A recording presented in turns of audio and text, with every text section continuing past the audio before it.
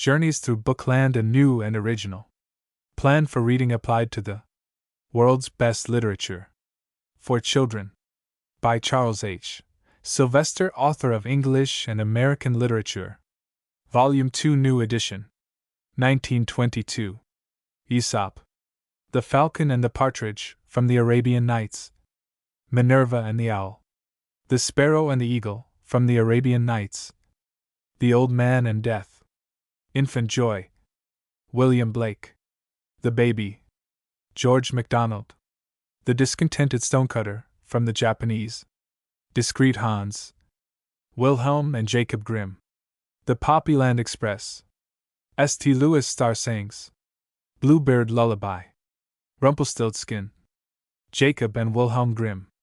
The Mirror of Matsuyama, from the Japanese. A Contrast. The Golden Touch. Nathaniel Hawthorne. The Child's World. W. B. Rands. The Fir Tree. Hans Christian Andersen. Hans Christian Andersen. Picture Books in Winter. Robert Louis Stevenson. How the Wolf Was Bound. Adapted by Anna McCaleb. The Death of Balder. Adapted by Anna McCaleb. The Punishment of Loki. Adapted by Anna McCaleb. 7 times 1. Jean Ingelow. Shuffleshoon and Amber Locks. Eugene Field. Afterwhile. James Whitcomb Riley. Windy Nights. Robert Louis Stevenson. The Snow Queen. Hans Christian Andersen. The Chimera. Nathaniel Hawthorne. A Visit from St. Nicholas. Clement C. Moore. The Story of Phaeton. The English Robin. Harrison Weir. Tom the Water Baby. Charles Kingsley. The Milkmaid. Jeffries Taylor. Holger Dansk. Hans Christian Andersen. What the Old Man Does Is Always Right. Hans Christian Andersen. The Fairies of Caldon Low. Mary Howitt. Who Stole the Bird's Nest? L. Maria Child. The First Snowfall. James Russell Lowell. The King of the Golden River. John Ruskin. The Story of Esther. The Darning Needle. Hans Christian Andersen. The Potato. Thomas More. The Queen of the Underworld, Origin of the Opal. In Time's Swing. Lucy Larcom. Why the Sea is Salt. Mary Howitt. Pronunciation of Proper Names. For classification of selections, see General Index at end of Volume 10. Aesop. Many centuries ago, more than 600 years before Christ was born, there lived in Greece a man by the name of Aesop. We do not know very much about him, and no one can tell exactly what he wrote, or even that he ever wrote anything. We know he was a slave and much wiser than his masters, but whether he was a fine, shapely man or a hunchback and a cripple we cannot be sure, for different people have written very differently about him. No matter what he was or how he lived, many stories are still told about him, and the greater part of the fables we all like to read are said to have been written or told by him, and everybody still calls them Aesop's fables. Some of the stories told about him are curious indeed. Here are a few of them. In those days men were sold as slaves in the market, as cattle are sold now. One day Aesop and 2 other men were put up at auction. Xanthus, a wealthy man, wanted a slave, and he said to the men, "What can you do?" The 2 men bragged large about the things they could do, for both wanted a rich master like Xanthus. "But what can you do?" said Xanthus, turning to Aesop. "The others can do so much and so well," said Aesop, "that there's nothing left for me to do. Will you be honest and faithful if I buy you? I shall be that whether you buy me or not. Will you promise not to run away?" "Did you ever hear," answered Aesop, "of a bird in a cage that promised to stay in it?" Xanthus was so much pleased with the answers that he bought Aesop. Some time afterward Xanthus, wishing to give a dinner to some of his friends, ordered Aesop to furnish the finest feast that money could buy. The first course Aesop supplied was of tongues cooked in many ways, and the second of tongues, and the third and the fourth. Then Xanthus called sharply to Aesop. "Did I not tell you, sirrah, to provide the choicest dainties that money could procure? And what excels the tongue?" replied Aesop. It is the great channel of learning and philosophy. By this noble organ everything wise and good is accomplished. The company applauded Aesop's wit, and good humor was restored. Well, said Xanthus to the guests, pray do me the favor of dining with me again tomorrow. And if this is your best, continued he turning to Aesop, pray, tomorrow let us have some of the worst meat you can find. The next day, when dinner time came, the guests were assembled. Great was their astonishment, and great the anger of Xanthus at finding that again nothing but tongue was put upon the table. How, sir, said Xanthus, should tongues be the best of meat one day, and the worst another?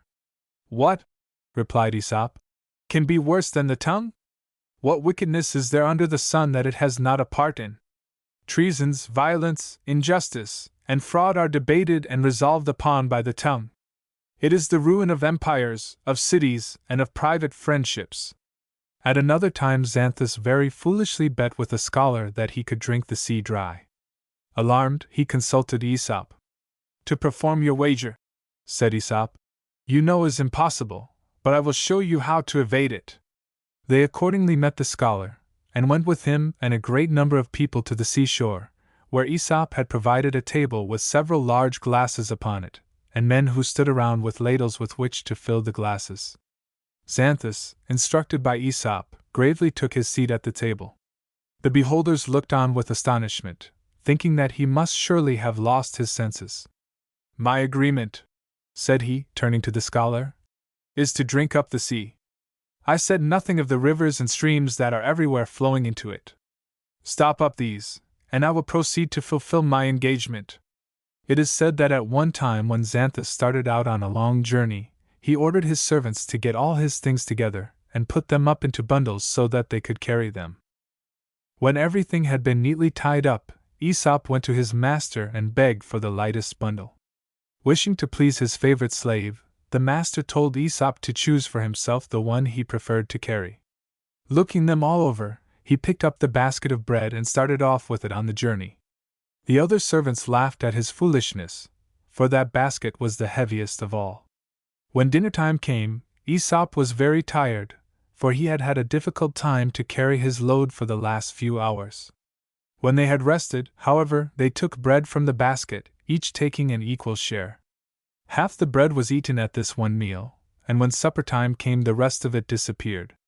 For the whole remainder of the journey, which ran far into the night and was over rough roads, up and down hills, Aesop had nothing to carry, while the loads of the other servants grew heavier and heavier with every step.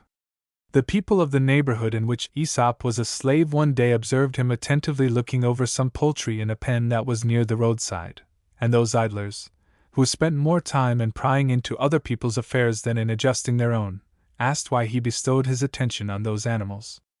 I am surprised, replied Aesop, to see how mankind imitate this foolish animal. In what? Asked the neighbors. Why, in crowing so well and scratching so poorly, rejoined Aesop. Illustration, Aesop, painting by Velázquez, Madrid. Fables, you know, are short stories, usually about animals and things, which are made to talk like human beings. Fables are so bright and interesting in themselves that both children and grown-ups like to read them. Children see first the story, and by, after they have thought more about it and have grown older, they see how much wisdom there is in the fables. For an example, there is the fable of the crab and its mother. They were strolling along the sand together when the mother said, "Child, you are not walking gracefully. You should walk straight forward, without twisting from side to side." "Pray, mother," said the young one, "if you will set the example, I will follow it." Perhaps children will think the little crab was not very respectful, but the lesson is plain that it is always easier to give good advice than it is to follow it. There is another, which teaches us to be self-reliant and resourceful. A crow, whose throat was parched and dry with thirst, saw a pitcher in the distance. In great joy he flew to it, but found that it held only a little water, and even that was too near the bottom to be reached, for all his stooping and straining. Next he tried to overturn the pitcher, thinking that he would at least be able to catch some of the water as it trickled out. But this he was not strong enough to do. In the end he found some pebbles lying near, and by dropping them one by one into the pitcher, he managed at last to raise the water up to the very brim, and thus was able to quench his thirst. The Falcon and the Partridge. From the Arabian Nights. Once upon a time a falcon stooped from its flight and seized a partridge, but the latter freed himself from the seizer, and entering his nest, hid himself there. The falcon followed apace and called out to him, saying, "O imbecile, I saw you hungry in the field and took pity on you, so I picked up for you some grain and took hold of you that you might eat, but you fled from me, and I know not the cause of your flight, except it were to put upon me a slight. Come out, then, and take the grain I have brought you to eat, and much good may it do you, and with your health agree."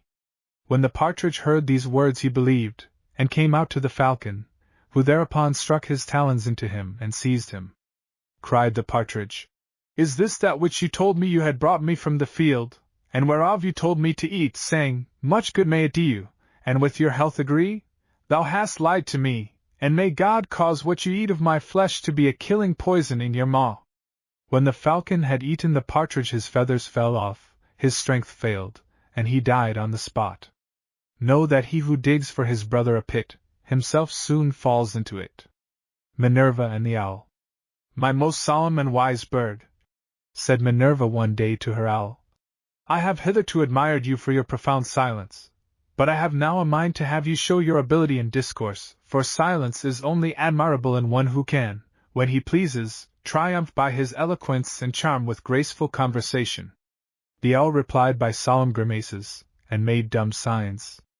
Minerva bade him lay aside that affectation and begin, but he only shook his wise head and remained silent. Thereupon Minerva commanded him to speak immediately, on pain of her displeasure. The owl, seeing no remedy, drew up close to Minerva, and whispered very softly in her ear this sage remark: "Since the world is grown so depraved, they ought to be esteemed most wise who have eyes to see and wit to hold their tongues." The Sparrow and the Eagle. From the Arabian Nights. Once a sparrow, flitting over a flock of sheep, saw a great eagle swoop down upon a newly weaned lamb and carry it up in his claws and fly away.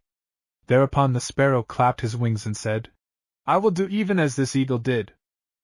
So he waxed proud in his own conceit, and mimicking one greater than he, flew down forthright and lighted on the back of a fat ram with a thick fleece, that was matted by his lying till it was like woolen felt.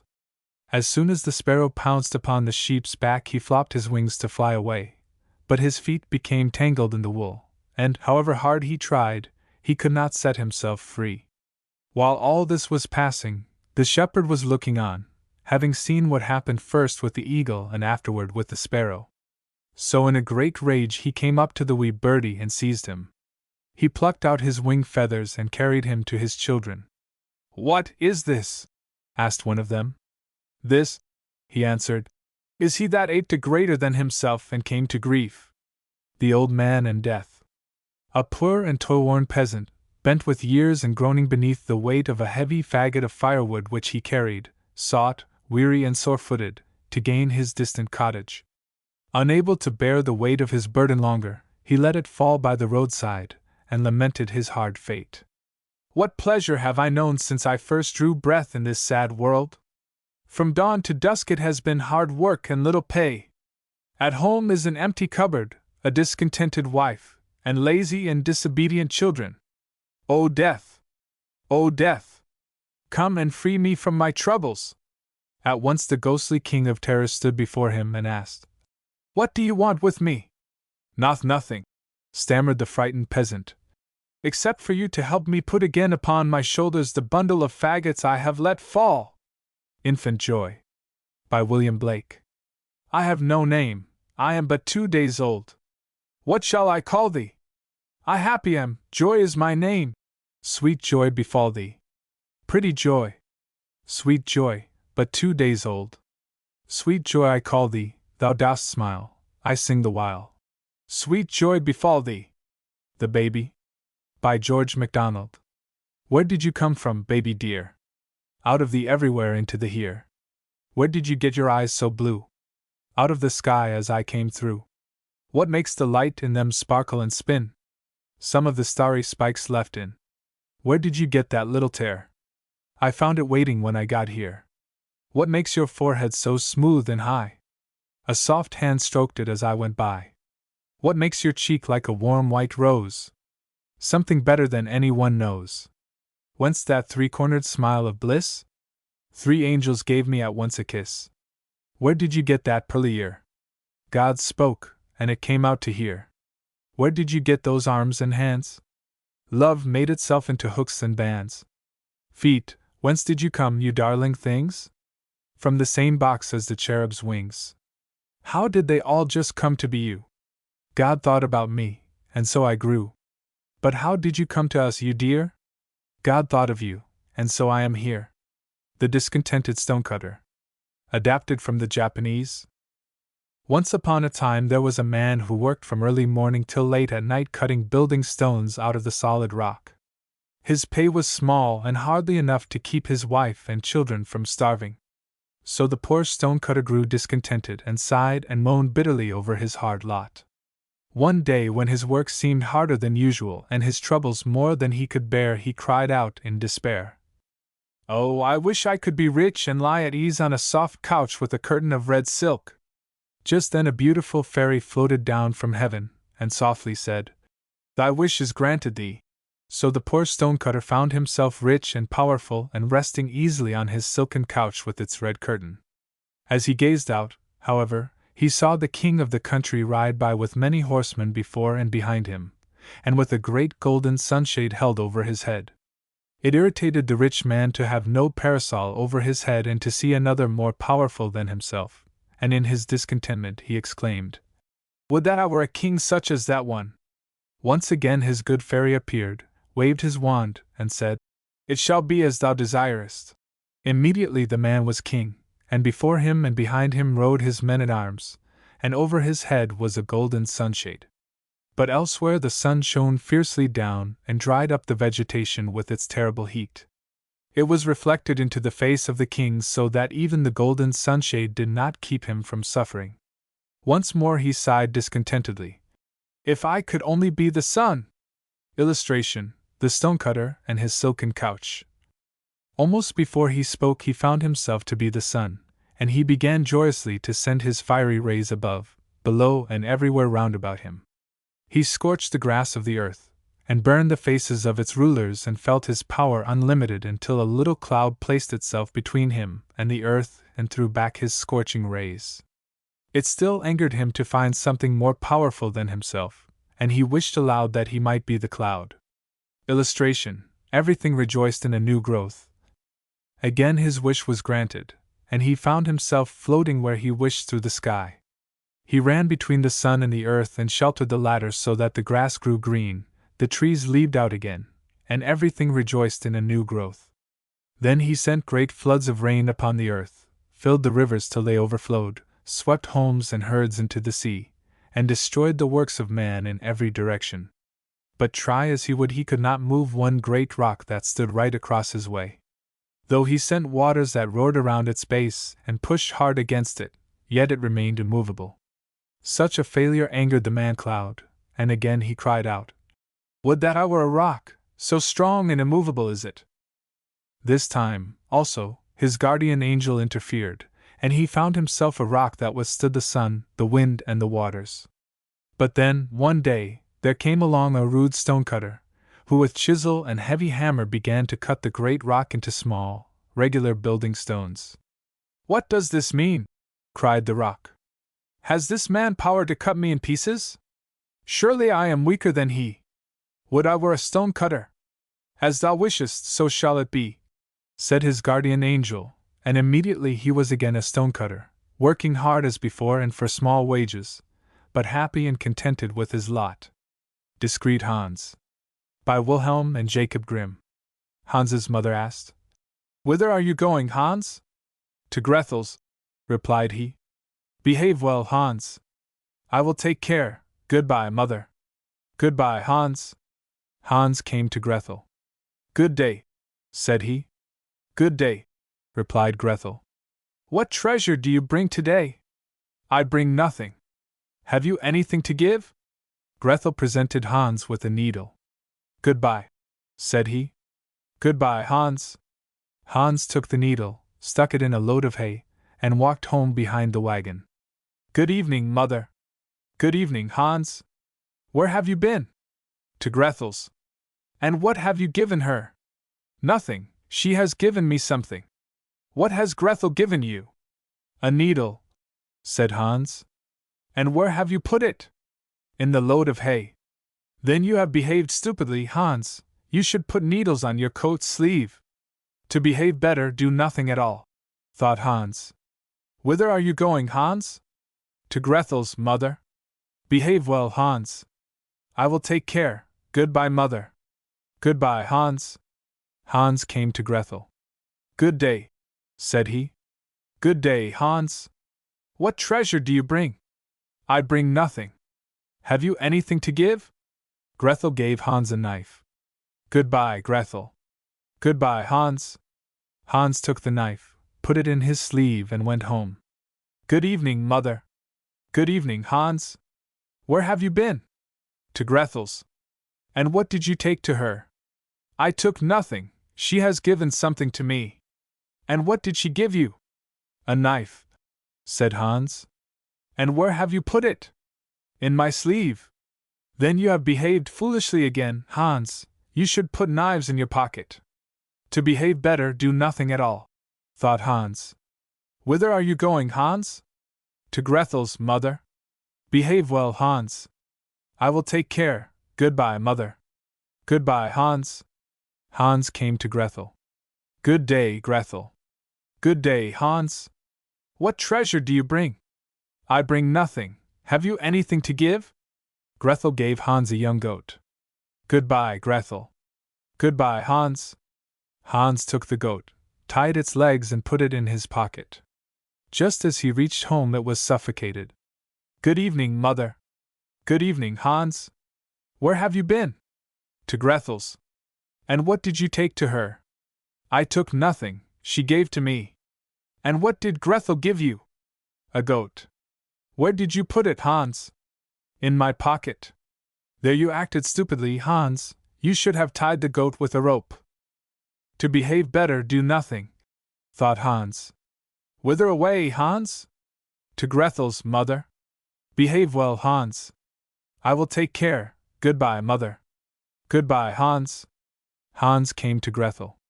Good day, said he. Good day, Hans. What treasure do you bring? I have nothing. Have you anything to give? Grethel gave Hans a piece of bacon. Goodbye, Grethel. Goodbye, Hans. Hans took the bacon, tied it with a rope, and swung it to and fro, so that the dogs came and ate it up. When he reached home, he held the rope in his hand, but there was nothing on it. Good evening, Mother, said he. Good evening, Hans. Where have you been? To Grethel's, Mother. What did you take her? I took nothing, she gave to me. And what did Grethel give you? A piece of bacon, said Hans. And where have you put it? I tied it with a rope, swung it about, and the dogs came and ate it up. There you acted stupidly, Hans. You should have carried the bacon on your head. To behave better, do nothing, thought Hans. Whither away, Hans? To Grethel's, Mother. Behave well, Hans. I'll take care. Goodbye, Mother. Goodbye, Hans. Hans came to Grethel. Good day, said he. Good day, Hans. What treasure do you bring? I bring nothing. Have you anything to give? Grethel gave Hans a calf. Goodbye, said Hans. Goodbye, said Grethel. Hans took the calf, set it on his head, and the calf scratched his face. Good evening, Mother. Good evening, Hans. Where have you been? To Grethel's. What did you take to her? I took nothing, she gave to me. And what did Grethel give you? A calf, said Hans. And what did you do with it? I set it on my head and it kicked my face. Then you acted stupidly, Hans. You should have led the calf home and put it in the stall. To behave better, do nothing, thought Hans. Whither away, Hans? To Grethel's, Mother. Behave well, Hans. I'll take care. Goodbye, Mother. Goodbye, Hans. Hans came to Grethel. "Good day," said he. "Good day, Hans. What treasure do you bring?" "I bring nothing." "Have you anything to give?" Grethel said. "I will go with you, Hans." Hans tied a rope round Grethel, led her home, put her in the stall, and made the rope fast. Then he went to his mother. "Good evening, mother." "Good evening, Hans. Where have you been?" "To Grethel's." "What did you take her?" "I took nothing." "What did Grethel give you?" "She gave nothing, she came with me." "And where have you left her, then?" "I tied her with a rope, put her in the stall, and threw her some grass." "Then you have acted stupidly, Hans. You should have looked at her with friendly eyes." "To behave better, do nothing," thought Hans, and then he went into the stall, and made sheep's eyes at Grethel. And after that Grethel became Hans's wife. The brothers Grimm, Jacob and Wilhelm, were very learned German scholars who lived during the first half of the 19th century. They were both professors at the University of Göttingen, and published many important works, among them a famous dictionary.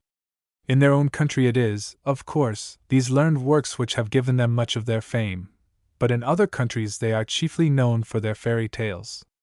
Most of these they did not themselves write. They simply collected and rewrote.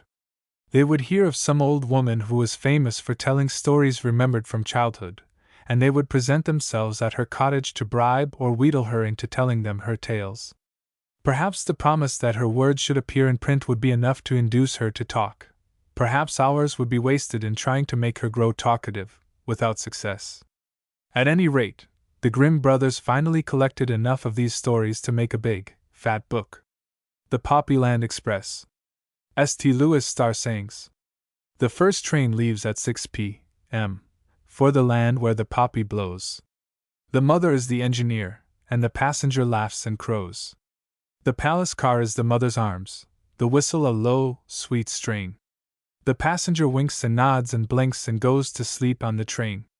At 8 p.m., the next train starts for the Poppyland afar. The summons clear falls on the ear. All aboard for the sleeping car. But what is the fare to Poppyland? I hope it is not too dear. The fare is this, a hug and a kiss, and it's paid to the engineer. So I ask of him who children took on his knee in kindness great. Take charge, I pray, of the trains each day that leave at 6 and 8. Keep watch of the passengers. Thus I pray. For to me they are very dear, and special ward, O gracious Lord, o'er the gentle engineer. Bluebeard. Once upon a time there lived a great lord who had many beautiful homes, and who was fairly rolling in wealth.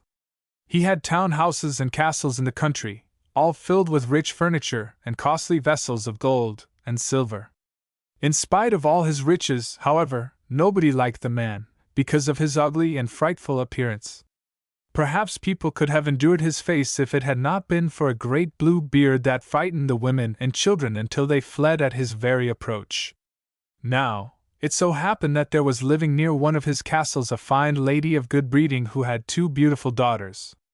Bluebeard, for such was the name by which he was known through all the country, saw the 2 daughters and determined to have one of them for his wife. So he proposed to the mother for one, but left it to her to decide which of the daughters she would give him.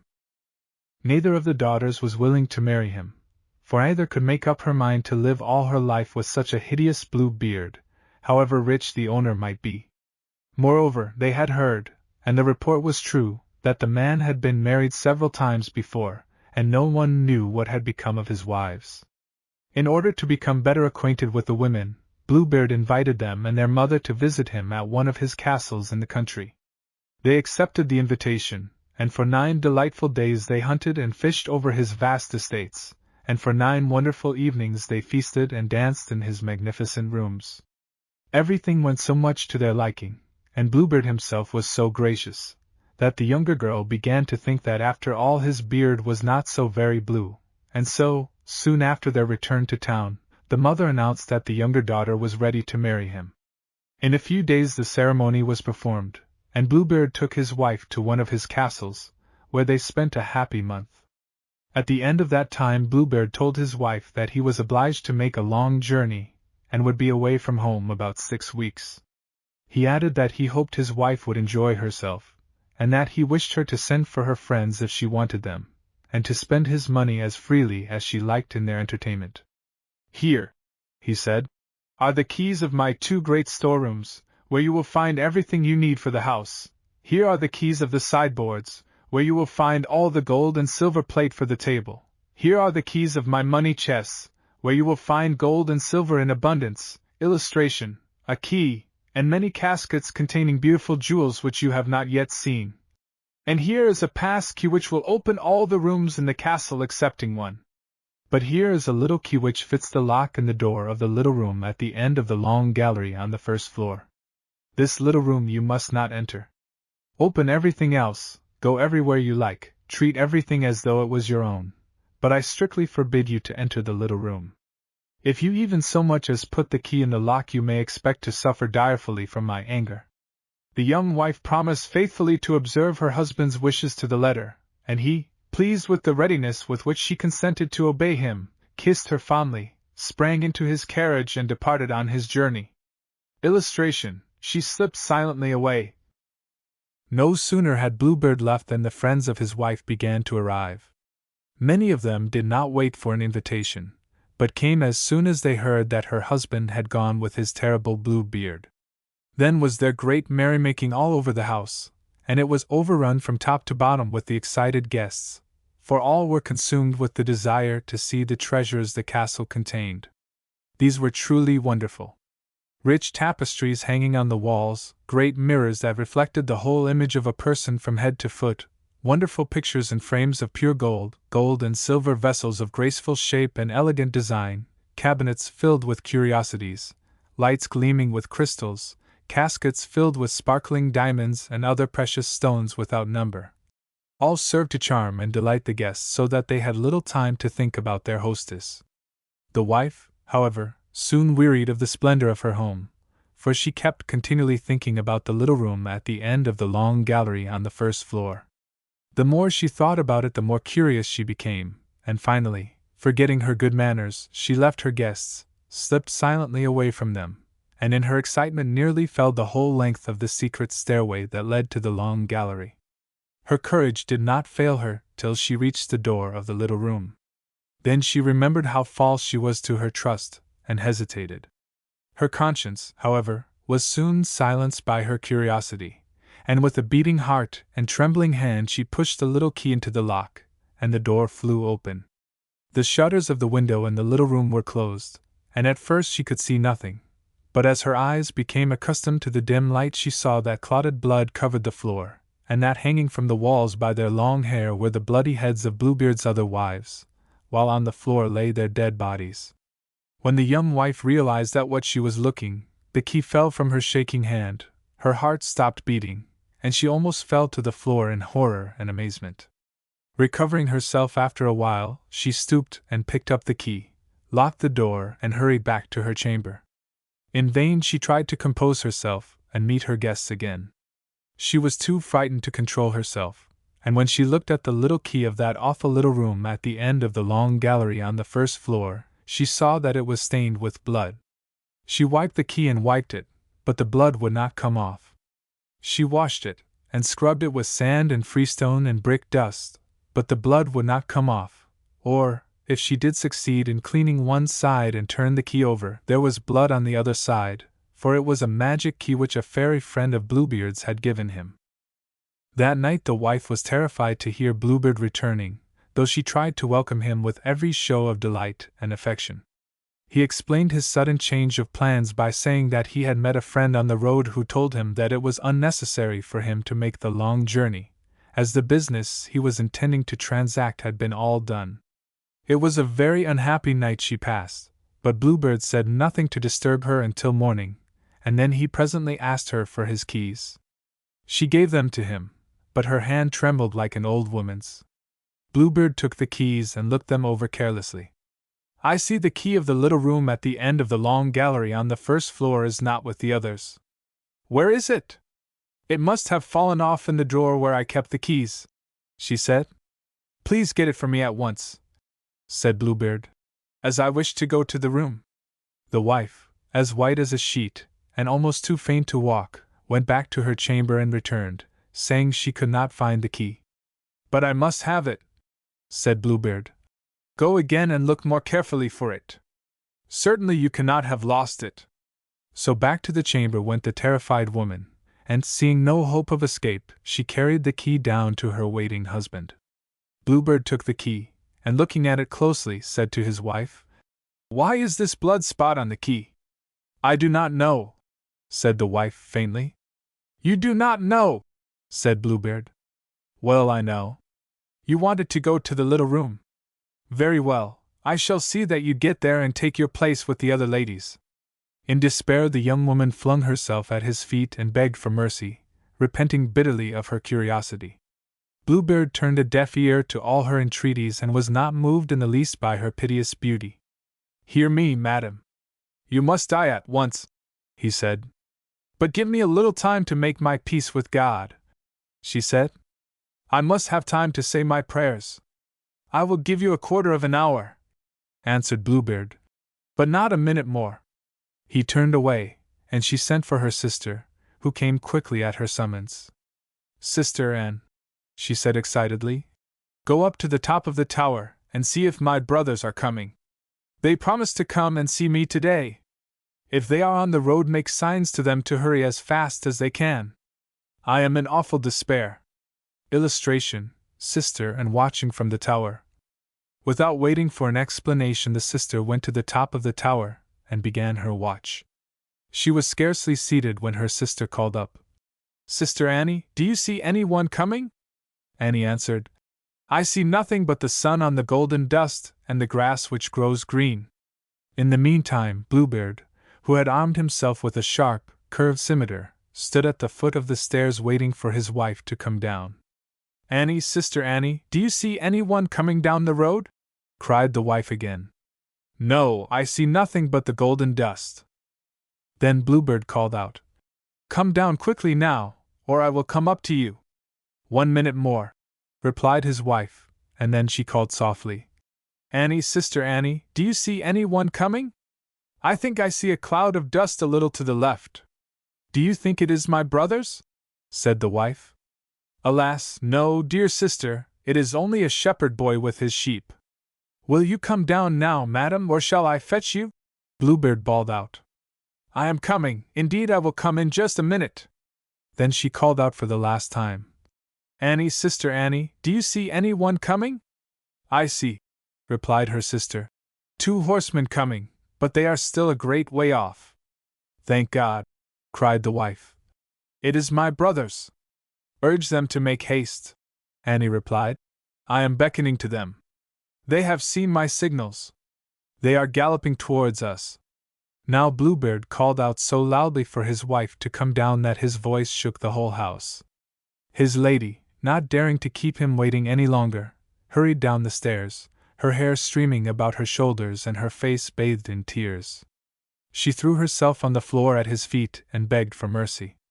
"There is no use in your pleading," said Bluebeard. "You must certainly die." Then, seizing her by the hair with his left hand, he raised his scimitar, preparing to strike off her head. The poor woman turned her eyes upon him and begged for a single moment to collect her thoughts. "No," he said, "not a moment more. Commend yourself to God." He raised his arm to strike. Just at that moment there was a loud knocking at the gate, and Bluebeard stopped short in his bloody work. 2 officers in uniform sprang into the castle and ran upon Bluebeard with drawn swords. The cruel man, seeing they were his wife's brothers, tried to escape, but they followed and overtook him before he had gone 20 steps. Though he begged for mercy, they listened not to a single word, but thrust him through and through with their swords. The poor wife, who was almost as dead as her lord, could hardly rise to greet her brothers, but when she learned of Bluebeard's death she quickly recovered and embraced them heartily. Bluebeard, it was found, had no heirs, and so all his riches came into the possession of his wife.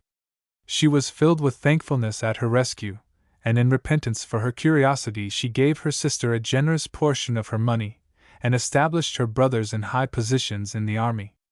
As for herself, she afterwards married a worthy gentleman, and lived happily to a hale old age. The beautiful town and country houses were constantly filled with guests, who, after they had convinced themselves that the cruel master was actually dead, made the rooms ring with their joyous laughter and talking. Lullaby. Come hither, little restless one, 'tis time to shut your eyes. The sun behind the hills has gone, the stars are in the skies. See, one by one they show their light, how clear and bright they look, just like the fireflies in the night, that shine beside the brook. You do not hear the robins sing, they're snug within their nest, and sheltered by their mother's wing, the little chickens rest. The dog, he will not frolic now, but to his kennel creeps, the turkeys climb upon the bough, and e'en the kitten sleeps. The very violets in their bed fold up their eyelids blue, and you, my flower, must droop your head and close your eyelids too. Then join your little hands and pray to God, who made the light, to keep you holy all the day and guard you through the night. Rumpelstiltskin. By Jacob and Wilhelm Grimm. There was once upon a time a poor miller who had a beautiful daughter. It happened one day that he had an audience with the king, and in order to appear important he told the king that he had a daughter who could spin straw into gold. Now that's a talent worth having, said the king to the miller. If your daughter is as clever as you say, bring her to my palace tomorrow, and I'll test her. When the girl was brought to him, he led her into a room full of straw, gave her a spinning wheel and spindle, and said, Now set to work and spin all night, and if by early dawn you haven't spun the straw into gold you shall die. Then he closed the door behind him and left her alone inside. So the poor miller's daughter sat down. She hadn't the least idea of how to spin straw into gold, and at last she began to cry. Suddenly the door opened, and in stepped a tiny little man who said, Good evening, Miss Miller Maid. Why are you crying so bitterly? Oh, answered the girl, I have to spin straw into gold, and haven't the slightest notion how it's done. What will you give me if I spin it for you? Asked the mannikin. My necklace, replied the girl. The little man took the necklace, sat down at the wheel, and whir, round it went until morning, when all the straw was spun away, and all the bobbins were full of gold. Illustration: Rumpelstiltskin spinning. As soon as the sun rose, the king came, and when he saw the gold he was astonished and delighted, but he wanted more of the precious metal. He had the miller's daughter put into another room, much bigger than the first and full of straw, and bade her, if she valued her life, spin it all into gold before morning. When the girl began to cry, the tiny little man appeared again and said, What'll you give me if I spin the straw into gold for you? The ring from my finger, answered the girl. The mannikin took the ring, and when morning broke he had spun all the straw into glittering gold. The king was pleased beyond measure at the sight, but he was still not satisfied, and he had the miller's daughter brought into a yet bigger room full of straw, and said, You must spin all this away in the night, but if you succeed this time you shall become my wife. When the girl was alone, the little man appeared for the third time, and said, What'll you give me if I spin the straw for you this third time? I've nothing more to give, answered the girl. Then promise me when you are queen to give me your first child. Seeing no other way out of it, she promised the mannikin, and he set to work. When the king came in the morning, and found the gold, he straightway made her his wife. When a beautiful son was born to her, she did not think of the little man, till all of a sudden one day he stepped into her room and said, Now give me what you promised. The queen offered the little man all the riches in her kingdom if he would only leave her the child. But the mannikin said, No, a living creature is dearer to me than all the treasures in the world. Then the queen began to cry and sob so bitterly that the little man was sorry for her, and said, I'll give you 3 days, and if in that time you guess my name, you may keep your child. The queen pondered the whole night over all the names she had ever heard, and sent messengers to scour the land, and to pick up far and near any names they should come across. When the little man arrived she began with Casper, Melchior, Belshazzar, Sheepshanks, Cruikshanks, Spindleshanks, and so on through the long list. At every name the little man shook his head. At last a messenger reported, As I came upon a high hill round the corner of the wood, where the foxes and hares bid each other good night, I saw a little house, and in front of the house burned a fire, and round the fire sprang the most grotesque little man, hopping on one leg and crying, Tomorrow I brew, today I bake, and then the child away I'll take. for little deems my royal dame that Rumpelstiltskin is my name. When the little man stepped in afterward and asked his name, she said, Is your name Conrad? No. Is your name, perhaps, Rumpelstiltskin? Some demon has told you that, some demon has told you that, screamed the little man, as he vanished into the air. The Mirror of Matsuyama. The following pretty little story comes from Japan, where it may be found in a collection of tales for children. A long time ago, a young couple lived in the country with their only child, a beautiful little girl whom they loved tenderly. The names of the parents cannot be told now, for they have long been forgotten, but we know that the place where they lived was Matsuyama, in the province of Echigo. Illustration: awaiting the return of the father.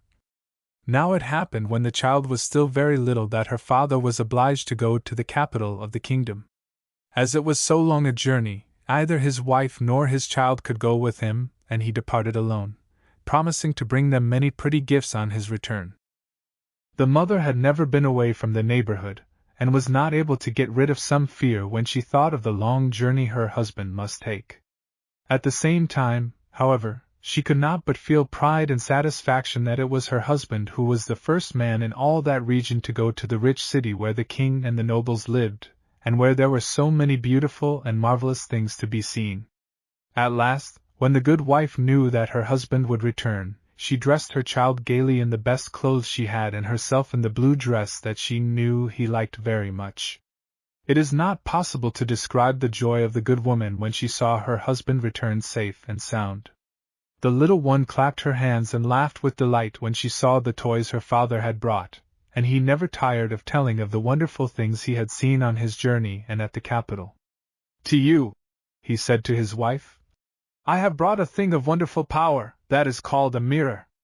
Look and tell me what you see inside. He handed her a little flat box of white wood, and when she opened it she saw a metal disc.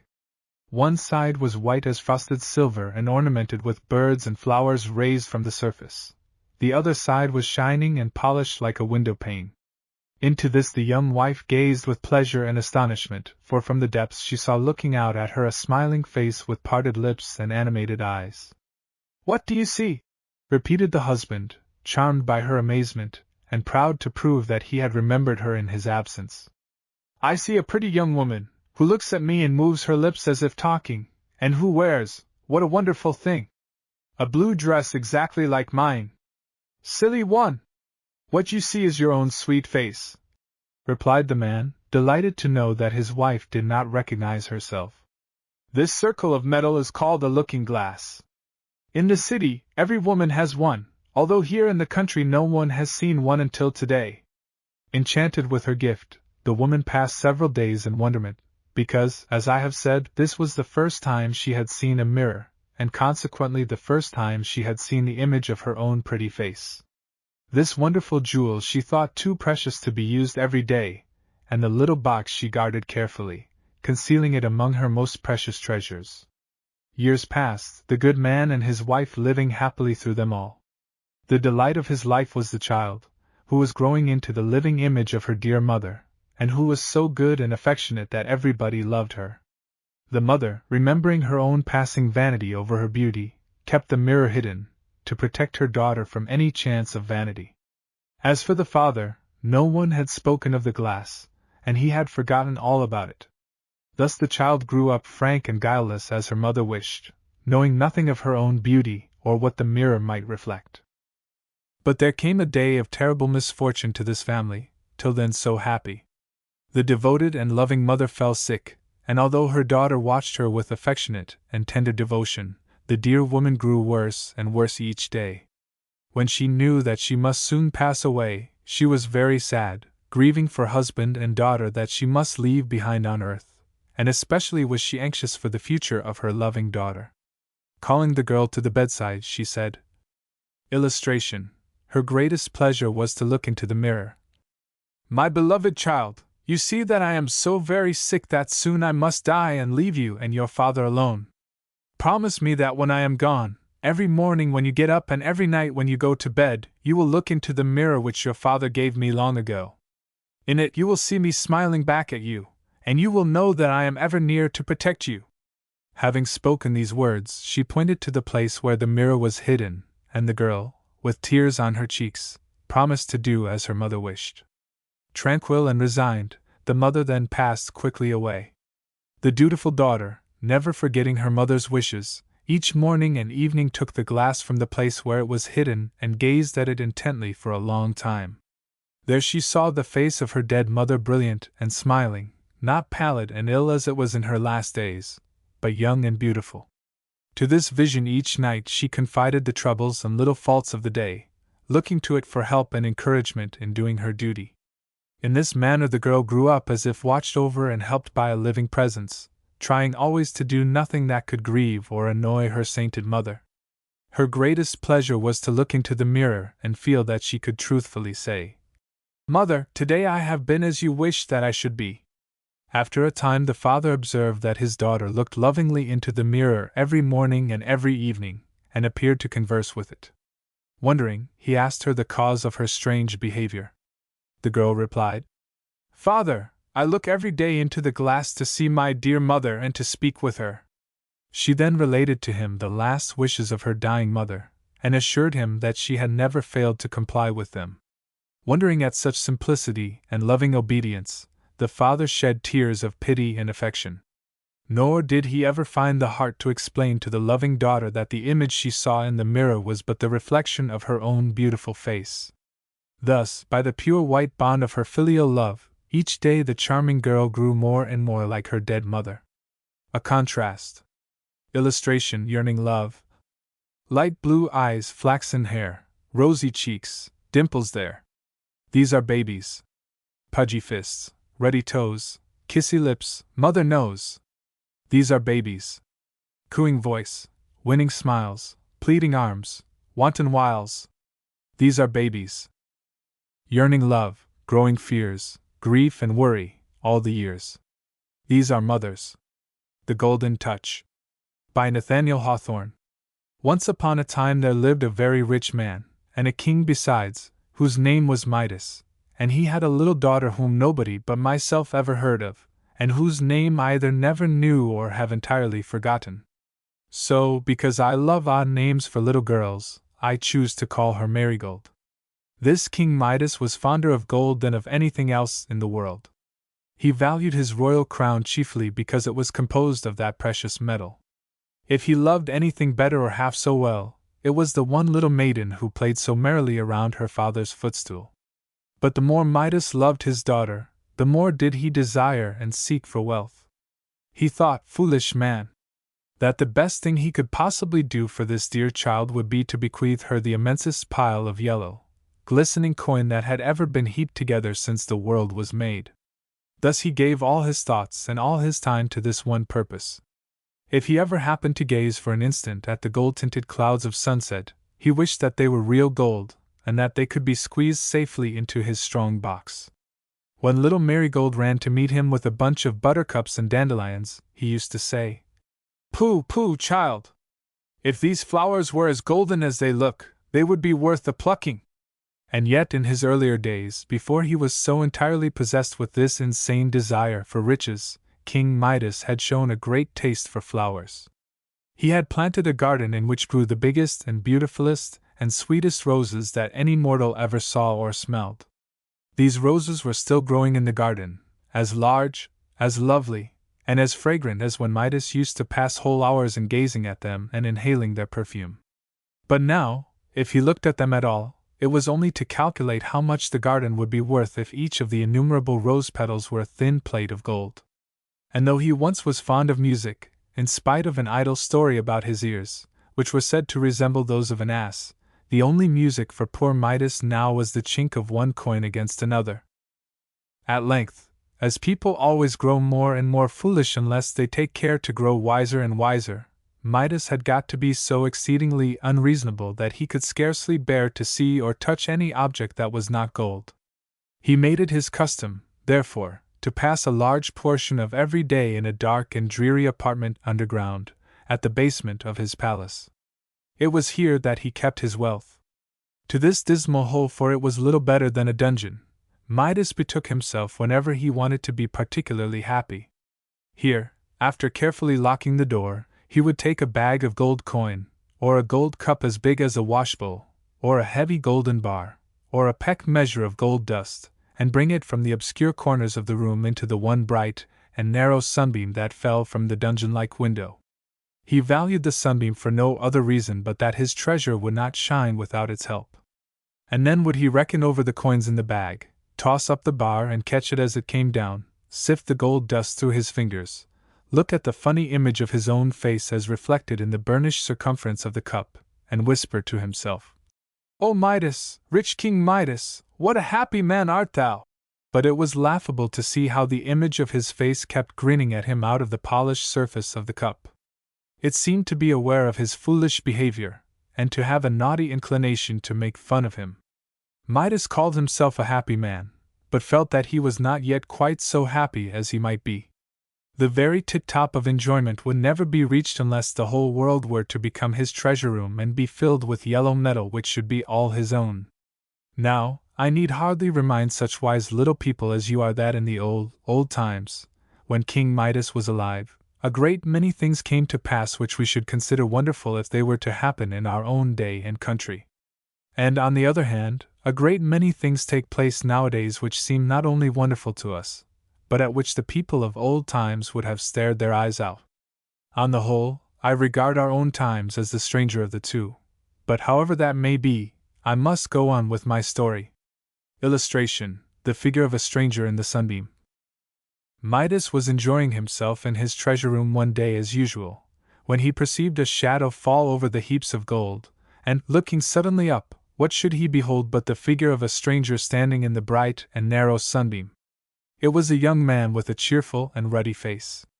Whether it was the imagination of King Midas threw a yellow tinge over everything, or whatever the cause might be, he could not help fancying that the smile with which the stranger regarded him had a kind of golden radiance in it.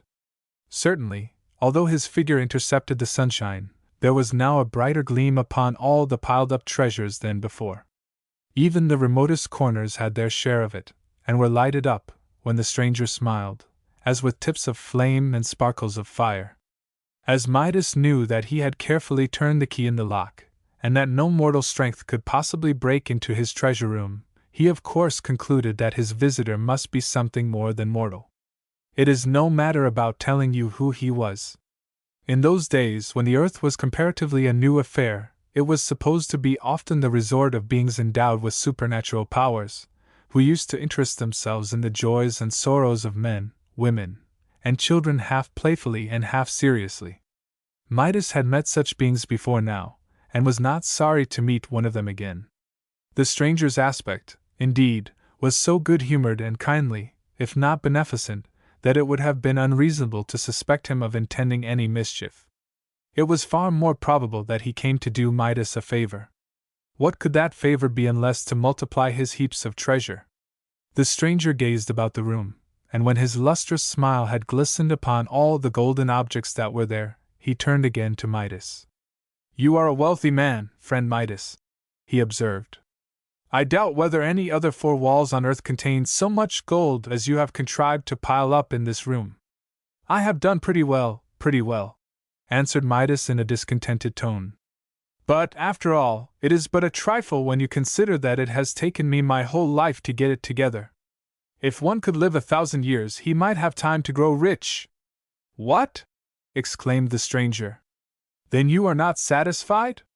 Midas shook his head. "And pray what would satisfy you?" asked the stranger.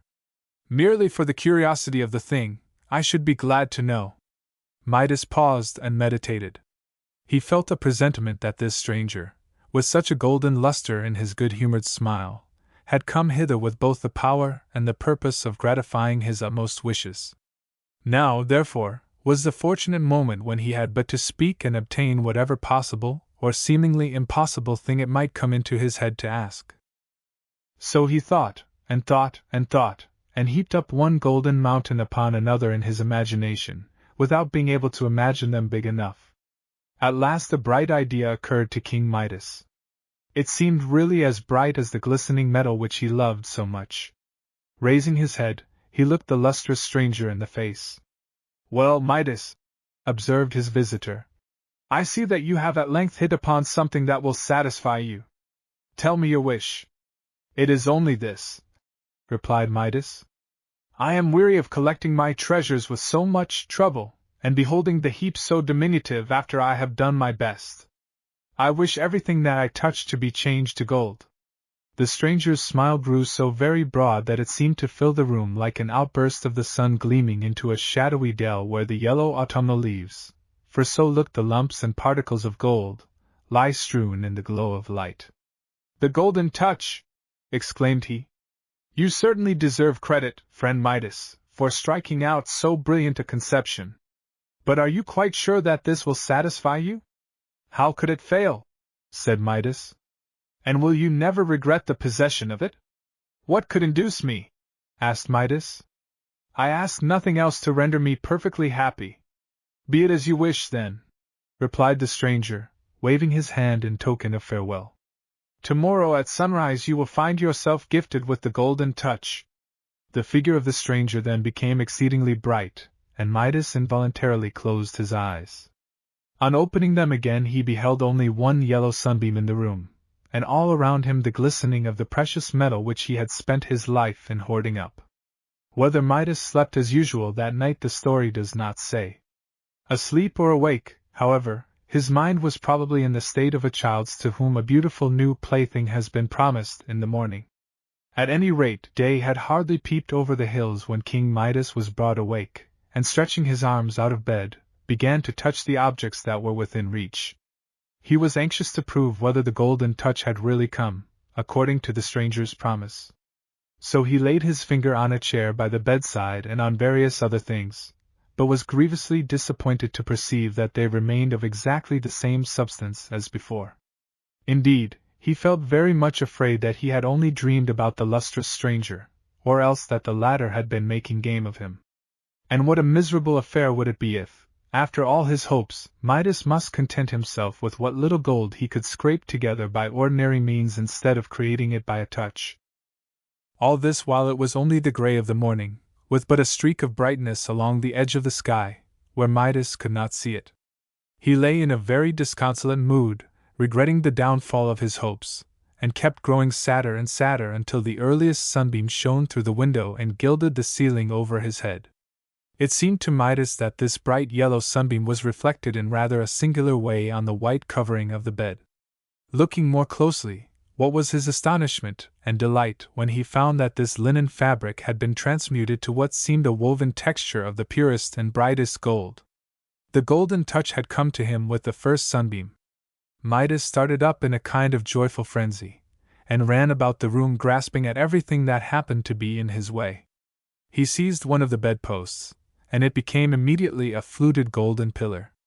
He pulled aside a window curtain in order to admit a clear spectacle of the wonders which he was performing, and the tassel grew heavy in his hand, a mass of gold. He took up a book from the table.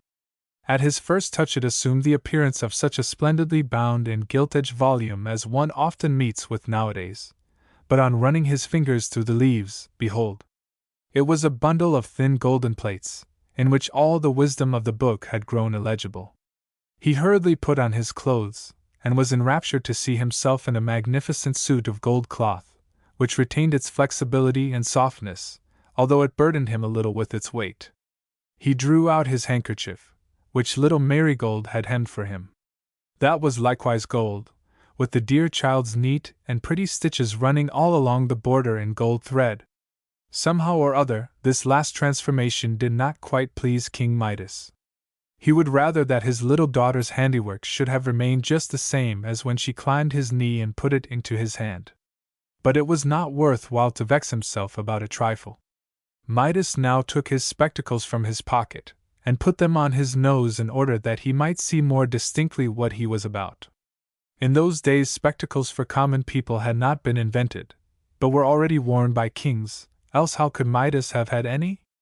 To his great perplexity, however, excellent as the glasses were, he discovered that he could not possibly see through them. But this was the most natural thing in the world, for on taking them off the transparent crystals turned out to be plates of yellow metal, and of course were worthless as spectacles, though valuable as gold.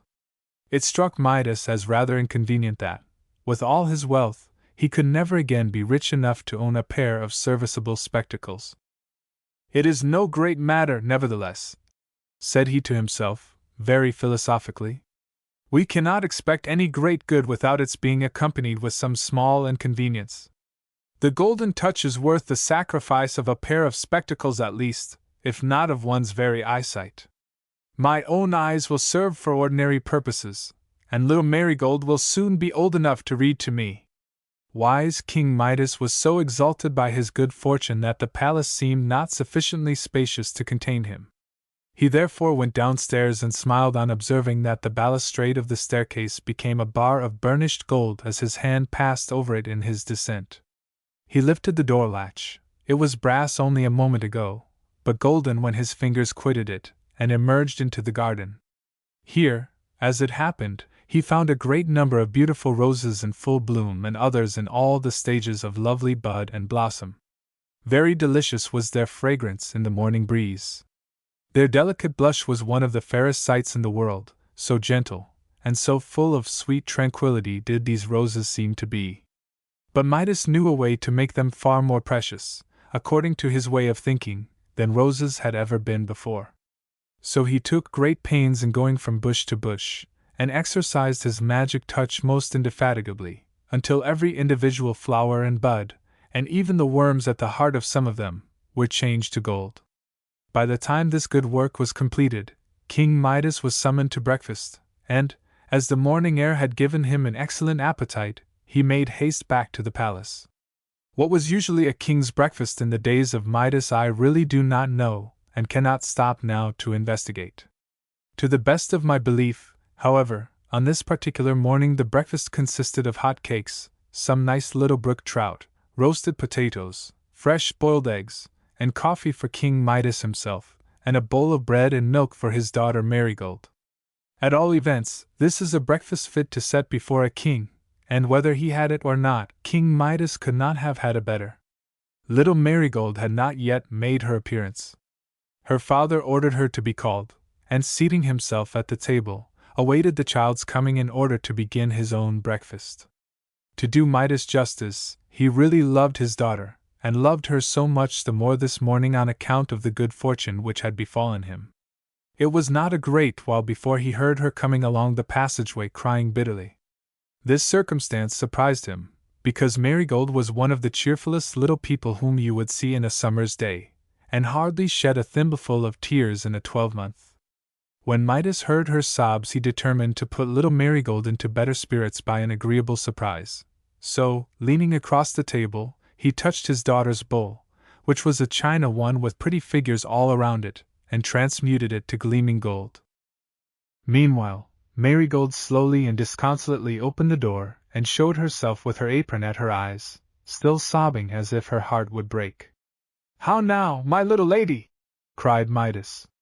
"What is the matter with you this morning?" Marigold, without taking the apron from her eyes, held out her hand, in which was one of the roses which Midas had so recently transmuted. "Beautiful!" exclaimed her father. "And what is there in this magnificent golden rose to make you cry?" "Ah, dear father," answered the child, as well as her sobs would let her, "it is not beautiful, but the ugliest flower that ever grew. As soon as I was dressed I ran into the garden to gather some roses for you, because I know you like them, and like them the better when gathered by your little daughter. But, oh dear! Dear me, what do you think has happened? Such a misfortune!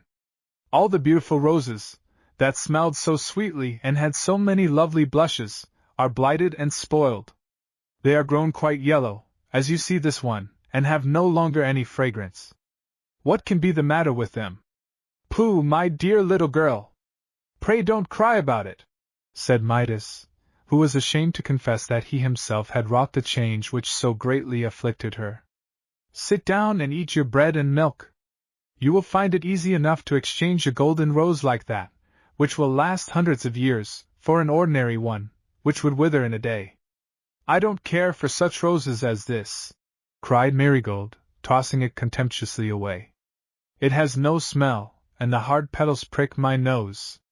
The child now sat down to table, but was so occupied with her grief for the blighted roses that she did not even notice the wonderful transmutation of her china bowl. Perhaps this was all the better, for Marigold was accustomed to take pleasure in looking at the queer figures and strange trees and houses that were painted on the circumference of the bowl, and these ornaments were now entirely lost in the yellow hue of the metal. Midas, meanwhile, had poured out a cup of coffee, and, as a matter of course, the coffee-pot, whatever metal it may have been when he took it up, was gold when he set it down. He thought to himself that it was rather an extravagant style of splendor, in a king of his simple habits, to breakfast off a service of gold, and began to be puzzled with the difficulty of keeping his treasures safe.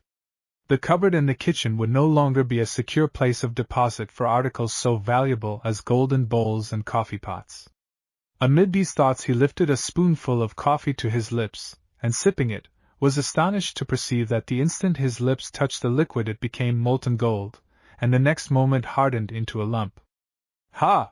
exclaimed Midas, rather aghast. "What is the matter, father?" asked little Marigold, gazing at him with the tears still standing in her eyes. "Nothing, child, nothing," said Midas. "Eat your milk before it gets quite cold." He took one of the nice little trouts on his plate, and, by way of experiment, touched its tail with his finger. To his horror, it was immediately transmuted from an admirably fried brook trout into a goldfish, though not one of those gold fishes which people often keep in glass globes as ornaments for the parlor. No, but it was really a metallic fish, and looked as if it had been very cunningly made by the nicest goldsmith in the world. Its little bones were now golden wires, its fins and tail were thin plates of gold, and there were the marks of the fork in it, and all the delicate, frothy appearance of a nicely fried fish exactly imitated in metal. A very pretty piece of work, as you may suppose, only King Midas, just at that moment, would much rather have had a real trout in his dish than this elaborate and valuable imitation of one. "I don't quite see," thought he to himself, "how I am to get any breakfast." He took one of the smoking hot cakes, and had scarcely broken it when, to his cruel mortification, though a moment before it had been of the whitest wheat, it assumed the yellow hue of Indian meal. To say the truth, if it had really been a hot Indian cake, Midas would have prized it a good deal more than he now did, when its solidity and increased weight made him too bitterly sensible that it was gold. Almost in despair, he helped himself to a boiled egg, which immediately underwent a change similar to those of the trout and the cake.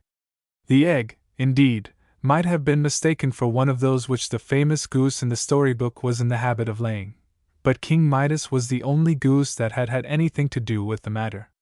"Well, this is a quandary," thought he, leaning back in his chair and looking quite enviously at little Marigold, who was now eating her bread and milk with great satisfaction. "Such a costly breakfast before me, and nothing that can be eaten." Hoping that, by dint of great dispatch, he might avoid what he now felt to be a considerable inconvenience, King Midas next snatched a hot potato, and attempted to cram it into his mouth and swallow it in a hurry. But the golden touch was too nimble for him. He found his mouth full, not of mealy potato, but of solid metal, which so burned his tongue that he roared aloud, and, jumping up from the table, began to dance and stamp about the room both with pain and affright. "Father, dear father!" cried little Marigold, who was a very affectionate child. "Pray, what is the matter? Have you burned your mouth?" "Ah, dear child," groaned Midas dolefully, "I don't know what is to become of your poor father." And truly, my dear little folks, did you ever hear of such a pitiable case in all your lives?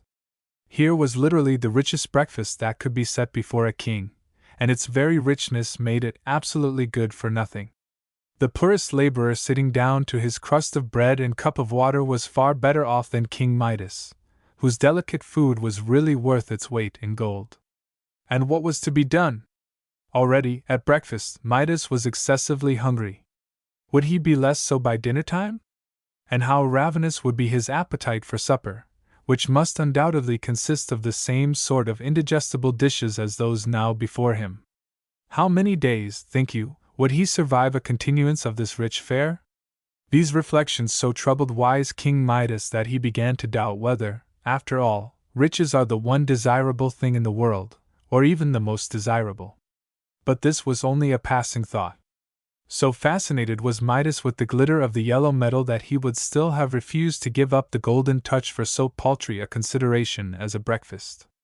Just imagine what a price for one meal's victuals! It would have been the same as paying millions and millions of money, and as many millions more as would take forever to reckon up, for some fried trout, an egg, a potatoes, a hot cake, and a cup of coffee. It would be quite too dear, thought Midas. Nevertheless, so great was his hunger and the perplexity of his situation that he again groaned aloud, and very grievously, too. Our pretty Marigold could endure it no longer. She sat a moment gazing at her father and trying with all the might of her little wits to find out what was the matter with him. Then, with a sweet and sorrowful impulse to comfort him, she started from her chair, and running to Midas, threw her arms affectionately about his knees. He bent down and kissed her. He felt that his little daughter's love was worth 1,000 times more than he had gained by the golden touch. "My precious, precious Marigold!" cried he. But Marigold made no answer. Alas, what had he done? How fatal was the gift which the stranger bestowed! The moment the lips of Midas touched Marigold's forehead, a change had taken place. Her sweet, rosy face, so full of affection as it had been, assumed a glittering yellow color, with yellow teardrops congealing on her cheeks. Her beautiful brown ringlets took the same tint. Her soft and tender little form grew hard and inflexible within her father's encircling arms. Oh, terrible misfortune! The victim of his insatiable desire for wealth, little Marigold was a human child no longer, but a golden statue. Yes, there she was, with the questioning look of love, grief, and pity hardened into her face. It was the prettiest and most woeful sight that ever mortal saw. All the features and tokens of Marigold were there. Even the beloved little dimple remained in her golden chin. But the more perfect was this resemblance, the greater was the father's agony at beholding this golden image, which was all that was left him of a daughter. It had been a favorite phrase of Midas, whenever he felt particularly fond of the child, to say that she was worth her weight in gold. And now the phrase had become literally true. And now at last, when it was too late, he felt how infinitely a warm and tender heart that loved him exceeded in value all the wealth that could be piled up betwixt the earth and sky. It would be too sad a story if I were to tell you how Midas, in the fullness of all his gratified desires, began to wring his hands and bemoan himself, and how he could neither bear to look at Marigold, nor yet to look away from her. Except when his eyes were fixed on the image, he could not possibly believe that she was changed to gold. But stealing another glance, there was the precious little figure, with a yellow teardrop on its yellow cheek, and a look so piteous and tender that it seemed as if that very expression must needs soften the gold and make it flesh again. This, however, could not be. So Midas had only to wring his hands and to wish that he were the poorest man in the wide world if the loss of all his wealth might bring back the faintest rose color to his dear child's face. While he was in this tumult of despair, he suddenly beheld a stranger standing near the door. Midas bent down his head without speaking, for he recognized the same figure which had appeared to him the day before in the treasure room and had bestowed on him this disastrous faculty of the golden touch. The stranger's countenance still wore a smile which seemed to shed a yellow luster all about the room, and gleamed on little Marigold's image and on the other objects that had been transmuted by the touch of Midas. "Well, friend Midas," said the stranger, "pray how do you succeed with the golden touch?" Midas shook his head. "I am very miserable," said he. "Very miserable, indeed!" exclaimed the stranger. "And how happens that? Have I not faithfully kept my promise with you? Have you not everything that your heart desired?" "Gold is not everything," answered Midas, "and I have lost all that my heart really cared for." "Ah! So you have made a discovery since yesterday?" observed the stranger. "Let us see, then. Which of these two things do you think is really worth the most, the gift of the golden touch, or 1 cup of clear, cold water?" "Oh, blessed water!" exclaimed Midas. "It will never moisten my parched throat again." "The golden touch?" continued the stranger. "Or a crust of bread?" "A piece of bread," answered Midas, "is worth all the gold on earth." The golden touch? Asked the stranger. Or your own little Marigold, warm, soft, and loving, as she was an hour ago? Illustration: Marigold was a golden statue. Oh, my child, my dear child! Cried poor Midas, wringing his hands. I would not have given that one small dimple in her chin for the power of changing this whole big earth into a solid lump of gold. You are wiser than you were, King Midas, said the stranger, looking seriously at him. Your own heart, I perceive, has not been entirely changed from flesh to gold. Were it so, your case would indeed be desperate. But you appear to be still capable of understanding that the commonest things, such as lie within everybody's grasp, are more valuable than the riches which so many mortals sigh and struggle after. Tell me now, do you sincerely desire to rid yourself of this golden touch? It is hateful to me, replied Midas. A fly settled on his nose, but immediately fell to the floor, for it, too, had become gold. Midas shuddered. Go, then, said the stranger, and plunge into the river that glides past the bottom of your garden. Take likewise a vase of the same water, and sprinkle it over any object that you may desire to change back again from gold into its former substance. If you do this in earnestness and sincerity, it may possibly repair the mischief which your avarice has occasioned.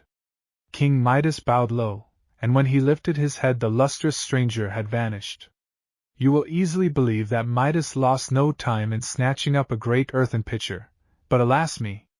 It was no longer earthen after he touched it, and hastening to the riverside. As he scampered along and forced his way through the shrubbery, it was positively marvelous to see how the foliage turned yellow behind him, as if the autumn had been there and nowhere else. On reaching the river's brink he plunged headlong in, without waiting so much as to pull off his shoes. Poof! Poof! Poof! Snorted King Midas, as his head emerged out of the water. Well, this is really a refreshing bath, and I think it must have washed away the golden touch. And now for filling my pitcher. As he dipped the pitcher into the water, it gladdened his very heart to see it change from gold into the same good, honest earthen vessel which it had been before he touched it. He was conscious also of a change within himself. A cold, hard, and heavy weight seemed to have gone out of his bosom. No doubt his heart had been gradually losing its human substance, and transmuting itself into insensible metal, but had now softened back again into flesh. Perceiving a violet that grew on the bank of the river, Midas touched it with his finger, and was overjoyed to find that the delicate flower retained its purple hue, instead of undergoing a yellow blight. The curse of the golden touch had therefore really been removed from him. King Midas hastened back to the palace, and I suppose the servants knew not what to make of it when they saw their royal master so carefully bringing home an earthen pitcher of water. But that water, which was to undo all the mischief that his folly had wrought, was more precious to Midas than an ocean of molten gold could have been. The first thing he did, as you need hardly be told, was to sprinkle it by handfuls over the golden figure of little Marigold. No sooner did it fall on her than you would have laughed to see how the rosy color came back to the dear child's cheek, and how she began to sneeze and sputter, and how astonished she was to find herself dripping wet, and her father still throwing more water over her. "Pray do not, dear father!" cried she. "See how you have wet my nice frock, which I put on only this morning." For Marigold did not know that she had been a little golden statue, nor could she remember anything that had happened since the moment when she ran with outstretched arms to comfort poor King Midas. Her father did not think it necessary to tell his beloved child how very foolish he had been, but contented himself with showing how much wiser he had now grown. For this purpose he led little Marigold into the garden, where he sprinkled all the remainder of the water over the rose bushes, and with such good effect that above 5,000 roses recovered their beautiful bloom. There were two circumstances, however, which, as long as he lived, used to put King Midas in mind of the golden touch. One was that the sands of the river sparkled like gold, the other, that little Marigold's hair had now a golden tinge which he had never observed in it before she had been transmuted by the effect of his kiss. The change of hue was really an improvement, and made Marigold's hair richer than in her babyhood. When King Midas had grown quite an old man and used to trot Marigold's children on his knee, he was fond of telling them this marvelous story, pretty much as I have told it to you. And then he would stroke their glossy ringlets and tell them that their hair likewise had a rich shade of gold, which they had inherited from their mother. And to tell you the truth, my precious little folks, quoth King Midas, diligently trotting the children all the while, ever since that morning I have hated the very sight of all other gold save this. Hawthorne was by no means the first man who ever told about King Midas, nor are the children who have lived since his time the first who ever heard this story. For hundreds and hundreds of years ago, in a country very different from ours, the little Greek children heard it told in a language that would seem very strange to us. However, Hawthorne has by no means told the story just as the Greek mothers or Greek nurses might have told it to their children. He has added much which makes the story seem more real and the characters more human. For instance, as he says, the old myth told nothing about any daughter of Midas's, and yet I think we are all ready to admit that we should not love the story half so well without dear little Marigold. Then, too, the talk about Midas's spectacles and about his trotting his grandchildren on his knee is but a little pleasant fooling on the part of Hawthorne, for spectacles were not even thought of for centuries after the time of old King Midas, and it is much more than unlikely that any old Greek ever trotted children on his knee. Hawthorne had a perfect right to make these changes in the story, for the old myths have come down to us from so long ago that they seem to belong to everybody, and every one forms his own ideas of them. Thus you will see that while the author of this story thought of Marigold as a little child who climbed up onto her father's knee, the artists in dealing with the subject have thought of her as almost a young woman. Which of these two ideas do you like better? The Child's World. By W. B. Rands. Great, wide, beautiful, wonderful world, with the wonderful water round you curled, and the wonderful grass upon your breast, world, you are beautifully dressed. The wonderful air is over me, and the wonderful wind is shaking the tree. It walks on the water, and whirls the mills, and talks to itself on the tops of the hills. You, friendly earth! How far do you go with the wheat fields that nod and the rivers that flow, with cities and gardens, and cliffs, and isles, and people upon you for thousands of miles? Ah, you are so great, and I am so small, I tremble to think of you, world, at all. And yet, when I said my prayers today, a whisper inside me seemed to say, you are more than the earth, though you are such a dot. You can love and think, and the earth cannot. The Fir Tree. By Hans Christian Andersen. Out in the forest stood a pretty little fir tree. It had a good place. It could have sunlight, air there was in plenty, and all around grew many larger comrades, pines as well as firs. But the little fir tree wished ardently to become greater. It did not care for the warm sun and the fresh air. It took no notice of the peasant children, who went about talking together, when they had come out to look for strawberries and raspberries. The children often came with a whole basketful, or with a string of berries which they had strung on a straw. Then they would sit down by the little fir tree and say, how pretty and small this one is! The fir tree did not like that at all. Next year he had grown bigger, and the following year he was taller still. Oh, if I were only as tall as the others! Sighed the little fir. Then I would spread my branches far around and look out from my crown into the wide world.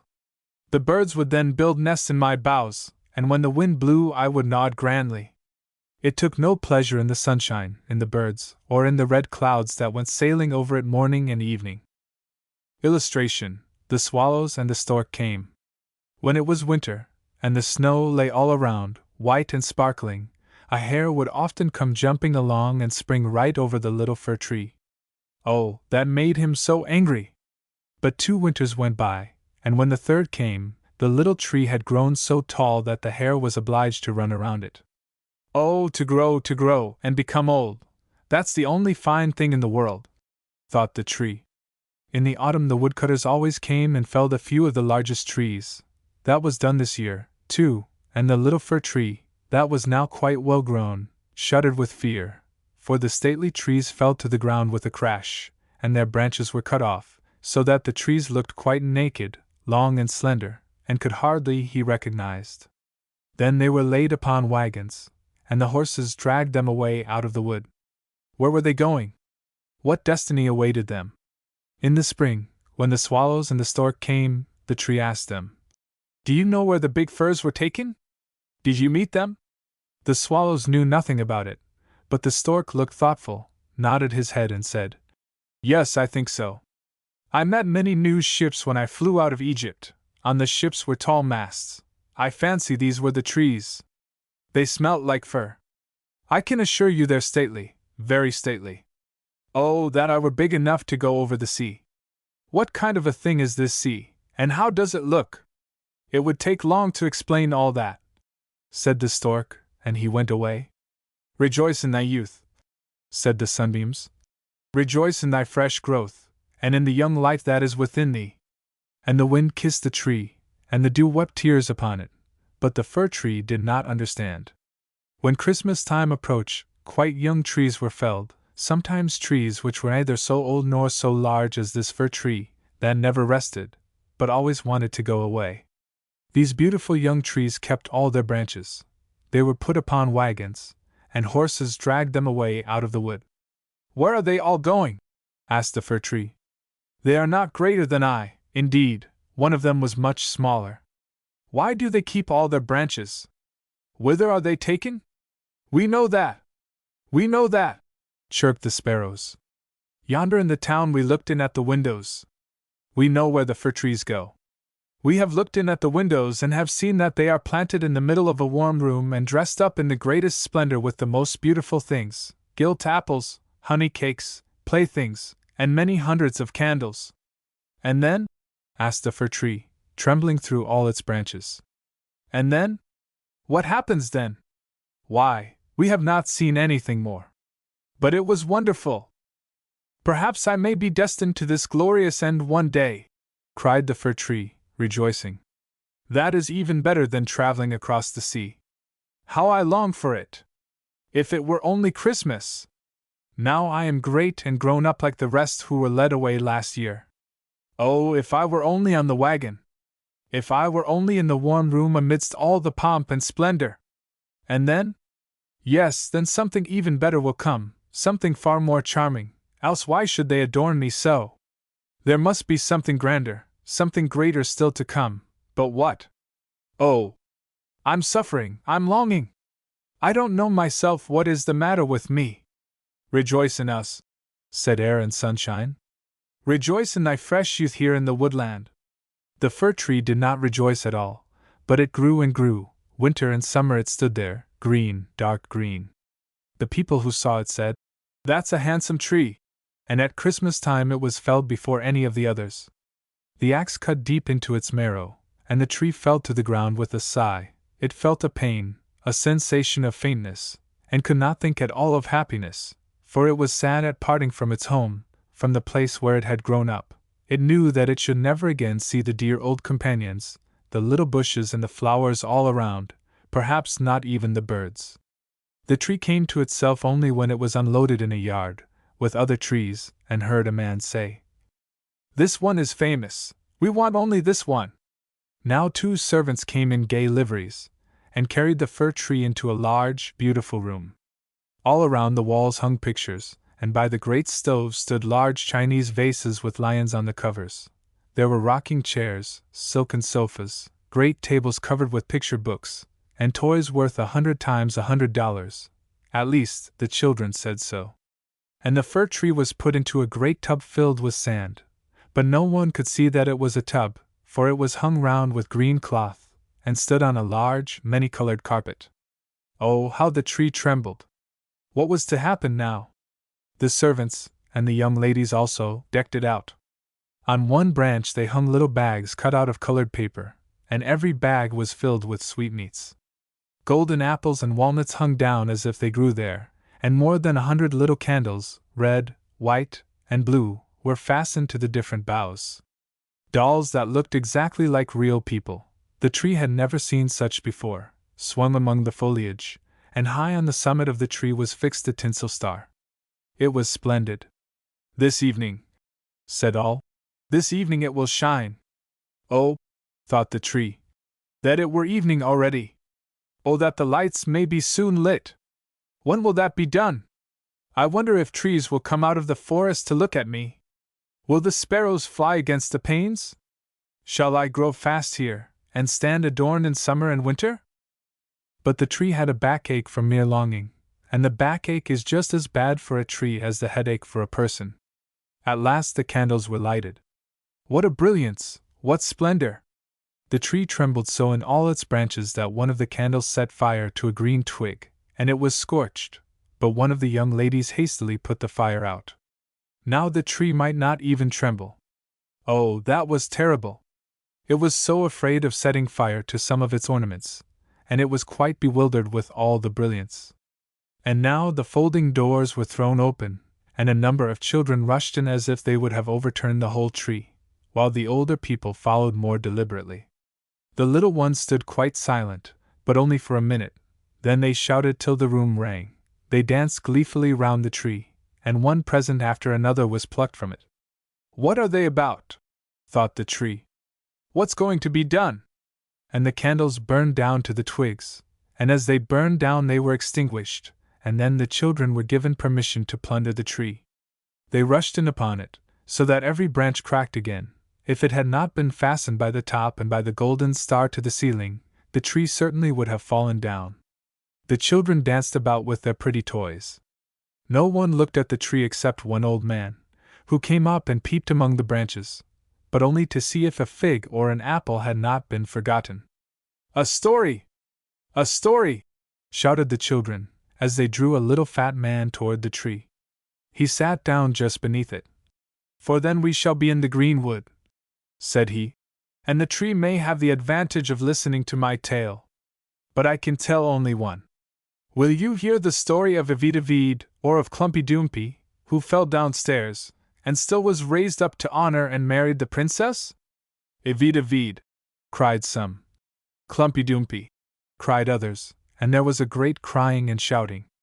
Only the fir tree was silent, and thought, "Shall I not be in it? Shall I have nothing to do in it?" But he had been in the evening's amusement, and had done what was required of him. And the fat man told about Klumpy Dumpy, who fell downstairs, and yet was raised to honor and married the princess. And the children clapped their hands and cried, "Tell another, tell another!"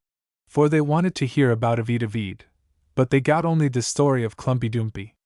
The fir tree stood quite silent and thoughtful. Never had the birds in the wood told such a story as that. Klumpy Dumpy fell downstairs, and yet came to honor and married the princess.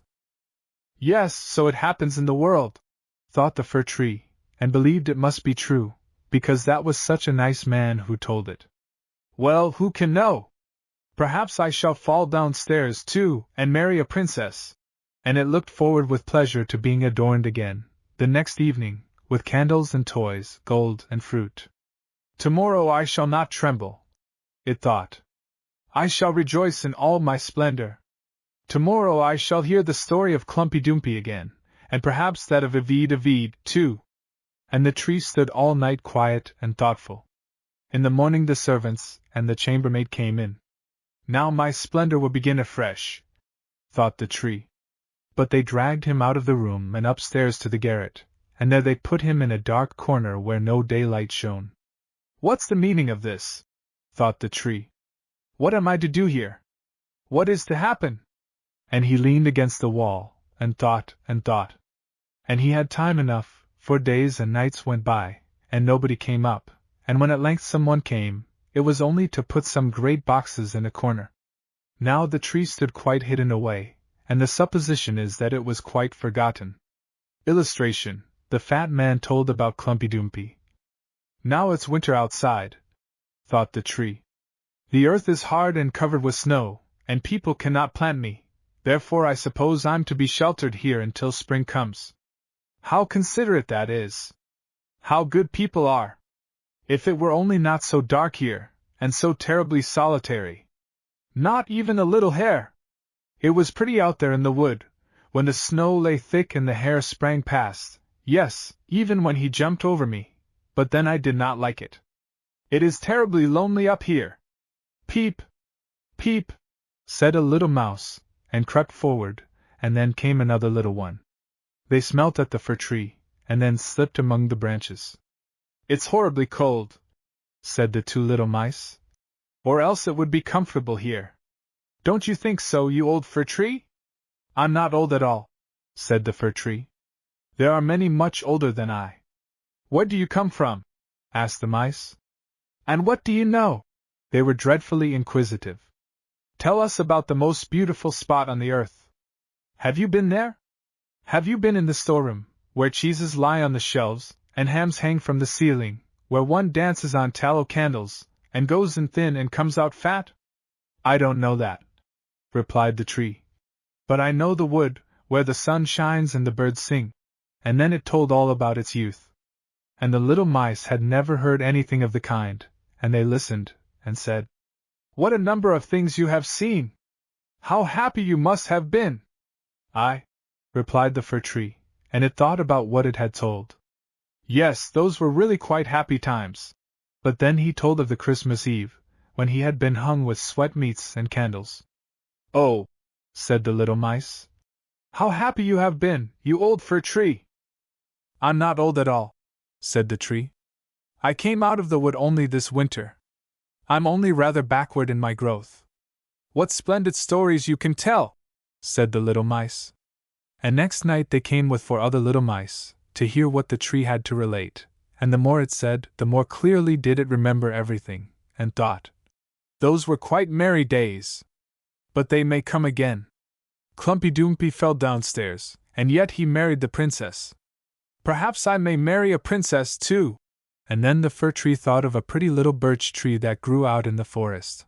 For the fir tree, that birch was a real princess. Who's Klumpy Dumpy? Asked the little mice. And then the fir tree told the whole story. It could remember every single word, and the little mice were ready to leap to the very top of the tree with pleasure.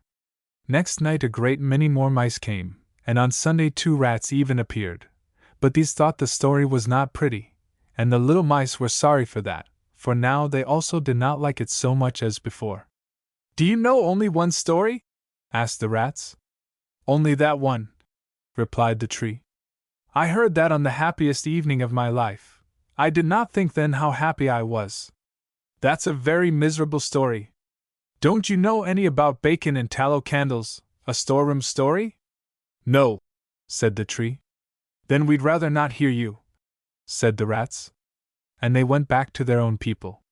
The little mice at last also stayed away, and then the tree sighed and said, It was very nice when they sat around me, the merry little mice, and listened when I spoke to them. Now that's past, too. But I shall remember to be pleased when they take me out. But when did that happen? Why, it was one morning that people came and rummaged in the garret. The boxes were put away, and the tree was brought out. They certainly threw him rather roughly on the floor, but a servant dragged him away at once to the stairs, where the daylight shone. Now life is beginning again, thought the tree. It felt the fresh air and the first sunbeams, and then it was out in the courtyard. Everything passed so quickly that the tree quite forgot to look at itself. There was so much to look at all around. The courtyard was close to a garden, and there everything was blooming. The roses hung fresh and fragrant over the little paling, the linden trees were in blossom, and the swallows cried, Quinswit! Quinswit! My husband's come! But it was not the fir tree that they meant. Now I shall live! Cried the tree, rejoicingly, and spread its branches far out. But, alas! They were all withered and yellow, and it lay in the corner among nettles and weeds. The tinsel star was still upon it, and shone in the bright sunshine. In the courtyard a couple of the merry children were playing who had danced round the tree at Christmas time, and had rejoiced over it. One of the youngest ran up and tore off the golden star. Look what is sticking to the ugly old fir tree, said the child, and he trod on the branches till they cracked under his boots. And the tree looked at all the blooming flowers and the splendor of the garden, then looked at itself, and wished it had remained in the dark corner of the garret. It thought of its fresh youth in the wood, of the merry Christmas Eve, and of the little mice which had listened so pleasantly to the story of Klumpy Dumpy. Past! Past! Said the old tree. Had I but rejoiced when I could have done so! Past! Past! And the servant came and chopped the tree into little pieces. A whole bundle lay there. It blazed brightly under the great brewing copper, and it sighed deeply, and each sigh was like a little shot, and the children, who were at play there, ran up, seated themselves by the fire, looked into it, and cried, "Puff! Puff!"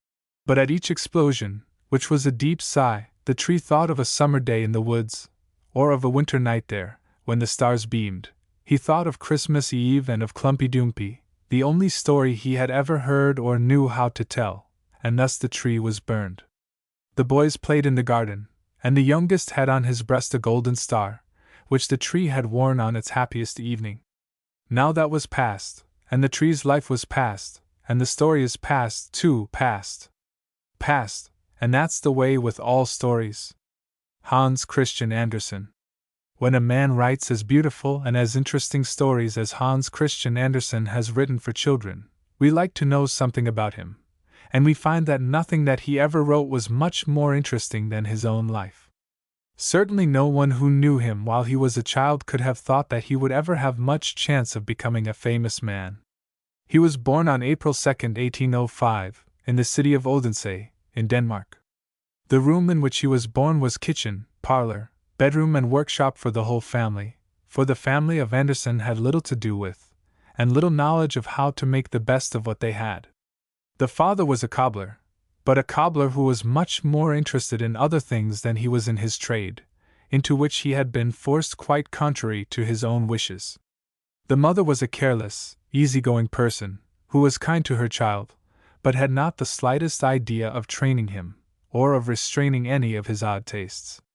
These tastes were determined more or less by his father, who was a great reader, particularly of plays, and we see the results of this early introduction to the drama in Hans Christian Andersen throughout his life. Little Hans Christian was a most extraordinary child. He was ugly, as he remained all his life, for his body and neck were too long and too thin, his feet and his hands were too large and too bony, his nose was large and hooked, and his eyes were small and set like a Chinaman's. However, it was not his looks, but his oddity, which cut him off from other children. He would sit all day and make doll clothes, or cut dolls and animals out of paper, and these were not things which would be likely to make other boys like him and admire him. He had little schooling, and even when he was a grown man he knew none too much of the grammar of his own language. After his father's death, when he himself was about 11, little Hans Christian was more solitary than before, and shut himself up still more with his dolls' clothes, his toy theaters, and his books, for he was, like his father, very fond of reading. Especially did he like those books which had anything about ghosts, or witches or fairies in them. While he was but a child, he wrote a play of his own, in which most of the characters were kings and queens and princesses, and because he felt that it could not be possible that such lofty personages would talk the same language as ordinary people, he picked out from a dictionary, which he managed somehow to get hold of, French words, German words, English words, and high-sounding Danish words, and strung them all together to make up the conversation of his characters. It was no more than natural that such a strange, unattractive-looking child should be made fun of by the prosaic, commonplace people of his neighborhood, and this was untold pain to the sensitive boy. There were, however, in the town, people of a higher class, who perceived in the boy something beyond the ordinary, and who interested themselves in his behalf. They had him sent to school, but he preferred to dream away his time rather than to study, and his short period of schooling really taught him nothing. His mother, careless as she was, began to see that matters must change, that the boy could not go on all his life in this aimless fashion, but since he steadily declined to be a tailor or a cobbler, or indeed to take up any trade, it seemed no easy question to settle. However, in 1818, there came to Odense a troupe of actors who gave plays and operas. Young Andersen, who by making acquaintance with the billposter was allowed to witness the performances from behind the scenes, decided at once that he was cut out to be an actor. There was no demand for actors in his native town, and he therefore decided to go to Copenhagen, the capital of Denmark, there to seek his fortune. With about $5 in his pocket, Andersen reached Copenhagen in September, 1819, but he found that a fortune was by no means as easily made as he had fancied. He himself felt convinced that he should be a famous actor, but how was he to convince any one else of this fact? From one actor to another, from one theater manager to another he went, but all told him that for one reason or another he was not fitted for the stage. Particularly did Andersen resent the excuse of one manager, who told him that he was too thin. This fault Andersen assured him that he was only too willing to remedy, if he would only give him a chance and a salary. But still the manager refused. Finally the boy was destitute of money and knew not where to turn for more, for he was too proud to go back to his native town. However, an Italian singing teacher, Siboni, into whose home Andersen had almost forced himself while a dinner party was in progress, became interested in him, and with some friends provided him with enough to live on. He also gave him singing lessons until the boy's voice gave out.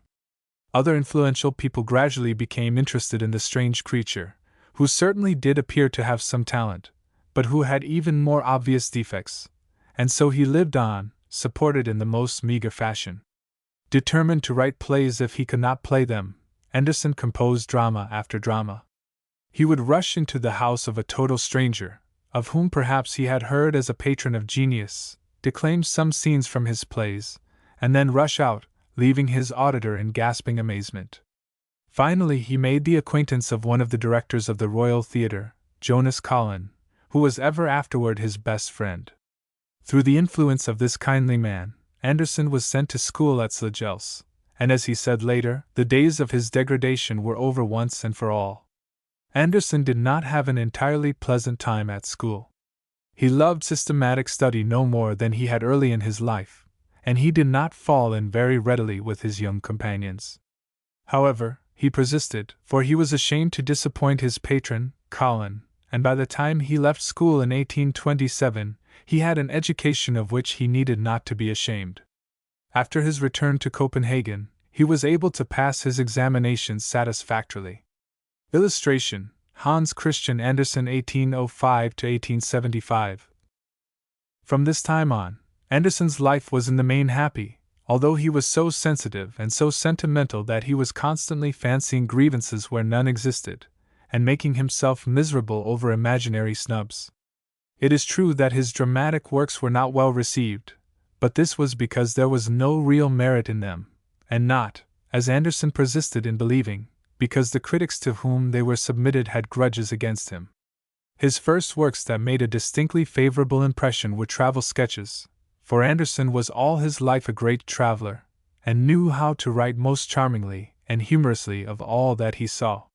His trips to other countries were all treated most delightfully, and every book that appeared increased the author's fame. His visit to Italy, the country which all his life he loved above any other, also resulted in a novel, The Improvisatore, which became immensely popular and caused Andersen to be hailed as a future great novelist.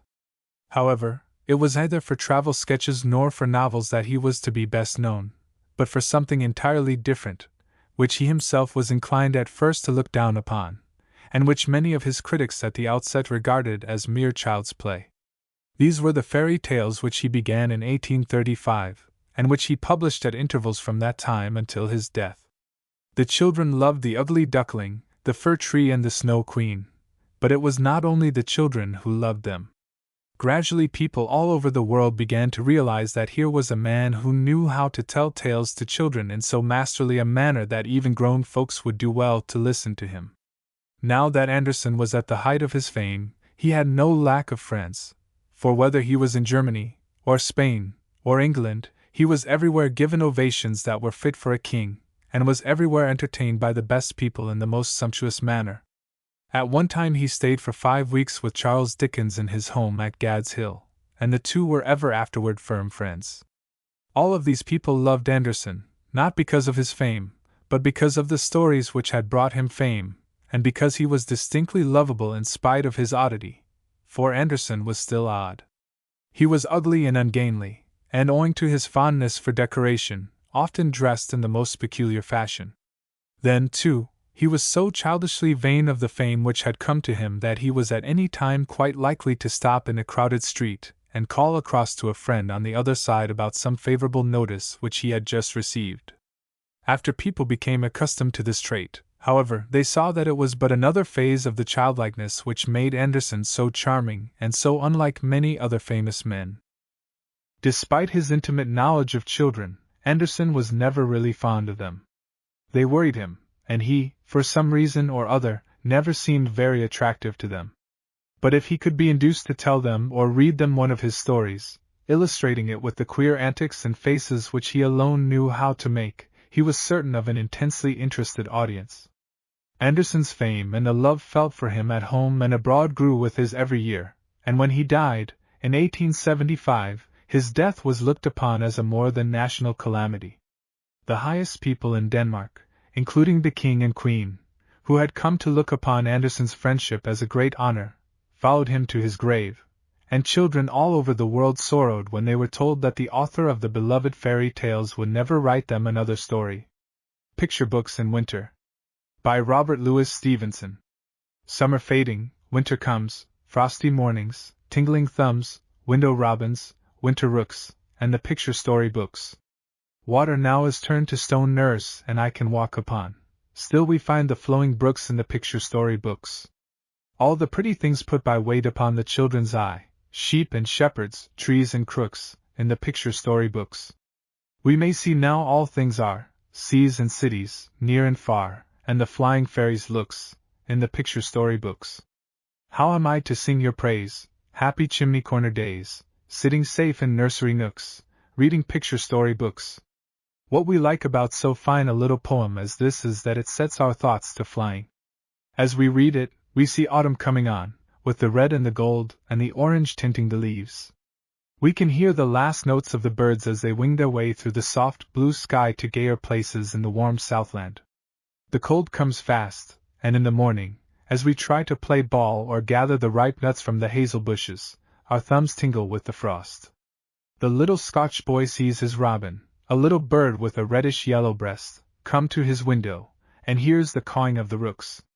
We in the United States can hear the rough voice of the blue jay, or perhaps see the busy downy woodpecker tapping industriously at the suet we have hung in the tree for him. A few days later the water in the pond becomes hard as stone, and we can walk over its smooth, glittering surface, or, if we are old enough, can make our way back and forth in widening circles to the music of our ringing skates. When the cold grows too severe and our cheeks burn in the wind, we can run inside, curl up in a big chair where it is warm and cheery, and burying our faces in our favorite books, can see once more the little waves dancing on the pebbly shore of the pond, and hear the babble of the brook. What can we find in the books? Everything that makes life merry, and everything that helps us to be true and manly. Out in the pasture the sheep are grazing, and among them walk the shepherds, singing gaily to the wide sky and the bright Sunday when, perchance, a frisking lamb strays near the woods where perils lie. The shepherd follows, and with the crook at the end of his staff draws the wanderer back to safety. These wonderful books of ours will carry us across the seas, even. We, for instance, might go to Scotland and play with the boy Stevenson. What a delight it would be, for the man who can write so charmingly about children must have been a wonderfully interesting boy to play with. And the cities we should see, quaint old Edinburgh, with its big, frowning castle on the top of that high rugged hill, and in the castle yard, old Mons Meg, the big cannon that every Scotch lad feels that he must crawl into. If that is too far away from us, we will come back to Boston, and walk through the Common, and hear again the Yankee boys bravely complaining to General Gage because the British soldiers have trampled down the snow fort the youngsters have built. But those are only real things. The more wonderful things are the flying fairies whose deeds we may read in this very book. But how can we write in prose the praise of the picture story books when Stevenson thinks he cannot do it in his pretty rhymes? Moreover, we have just found out that the poet's chimney corner is filled with the little ones who can read only the simplest things, and need big, fine pictures and easy words. He was not writing for us at all, but that does not matter. His little poem pleases us just the same. Let us turn back and read it again. I suspect that, after all, we are all of us small enough to sit in a chimney corner, and perhaps every book is but a picture story book to the man or woman who is old enough and big enough to read it rightly. How the Wolf Was Bound. Adapted by Anna McCaleb. It seems strange that any one who might have lived with the gods in their beautiful city of Asgard. Footnote. The Norse peoples believed that their gods lived above the earth in a wonderful city named Asgard. From this city they crossed to the earth on a bridge, which by people on earth was known as the rainbow, and have shared in their joys and their good works should have preferred to associate with the ugly, wicked giants. But that was the case with Loki, Red Loki, as he was called, because of his red hair. He was handsome like a god. He was wise and clever like a god, more clever than any of the other gods.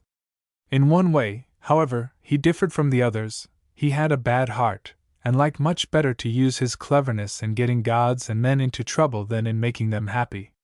Besides this, he was very proud, and could not bear to submit even to Odin, the king of the gods. Who is Odin? Footnote: Odin, chief of the Norse gods, had been induced to part with one eye in exchange for wisdom. He muttered, "That he should be set over me? Is he more clever than I am? Is he more handsome, with his one eye and his grey beard?"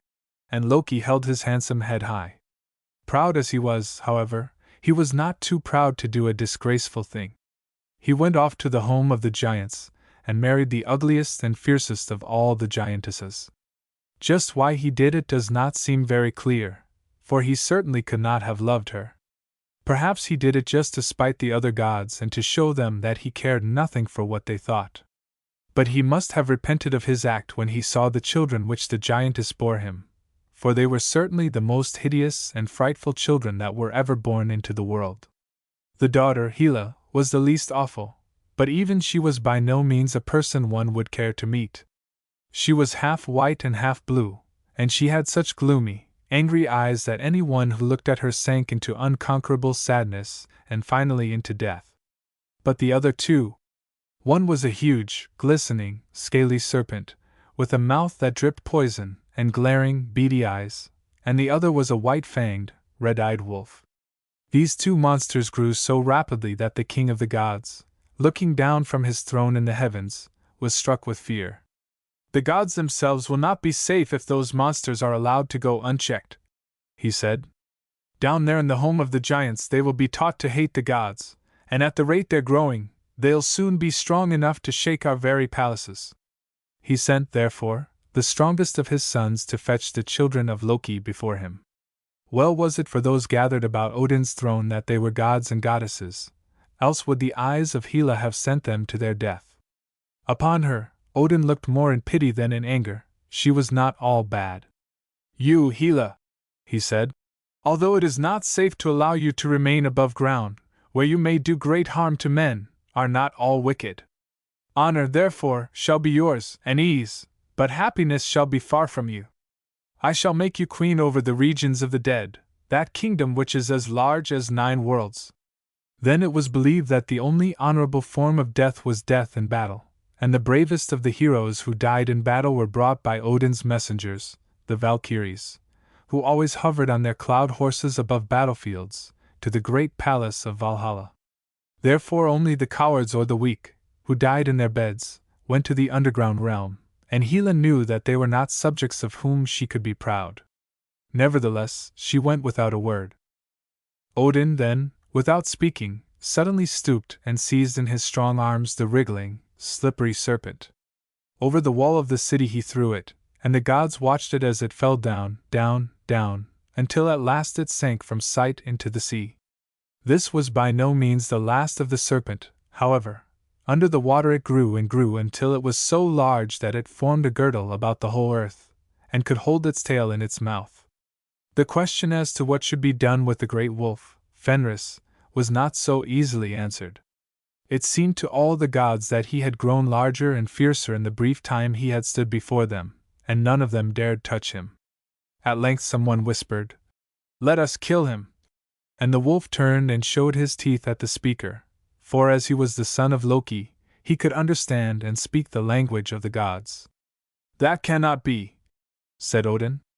"Have we not sworn that the streets of our city shall never be stained with blood? Let us leave the matter until another time." So the wolf was permitted to roam about Asgard, and the gods all tried to be kind to him, for they thought that by their kindness they might tame him. However, he grew stronger and more vicious, until only Tyr, footnote, Tyr was the Norse war god, the bravest of all the gods, dared go near him to give him food. One day, as the gods sat in their council hall, they heard the wolf howling through the streets. How long, said Odin, is our city to be made hideous by such noises? We must bind Fenris the wolf. Silence followed his words, for all knew what a serious thing it was that Odin proposed. Fenris must be bound, that was true, but who would dare attempt the task? And what chain could ever hold him? At length Thor, Thor, god of thunder, was the strongest of all the gods, arose, and all sighed with relief, for if any one could bind the wolf, it was Thor. I will make a chain, he said, stronger than ever chain was before, and then we shall find some way to fasten it upon him. Thor strode to his smithy, and heaped his fire high. All night he worked at his anvil.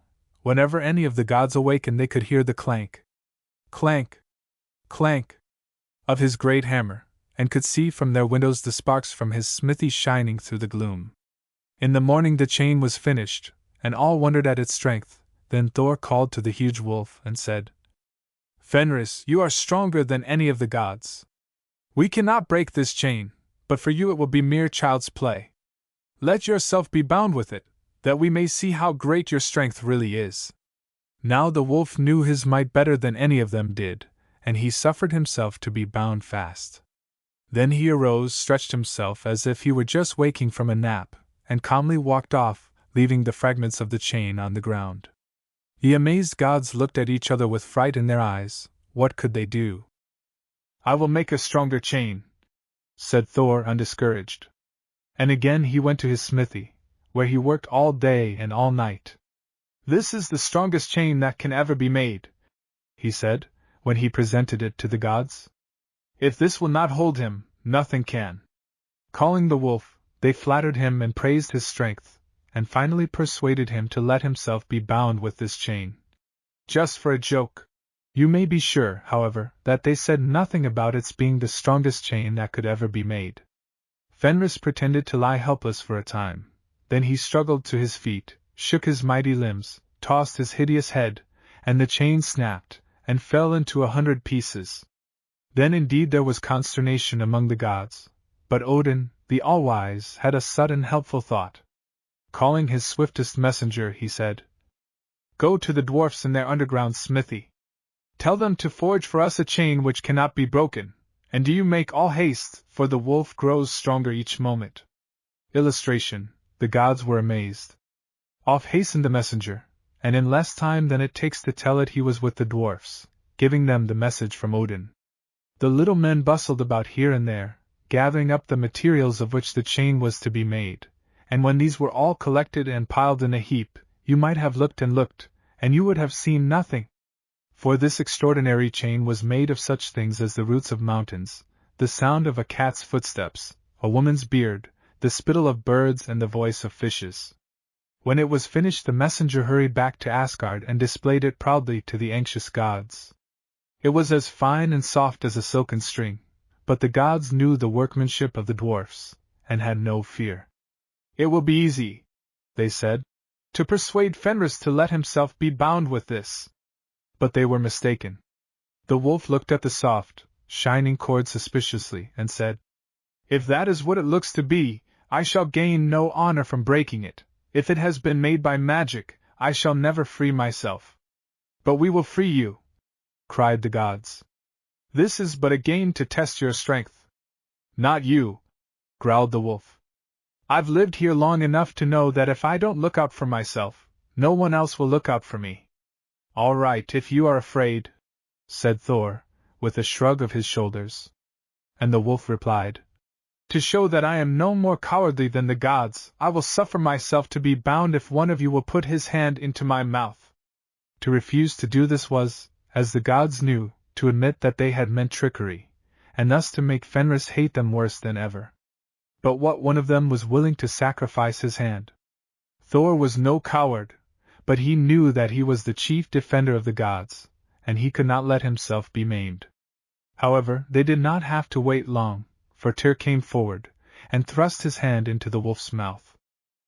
The wolf, his suspicions quieted, let himself be wrapped and bound with the cord, and then, as he had done with the other chains, he stretched himself, or tried to. For the magic rope but drew tighter and tighter for all his struggling, until it cut into his very skin. Enraged, he brought his great teeth sharply together, and bit off Tyr's hand at the wrist. Then he howled and snapped and growled, until the gods, unwilling to have their peace disturbed, thrust a sword into his mouth, so that the hilt rested upon his lower jaw and the point pierced the roof of his mouth. They next fastened the cord to a rock, and left the wolf to writhe and struggle and shake the earth. So they were freed for a time from their enemy, but at the cost of Tyr's hand. The Death of Balder. Adapted by Anna McCaleb. Of all the gods in Asgard, Balder was most beloved, for no one had ever seen him frown, and his smile and the light of his eyes made all happy who looked at him. And of all who dwelt in Asgard or ever gained admission there, Loki was most hated. Clever as he was, he used his cleverness to harass the other gods and to make them wretched, and often he attempted real crimes against them. It was natural enough that Loki, slighted and frowned upon, should hate Balder the Beautiful, even though Balder himself had never spoken an unkind word to him. "I cannot bear the sight of his shining hair and happy eyes," muttered Loki to himself. "If I could just blot them out of Asgard, I should be revenging myself upon the gods for their bitterness toward me, for harm to Balder would hurt them more than harm to themselves." One morning the assembled gods noticed that when Balder came among them he looked less radiant than usual, and they gathered about him, begging that he tell them what was wrong. "It's nothing! It's nothing!" said Balder, and he forced a smile, but it was not his old smile. It reminded them all of the faint light the sun sheds when a thin cloud has drifted before it. All day long, as they went about their tasks and their pleasures, the gods were conscious of a feeling of gloom, and when they stopped and questioned themselves, they found that the cause lay in the diminished brightness of Balder's smile. When, the next morning, Balder again came slowly to the great hall of the gods and showed a careworn face, Odin and Frigga, his father and mother, drew him apart and implored him to tell them the cause of his grief. "My son," spoke Odin, "it is not well that this gloom should rest on all the gods, and they not know the cause. Perhaps we, your father and your mother, may help you." At last Balder told them that for 2 nights he had had strange, haunting dreams. What they were he could not remember clearly when he awoke, but he could not shake off their depressing effect. "I only know," he said, "that there was ever a thick cloud, which drifted between me and the sun, and there were confused sounds of woe, and travellings in dark, difficult places." Now the gods knew well that their dreams were messages given them by the Norns, or fates, and not for a moment did Odin and Frigga venture to laugh at Balder's fears. They soothed him, however, by promising to find some means of warding off any danger that might be threatening him. Somewhat cheered, Balder went home to his palace to comfort his distressed wife, Nanna, while Odin and Frigga discussed measures for their son's safety. "I," said Odin, "shall ride to the domains of Hela, Queen of the Dead, and question the great prophetess who lies buried there, as to what Balder's dream may mean." And mounting Sleipnir, his 8-footed steed, he rode away. Across the rainbow bridge he passed, out of the light, and down, down, down into the dark, hopeless realm of Hela. As he rode by the gate he saw that preparations for a feast were being made within. A gloomy feast it would have to be in those drear regions, but evidently it was being spread for some honored guests, for rich tapestries and rings of gold covered the couches, and vessels of gold graced the tables. Past the gate rode Odin, to a grave without the wall, where for ages long the greatest of all prophetesses had lain buried. Here, in this dark, chill place, was to be spoken the fate of Balder, bringer of light.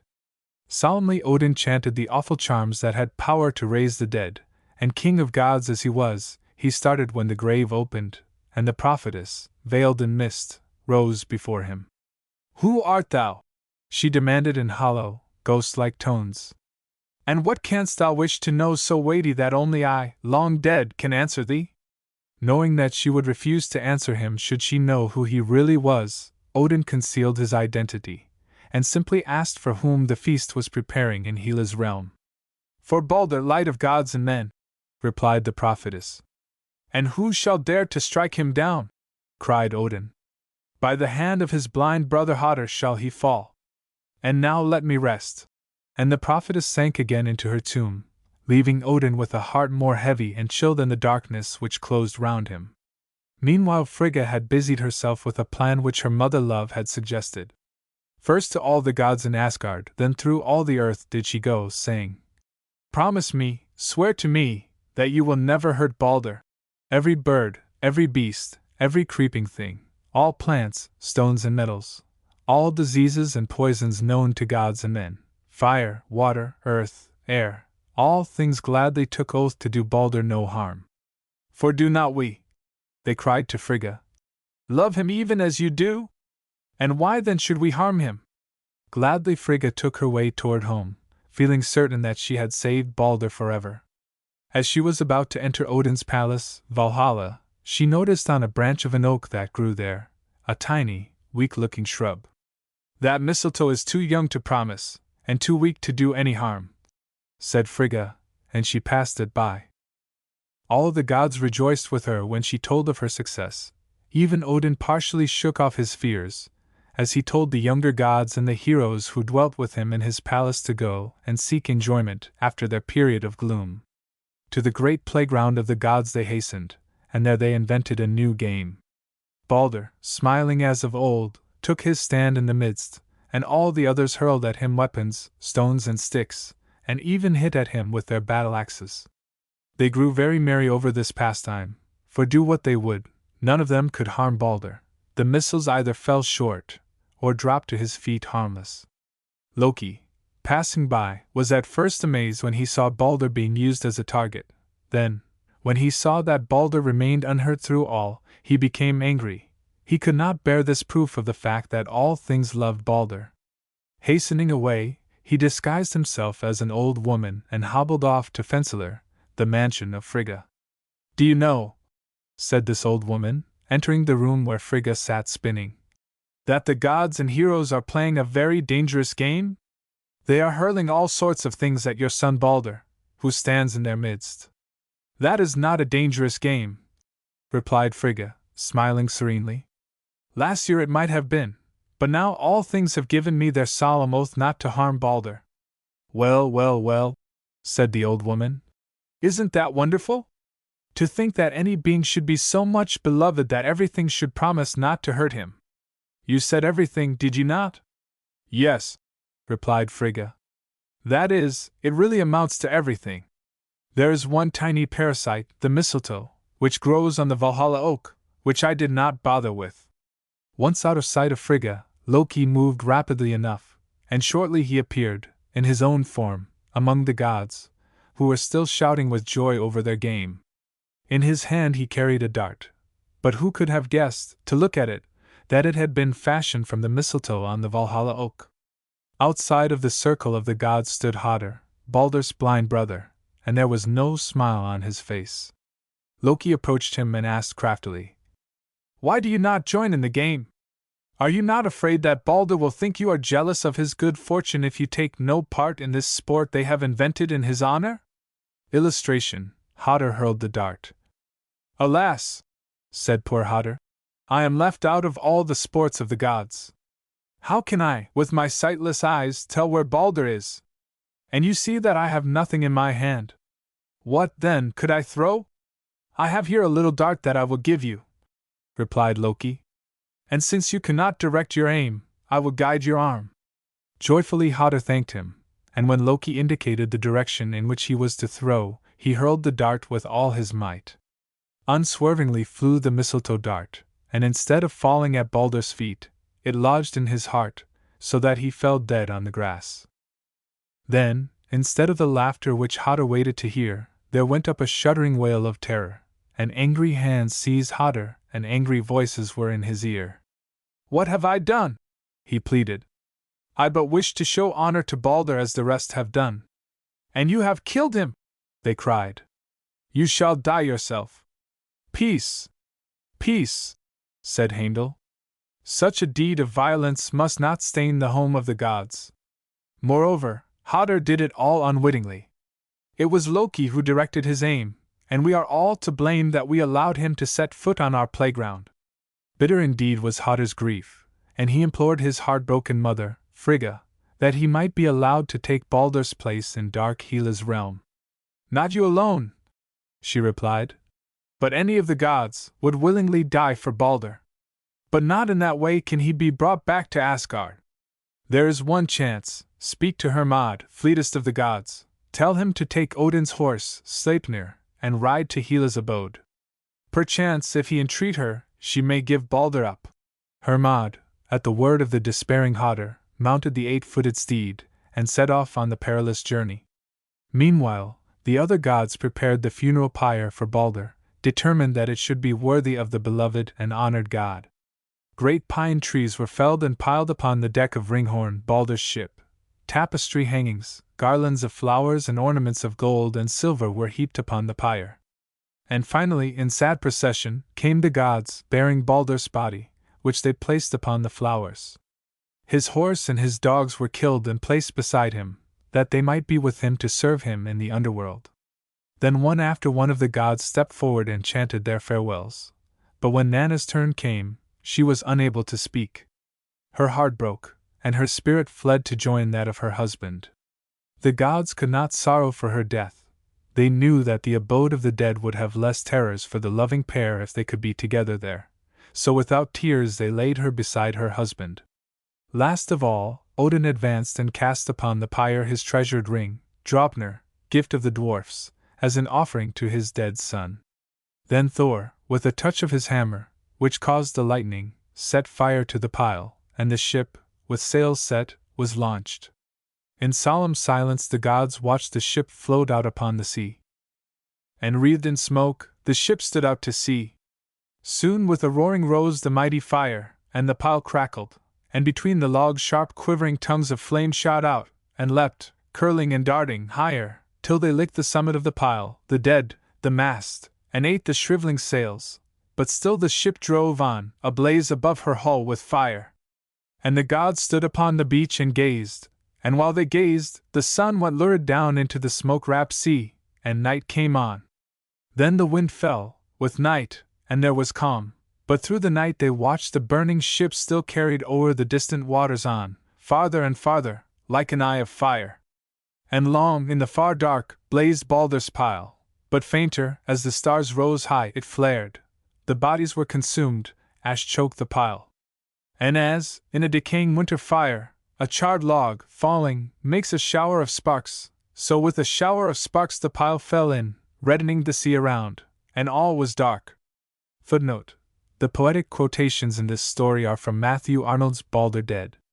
Then, when all was over, the gods went mournfully back to their homes, there to await the return of Hermod. Their palaces were brightly illuminated, but no lights shone from the windows of Breidablik, Balder's palace, and as long as that was dark, the gods cared little for the brilliance of their own dwellings. Hermod, in the meantime, had journeyed across the Rainbow Bridge, and on toward the north until he reached the Gile River, which runs between the regions of Hela and the upper world. Well, the guard of the bridge knew, when she heard on the bridge the noise of the horses' feet, that it was no shade who was crossing, but when Hermod told his errand, he was allowed to go on.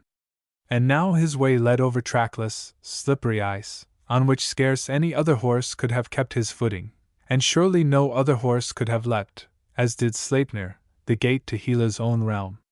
Once within, Hermod came rapidly into the presence of the queen, and on his knees before her implored her to allow Balder to return to the light and the upper air. For heaven was Balder born, the city of gods and heroes, where they live in light and joy. Thither restore him, for his place is there. Hela remained unmoved by his pleadings, and what wonder? For she was Loki's daughter, and knew by whose act Balder had been sent below. Finally she said, Hermod, I shall try whether the protestations that all things lament Balder are indeed true. Return to Asgard, and if, through all the earth, all things, living and dead, weep for Balder, he shall return. But if one thing in all the world refuses to shed tears, here he shall stay. Cheered by this promise, Hermod turned to depart, but before he left he talked with Balder and with Nanna, his wife. They told him that all honor which could be paid to any one in the realms of the dead was paid to them, that Balder was made the judge in disputes between the shades.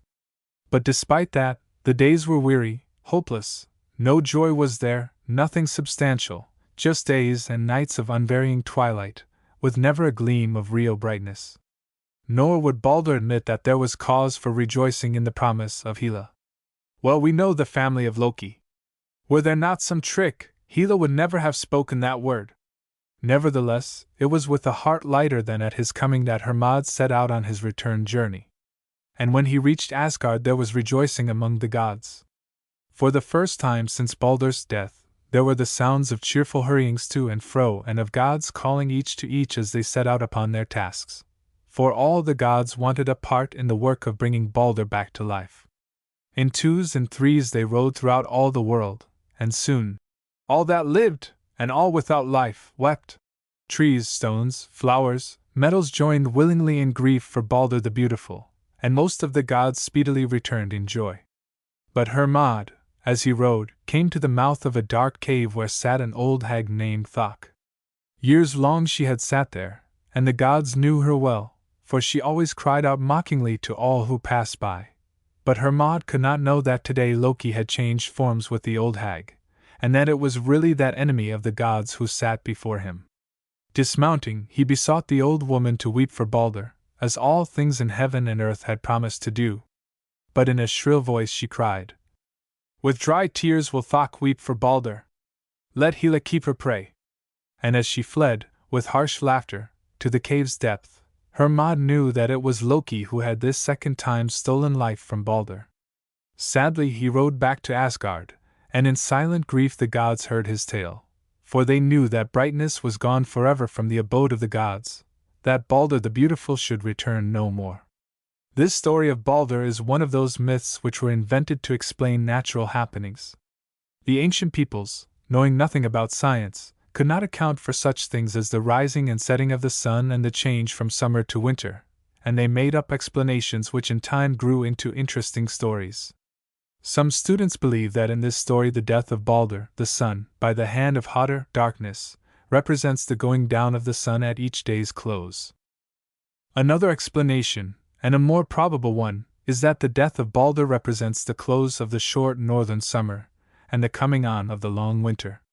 That is, the dreary winter, with its darkness, is represented by Hodr, who had strength, but could not make use of it to aid men or gods, who could, however, with his blind strength, slay Baldur, who stood for the blessed, life-giving qualities of the summer sun. Loki represented fire. He had in him elements of good, but because of the fact that he had used his power often to harm, as does fire, instead of to bless, he was feared and hated and avoided, and thus he became jealous of Baldur. For a myth which the Greeks and Romans invented about the sun, see the story of Phaeton in this volume. Illustration: strange opal lights filtered through the water. The punishment of Loki. Adapted by Anna McCaleb. After Baldur's death, the gods felt that they had little to make them happy. Their thoughts dwelt always on their loss, or on their desire to punish Loki, and in neither of these thoughts was there any joy, for to the pure minds of the gods, the thought of violence could bring nothing but pain. One day the sea god Aegir sent to the dwellers in Asgard an invitation to a banquet in his sea caverns, and all accepted except Thor, who had business that called him elsewhere. On the appointed morning they appeared at Aegir's palace, and while at first they forced themselves to smile and appear cheerful, in compliment to their host, they soon found themselves, because of the novelty of all about them, becoming genuinely interested. The palace was of coral, pink and white, rough on the outside, but smooth and polished within, and the floors were strewn with sand so fine and white that it looked like marble. Draperies of bright-colored seaweed hung everywhere, and the gay sea flowers met their eyes at every turn, while the dishes and cups in which the feast was served were the most delicate pearl-tinted shells. Strange opal lights filtered through the water and into the banqueting hall, and great whales and sea snakes looked in through the windows on the gods as they sat at table.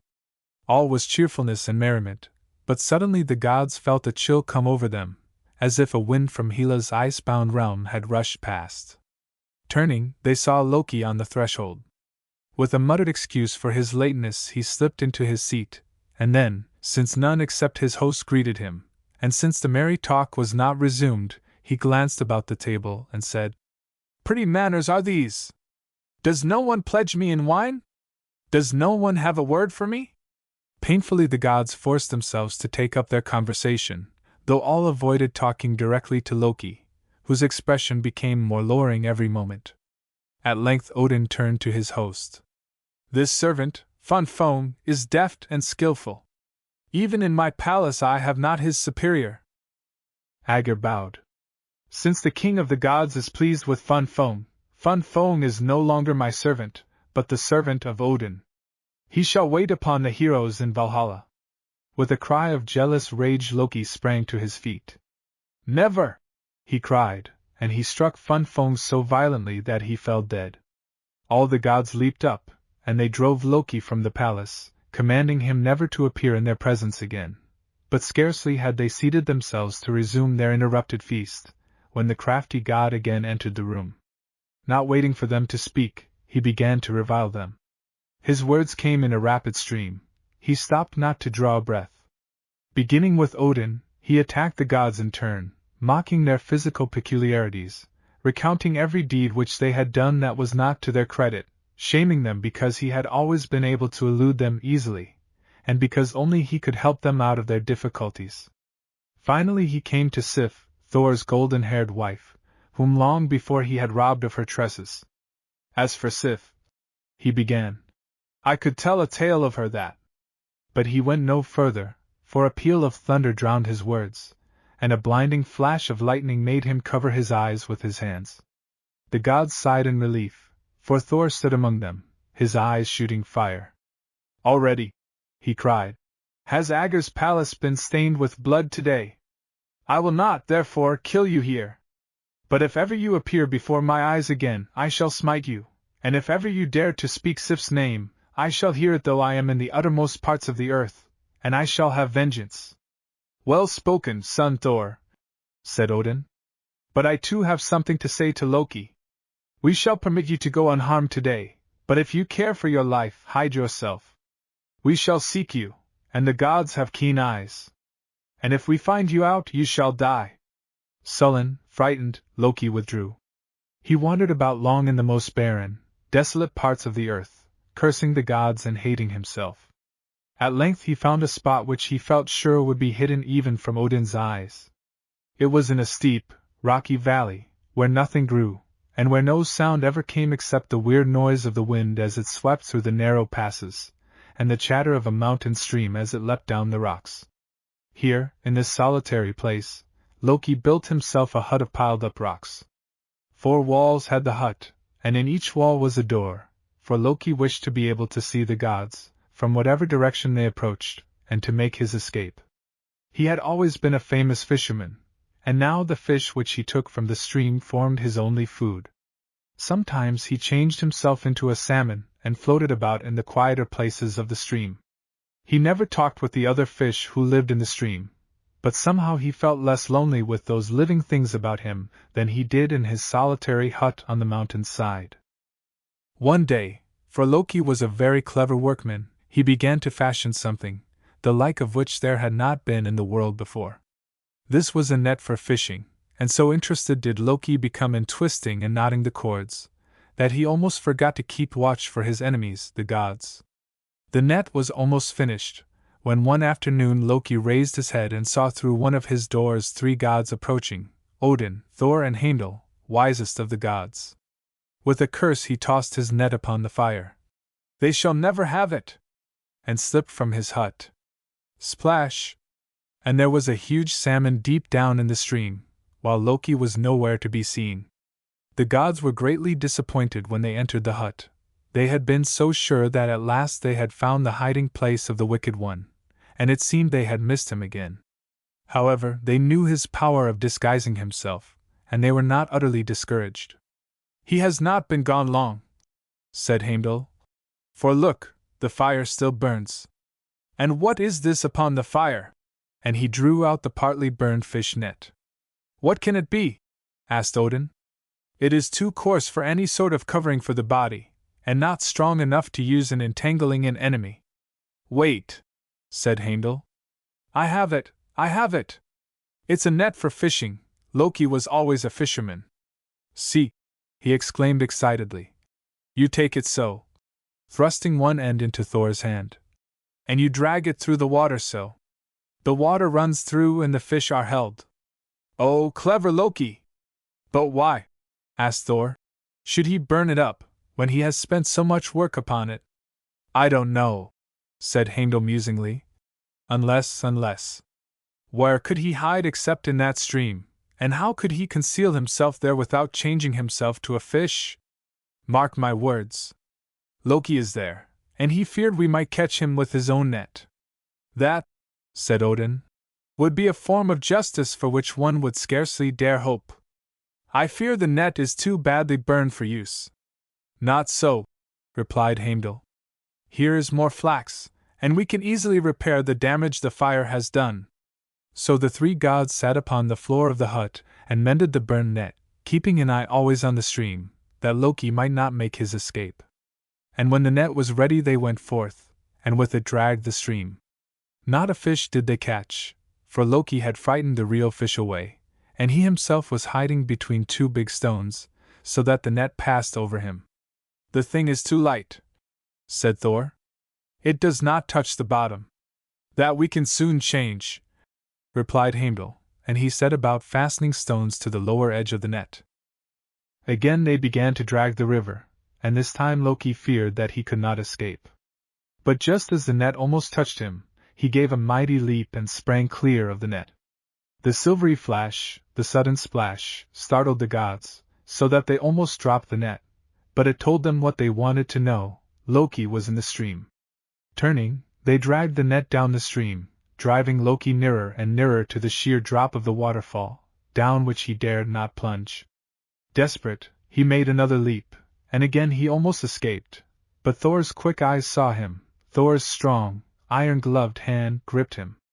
The great salmon struggled, but Thor held it fast by the tail, and finally flung it out upon the bank.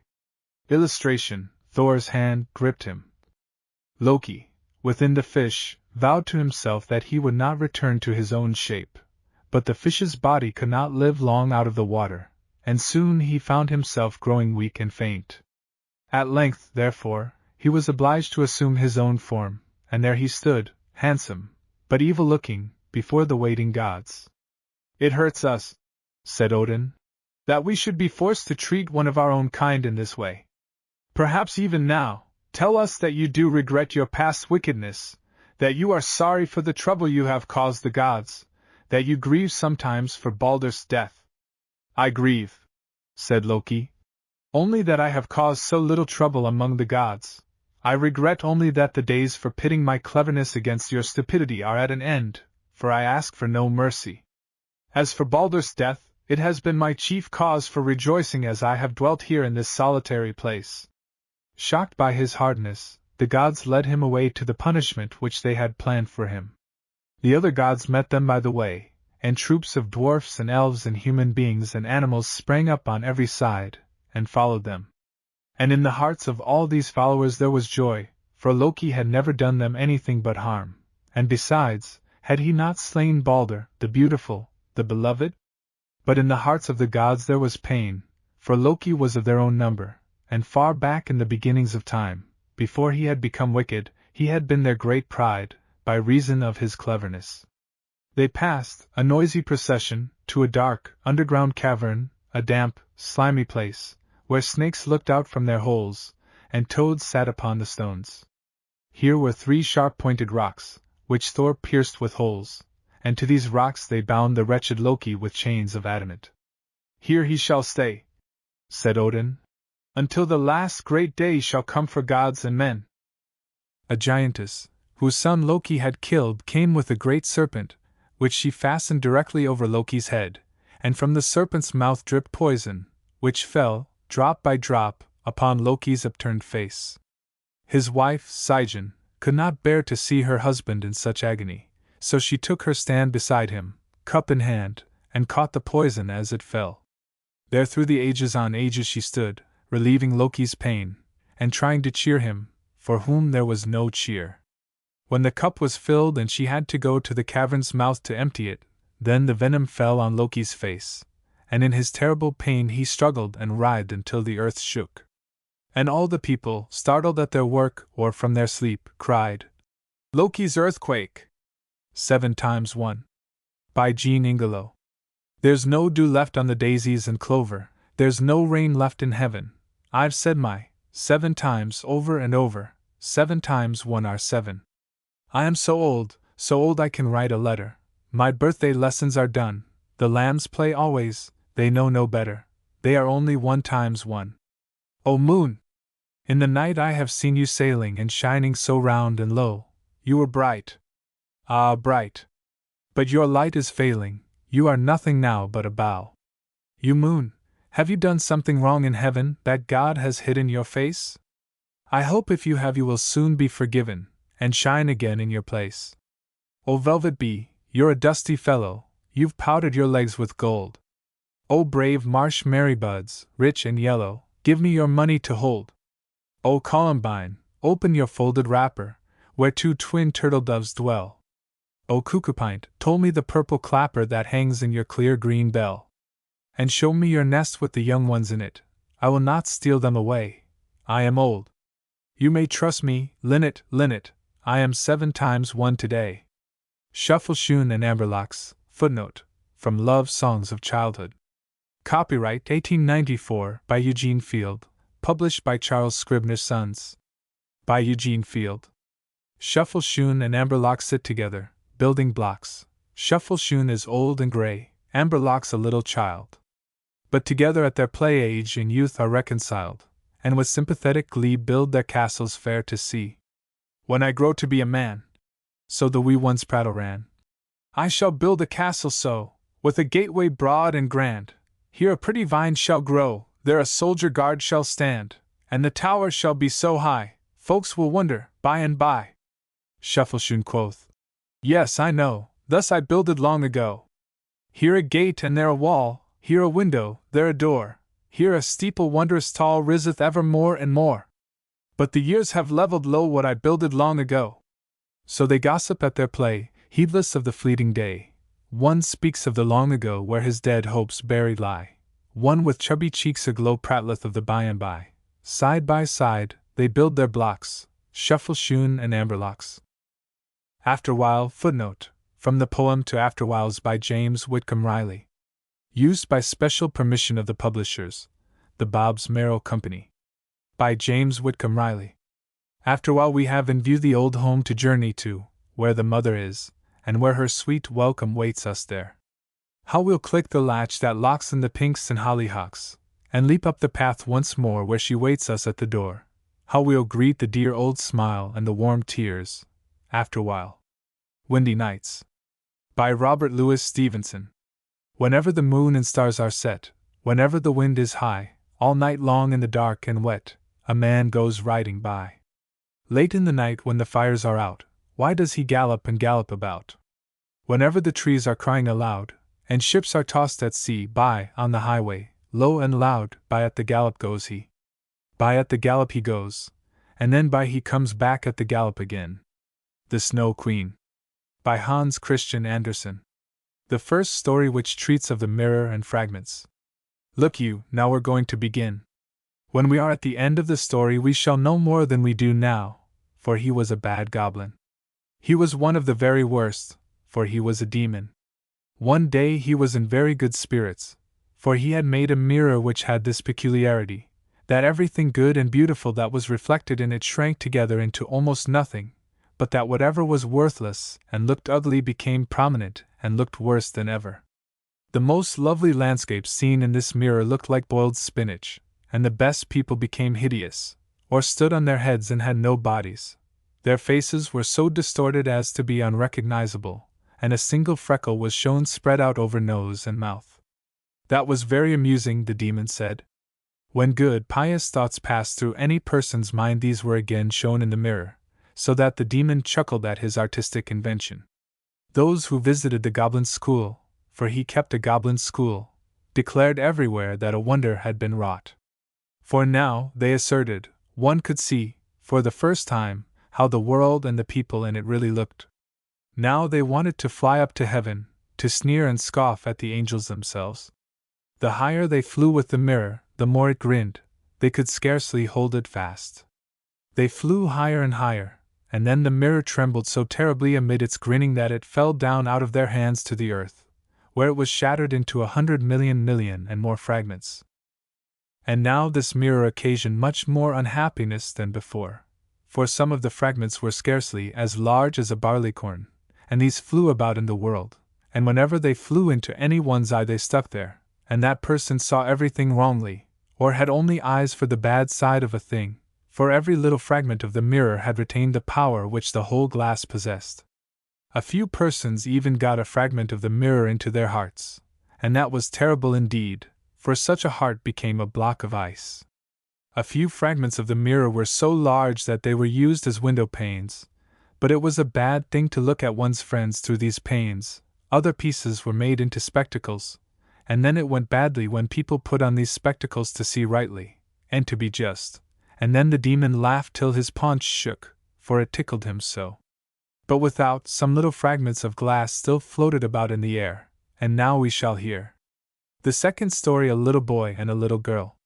In the great town, where there are many houses, and so many people that there is not room enough for every one to have a little garden, and where consequently most persons are compelled to be content with flowers in pots, were two poor children who possessed a garden somewhat larger than a flower pot.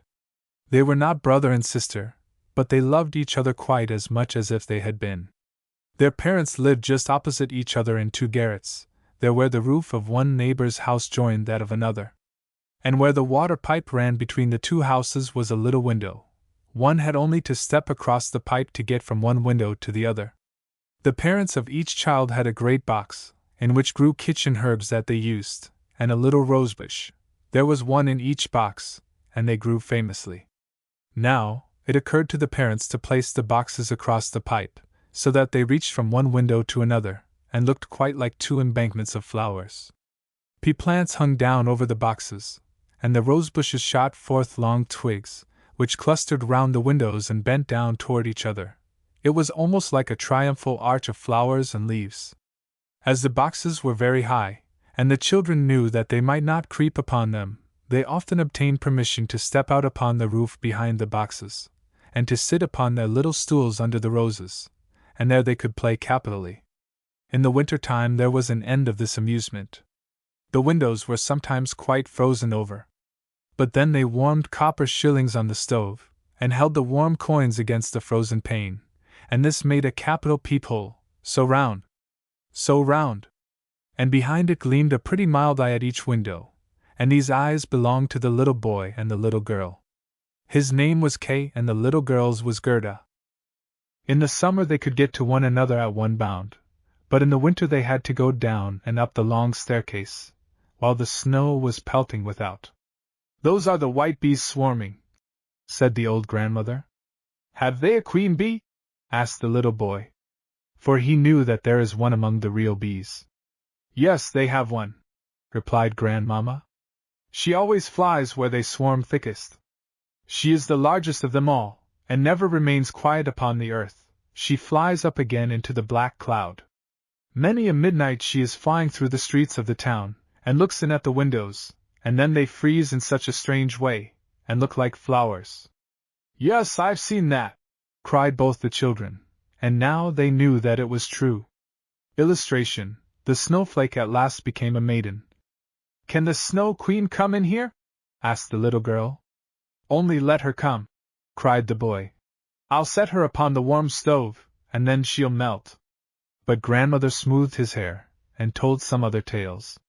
In the evening, when little Kay was at home and half undressed, he clambered upon the chair by the window, and looked through the little hole.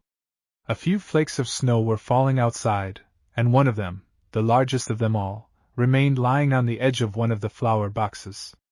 The snowflake grew larger and larger, and at last became a maiden clothed in the finest white gauze, put together of millions of starry flakes. She was beautiful and delicate, but of ice, of shining, glittering ice. Yet she was alive. Her eyes flashed like two clear stars, but there was no peace or rest in them. She nodded toward the window, and beckoned with her hand. The little boy was frightened, and sprang down from the chair. Then it seemed as if a great bird flew by outside, in front of the window. Next day there was a clear frost, and then the spring came, The sun shone, the greens sprouted forth, the swallows built nests, the windows were opened, and the little children again sat in their garden high up in the roof, over all the floors. How splendidly the roses bloomed this summer! The little girl had learned a psalm, in which mention was made of roses, and in speaking of roses she thought of her own, and she sang it to the little boy, and he sang too. The roses will fade and pass away, but we the Christ child shall see one day. And the little ones held each other by the hand, kissed the roses, looked at God's bright sunshine, and spoke to it, as if the Christ child were there. What splendid summer days those were! How beautiful it was without, among the fresh rose bushes! Kay and Gerda sat and looked at the picture book of beasts and birds. Then it was, while the clock was just striking 12 on the church tower, that Kay said, "Oh! Something struck my heart and pricked me in the eye." The little girl fell upon his neck. He blinked his eyes. No, there was nothing at all to be seen. "I think it is gone," said he, but it was not gone. It was just one of those glass fragments which sprang from the mirror, the magic mirror that we remember well, the ugly glass that made every great and good thing which was mirrored in it to seem small and mean, but in which the mean and the wicked things were brought out in relief, and every fault was noticeable at once. Poor little Kay had also received a splinter just in his heart, and that will now soon become like a lump of ice. It did not hurt him now, but the splinter was still there. "Why do you cry?" he asked. "You look ugly like that." "There's nothing the matter with me." "Oh, fie!" he suddenly exclaimed. "That rose is worm-eaten, and this one is quite crooked. After all, they're ugly roses. They're like the box and they stand." And then he kicked the box with his foot, and tore both the roses off. "Kay, what are you about?" cried the little girl. And when he noticed her fright, he tore off another rose, and then sprang in at his own window, away from pretty little Gerda. When she afterward came with her picture book, he said it was only fit for babies in arms, and when his grandmother told stories he always came in with a butt, and when he could manage it, he would get behind her, put on a pair of spectacles, and talk just as she did. He could do that very cleverly, and the people laughed at him. Soon he could mimic the speech and the gait of everybody in the street. Everything that was peculiar or ugly about people, Kay would imitate, and everyone said, "That boy must certainly have a remarkable genius." But it was the glass that struck deep in his heart, so it happened that he even teased little Gerda, who loved him with all her heart. His games now became quite different from what they were before. They became quite sensible. One winter's day when it snowed, he came out with a great burning glass, held up the blue tail of his coat, and let the snowflakes fall upon it. "Now look at the glass, Gerda," said he. And every flake of snow was magnified, and looked like a splendid flower, or a star with 10 points. It was beautiful to behold. "See how clever that is," said Kay. "That's much more interesting than real flowers, and there's not a single fault in it. They're quite regular until they begin to melt." Soon after, Kay came in thick gloves, and with his sledge upon his back. He called up to Gerda, "I've got leave to go into the great square, where the other boys play." And he was gone. In the great square the boldest among the boys often tied their sledges to the country people's carts, and thus rode with them a good way. They went capitally. When they were in the midst of their playing there came a great sledge. It was painted quite white, and in it sat somebody wrapped in a rough, white fur, with a white, rough cap on his head. The sledge drove twice round the square, and Kay bound his little sledge to it, and so he drove on with it. It went faster and faster, straight into the next street. The man who drove turned round and nodded in a familiar way to Kay. It was as if they knew one another. Each time when Kay wanted to cast loose his little sledge, the stranger nodded again, and then Kay remained where he was, and thus they drove out at the town gate. Then the snow began to fall so rapidly that the boy could not see a hand's breadth before him, but still he drove on. Now he hastily dropped the cord, so as to get loose from the great sledge, but that was no use, for his sledge was fast bound to the other, and they went on like the wind.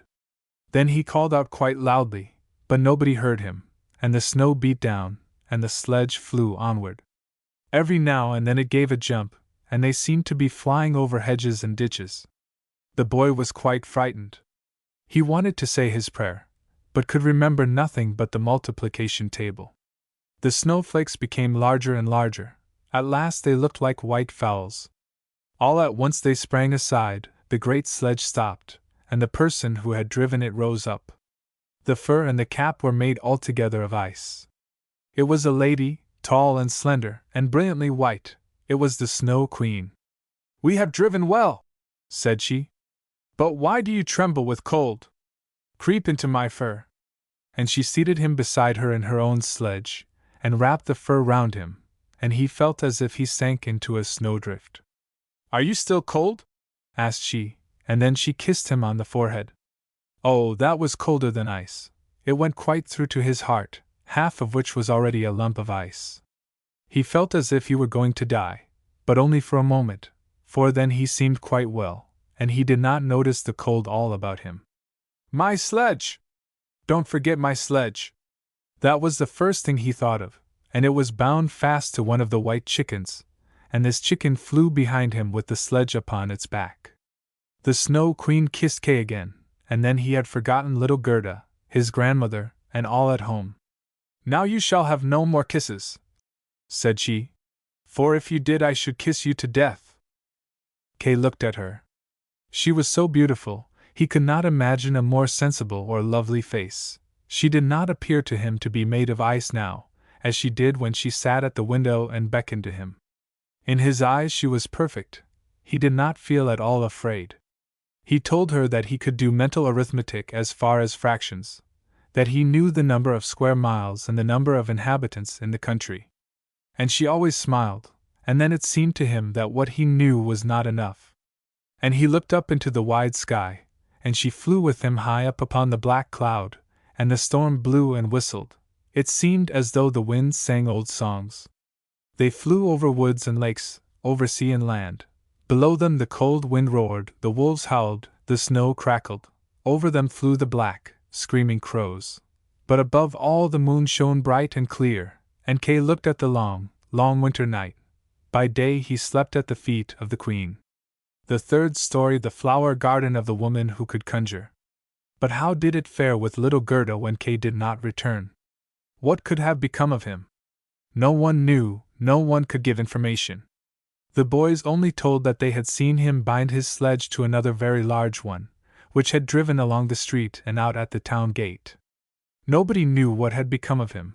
Many tears were shed, and little Gerda especially wept long and bitterly. Then she said he was dead. He had been drowned in the river which flowed close by their school. Oh, those were very dark, long winter days. But now spring came, with warmer sunshine. "Kay is dead and gone," said little Gerda. "I don't believe it," said the sunshine. "He is dead and gone," said she to the sparrows.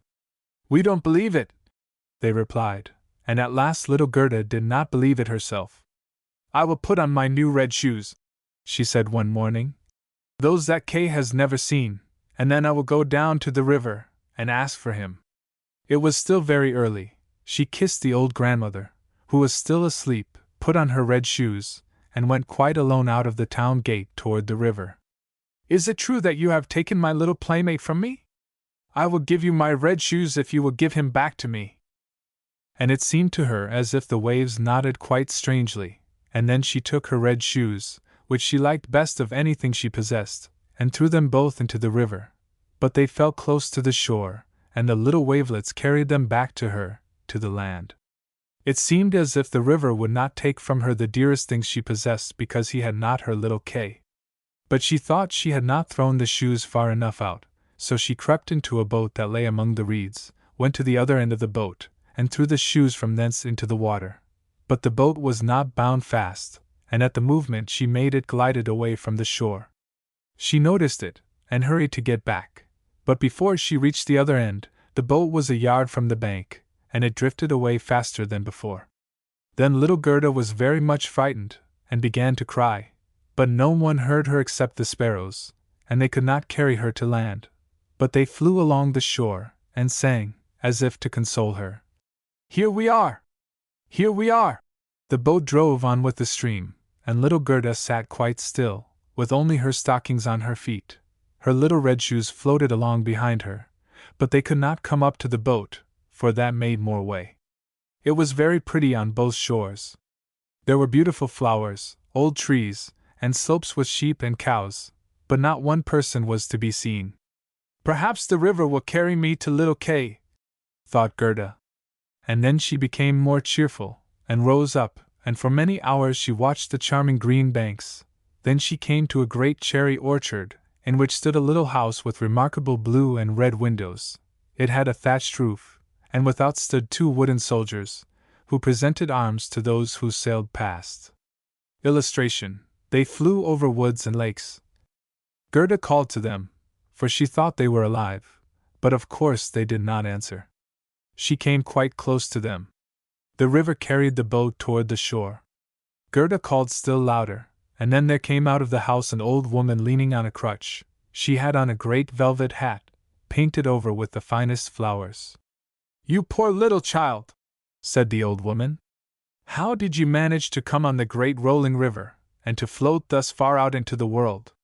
And then the old woman went quite into the water, seized the boat with her crutch stick, drew it to land, and lifted little Gerda out.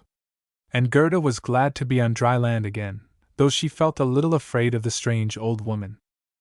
"Come and tell me who you are, and how you came here," said the old lady.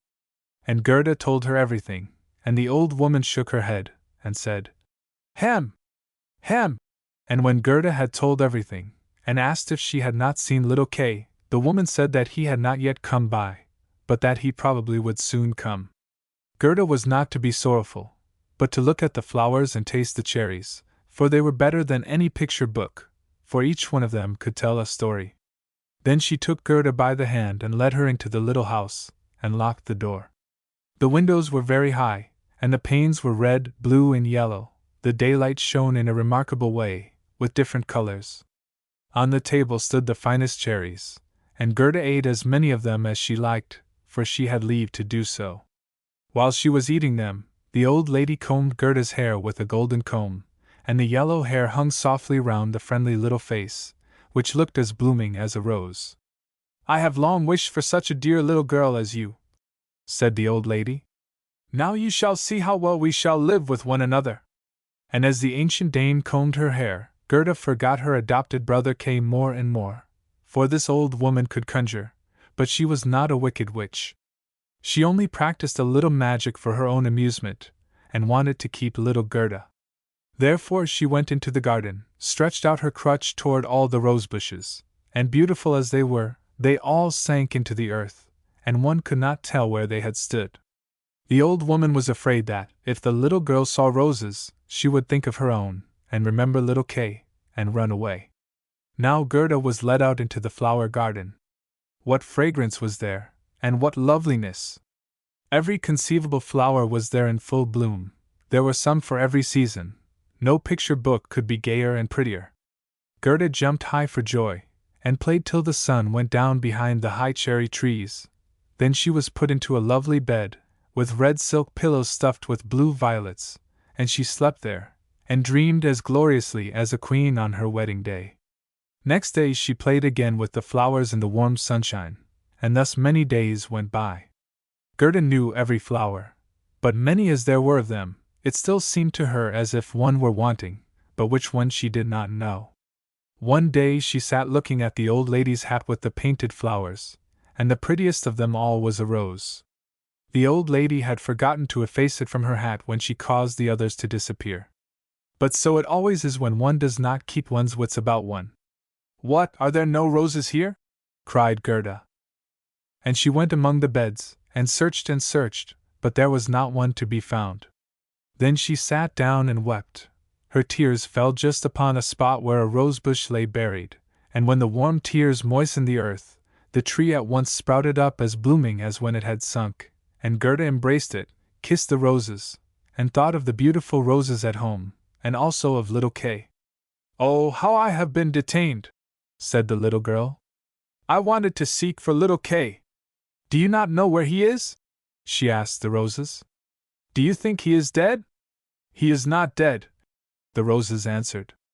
We have been in the ground. All the dead people are there, but Kay is not there. Thank you, said little Gerda, and she went to the other flowers, looked into their cups, and asked, Do you know where little Kay is? But every flower stood in the sun thinking only of her own story, or fancy tale. Gerda heard many of them, but not one knew anything of Kay. And what did the tiger lily say? Do you hear the drum rub-dub? There are only 2 notes, always rub-dub. Hear the morning song of the women, hear the call of the priests. The Hindu widow stands in her long red mantle on the funeral pile. The flames rise up around her and her dead husband.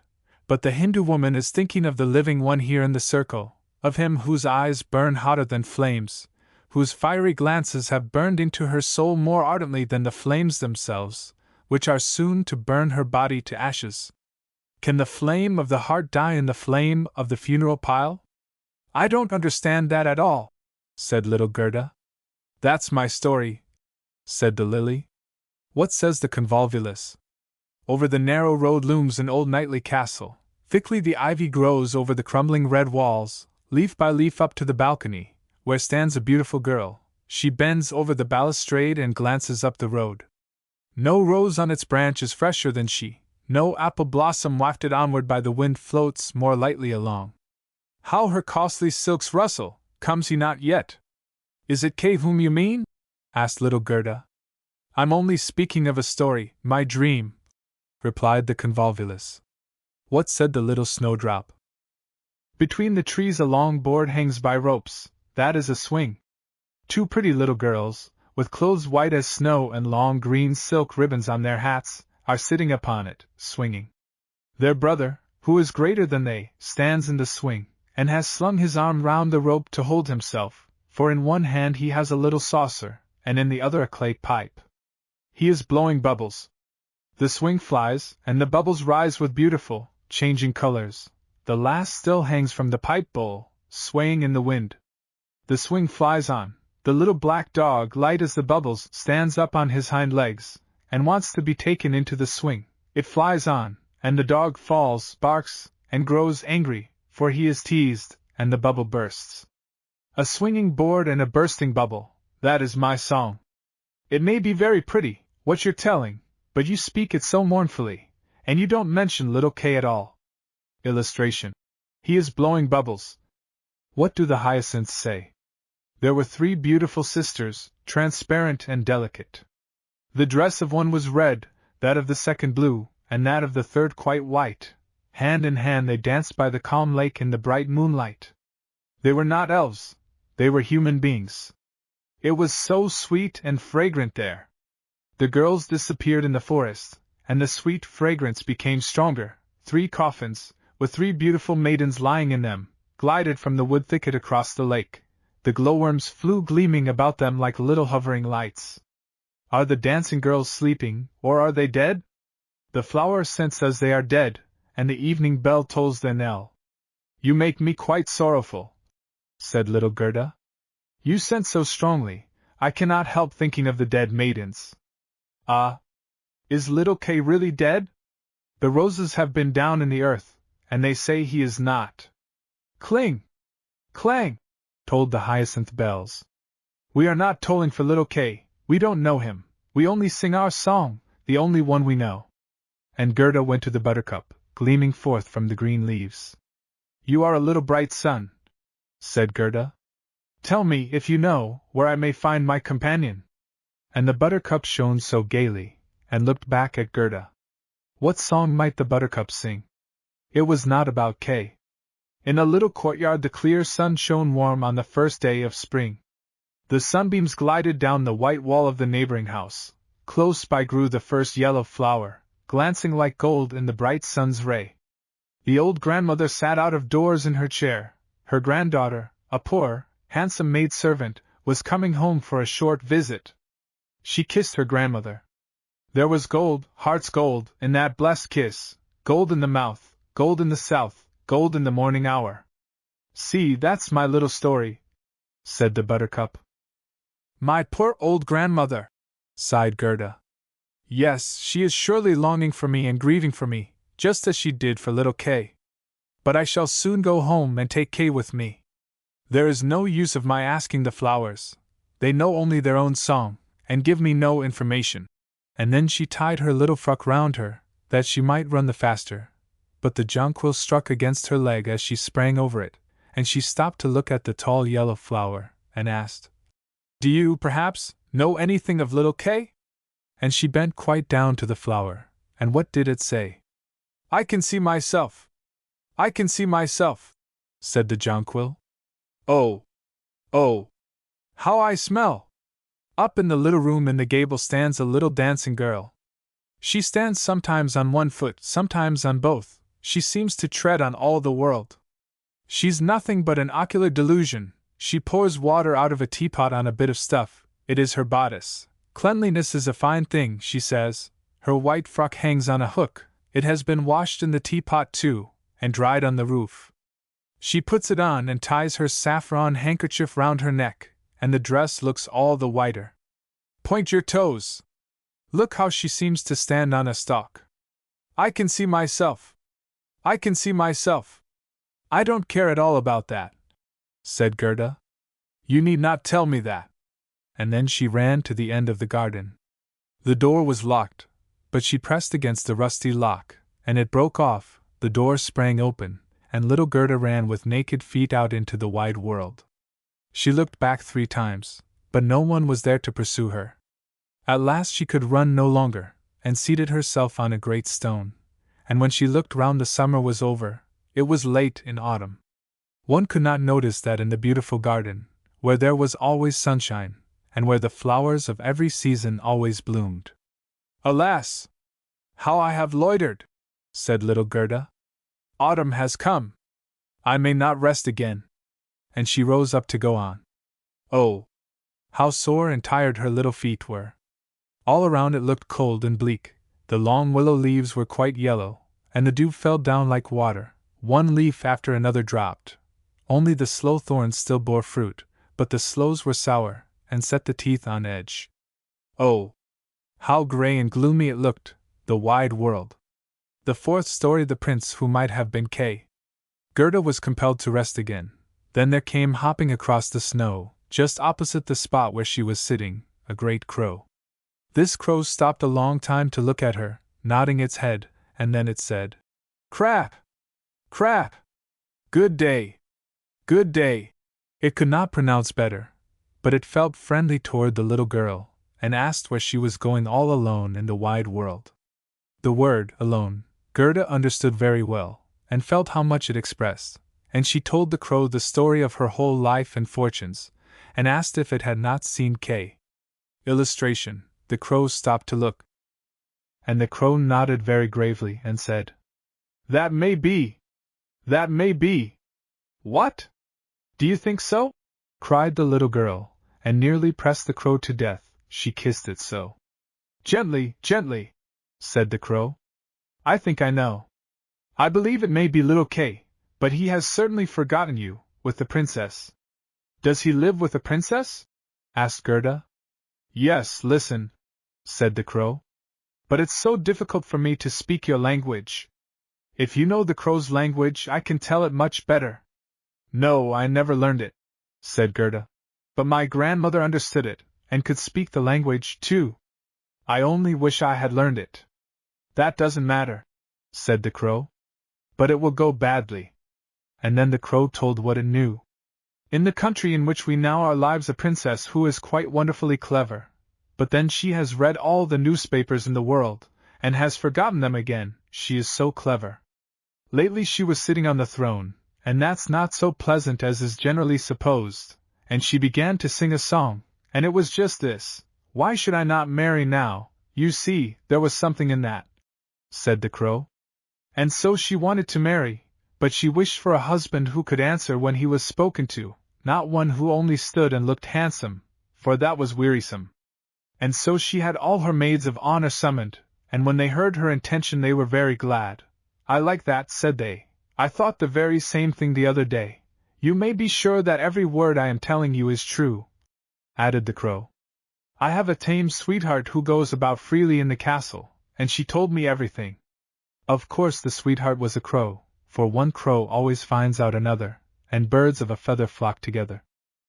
Newspapers were published directly, with a border of hearts and the princess's initials. One could read in them that every young man who was good-looking might come to the castle and speak with the princess, and him who spoke so that one could hear he was at home there, and who spoke best, the princess, would choose for her husband. Yes, yes, said the crow. You may believe me. It's as true as that I sit here.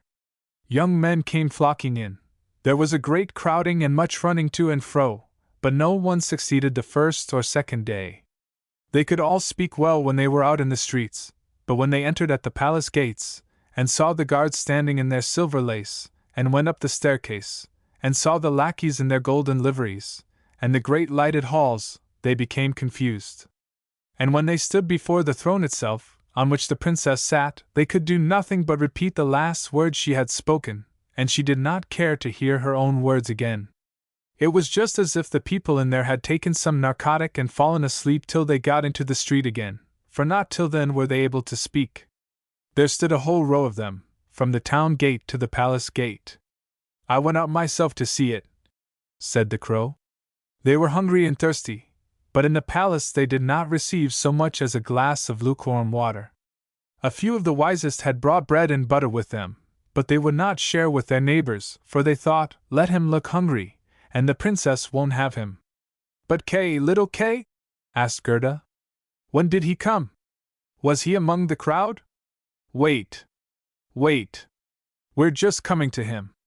It was on the third day that there came a little personage, without horse or carriage, walking quite merrily up to the castle. His eyes sparkled like yours, he had fine long hair, but his clothes were shabby. That was Kay! Cried Gerda, rejoicing. Oh, then, I have found him! And she clapped her hands. He had a little knapsack on his back, observed the crow. No, that must certainly have been his sledge, said Gerda, for he went away with a sledge. That may well be, said the crow, for I did not look at it very closely. But this much I know from my tame sweetheart, that when he passed under the palace gate and saw the life guards in silver, and mounted the staircase and saw the lackeys in gold, he was not in the least embarrassed. He nodded, and said to them, it must be tedious work standing on the stairs, I'd rather go in. The halls shone full of light. Privy councillors and excellencies walked about with bare feet, and carried golden vessels. Any one might have become solemn, and his boots creaked most noisily, but he was not embarrassed. That is certainly Kay! Cried Gerda. He had new boots on. I've heard them creak in grandmother's room. Yes, certainly they creaked, resumed the crow. And he went boldly in to the princess herself, who sat on a pearl that was as big as a spinning wheel, and all the maids of honor with their attendants, and all the cavaliers with their followers, and the followers of their followers, who themselves kept a page apiece, were standing round, and the nearer they stood to the door, the prouder they looked. The followers' pages could hardly be looked at, so proudly did they stand in the doorway. That must be terrible, faltered little Gerda. And yet Kay won the princess? If I had not been a crow, I would have married her myself, notwithstanding that I am engaged. They say he spoke as well as I can when I speak the crow's language. I heard that from my tame sweetheart.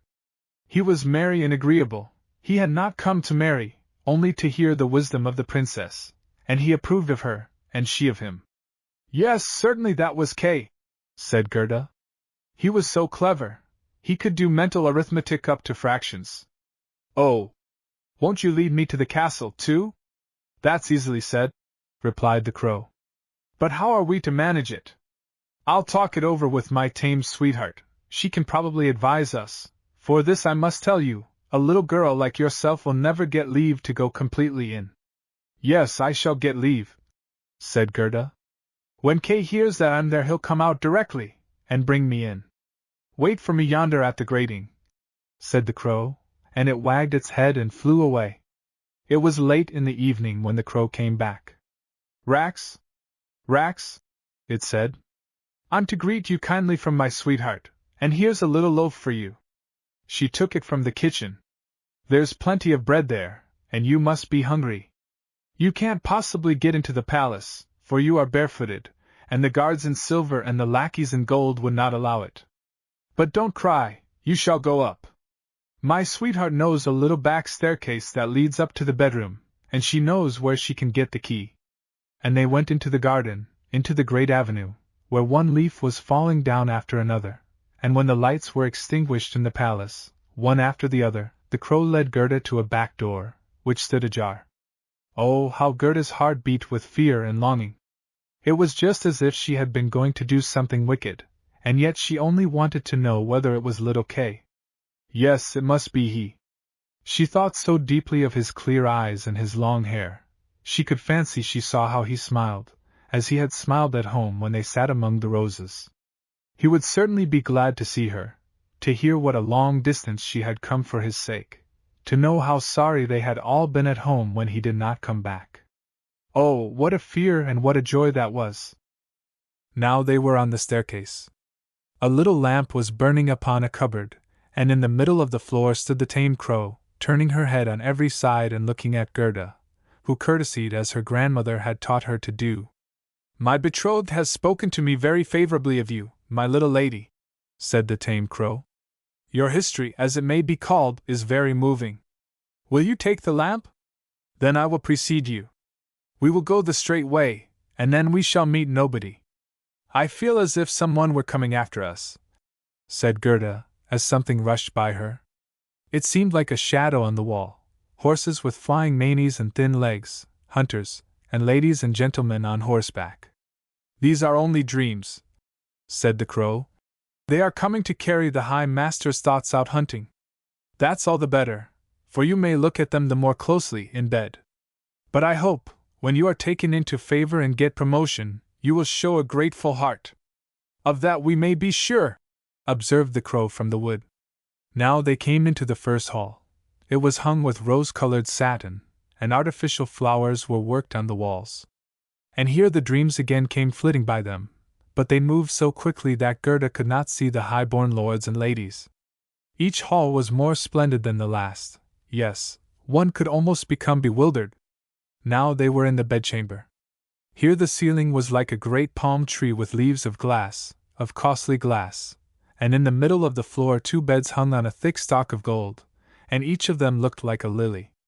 One of them was white, and in that lay the princess. The other was red, and in that Gerda was to seek little Kay. She bent one of the red leaves aside, and then she saw a little brown neck. Oh, that was Kay! She called out his name quite loud, and held the lamp toward him.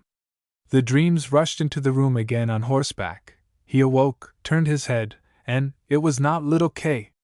The prince was only like him in the neck, but he was young and good-looking, and the princess looked up, blinking, from the white lily, and asked who was there.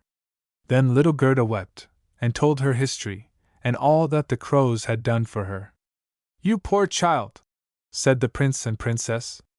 And they praised the crows, and said that they were not angry with them at all, but the crows were not to do it again. However, they should be rewarded. Will you fly out free? Asked the princess. Or will you have fixed positions as court crows, with the right to everything that is left in the kitchen? And the 2 crows bowed, and begged for fixed positions, for they thought of their old age, and said, It is so good to have some provisions for one's old days, as they called them. And the prince got up out of his bed, and let Gerda sleep in it, and he could not do more than that. She folded her little hands and thought, How good men and animals are! And then she shut her eyes and went quietly to sleep. All the dreams came flying in again, looking like angels, and they drew a little sledge on which Kay sat nodding. But all this was only a dream, and therefore it was gone again as soon as she awoke. The next day she was clothed from head to foot in velvet, and an offer was made to her that she should stay in the castle and enjoy pleasant times, but she only begged for a little carriage, with a horse to draw it, and a pair of little boots. Then she would drive out into the world and seek for Kay. And she received not only boots, but a muff likewise, and was neatly dressed, and when she was ready to depart, a coach, made of pure gold, stopped before the door.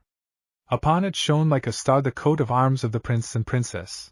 Coachmen, footmen, and outriders, for there were outriders too, sat on horseback, with gold crowns on their heads. The prince and princess themselves helped her into the carriage, and wished her all good fortune. The forest crow, who was now married, accompanied her the first 3 miles. He sat by Gerda's side, for he could not bear riding backward. The other crows stood in the doorway, flapping her wings. She did not go with them, for she suffered from headache that had come on since she had obtained a fixed position and was allowed to eat too much. The coach was lined with sugar biscuits, and in the seat there were gingerbread, nuts, and fruit. "Farewell, farewell!" cried the prince and princess, and little Gerda wept, and the crow wept. So they went on for the first 3 miles, and then the crow said goodbye, and that was the heaviest parting of all. The crow flew up on a tree, and beat his black wings as long as he could see the coach, which glittered like the bright sunshine. The 5th story, The Little Robber Girl. They drove on through the thick forest, but the coach gleamed like a torch. It dazzled the robbers' eyes, and they could not bear it. "That is gold! That is gold!" cried they, and they rushed forward, seized the horses, killed the postilions, the coachman, and the footmen, and then pulled little Gerda out of the carriage. "She is fat, she is pretty, she is fed with nut kernels," said the old robber woman, who had a very long matted beard and shaggy eyebrows that hung down over her eyes. "She's as good as a little pet lamb. How I shall relish her!" And she drew out her shining knife, that gleamed in a horrible way. "Oh!" screamed the old woman at the same moment, for her own daughter, who hung at her back, bit her ear in a very naughty and spiteful manner. "You ugly brat!" screamed the old woman, and she had not time to kill Gerda. "She shall play with me," said the little robber girl. "She shall give me her muff and her pretty dress, and sleep with me in my bed." And then the girl gave another bite, so that the woman jumped high up, and turned right round, and all the robbers laughed, and said, "Look how she dances with her calf." "I want to go into the carriage," said the little robber girl. And she would have her own way, for she was spoiled and very obstinate, and she and Gerda sat in the carriage, and drove over stock and stone deep into the forest. The little robber girl was as big as Gerda, but stronger and more broad-shouldered, and she had a brown skin. Her eyes were quite black, and they looked almost mournful. She clasped little Gerda round the waist and said, "They shall not kill you as long as I am not angry with you. I suppose you are a princess?" "No," replied Gerda. And she told all that had happened to her, and how fond she was of little Kay. The robber girl looked at her seriously, nodded slightly, and said, "They shall not kill you, even if I do get angry with you, for then I will do it myself." And then she dried Gerda's eyes, and put her 2 hands into the beautiful muff that was so soft and warm. Now the coach stopped, and they were in the courtyard of a robber castle. It had burst from the top to the ground.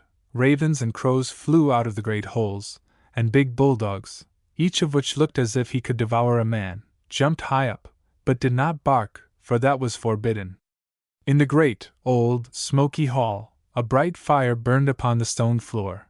The smoke passed along under the ceiling, and had to seek an exit for itself.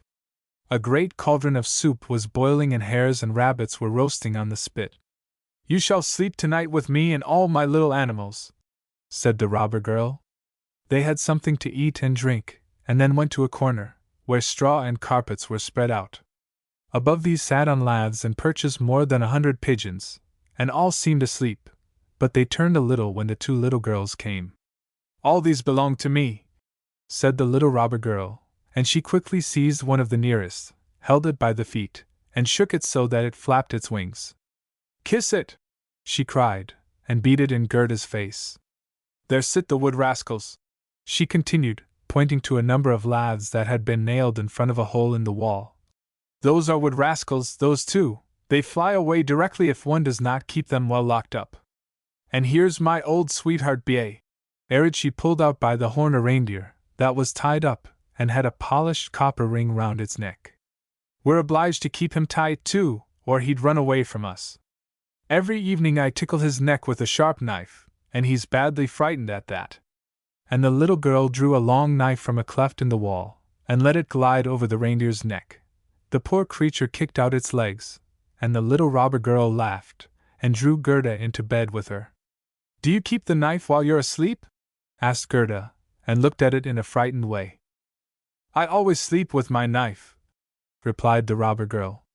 One does not know what may happen. But now tell me again what you told me just now about little Kay, and why you came out into the wide world. And Gerda told it again from the beginning, and the wood pigeons cooed above them in their cage, and the other pigeons slept. The little robber girl put her arm round Gerda's neck, held her knife in the other hand, and slept so that one could hear her. But Gerda could not close her eyes at all. She did not know whether she was to live or die. The robbers sat round the fire, sang and drank, and the old robber woman tumbled about. It was quite terrible for a little girl to behold. Then the wood pigeons said, Coo! Coo! We have seen little Kay. A white owl was carrying his sledge. He sat in the Snow Queen's carriage, which drove close by the forest as we lay in our nests. She blew upon us young pigeons, and all died except us two. Coo! Coo! What are you saying there? Asked Gerda. Whither was the Snow Queen traveling? Do you know anything about it? She was probably journeying to Lapland, for there they have always ice and snow. Ask the reindeer that is tied to the cord. Illustration: the reindeer ran as fast as it could go. There is ice and snow yonder, and it is glorious and fine, said the reindeer. There one may run about free in great glittering plains. There the Snow Queen has her summer tent, but her strong castle is up toward the North Pole, on the island that's called Spitzbergen. O Kay, little Kay! Cried Gerda. You must lie still, exclaimed the robber girl, or I shall thrust my knife into your body. In the morning Gerda told her all that the wood pigeons had said, and the robber girl looked quite serious, and nodded her head and said, That's all the same, that's all the same. Do you know where Lapland is? She asked the reindeer. Who should know better than I? The creature replied, and its eyes sparkled in its head. I was born and bred there. I ran about there in the snow fields. Listen, said the robber girl to Gerda. You see, all our men have gone away. Only Mother is here still, and she'll stay, but toward noon she drinks out of the big bottle, and then she sleeps for a little while. Then I'll do something for you. Then she sprang out of bed, and clasped her mother round the neck and pulled her beard, crying, Good morning, my own old nanny goat. And her mother filliped her nose till it was red and blue, and it was all done for pure love. When the mother had drunk out of her bottle and had gone to sleep upon it, the robber girl went to the reindeer, and said, I should like very much to tickle you a few times more with the knife, for you are very funny then, but it's all the same. I'll loosen your cord and help you out, so that you may run to Lapland, but you must use your legs well, and carry this little girl to the palace of the Snow Queen, where her playfellow is. You've heard what she told me, for she spoke loud enough, and you were listening. The reindeer sprang up high for joy. The robber girl lifted little Gerda on its back, and had the forethought to tie her fast, and even to give her her own little cushion as a saddle. There are your fur boots for you, she said, for it's growing cold, but I shall keep them off, for that's so very pretty. Still, you shall not be cold, for all that. Here's my mother's big muffles, they'll just reach up to your elbows. Now you look just like my ugly mother. And Gerda wept for joy. I can't bear to see you whimper, said the little robber girl. No, you just ought to look very glad. And here are 2 loaves and a ham for you, now you won't be hungry. These were tied on the reindeer's back. The little robber girl opened the door, coaxed in all the big dogs, and then cut the rope with her sharp knife, and said to the reindeer, Now run, but take good care of the little girl. And Gerda stretched out her hands with the big muffles toward the little robber girl, and said, Farewell. And the reindeer ran over stock and stone, away through the great forest, over marshes and steppes, as fast as it could go. The wolves howled, and the ravens croaked. Hiss! Hiss! Sounded through the air. It seemed as if the sky were flashing fire. Those are my old northern lights, said the reindeer. Look how they glow! And then it ran on faster than ever, day and night. The 6th story, the Lapland woman and the Finland woman. At a little hut they stopped. It was very humble. The roof sloped down almost to the ground, and the door was so low that the family had to creep on their stomachs when they wanted to go in or out. No one was in the house but an old Lapland woman, cooking fish by the light of a train oil lamp, and the reindeer told Gerda's whole history, but it related its own first, for this seemed to the reindeer the more important of the two. Gerda was so exhausted by the cold that she could not speak. "Oh, you poor things," said the Lapland woman. "You've a long way to run yet. You must go more than 100 miles into Finnmark, for the Snow Queen is there, staying in the country, and burning Bengal lights every evening. I'll write a few words on a dried cod, for I have no paper, and I'll give you that as a letter to the Finland woman. She can give you better information than I." And when Gerda had been warmed and refreshed with food and drink, the Lapland woman wrote a few words on a dried codfish, and telling Gerda to take care of these, tied her again on the reindeer, and the reindeer sprang away. Flash! Flash! The whole night long the most beautiful blue northern lights were burning. And then they got to Finnmark, and knocked at the chimney of the Finland woman, for she had not even a hut. There was such a heat in the chimney that the woman herself went about almost naked. She at once loosened little Gerda's dress and took off the child's muffles and boots, otherwise it would have been too hot for her to bear. Then she laid a piece of ice on the reindeer's head, and read what was written on the codfish. She read it 3 times, and when she knew it by heart she popped the fish into the soup cauldron, for it was eatable, and she never wasted anything. Now the reindeer first told his own story, and then little Gerda's, and the Finland woman blinked with her clever eyes, but said nothing. "You are very clever," said the reindeer. "I know you can tie all the winds of the world together with a bit of twine. If the seaman unties one knot, he has a good wind. If he loosens the second, it blows hard. But if he unties the third and fourth, there comes such a tempest that the forests are thrown down. Won't you give the little girl a draught, so that she may get 12 men's power, and overcome the Snow Queen?" "12 men's power!" repeated the Finland woman. "Great use that would be." And she went to a bed and brought out a great rolled-up fur, and unrolled it. Wonderful characters were written upon it, and the Finland woman read until the perspiration ran down her forehead. But the reindeer again begged so hard for little Gerda, and Gerda looked at the Finland woman with such beseeching eyes, full of tears, that she began to blink again with her own, and drew the reindeer into a corner, and whispered to him, while she laid fresh ice upon his head. "Little Kay is certainly at the Snow Queen's, and finds everything there to his taste and thinks it is the best place in the world. But that is because he has a splinter of glass in his eye, and a little fragment in his heart, but these must be got out, or he will never be a human being again, and the Snow Queen will keep her power over him. But cannot you give something to little Gerda, so as to give her power over all this?" "I can give her no greater power than she possesses already. Don't you see how great that is? Don't you see how men and animals are obliged to serve her, and how she gets on so well in the world, with her naked feet? She cannot receive her power from us. It consists in this, that she is a dear, innocent child. If she herself cannot penetrate to the Snow Queen and get the glass out of little Kay, we can be of no use. 2 miles from here the Snow Queen's garden begins. You can carry the little girl thither, set her down by the great bush that stands with its red berries in the snow. Don't stand gossiping, but make haste, and get back here." And then the Finland woman lifted little Gerda on the reindeer, which ran as fast as it could. "Oh, I haven't my boots! I haven't my muffles!" cried Gerda. She soon noticed that in the cutting cold, but the reindeer dared not stop. It ran till it came to the bush with the red berries.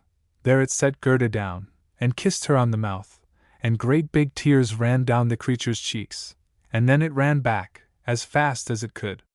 There stood poor Gerda without shoes, without gloves, in the midst of the terrible, cold Finnmark. She ran forward as fast as possible. Then came a whole regiment of snowflakes. But they did not fall down from the sky, for that was quite bright, and shone with the northern lights. The snowflakes ran along the ground, and the nearer they came, the larger they grew. Gerda still remembered how large and beautiful the snowflakes had appeared when she had looked at them through the burning glass. But here they were certainly far larger and much more terrible. They were alive. They were advance posts of the Snow Queen, and had the strangest shapes. A few looked like ugly great porcupines, others like knots formed of snakes, which stretched forth their heads, and others like little fat bears, whose hair stood up on end. All were brilliantly white, all were living snowflakes. Then little Gerda said her prayer, and the cold was so great that she could see her own breath, which went forth out of her mouth like smoke. The breath became thicker and thicker, and formed itself into little angels, who grew and grew whenever they touched the earth, and all had helmets on their heads, and shields and spears in their hands.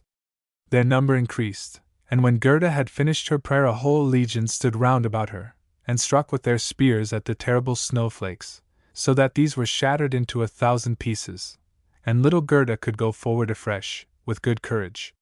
The angels stroked her hands and feet, and then she felt less how cold it was, and hastened on to the Snow Queen's palace. But now we must see what Kay was doing. He was not thinking of little Gerda, and least of all that she was standing in front of the palace. Illustration: The Snow Queen's Castle. The 7th story of the Snow Queen's Castle, and what happened there at last. The walls of the palace were formed of the drifting snow, and the windows and doors of the cutting winds. There were more than 100 halls, all blown together by the snow. The greatest of these extended for several miles. The strong northern lights illuminated them all, and how great and empty, how icily cold and shining they all were. Never was merriment there, not even a little bear's ball, at which the storm could have played the music, while the bears walked about on their hind legs and showed off their pretty manners. Never any little sport of mouth slapping or bars touch, never any little coffee gossip among the young lady white foxes. Empty, vast, and cold were the halls of the Snow Queen. The northern lights flamed so brightly that one could count them where they stood highest and lowest. In the midst of this immense empty snow hall was a frozen lake, which had burst into 1,000 pieces. But each piece was like the rest, so that it was a perfect work of art, and in the middle of the lake sat the Snow Queen, when she was at home, and then she said that she sat in the mirror of reason, and that this was the only one, and the best in the world. Little Kay was quite blue with cold, indeed, almost black. But he did not notice it, for she had kissed the cold shudderings away from him, and his heart was like a lump of ice. He dragged a few sharp, flat pieces of ice to and fro, joining them together in all kinds of ways, for he wanted to achieve something with them. It was just like when we have little tablets of wood, and lay them together to form figures, what we call the Chinese game. Kay also went and laid figures, and indeed, very artistic ones. That was the icy game of reason. In his eyes these figures were very remarkable and of the highest importance. That was because of the fragment of glass sticking in his eye.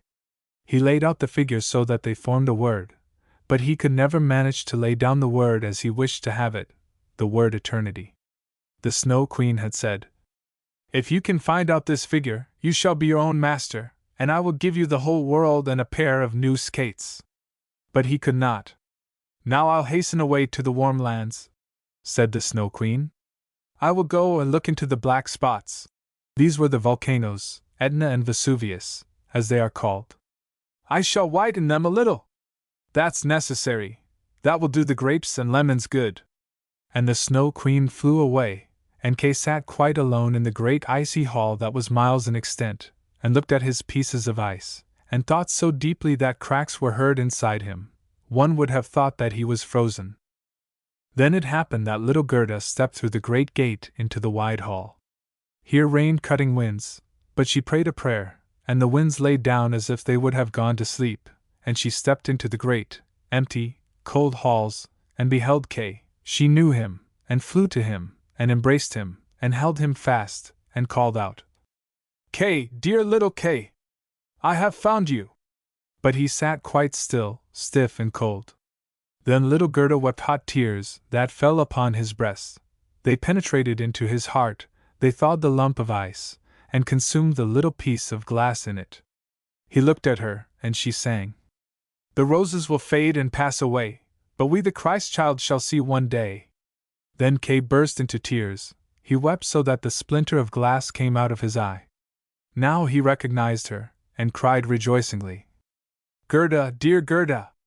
Where have you been all this time? And where have I been?" And he looked all around him.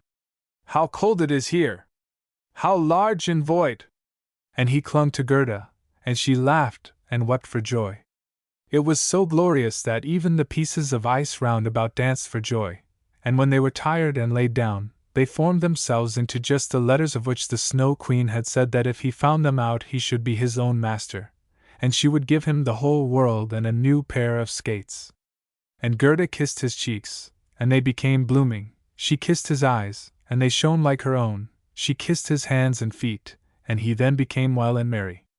The Snow Queen might now come home. His word of release stood written in shining characters of ice.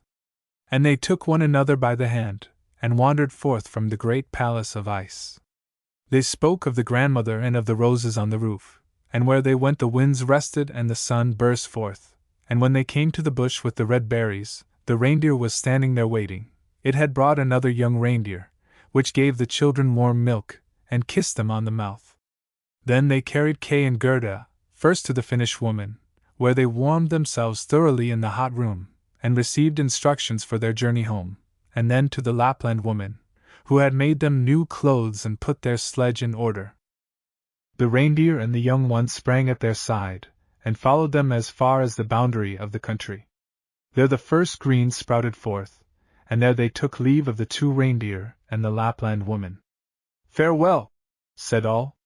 And the first little birds began to twitter. The forest was decked with green buds, and out of it, on a beautiful horse, which Gerda knew, for it was the same that had drawn her golden coach, a young girl came riding, with a shining red cap on her head and a pair of pistols in the holsters. This was the little robber girl, who had grown tired of staying at home, and wished to go first to the north, and if that did not suit her, to some other region. She knew Gerda at once, and Gerda knew her too, and it was a right merry meeting. "You are a fine fellow to gad about," she said to little Kay. "I should like to know if you deserve that one should run to the end of the world after you?" But Gerda patted her cheeks, and asked after the prince and princess. "They've gone to foreign countries," said the robber girl. "But the crow?" said Gerda. "The crow is dead," answered the other. "The tame one has become a widow, and goes about with an end of black worsted thread round her leg.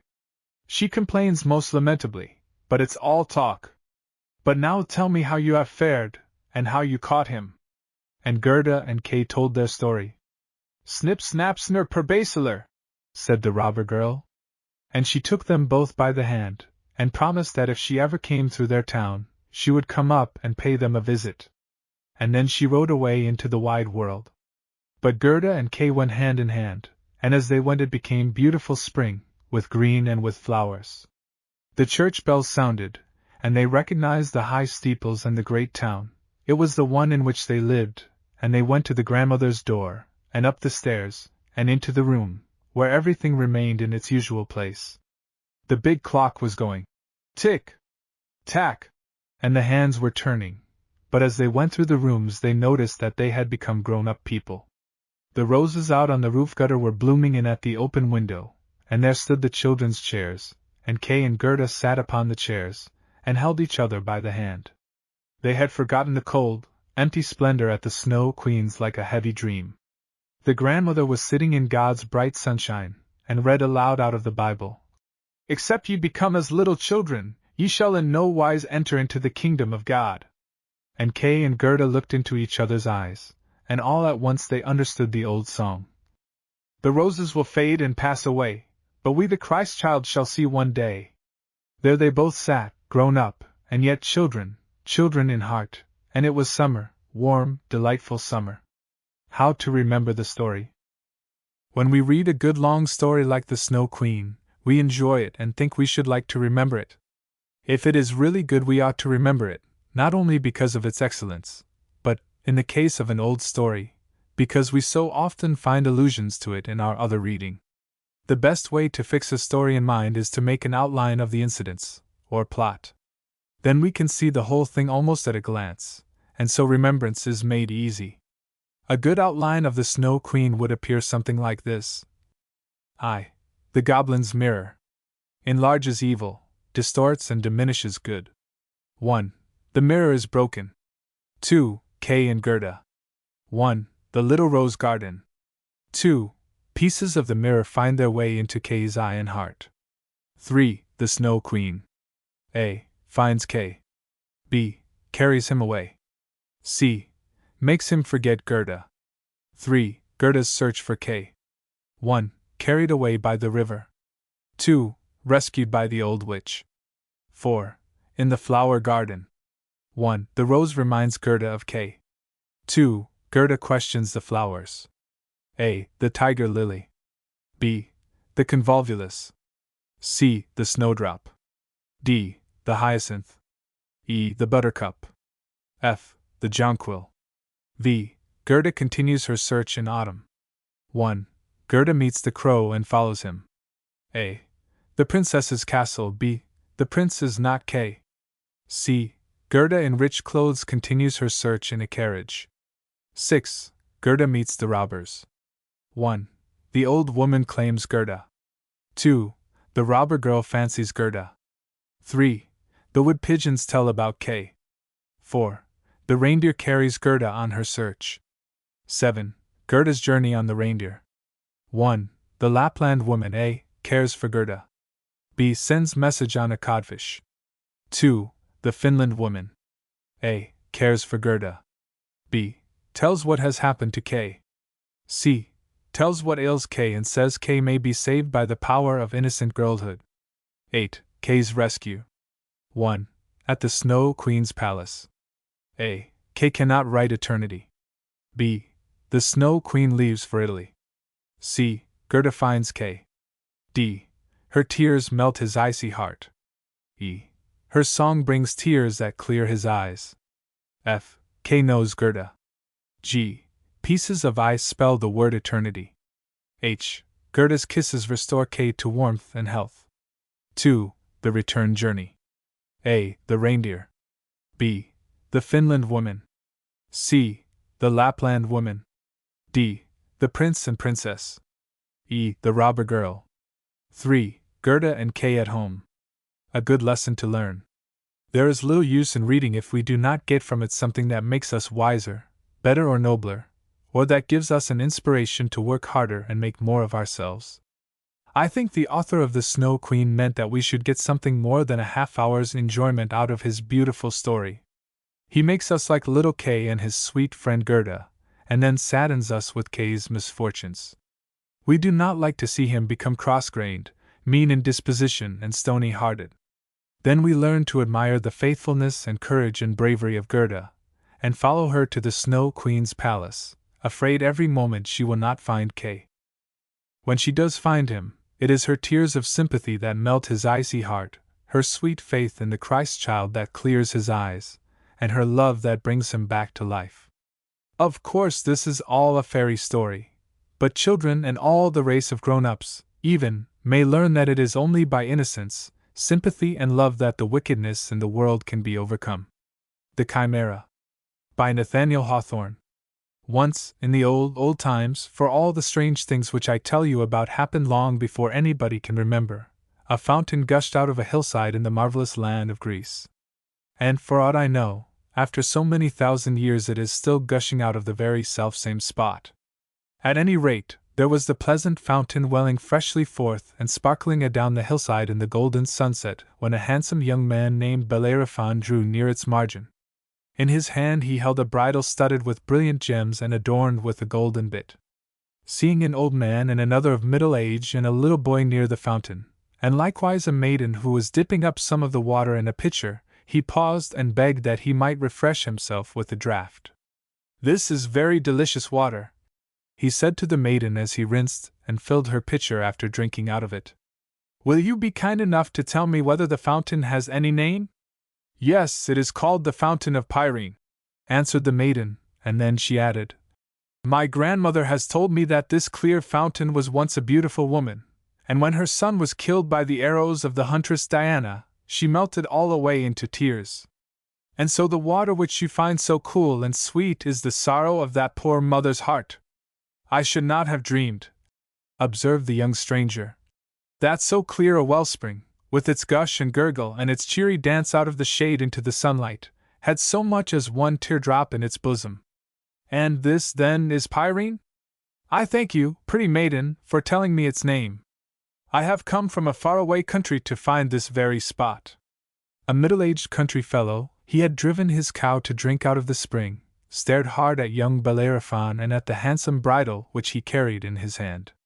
The watercourses must be getting low, friend, in your part of the world, remarked he, if you come so far only to find the fountain of Pirene.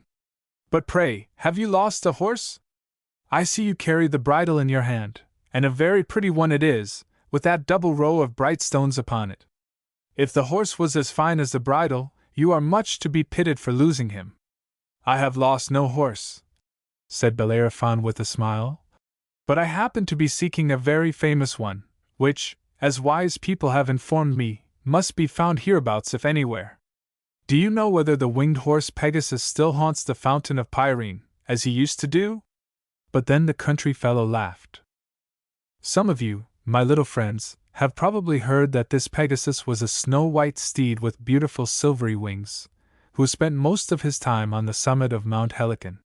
He was as wild and as swift and as buoyant in his flight through the air as any eagle that ever soared into the clouds. There was nothing else like him in the world. He had no mate, he had never been backed or bridled by a master, and for many a long year he led a solitary and a happy life. Oh, how fine a thing it is to be a winged horse! Sleeping at night, as he did, on a lofty mountain top, and passing the greater part of the day in the air, Pegasus seemed hardly to be a creature of the earth. Whenever he was seen up very high above people's heads, with the sunshine on his silvery wings, you would have thought that he belonged to the sky, and that, skimming a little too low, he had got astray among our mists and vapors and was seeking his way back again. It was very pretty to behold him plunge into the fleecy bosom of a bright cloud and be lost in it for a moment or two, and then break forth from the other side. Or in a sullen rainstorm, when there was a grey pavement of clouds over the whole sky, it would sometimes happen that the winged horse descended right through it, and the glad light of the upper region would gleam after him. In another instant, it is true, both Pegasus and the pleasant light would be gone away together. But any one that was fortunate enough to see this wondrous spectacle felt cheerful the whole day afterward, and as much longer as the storm lasted. In the summer time and in the most beautiful of weather Pegasus often alighted on the solid earth, and closing his silvery wings, would gallop over hill and dale for pastime as fleetly as the wind. Oftener than in any other place he had been seen near the fountain of Pirene, drinking the delicious water or rolling himself upon the soft grass of the margin. Sometimes, too, but Pegasus was very dainty in his food, he would crop a few of the clover blossoms that happened to be sweetest. To the fountain of Pirene, therefore, people's great-grandfathers had been in the habit of going, as long as they were youthful and retained their faith in winged horses, in hopes of getting a glimpse at the beautiful Pegasus. But of late years he had been very seldom seen. Indeed, there were many of the country folks dwelling within half an hour's walk of the fountain who had never beheld Pegasus, and did not believe that there was any such creature in existence. The country fellow to whom Bellerophon was speaking chanced to be one of those incredulous persons. Illustration: Pegasus at the fountain. And that was the reason why he laughed. Pegasus, indeed! Cried he, turning up his nose as high as such a flat nose could be turned up. Pegasus, indeed! A winged horse, truly! Why, friend, are you in your senses? Of what use would wings be to a horse? Could he drag the plough so well, think you? To be sure, there might be a little saving in the expense of shoes, but then how would a man like to see his horse flying out of the stable window, yes, or whisking him up above the clouds when he only wanted to ride to mill? No, no! I don't believe in Pegasus. There never was such a ridiculous kind of a horse fowl made. I have reason to think otherwise, said Bellerophon quietly. And then he turned to an old grey man who was leaning on a staff and listening very attentively with his head stretched forward and one hand at his ear, because for the last 20 years he had been getting rather deaf. And what say you, venerable sir? Inquired he.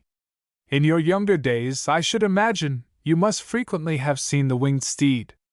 Ah, young stranger, my memory is very poor, said the aged man. When I was a lad, if I remember rightly, I used to believe there was such a horse, and so did everybody else.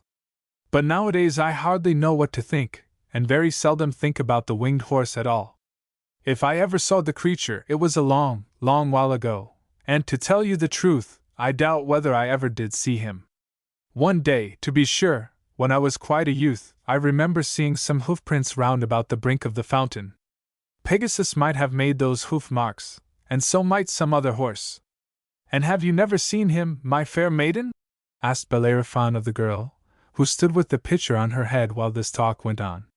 You surely could see Pegasus if anybody can, for your eyes are very bright. Once I thought I saw him, replied the maiden, with a smile and a blush. It was either Pegasus or a large white bird a very great way up in the air. And one other time, as I was coming to the fountain with my pitcher, I heard a neigh. Oh, such a brisk and melodious neigh as that was! My very heart leaped with delight at the sound. But it startled me, nevertheless, so that I ran home without filling my pitcher. That was truly a pity, said Bellerophon. And he turned to the child whom I mentioned at the beginning of the story, and who was gazing at him, as children are apt to gaze at strangers, with his rosy mouth wide open. Well, my little fellow, cried Bellerophon, playfully pulling one of his curls, I suppose you have often seen the winged horse? That I have, answered the child very readily. I saw him yesterday and many times before. You are a fine little man, said Bellerophon, drawing the child closer to him. Come, tell me all about it. Why, replied the child, I often come here to sail little boats in the fountain and to gather pretty pebbles out of its basin. And sometimes, when I look down into the water, I see the image of the winged horse in the picture of the sky that is there. I wish he would come down and take me on his back and let me ride him up to the moon. But if I so much as stir to look at him, he flies far away, out of sight. And Bellerophon put his faith in the child who had seen the image of Pegasus in the water, and in the maiden who had heard him neigh so melodiously, rather than in the middle-aged clown who believed only in cart horses, or in the old man who had forgotten the beautiful things of his youth. Therefore he haunted about the fountain of Pyrene for a great many days afterward. He kept continually on the watch, looking upward at the sky or else down into the water, hoping forever that he should see either the reflected image of the winged horse or the marvelous reality. He held the bridle with its bright gems and golden bit always ready in his hand. The rustic people who dwelt in the neighborhood and drove their cattle to the fountain to drink would often laugh at poor Bellerophon, and sometimes take him pretty severely to task. They told him that an able-bodied young man like himself ought to have better business than to be wasting his time in such an idle pursuit. They offered to sell him a horse if he wanted one, and when Bellerophon declined the purchase they tried to drive a bargain with him for his fine bridle. Even the country boys thought him so very foolish that they used to have a great deal of sport about him, and were rude enough not to care a fig although Bellerophon saw and heard it. One little urchin, for example, would play Pegasus, and cut the oddest imaginable capers by way of flying, while one of his schoolfellows would scamper after him holding forth a twist of bulrushes which was intended to represent Bellerophon's ornamental bridle. But the gentle child who had seen the picture of Pegasus in the water comforted the young stranger more than all the naughty boys could torment him. The dear little fellow in his play hours often sat down beside him, and without speaking a word, would look down into the fountain and up toward the sky with so innocent a faith that Bellerophon could not help feeling encouraged. Now you will perhaps wish to be told why it was that Bellerophon had undertaken to catch the winged horse, and we shall find no better opportunity to speak about this matter than while he is waiting for Pegasus to appear. If I were to relate the whole of Bellerophon's previous adventures, they might easily grow into a very long story. It will be quite enough to say that in a certain country of Asia a terrible monster called a chimera had made its appearance, and was doing more mischief than could be talked about between now and sunset. According to the best accounts which I have been able to obtain, this chimera was nearly, if not quite, the ugliest and most poisonous creature, and the strangest and unaccountablest, and the hardest to fight with and the most difficult to run away from, that ever came out of the earth's inside. It had a tail like a boa constrictor, its body was like I do not care what, and it had 3 separate heads, one of which was a lion's, the second a goat's, and the third an abominably great snake's, and a hot blast of fire came flaming out of each of its 3 mouths. Being an earthly monster, I doubt whether it had any wings. But, wings or no, it ran like a goat and a lion, and wriggled along like a serpent, and thus contrived to make about as much speed as all the 3 together. Oh, the mischief and mischief and mischief that this naughty creature did! With its flaming breath it could set a forest on fire or burn up a field of grain, or, for that matter, a village with all its fences and houses. It laid waste the whole country round about, and used to eat up people and animals alive, and cook them afterwards in the burning oven of its stomach. Mercy on us, little children! I hope neither you nor I will ever happen to meet a chimera. While the hateful beast, if a beast we can anywise call it, was doing all these horrible things, it so chanced that Bellerophon came to that part of the world on a visit to the king. The king's name was Iobates, and Lycia was the country which he ruled over. Bellerophon was one of the bravest youths in the world, and desired nothing so much as to do some valiant and beneficent deed, such as would make all mankind admire and love him. In those days the only way for a young man to distinguish himself was by fighting battles, either with the enemies of his country or with wicked giants, or with troublesome dragons or with wild beasts, when he could find nothing more dangerous to encounter. King Iobates, perceiving the courage of his youthful visitor, proposed to him to go and fight the chimera, which everybody else was afraid of, and which, unless it should be soon killed, was likely to convert Lycia into a desert. Bellerophon hesitated not a moment, but assured the king that he would either slay this dreaded chimera or perish in the attempt. But, in the first place, as the monster was so prodigiously swift, he bethought himself that he should never win the victory by fighting on foot. The wisest thing he could do, therefore, was to get the very best and fleetest horse that could anywhere be found. And what other horse in all the world was half so fleet as the marvelous horse Pegasus, who had wings as well as legs, and was even more active in the air than on the earth? To be sure, a great many people denied that there was any such horse with wings, and said that the stories about him were all poetry and nonsense. But wonderful as it appeared, Bellerophon believed that Pegasus was a real steed, and hoped that he himself might be fortunate enough to find him, and once fairly mounted on his back, he would be able to fight the chimera at better advantage. And this was the purpose with which he had traveled from Lycia to Greece and had brought the beautifully ornamented bridle in his hand. It was an enchanted bridle. If he could only succeed in putting the golden bit into the mouth of Pegasus, the winged horse would be submissive, and would own Bellerophon for his master, and fly whithersoever he might choose to turn the rein. But indeed, it was a weary and anxious time while Bellerophon waited and waited for Pegasus, in hopes that he would come and drink at the fountain of Pyrene. He was afraid lest King Iobates should imagine that he had fled from the chimera. It pained him, too, to think how much mischief the monster was doing, while he himself, instead of fighting with it, was compelled to sit idly poring over the bright waters of Pyrene as they gushed out of the sparkling sand. And as Pegasus came thither so seldom in these latter years, and scarcely alighted there more than once in a lifetime, Bellerophon feared that he might grow an old man, and have no strength left in his arms nor courage in his heart, before the winged horse would appear. Oh, how heavily passes the time while an adventurous youth is yearning to do his part in life and to gather in the harvest of his renown! How hard a lesson it is to wait! Our life is brief, and how much of it is spent in teaching us only this. Well was it for Bellerophon that the gentle child had grown so fond of him, and was never weary of keeping him company. Every morning the child gave him a new hope to put in his bosom instead of yesterday's withered one. "Dear Bellerophon," he would cry, looking up hopefully into his face, "I think we shall see Pegasus today."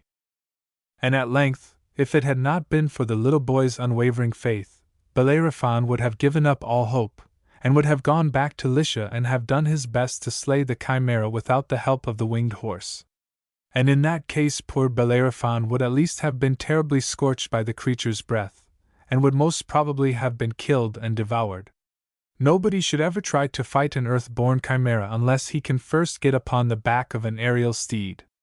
One morning the child spoke to Bellerophon even more hopefully than usual. "Dear, dear Bellerophon," cried he, "I know not why it is, but I feel as if we should certainly see Pegasus today. And all that day he would not stir a step from Bellerophon's side, so they ate a crust of bread together, and drank some of the water of the fountain. In the afternoon, there they sat, and Bellerophon had thrown his arm around the child, who likewise had put one of his little hands into Bellerophon's.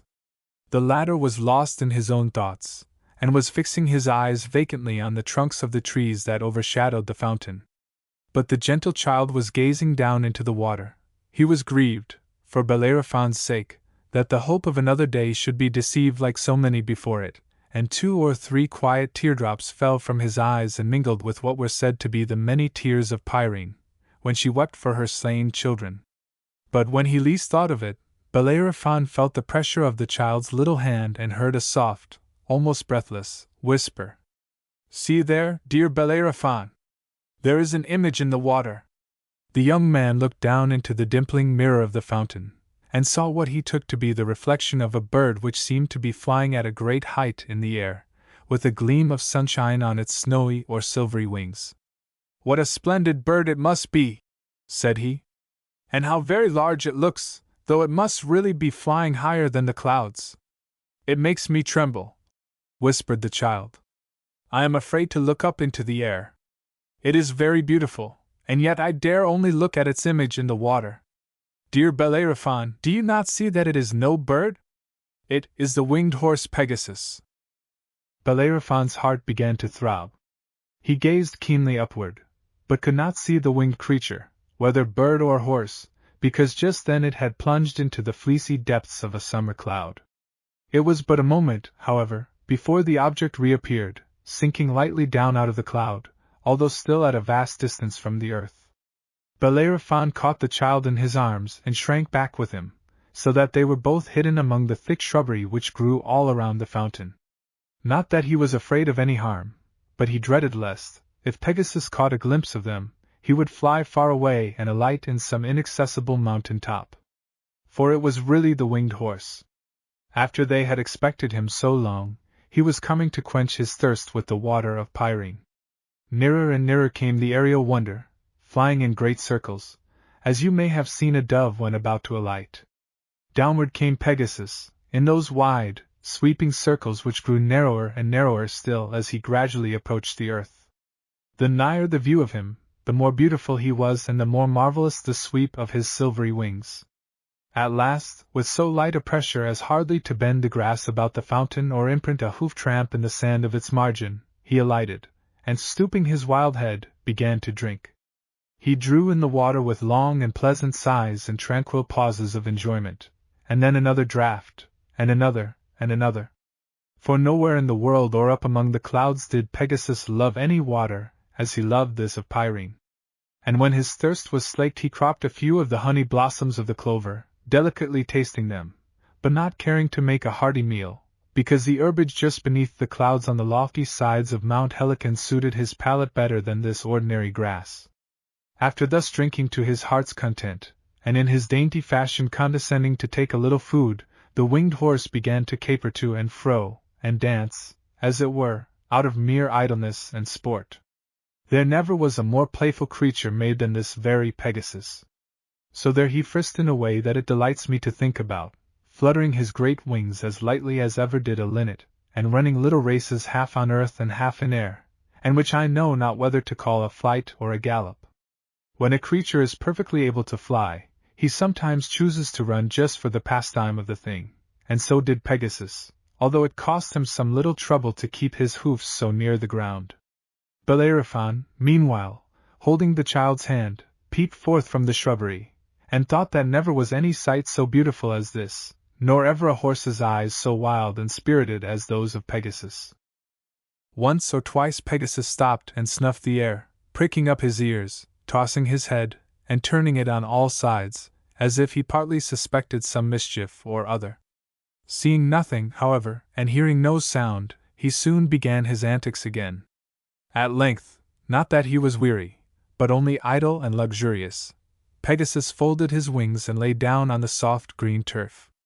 But being too full of aerial life to remain quiet for many moments together, he soon rolled over on his back with his 4 slender legs in the air. It was beautiful to see him, This one solitary creature whose mate had never been created, but who needed no companion, and living a great many hundred years, was as happy as the centuries were long. The more he did such things as mortal horses are accustomed to do, the less earthly and the more wonderful he seemed. Bellerophon and the child almost held their breath, partly from a delightful awe, but still more because they dreaded lest the slightest stir or murmur should send him up with the speed of an arrow flight into the farthest blue of the sky. Finally, when he had had enough of rolling over and over, Pegasus turned himself about, and indolently, like any other horse, put out his forelegs in order to rise from the ground, and Bellerophon, who had guessed that he would do so, darted suddenly from the thicket and leaped astride of his back. Yes, there he sat, on the back of the winged horse. But what a bound did Pegasus make when, for the first time, he felt the weight of a mortal man upon his loins! A bound, indeed! Before he had time to draw a breath, Bellerophon found himself 500 feet aloft, and still shooting upward, while the winged horse snorted and trembled with terror and anger. Upward he went, up, until he plunged into the cold, misty bosom of a cloud at which, only a little while before, Bellerophon had been gazing and fancying it a very pleasant spot. Then again, out of the heart of the cloud, Pegasus shot down like a thunderbolt, as if he meant to dash both himself and his rider headlong against a rock. Then he went through about 1,000 of the wildest caprioles that had ever been performed either by a bird or a horse. I cannot tell you half that he did. He skimmed straight forward, and sideways and backward. He reared himself erect, with his forelegs on a wreath of mist, and his hind legs on nothing at all. He flung out his heels behind and put down his head between his legs, with his wings pointing right upward. At about 2 miles height above the earth he turned a somersault, so that Bellerophon's heels were where his head should have been, and he seemed to look down into the sky, instead of up. He twisted his head about, and, looking Bellerophon in the face, with fire flashing from his eyes, made a terrible attempt to bite him. He fluttered his pinions so wildly that one of the silver feathers was shaken out, and, floating earthward, was picked up by the child, who kept it as long as he lived in memory of Pegasus and Bellerophon. But the latter, who, as you may judge, was as good a horseman as ever galloped, had been watching his opportunity, and at last clapped the golden bit of the enchanted bridle between the winged steed's jaws. No sooner was this done than Pegasus became as manageable as if he had taken food all his life out of Bellerophon's hand. To speak what I really feel, it was almost a sadness to see so wild a creature grow suddenly so tame. And Pegasus seemed to feel it so likewise. He looked round to Bellerophon with tears in his beautiful eyes, instead of the fire that so recently flashed from them. But when Bellerophon patted his head and spoke a few authoritative, yet kind and soothing words, another look came into the eyes of Pegasus, for he was glad at heart, after so many lonely centuries, to have found a companion and a master. Thus it always is with winged horses and with all such wild and solitary creatures. If you can catch and overcome them, it is the surest way to win their love. While Pegasus had been doing his utmost to shake Bellerophon off his back, he had flown a very long distance, and they had come within sight of a lofty mountain by the time the bit was in his mouth. Bellerophon had seen this mountain before, and knew it to be Helicon, on the summit of which was the winged horse's abode. Thither, after looking gently into his rider's face, as if to ask leave, Pegasus now flew, and alighting, waited patiently until Bellerophon should please to dismount. The young man accordingly leaped from his steed's back, but still held him fast by the bridle. Meeting his eyes, however, he was so affected by the gentleness of his aspect and by his beauty, and by the thought of the free life which Pegasus had heretofore lived, that he could not bear to keep him a prisoner if he really desired his liberty.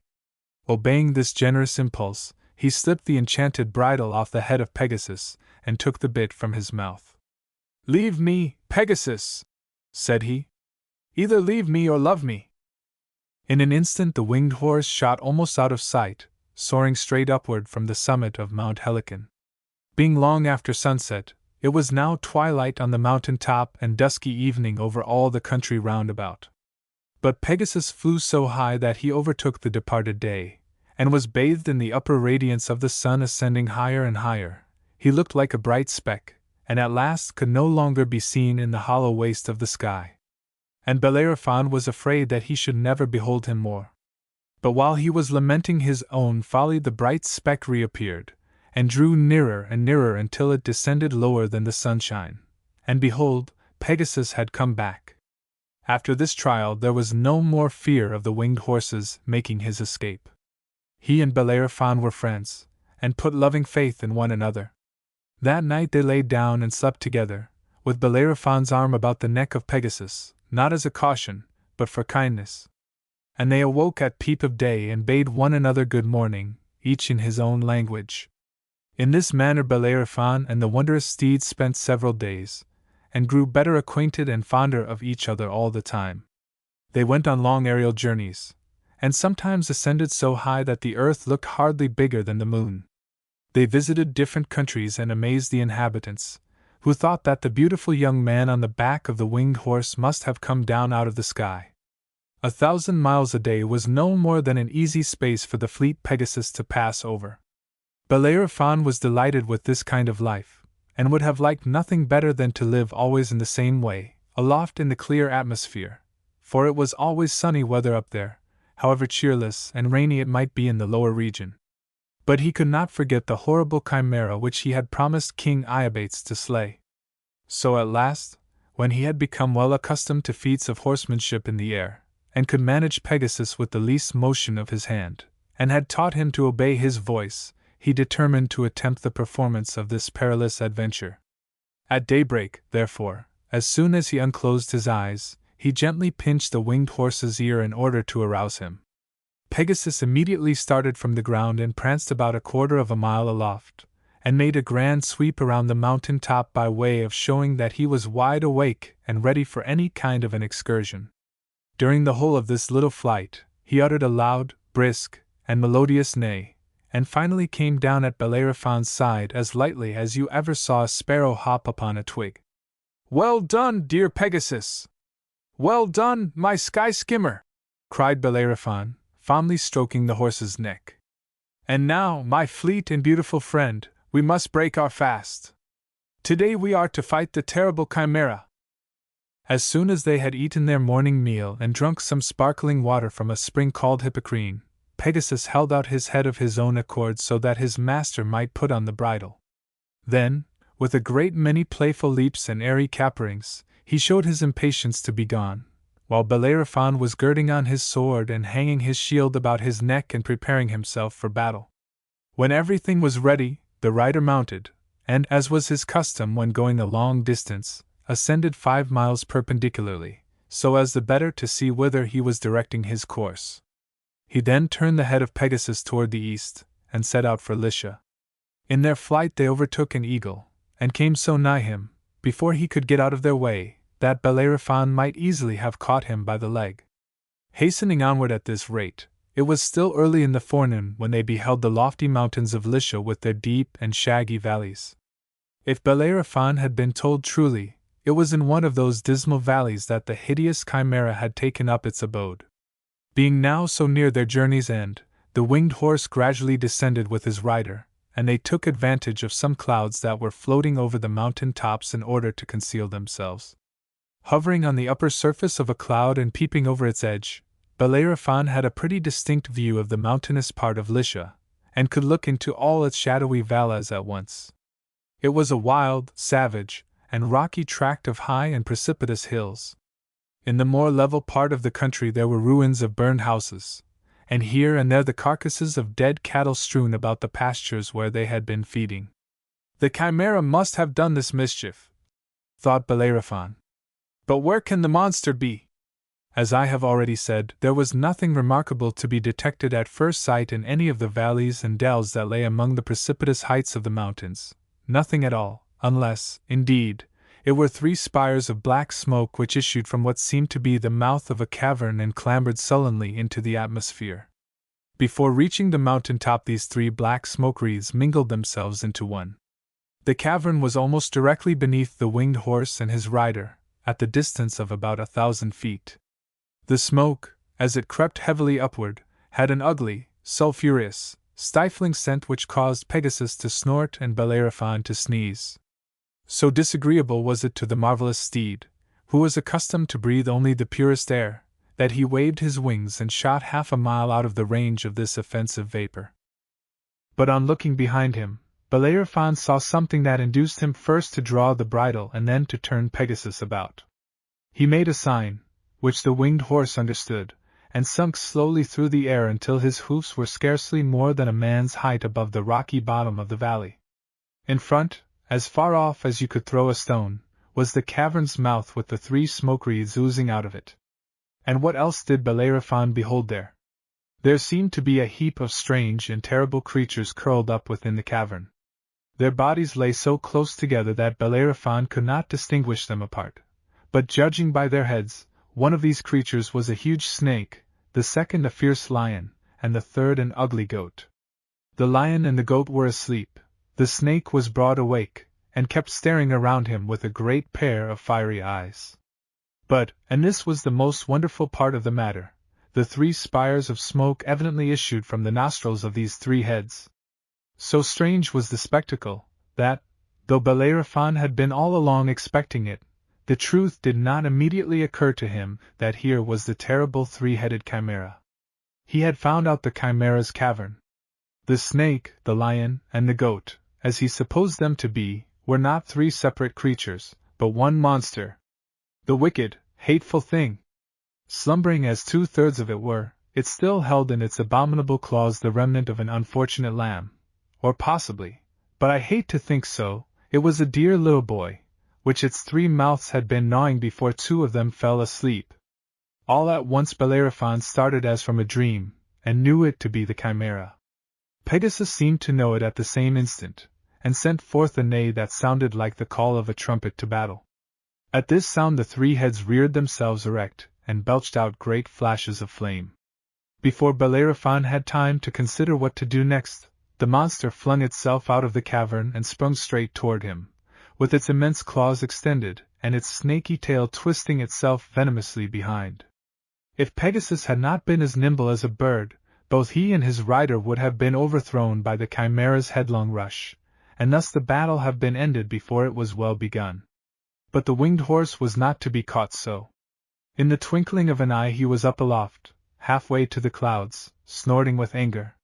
He shuddered, too, not with affright, but with utter disgust at the loathsomeness of this poisonous thing with 3 heads. Illustration: Pegasus started down a slant toward the chimera's 3-fold head. The chimera, on the other hand, raised itself up so as to stand absolutely on the tip end of its tail, with its talons pawing fiercely in the air and its 3 heads spluttering fire at Pegasus and his rider. My stars! How it roared and hissed and bellowed! Bellerophon, meanwhile, was fitting his shield on his arm and drawing his sword. Now, my beloved Pegasus, he whispered in the winged horse's ear, thou must help me to slay this insufferable monster, or else thou shalt fly back to thy solitary mountain peak without thy friend Bellerophon. For either the chimera dies, or its 3 mouths shall gnaw this head of mine, which has slumbered upon thy neck. Pegasus whinnied, and turning back his head, rubbed his nose tenderly against his rider's cheek. It was his way of telling him that, though he had wings and was an immortal horse, yet he would perish, if it were possible for immortality to perish, rather than leave Bellerophon behind. I thank you, Pegasus, answered Bellerophon. Now then, let us make a dash at the monster. Uttering these words, he shook the bridle, and Pegasus darted down a slant, as swift as the flight of an arrow, right toward the chimera's 3-fold head, which all this time was poking itself as high as it could into the air. As he came within arm's length, Bellerophon made a cut at the monster, but was carried onward by his steed before he could see whether the blow had been successful. Pegasus continued his course, but soon wheeled round at about the same distance from the chimera as before. Bellerophon then perceived that he had cut the goat's head of the monster almost off, so that it dangled downward by the skin, and seemed quite dead. But to make amends, the snake's head and the lion's head had taken all the fierceness of the dead one into themselves, and spit flame and hissed and roared with more fury than before. Never mind, my brave Pegasus, cried Bellerophon. With another stroke like that we will surely stop either its hissing or its roaring. And again he shook the bridle. Dashing aslantwise as before, the winged horse made another arrow flight toward the chimera, and Bellerophon aimed another downright stroke at one of the two remaining heads as he shot by. But this time neither he nor Pegasus escaped so well as at first. With one of its claws the chimera had given the young man a deep scratch in his shoulder, and had slightly damaged the left wing of the flying steed with the other. On his part, Bellerophon had mortally wounded the lion's head of the monster, insomuch that it now hung downward, with its fire almost extinguished, and sending out gasps of thick black smoke. The snake's head, however, which was the only one now left, was twice as fierce and venomous as ever before.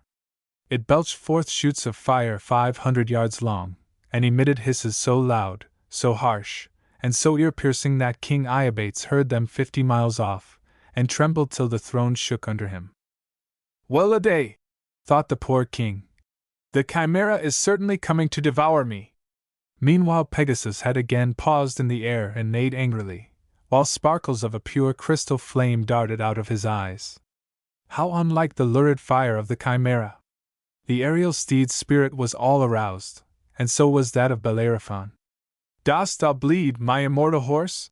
cried the young man, caring less for his own hurt than for the anguish of this glorious creature that ought never to have tasted pain. "The execrable chimera shall pay for this mischief with his last head." Then he shook the bridle, shouted loudly, and guided Pegasus, not aslantwise as before, but straight at the monster's hideous front. So rapid was the onset that it seemed but a dazzle and a flash before Bellerophon was at close gripes with his enemy. The chimera by this time, after losing its second head, had got into a red-hot passion of pain and rampant rage.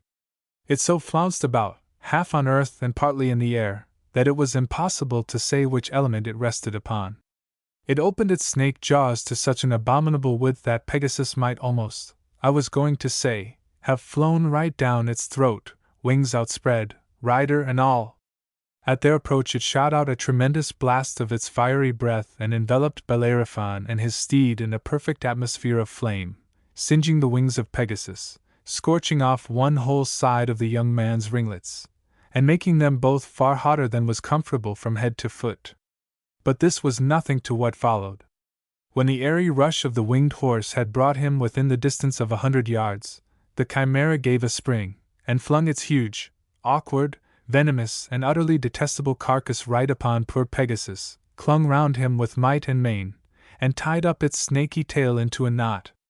Up flew the aerial steed higher, higher, above the mountain peaks, above the clouds, and almost out of sight of the solid earth.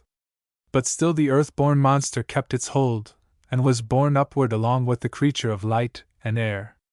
Bellerophon, meanwhile, turning about, found himself face to face with the ugly grimness of the chimera's visage, and could only avoid being scorched to death or bitten right in twain by holding up his shield. Over the upper edge of the shield he looked sternly into the savage eyes of the monster. But the chimera was so mad and wild with pain that it did not guard itself so well as might else have been the case. Perhaps, after all, the best way to fight a chimera is by getting as close to it as you can. In its efforts to stick its horrible iron claws into its enemy, the creature left its own breast quite exposed, and perceiving this, Bellerophon thrust his sword up to the hilt into its cruel heart. Immediately the snaky tail untied its knot. The monster let go its hold of Pegasus and fell from that vast height downward, while the fire within its bosom, instead of being put out, burned fiercer than ever, and quickly began to consume the dead carcass. Thus it fell out of the sky all aflame, and it being nightfall before it reached the earth, was mistaken for a shooting star or a comet. But at early sunrise some cottagers were going to their day's labor, and saw, to their astonishment, that several acres of ground were strewn with black ashes. In the middle of a field there was a heap of whitened bones a great deal higher than a haystack. Nothing else was ever seen of the dreadful chimera. And when Bellerophon had won the victory he bent forward and kissed Pegasus, while the tears stood in his eyes. "Back, now, my beloved steed," said he. "Back to the fountain of Pyrene." Pegasus skimmed through the air quicker than ever he did before, and reached the fountain in a very short time. And there he found the old man leaning on his staff, and the country fellow watering his cow, and the pretty maiden filling her pitcher. I remember now, quoth the old man. I saw this winged horse once before, when I was quite a lad. But he was 10 times handsomer in those days. I own a cart horse worth 3 of him, said the country fellow. If this pony were mine, the first thing I should do would be to clip his wings. But the poor maiden said nothing, for she had always the luck to be afraid at the wrong time. So she ran away, and let her pitcher tumble down, and broke it. Where is the gentle child? Asked Bellerophon, who used to keep me company, and never lost his faith, and never was weary of gazing into the fountain? Here am I, dear Bellerophon, said the child softly. For the little boy had spent day after day on the margin of Pyrene, waiting for his friend to come back. But when he perceived Bellerophon descending through the clouds, mounted on the winged horse, he had shrunk back into the shrubbery. He was a delicate and tender child, and dreaded lest the old man and the country fellow should see the tears gushing from his eyes. Thou hast won the victory, said he joyfully, running to the knee of Bellerophon, who still sat on the back of Pegasus. I knew thou wouldst. Yes, dear child, replied Bellerophon, alighting from the winged horse. But if thy faith had not helped me, I should never have waited for Pegasus, and never have gone up above the clouds, and never have conquered the terrible Chimera. Thou, my little friend, hast done it all. And now let us give Pegasus his liberty. So he slipped off the enchanted bridle from the head of the marvelous steed. Be free forevermore, my Pegasus, cried he, with a shade of sadness in his tone. Be as free as thou art fleet. But Pegasus rested his head on Bellerophon's shoulder, and would not take flight. Well then, said Bellerophon, caressing the airy horse, thou shalt be with me as long as thou wilt, and we will go together forthwith and tell King Iobates that the Chimera is destroyed. Then Bellerophon embraced the gentle child and promised to come to him again, and departed. But in after years that child took higher flights upon the aerial steed than ever did Bellerophon, and achieved more honorable deeds than his friend's victory over the Chimera. For, gentle and tender as he was, he grew to be a mighty poet. A Visit from St. Nicholas. By Clement C. Moore. 'Twas the night before Christmas, when all through the house not a creature was stirring, not even a mouse. The stockings were hung by the chimney with care, in hopes that St. Nicholas soon would be there. The children were nestled all snug in their beds, while visions of sugar-plums danced in their heads, and Mamma in her kerchief, and I in my cap, had just settled our brains for a long winter's nap, when out on the lawn there arose such a clatter. I sprang from my bed to see what was the matter. Away to the window I flew like a flash, tore open the shutters and threw up the sash. The moon on the breast of the new-fallen snow gave a luster of midday to objects below, when, what to my wondering eyes should appear, but a miniature sleigh and 8 tiny reindeer, with a little old driver, so lively and quick, I knew in a moment it must be Saint Nick. More rapid than eagles his coursers they came, and he whistled and shouted, and called them by name. Now, Dasher! Now, Dancer!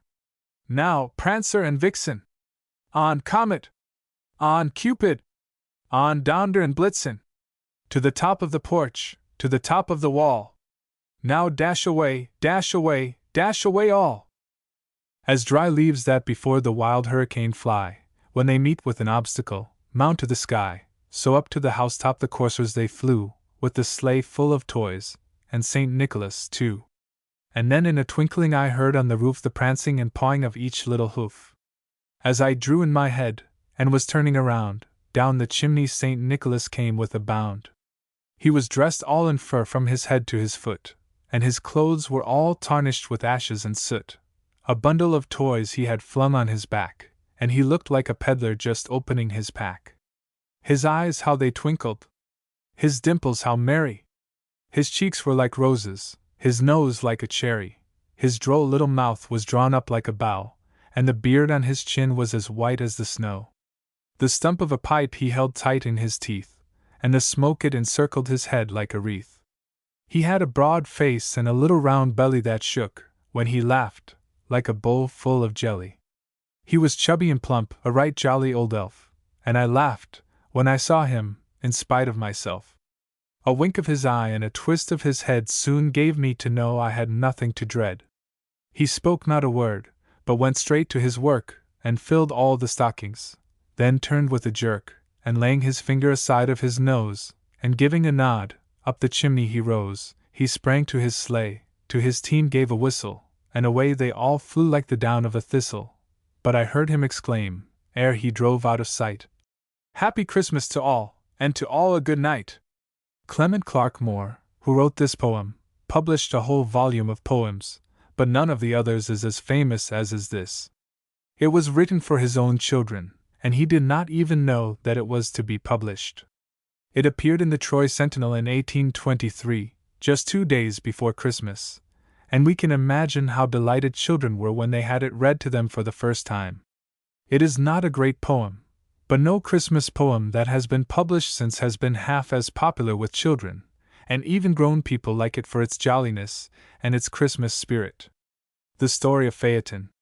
Phaeton, the son of the nymph Clymene, was very proud of his mother's beauty, and used to boast of it greatly to his playmates. Tired of the boy's bragging and conceit, one of his friends said to him one day, "You're very willing to talk about your mother, but I notice you never speak of your father. Are you ashamed of him?" "No, I'm not," replied Phaeton, trying to look unabashed. "Well, then, tell us about him. If he were anything great, you would be willing enough to brag about him." And because Phaeton kept quiet, all of his playmates began to jeer at him, cruelly enough. "You don't know your father. You've never seen him," they cried. Phaeton would not cry before them, but there were tears of shame and anger in his eyes as he told the story to his mother. "Never mind, my boy," she said soothingly. "Tomorrow you shall tell them the name of your father, and that will stop their taunts. Come, let me whisper it to you." When Phaeton heard what she had to tell him, his eyes shone with joy and pride, and he could scarce wait for morning to carry his news to his mocking friends. He was first at the meeting place, but he would say nothing until all his playmates were gathered. Then he said quietly, but oh so proudly, "My father is Apollo, the sun god." For a moment there was silence, then came a burst of laughter from the group crowded about Phaeton. "A likely story! Who ever heard anything so ridiculous? It's quite plain that your mother is ashamed of your father, and is trying to throw you off the track." Again Phaeton ran home, his cheeks burning, his eyes flashing, and again he told his mother all that had passed. "It's too late to do anything about it today," said Clymene, "but tomorrow you shall go yourself to your father's palace, before he sets out on his trip across the sky, and if he is pleased with you, he will give you some proof that you are really his son." Long before daylight the next morning Phaeton set out, and with his mother's directions in mind, walked straight east until he came to the dazzling palace of the sun. Had he not been a bold youth, he would have been frightened and turned back. But he was determined to prove his boasts, and passed on into the palace. At last, on a great golden throne, he saw his father, surely a more glorious father than ever boy had before. So glorious was he that Phaeton dared not approach him closely, as the light about the throne was blinding. When Apollo recognized him, however, he took off the crown of rays from about his head and called to Phaeton to approach fearlessly. As the boy stood before the throne, he was a son of whom no father, even Apollo, needed to be ashamed, and as he hurried into his story, the sun god smiled at the signs of his impetuous temper. "You're willing to own me for your son, aren't you?" finished Phaeton. "To be sure I am," replied the sun god. "And that your mates may never have chance to doubt it more, I swear by the terrible Styx." Footnote: the Styx was one of the great rivers of Hades.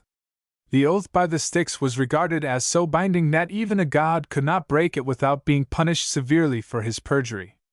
Any god who broke his oath was obliged to drink of the black waters of the Styx, which kept him in utter unconsciousness for a year, and after his return to consciousness he was banished for 9 years from Olympus.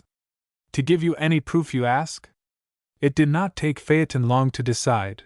He had made up his mind on the way, and his words fairly tumbled over each other, as he cried eagerly, "Then I'll drive the sun chariot for a day." Apollo was horrified, for he knew that he alone of the gods could manage the fiery steeds, and if great Jupiter himself could not do it, what would happen if they were placed in the power of this slight boy? He begged Phaeton to release him from his promise, but You promised, repeated the boy. You swore by the Styx, and you can't break your word. This was true, as Apollo knew well, and at length, with a sigh, he turned and called to his servants, the Hours, who stood ready to attend him on his journey. Harness my steeds, and make sure that everything is right about the chariot. While this was being done, Apollo explained carefully to his son the dangers of the way, hoping yet to turn him from his purpose. The path runs steeply upward at first, he said, and with all their strength the horses can scarce drag the chariot. During the middle of the day the course is high in the heavens, and it will sicken you and make you dizzy if you look down. But the latter part of the drive is most dangerous, for it slopes rapidly down, and if the horses are not tightly reined in, horses, chariot, and driver will fall headlong into the sea. Nothing frightened Phaeton.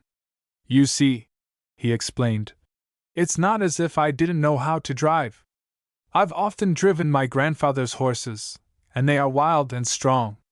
By this time the magnificent golden chariot and the 6 horses of white fire were ready, and after one last plea to his son, Apollo permitted him to mount the seat. He anointed the boy's face with a cooling lotion, that the heat might not scorch him, and placed the crown of beams about his head. And now, he said, you must be off. Already the people on earth are wondering why the sun does not rise. Do remember, my boy, not to use the whip, and to choose a path across the heavens which is neither too high nor too low.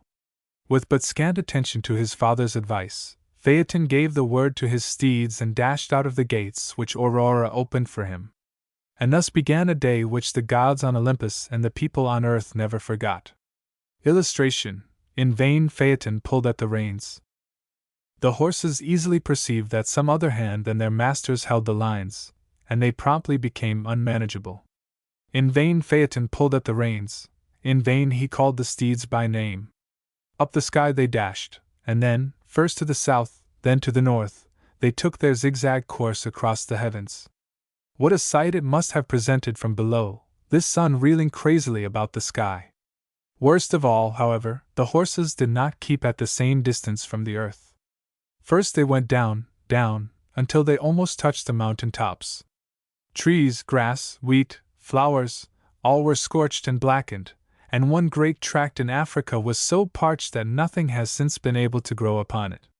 Rivers were dried up, the snow on the mountain tops was melted, and strangest of all, the people in the country over which the sun chariot was passing were burned black. Footnote: in this way the ancients explained the great desert of Sahara, and the dark color of the people of Africa. Then, rising, the horses dragged the chariot so far from the earth that intense, bitter cold killed off much of the vegetation which the fierce heat had spared. Poor Phaeton could do nothing but clutch the seat and shut his eyes. He dared not look down, lest he lose his balance and fall. He dared not look about him, for there were, in all parts of the heavens, the most terrifying animals: a great scorpion, a lion, 2 bears, a huge crab. Footnote: these terrifying animals which Phaeton saw in the sky were the groups of stars, the constellations to which the ancients gave the names of animals, etc. We know the Big Dipper, or Great Bear, for we may see it in the north any clear night. Vainly he repented of his rashness. Sadly he wondered in what way his death would come. It came suddenly, so suddenly that poor Phaeton did not feel the pain of it. For Jupiter, when he saw the sun rocking about the heavens, did not stop to inquire who the unknown charioteer was. He knew it was not Apollo, and he knew the earth was being ruined. That was enough.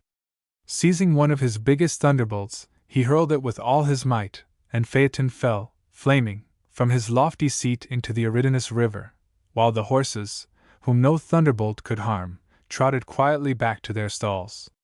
Clymene bewailed her son's death bitterly, and his companions, grieved that their taunts should have driven their comrade to his destruction, helped her to erect over his grave a stone on which were these words: "Lies buried here young Phaeton, who sought to guide his father's chariot of flame. What though he failed? No death ignoble his who fared to meet it with such lofty aim." Most of the Greek myths had meanings. They were not simply fairy stories. And while we have no means now of finding the meanings of some of them, many of them are so clear that we can understand exactly what the Greeks meant to teach by them. By far the most numerous are the so-called nature myths, myths which they invented to explain the happenings which they saw constantly about them in the natural world. Of these nature myths, the story of Phaeton is one. The ancients believed that drought was caused by the sun's coming too close to the earth. But how could Apollo, experienced driver of the sun chariot, ever be so careless as to drive close enough to the earth to burn it? It was easy enough to imagine that the chariot, when it did such damage, was being driven by some reckless person who knew not how to guide it.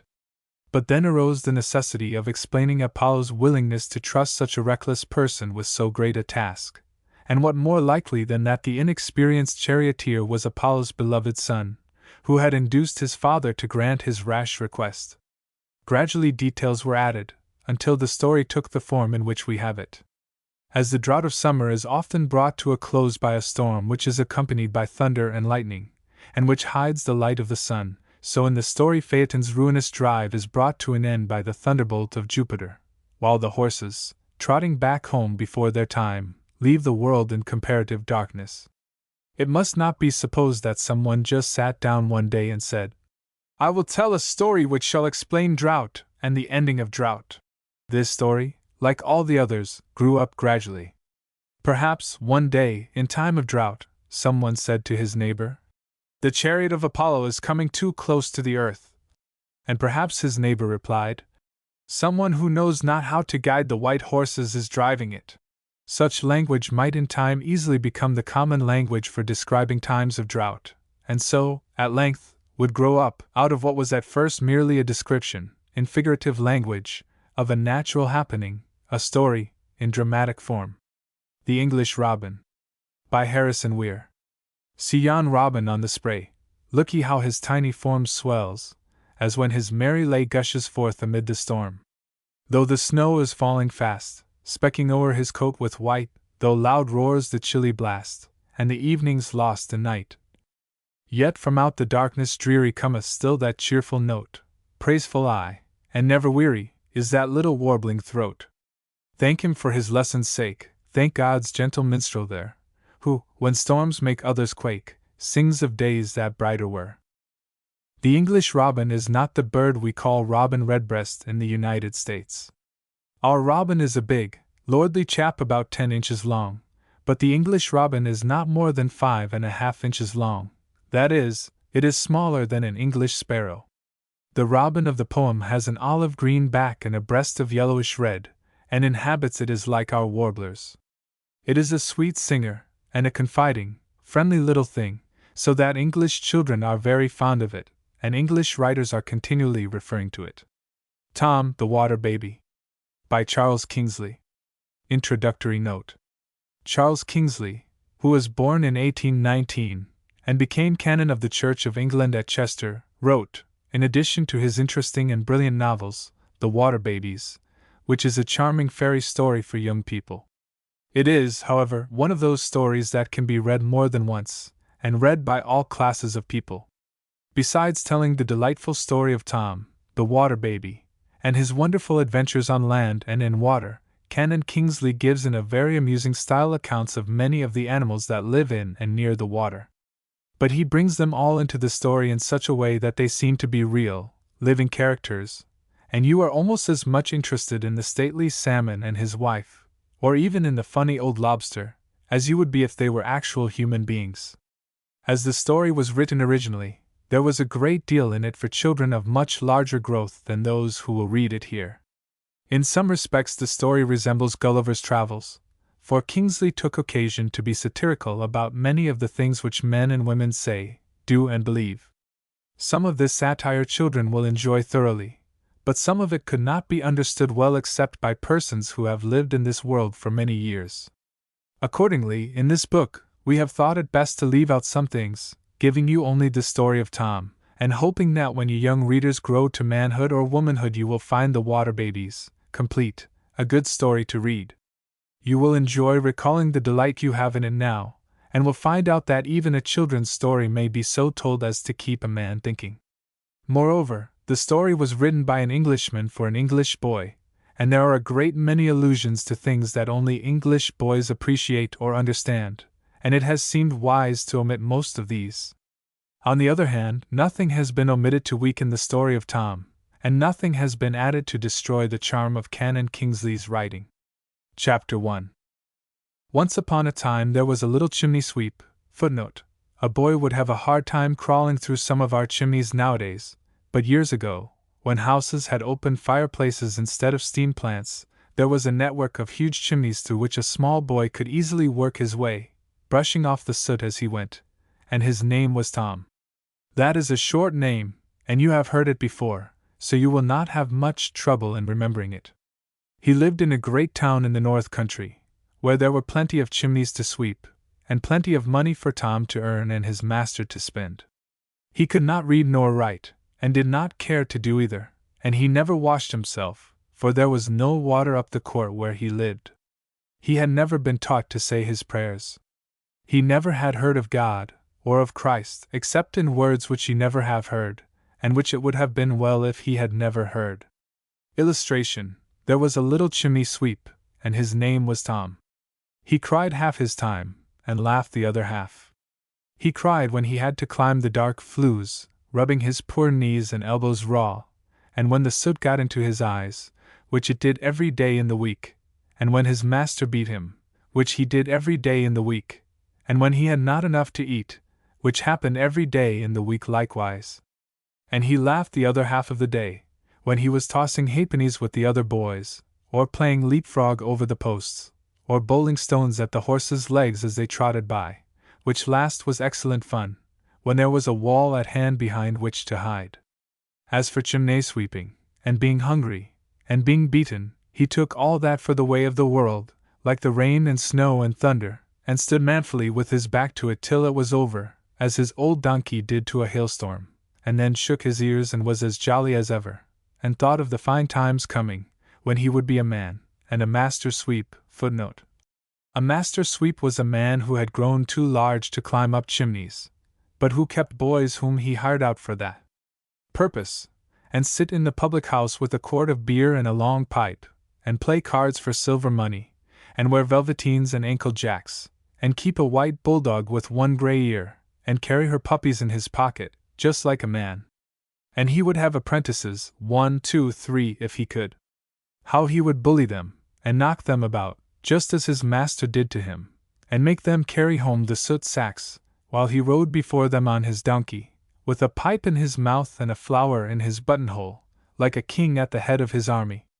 Yes, there were good times coming, and when his master let him have a pull at the leavings of his beer, Tom was the jolliest boy in the whole town. One day a smart little groom rode into the court where Tom lived, and hallooed to him to know where Mr. Grimes, the chimney sweep, lived. Now Mr. Grimes was Tom's own master, and Tom was a good man of business, and always civil to customers, so he proceeded to take orders. Mr. Grimes was to come up next morning to Sir John Hartover's at the place, for his old chimney sweep was gone to prison, and the chimneys wanted sweeping. And so he rode away, not giving Tom time to ask what the sweep had gone to prison for, which was a matter of interest to Tom, as he had been in prison once or twice himself. Moreover, the groom looked so very neat and clean, with his drab gaiters, drab breeches, drab jacket, snow-white tie with a smart pin in it, and clean round ruddy face, that Tom was offended and disgusted at his appearance, and considered him a stuck-up fellow, who gave himself airs because he wore smart clothes, and other people paid for them. His master was so delighted at his new customer that he knocked Tom down out of hand, and drank more beer that night than he usually did in 2, in order to be sure of getting up in time next morning, for the more a man's head aches when he wakes, the more glad he is to turn out and have a breath of fresh air. And when he did get up at 4 the next morning, he knocked Tom down again, in order to teach him, as young gentlemen used to be taught at public schools, that he must be an extra good boy that day, as they were going to a very great house, and might make a very good thing of it, if they could but give satisfaction. And Tom thought so likewise, and indeed, would have done and behaved his best, even without being knocked down. For, of all places upon earth, Hartover Place, which he had never seen, was the most wonderful, and, of all men on earth, Sir John, whom he had seen, having been sent to jail by him twice, was the most awful. Hartover Place was really a grand place, even for the rich north country, and Sir John a grand old man, whom even Mr. Grimes respected, for not only could he send Mr. Grimes to prison when he deserved it, as he did once or twice a week, not only did he own all the land about for miles, not only was he as jolly, honest, sensible squire as ever kept a pack of hounds, who would do what he thought right by his neighbors, as well as get what he thought right for himself, but what was more, he weighed full 15 stone, was nobody knew how many inches round the chest, and could have thrashed Mr. Grimes himself in fair fight, which very few folk round there could do, and which, my dear little boy, would not have been right for him to do, as a great many things are not which one can do, and would like very much to do. So Mr. Grimes touched his hat to him when he rode through the town, and thought that made up for his poaching Sir John's pheasants.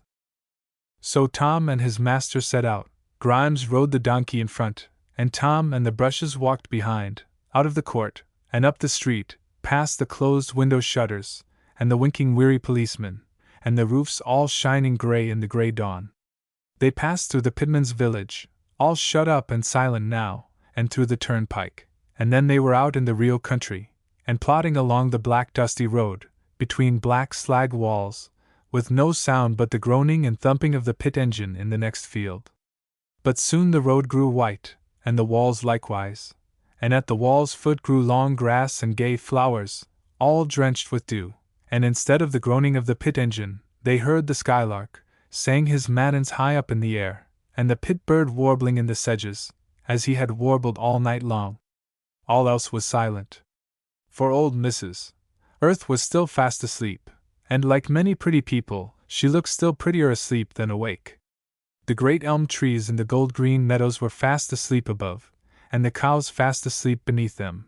Nay, the few clouds which were about were fast asleep likewise, and so tired that they had lain down on the earth to rest, in long white flakes and bars, among the stems of the elm trees, and along the tops of the alders by the stream, waiting for the sun to bid them rise and go about their day's business in the clear blue overhead.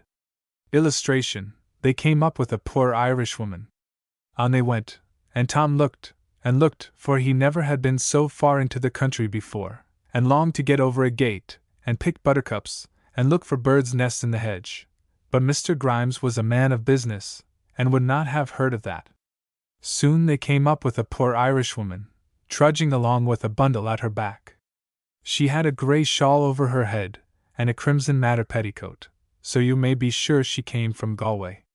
Footnote: Galway is a county in the western part of Ireland.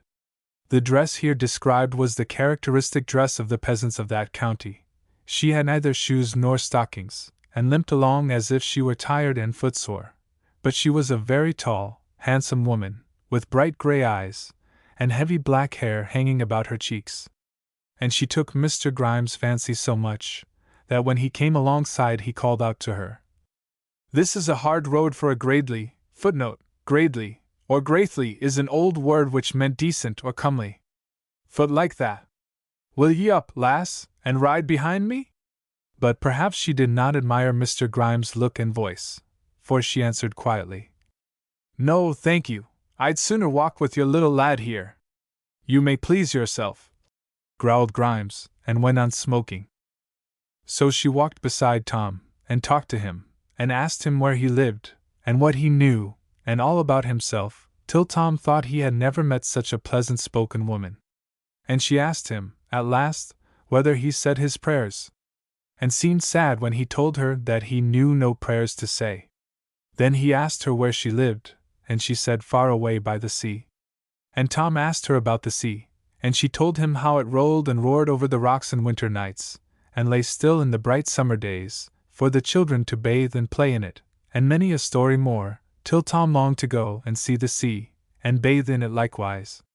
At last, at the bottom of a hill, they came to a spring, a real north country fountain, like one of those in Sicily or Greece, where the old heathen fancied the nymphs. Footnote: the nymphs, according to the ancient Greeks, were divinities in the shape of beautiful maidens, who lived in the woods or in springs and streams, sat cooling themselves the hot summer's day, while the shepherds peeped at them from behind the bushes.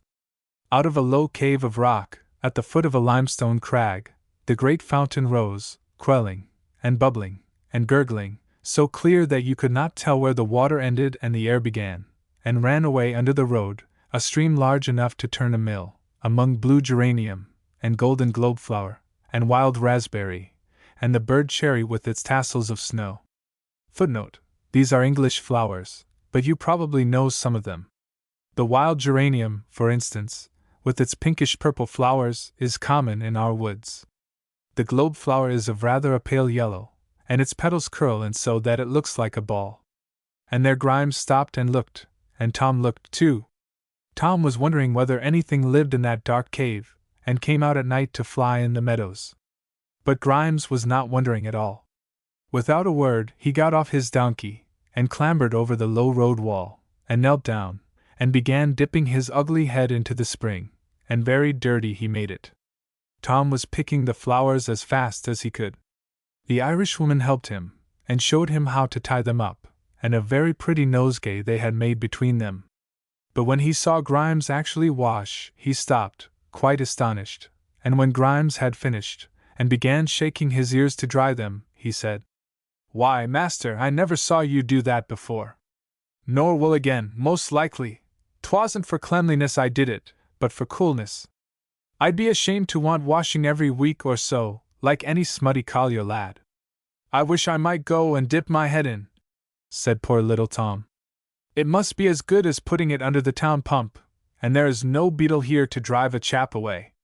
"Thou come along," said Grimes. "What dost want with washing thyself? Thou did not drink half a gallon of beer last night, like me." "I don't care for you," said naughty Tom, and ran down to the stream, and began washing his face. Grimes was very sulky, because the woman preferred Tom's company to his, so he dashed at him with horrid words, and tore him up from his knees, and began beating him. But Tom was accustomed to that, and got his head safe between Mr. Grimes' legs, and kicked his shins with all his might. "Are you not ashamed of yourself, Thomas Grimes?" cried the Irishwoman over the wall. Grimes looked up, startled at her knowing his name, but all he answered was, "No, nor never was yet," and went on beating Tom. "True for you. If you had ever been ashamed of yourself, you would have gone over into Vendale long ago." "What do you know about Vendale?" shouted Grimes, but he left off beating Tom. "I know about Vendale, and about you too. I know, for instance, what happened in Aldermire Copse, by night, 2 years ago come Martinmas." "You do?" shouted Grimes, and leaving Tom, he climbed up over the wall, and faced the woman. Tom thought he was going to strike her, but she looked him too full and fierce in the face for that. "Yes, I was there," said the Irishwoman quietly. "You are no Irishwoman by your speech," said Grimes after many bad words. "Never mind who I am. I saw what I saw, and if you strike that boy again, I can tell what I know." Grimes seemed quite cowed, and got on his donkey without another word. "Stop!" said the Irishwoman. "I have one more word for you both, for you will both see me again before all is over. Those that wish to be clean, clean they will be, and those that wish to be foul, foul they will be. Remember." And she turned away, and through a gate into the meadow. Grimes stood still a moment, like a man who had been stunned. Then he rushed after her, shouting, "You come back!" But when he got into the meadow, the woman was not there. Had she hidden away? There was no place to hide in. But Grimes looked about, and Tom also, for he was as puzzled as Grimes himself at her disappearing so suddenly. But look where they would, she was not there. Grimes came back again, as silent as a post, for he was a little frightened, and getting on his donkey, filled a fresh pipe, and smoked away, leaving Tom in peace. And now they had gone 3 miles and more, and came to Sir John's lodge gates. Grimes rang at the gate, and out came a keeper. Footnote: a keeper is a man appointed, on a large estate, to see that no one trespasses on the grounds or poaches the game, on the spot, and opened. "I was told to expect thee," he said. "Now thou'lt be so good as to keep to the main avenue, and not let me find a hare or a rabbit on thee when thou comest back. I shall look sharp for one, I tell thee." Illustration: "Not if it's in the bottom of the soot bag," quoth Grimes, and at that he laughed, and the keeper laughed and said, If that's thy sort, I may as well walk up with thee to the hall. I think thou best had. It's thy business to see after thy game, man, and not mine. So the keeper went with them, and to Tom's surprise he and Grimes chatted together all the way quite pleasantly. He did not know that a keeper is only a poacher turned outside in, and a poacher a keeper turned inside out. They walked up a great lime avenue, a full mile long, and between their stems Tom peeped trembling at the horns of the sleeping deer, which stood up among the ferns. Tom had never seen such enormous trees, and as he looked up he fancied that the blue sky rested on their heads. But he was puzzled very much by a strange murmuring noise, which followed them all the way. So much puzzled, that at last he took courage to ask the keeper what it was. He spoke very civilly, and called him sir, for he was horribly afraid of him, which pleased the keeper, and he told him that they were the bees about the lime flowers. What are bees? Asked Tom. What make honey? What is honey? Asked Tom. Thou hold thy noise, said Grimes. Let the boy be, said the keeper. He's a civil young chap now, and that's more than he'll be long if he bides with thee. Grimes laughed, for he took that for a compliment. I wish I were a keeper, said Tom, to live in such a beautiful place, and wear green velveteens, and have a real dog whistle at my button, like you. The keeper laughed. He was a kind-hearted fellow enough. Let well alone, lad, and ill too at times. Thy life's safer than mine at all events, Mr. Grimes? And Grimes laughed again, and then the two men began talking quite low. Tom could hear, though, that it was about some poaching fight, and at last Grimes said surlily, Hast thou anything against me? Not now. Then don't ask me any questions till thou hast, for I am a man of honor. And at that they both laughed again, and thought it a very good joke. And by this time they were come up to the great iron gates in front of the house, and Tom stared through them at the rhododendrons and azaleas, which were all in flower, and then at the house itself, and wondered how many chimneys there were in it, and how long ago it was built, and what was the man's name that built it, and whether he got much money for his job. Illustration: Hearthover Place. But Tom and his master did not go in through the great iron gates, as if they had been dukes or bishops, but round the back way, and a very long way round it was, and into a little back door, where the ash boy let them in, yawning horribly, and then in a passage the housekeeper met them, in such a flowered chintz dressing gown, that Tom mistook her for my lady herself, and she gave Grimes solemn orders about, You will take care of this, and take care of that, as if he was going up the chimneys, and not Tom. And Grimes listened, and said every now and then, under his voice, You'll mind that, you little beggar? And Tom did mind, all at least that he could. And then the housekeeper turned them into a grand room, all covered up in sheets of brown paper, and bade them begin, in a lofty and tremendous voice. And so after a whimper or two, and a kick from his master, into the grate Tom went, and up the chimney, while a housemaid stayed in the room to watch the furniture. How many chimneys Tom swept I cannot say, but he swept so many that he got quite tired, and puzzled, too, for they were not like the town flues to which he was accustomed, but such as you would find, if you would only get up them and look, which perhaps you would not like to do, in old country houses, large and crooked chimneys, which had been altered again and again, till they ran one into another. So Tom fairly lost his way in them. Not that he cared much for that, though he was in pitch darkness, for he was as much at home in a chimney as a mole is underground. But at last, coming down as he thought the right chimney, he came down the wrong one, and found himself standing on the hearth-rug in a room the like of which he had never seen before. He had never been in gentlefolks' rooms but when the carpets were all up, and the curtains down, and the furniture huddled together under a cloth, and the pictures covered with aprons and dusters, and he had often enough wondered what the rooms were like when they were all ready for the quality to sit in. And now he saw, and he thought the sight very pretty. The room was all dressed in white window curtains, white bed curtains, white furniture and white walls, with just a few lines of pink here and there. The carpet was all over gay little flowers and the walls were hung with pictures in gilt frames, which amused Tom very much. There were pictures of ladies and gentlemen, and pictures of horses and dogs.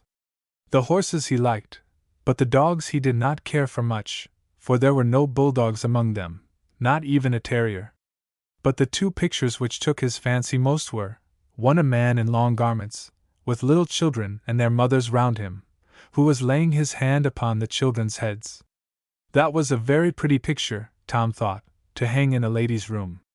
For he could see that it was a lady's room by the dresses which lay about.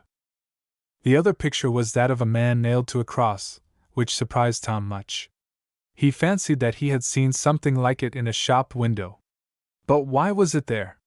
Poor man, thought Tom. And he looks so kind and quiet. But why should the lady have such a sad picture as that in her room? Perhaps it was some kinsman of hers, who had been murdered by the savages in foreign parts, and she kept it there for remembrance. And Tom felt sad and awed, and turned to look at something else. The next thing he saw, and that, too, puzzled him, was a washing stand, with ewers and basins, and soap and brushes, and towels, and a large bath full of clean water. What a heap of things all for washing! She must be a very dirty lady, thought Tom. By my master's rule, to want as much scrubbing as all that. But she must be very cunning to put the dirt out of the way so well afterwards, for I don't see a speck about the room, not even on the very towels. And then, looking toward the bed, he saw that dirty lady, and held his breath with astonishment. Under the snow-white coverlet, upon the snow-white pillow, lay the most beautiful little girl that Tom had ever seen. Her cheeks were almost as white as the pillow, and her hair was like threads of gold spread all about over the bed. She might have been as old as Tom, or maybe a year or two older, but Tom did not think of that. He thought only of her delicate skin and golden hair, and wondered whether she was a real live person, or one of the wax dolls he had seen in the shops. But when he saw her breathe, he made up his mind that she was alive, and stood staring at her, as if she had been an angel out of heaven. No, she cannot be dirty. She never could have been dirty, thought Tom to himself, and then he thought, and are all people like that when they are washed? And he looked at his own wrist, and tried to rub the soot off, and wondered whether it ever would come off. Certainly, I should look much prettier then, if I grew at all like her. And looking round, he suddenly saw, standing close to him, a little, ugly, black, ragged figure, with bleared eyes and grinning white teeth. He turned on it angrily. What did such a little black ape want in that sweet young lady's room? And behold, it was himself, reflected in a great mirror, the like of which Tom had never seen before. And Tom, for the first time in his life, found out that he was dirty, and burst into tears with shame and anger, and turned to sneak up the chimney again and hide, and upset the fender and threw the fire irons down, with a noise as of 10,000 tin kettles tied to 10,000 mad dogs' tails. Up jumped the little white lady in her bed, and seeing Tom, screamed as shrill as any peacock. In rushed a stout old nurse from the next room, and seeing Tom likewise, made up her mind that he had come to rob, plunder, destroy, and burn, and dashed at him, as he lay over the fender, so fast that she caught him by the jacket. But she did not hold him. Tom had been in a policeman's hands many a time, and out of them, too, what is more, and he would have been ashamed to face his friends forever if he had been stupid enough to be caught by an old woman. So he doubled under the good lady's arm, across the room, and out of the window in a moment.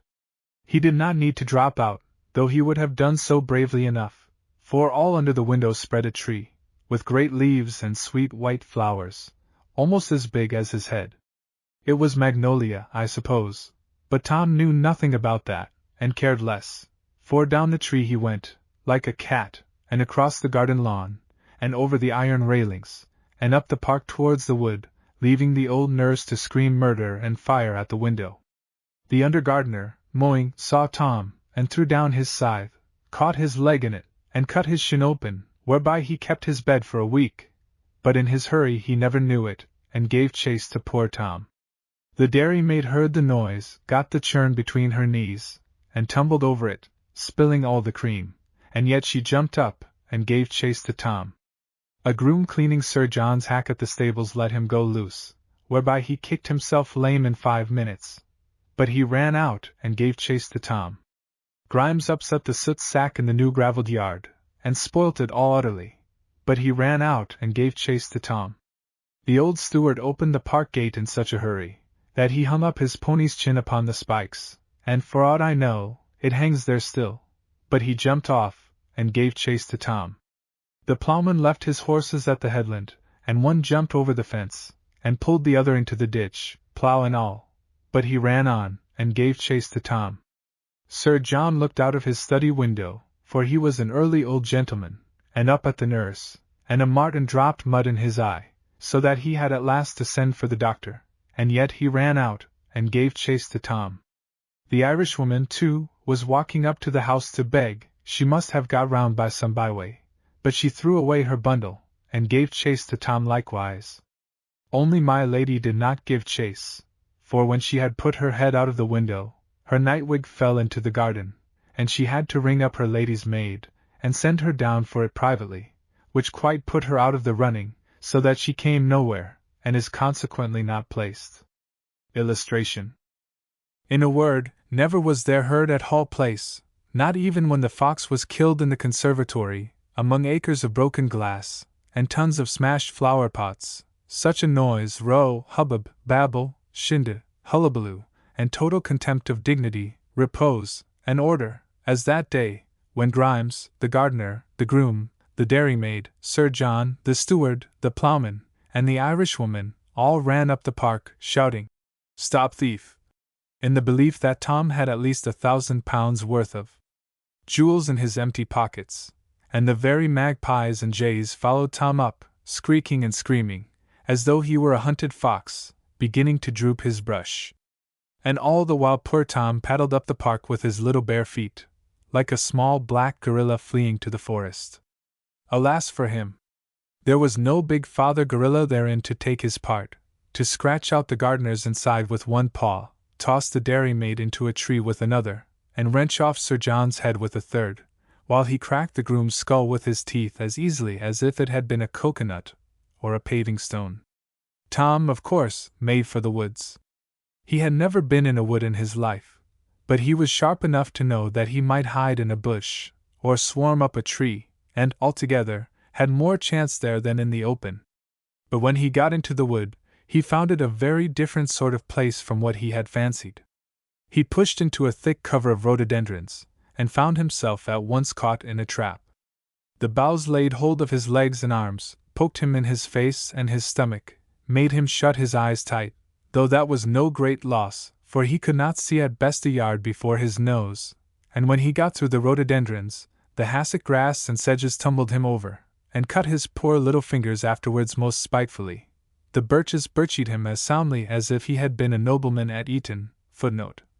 Eton is one of the most famous of English public schools. The young British nobles here meet and associate with the young commoners in the most democratic manner, and over the face, too, which is not fair swishing, as all brave boys will agree. "I must get out of this," thought Tom, "or I shall stay here till somebody comes to help me, which is just what I don't want." But how to get out was the difficult matter. And indeed I don't think he would ever have got out at all, but have stayed there till the cock robins covered him with leaves, if he had not suddenly run his head against a wall. Now running your head against a wall is not pleasant, especially if it is a loose wall, with the stones all set on edge, and a sharp-cornered one hits you between the eyes and makes you see all manner of beautiful stars. The stars are very beautiful, certainly, but unfortunately they go in the 20,000th part of a split second, and the pain which comes after them does not. And so Tom hurt his head, but he was a brave boy, and did not mind that a penny. He guessed that over the wall the cover would end, and up it he went, and over like a squirrel. And there he was, out on the great grouse moors, which the country folk called Harthover Fell. Fell is the name given, in parts of England, to moors, or stretches of high, open country of any sort, heather and bog and rock, stretching away and up to the very sky. Now Tom was a cunning little fellow, as cunning as an old Exmoor. Exmoor is a region in Somersetshire and Devonshire, in England. It was formerly a forest, but is now a moor, and is a favourite resort of the deer, stag. Why not? Though he was but 10 years old, he had lived longer than most stags, and had more wits to start with into the bargain. He knew as well as a stag that if he backed he might throw the hounds out. So the first thing he did when he was over the wall was to make the neatest double, sharp to his right, and run along under the wall for nearly half a mile. Meanwhile the gardener and the groom, the dairymaid and the ploughman, and all the hue and cry together, went on ahead half a mile in the very opposite direction, and inside the wall, leaving him a mile off on the outside, while Tom heard their shouts die away in the woods and chuckled to himself merrily. At last he came to a dip in the land, and went to the bottom of it, and then he turned bravely away from the wall and up the moor, for he knew that he had put a hill between him and his enemies, and could go on without their seeing him. But the Irishwoman, alone of them all, had seen which way Tom went. She had kept ahead of every one the whole time, and yet she neither walked nor ran. She went along quite smoothly and gracefully, while her feet twinkled past each other so fast that you could not see which was foremost, till every one asked the other who the strange woman was, and all agreed, for want of anything better to say, that she must be in league with Tom. But when she came to the plantation, they lost sight of her, and they could do no less. For she went quietly over the wall after Tom, and followed him wherever he went. Sir John and the rest saw no more of her, and out of sight was out of mind. And now Tom was right away into the heather, over a moor growing more and more broken and hilly, but not so rough but that little Tom could jog along well enough, and find time, too, to stare about at the strange place, which was like a new world to him. So Tom went on and on, he hardly knew why, but he liked the great, wide, strange place, and the cool, fresh, bracing air. But he went more and more slowly as he got higher up the hill, for now the ground grew very bad indeed. Instead of soft turf and springy heather, he met great patches of flat limestone rock, just like ill-made pavements, with deep cracks between the stones and ledges, filled with ferns, so he had to hop from stone to stone, and now and then he slipped in between, and hurt his little bare toes, though they were tolerably tough ones, but still he would go on and up, he could not tell why. What would Tom have said if he had seen, walking over the moor behind him, the very same Irishwoman who had taken his part upon the road? But whether it was that he looked too little behind him, or whether it was that she kept out of sight behind the rocks and knolls, he never saw her though she saw him. And now he began to get a little hungry, and very thirsty, for he had run a long way, and the sun had risen high in heaven, and the rock was as hot as an oven, and the air danced reels over it, as it does over a limekiln, till everything round seemed quivering and melting in the glare. But he could see nothing to eat anywhere, and still less to drink. So he went on and on, till his head spun round with the heat, and he thought he heard church bells ringing, a long way off. Ah, he thought, where there is a church there will be houses and people, and perhaps someone will give me a bit and a sup. So he set off again, to look for the church, for he was sure that he heard the bells quite plain. And so it was, for from the top of the mountain he could see, what could he not see? And in a minute more, when he looked round, he stopped again, and said, "Why, what a big place the world is!" Behind him, far below, was Harthover, and the dark woods, and the shining Salmon River, and on his left, far below, was the town, and the smoking chimneys of the collieries, and far, far away, the river widened to the shining sea, and little white specks, which were ships, lay on its bosom. Before him lay, spread out like a map, great plains, and farms, and villages, amid dark knots of trees. They all seemed at his very feet, but he had sense to see that they were long miles away. Illustration. And to his right rose moor after moor, hill after hill, till they faded away, blue into blue sky. But between him and those moors, and really at his very feet, lay something, to which, as soon as Tom saw it, he determined to go, for that was the place for him. A deep, deep green and rocky valley, very narrow, and filled with wood, but through the wood, hundreds of feet below him, he could see a clear stream glance. Oh, if he could but get down to that stream! Then, by the stream, he saw the roof of a little cottage, and a little garden set out in squares and beds. And there was a tiny little red thing moving in the garden, no bigger than a fly. As Tom looked down, he saw that it was a woman in her red petticoat. Ah! Perhaps she would give him something to eat. And there were the church bells ringing again. Surely there must be a village down there. Well, nobody would know him, or what had happened at the place. The news could not have got there yet, even if Sir John had set all the policemen in the country after him, and he could get down there in 5 minutes. Tom was quite right about the hue and cry not having got thither, for he had come, without knowing it, the best part of 10 miles from Harthover. But he was wrong about getting down in 5 minutes, for the cottage was more than a mile off, and a good 1,000 feet below. However, down he went, like a brave little man as he was, though he was very footsore, and tired, and hungry, and thirsty. While the church bells rang so loud, he began to think that they must be inside his own head, and the river chimed and tinkled far below. Chapter 2. A mile off, and 1,000 feet down. So Tom found it, though it seemed as if he could have chucked a pebble onto the back of the woman in the red petticoat who was weeding in the garden, or even across the dale to the rocks beyond. For the bottom of the valley was just one field broad, and on the other side ran the stream, and above it, grey crag, grey down, grey stair, grey moor walled up to heaven. A quiet, silent, rich, happy place, a narrow crack cut deep into the earth, so deep, and so out of the way, that the bad bogies can hardly find it out. The name of the place is Vendale.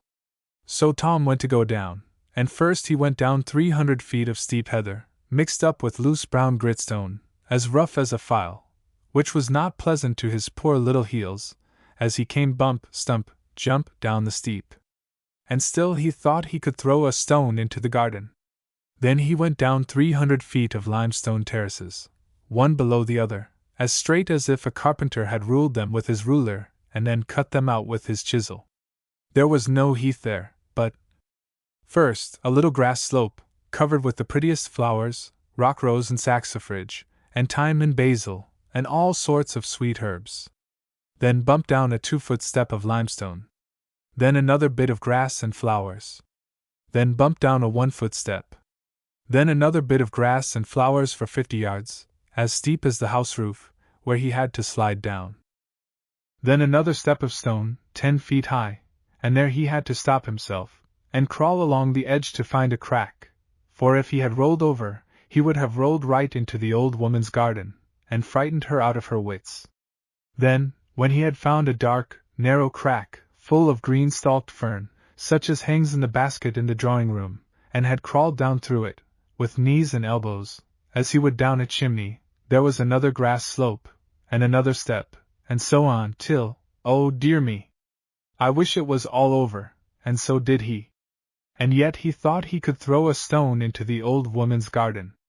At last he came to a bank of beautiful shrubs, whitebeam, with its great silver-back leaves, and mountain ash, and oak, and below them cliff and crag, with great beds of crowned ferns and wood sedge, while through the shrubs he could see the stream sparkling, and hear it murmur on the white pebbles. He did not know that it was 300 feet below. And all the while he never saw the Irishwoman coming down behind him. But he was getting terribly tired now. The burning sun on the fells had sucked him up, but the damp heat of the woody crags sucked him up still more, and the perspiration ran out of the ends of his fingers and toes, and washed him cleaner than he had been for a whole year. But, of course, he dirted everything terribly as he went. There has been a great black smudge all down the crag ever since. And there have been more black beetles in Vendale since than ever were known before, all, of course, owing to Tom's having blacked the original papa of them all, just as he was setting off to be married, with a sky-blue coat and scarlet leggings, as smart as a gardener's dog with a polyanthus in his mouth. At last he got to the bottom. But, behold, it was not the bottom, as people usually find when they are coming down a mountain. For at the foot of the crag were heaps and heaps of fallen limestone of every size from that of your head to that of a stage wagon, with holes between them full of sweet heath fern, and before Tom got through them, he was out in the bright sunshine again, and then he felt, once for all and suddenly, as people generally do, that he was beat. You must expect to be beat a few times in your life, little man, if you live such a life as a man ought to live, let you be as strong and healthy as you may, and when you are, you will find it a very ugly feeling. I hope that day you may have a stout, staunch friend by you who is not beat, for, if you have not, you had best lie where you are, and wait for better times, as poor Tom did.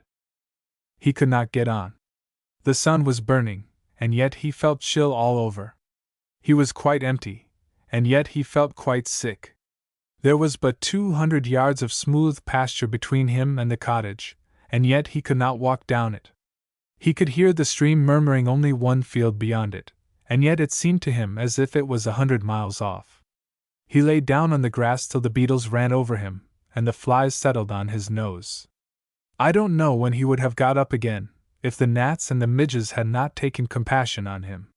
But the gnats blew their trumpets so loud in his ear, and the midges nibbled so at his hands and face wherever they could find a place free from soot, that at last he woke up, and stumbled away, down over a low wall, and into a narrow road, and up to the cottage door. And a neat, pretty cottage it was, with clipped yew hedges all round the garden, and yews inside too, cut into peacocks and trumpets and teapots and all kinds of queer shapes, and out of the open door came a noise like that of the frogs, when they know that it is going to be scorching hot tomorrow, and how they know that I don't know, and you don't know, and nobody knows. He came slowly up to the open door, which was all hung round with clematis and roses, and then peeped in, half afraid. And there sat by the empty fireplace, which was filled with a pot of sweet herbs, the nicest old woman that ever was seen, in her red petticoat, and short dimity bedgown, and clean white cap, with a black silk handkerchief over it, tied under her chin. At her feet sat the grandfather of all the cats, and opposite her sat, on 2 benches, 12 or 14 neat, rosy, chubby little children, learning their criss-cross row. Footnote: criss-cross row is an old name for the alphabet, and gabble enough they made about it. Illustration: the old dame looked at Tom. Such a pleasant cottage it was, with a shiny clean stone floor, and curious old prints on the walls, and an old black oak sideboard full of bright pewter and brass dishes, and a cuckoo clock in the corner, which began shouting as soon as Tom appeared, not that it was frightened at Tom, but that it was just 11 o'clock. All the children started at Tom's dirty black figure, the girls began to cry, and the boys began to laugh, and all pointed at him rudely enough, but Tom was too tired to care for that. "What art thou, and what dost want?" cried the old dame. "A chimney sweep? Away with thee! I'll have no sweeps here." "Water," said poor little Tom, quite faint. "Water? There's plenty at the back," she said quite sharply. "But I can't get there, I'm most clemmed with hunger and drought." And Tom sank down upon the doorstep, and laid his head against the post. And the old dame looked at him through her spectacles 1 minute, and 2, and 3, and then she said, "He's sick, and a bairn's a bairn, sweep or none." "Water," said Tom. "God forgive me!" And she put by her spectacles, and rose, and came to Tom. "Water's bad for thee, I'll give thee milk." And she toddled off into the next room, and brought a cup of milk and a bit of bread. Tom drank the milk off at one draught, and then looked up, revived. "Where didst come from?"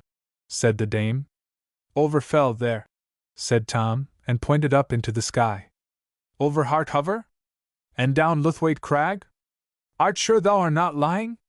"Why should I?" said Tom, and leant his head against the post. "And how got ye up there?" "I came over from the place." And Tom was so tired and desperate he had no heart or time to think of a story, so he told all the truth in a few words. "Bless thy little heart! And thou hast not been stealing, then?" "No. Bless thy little heart, and I'll warrant not." "Why, God's guided the bairn, because he was innocent. Away from the place, and over Hart Hover fell, and down Luthwaite Crag. Who ever heard the like if God hadn't led him? Why dost not eat thy bread?" "I can't. It's good enough, for I made it myself." "I can't," said Tom, and he laid his head on his knees and then asked, "Is it Sunday?" "No, then, why should it be?" "Because I hear the church bells ringing so." "Bless thy pretty heart! The bairn's sick. Come why me, and I'll hap thee up somewhere. If thou wert a bit cleaner, I'd put thee in my own bed, for the Lord's sake. But come along here."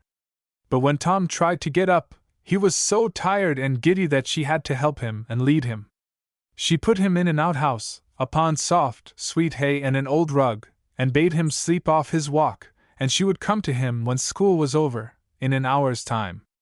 And so she went in again, expecting Tom to fall fast asleep at once. But Tom did not fall asleep. Instead of it, he turned and tossed and kicked about in the strangest way, and felt so hot all over that he longed to get into the river and cool himself, and then he fell half asleep, and dreamt that he heard the little white lady crying to him, "Oh, you're so dirty, go and be washed." And then that he heard the Irishwoman saying, "Those that wish to be clean, clean they will be." And then he heard the church bells ring so loud, close to him too, that he was sure it must be Sunday, in spite of what the old dame had said, and he would go to church, and see what a church was like inside, for he had never been in one, poor little fellow, in all his life. But the people would never let him come in, all over soot and dirt like that. He must go to the river and wash first. And he said out loud again and again, though being half asleep he did not know it, "I must be clean, I must be clean." Illustration. And all of a sudden he found himself, not in the outhouse on the hay, but in the middle of a meadow, over the road, with the stream just before him, saying continually, "I must be clean, I must be clean." He had got there on his own legs, between sleep and awake, as children will often get out of bed, and go about the room, when they are not quite well.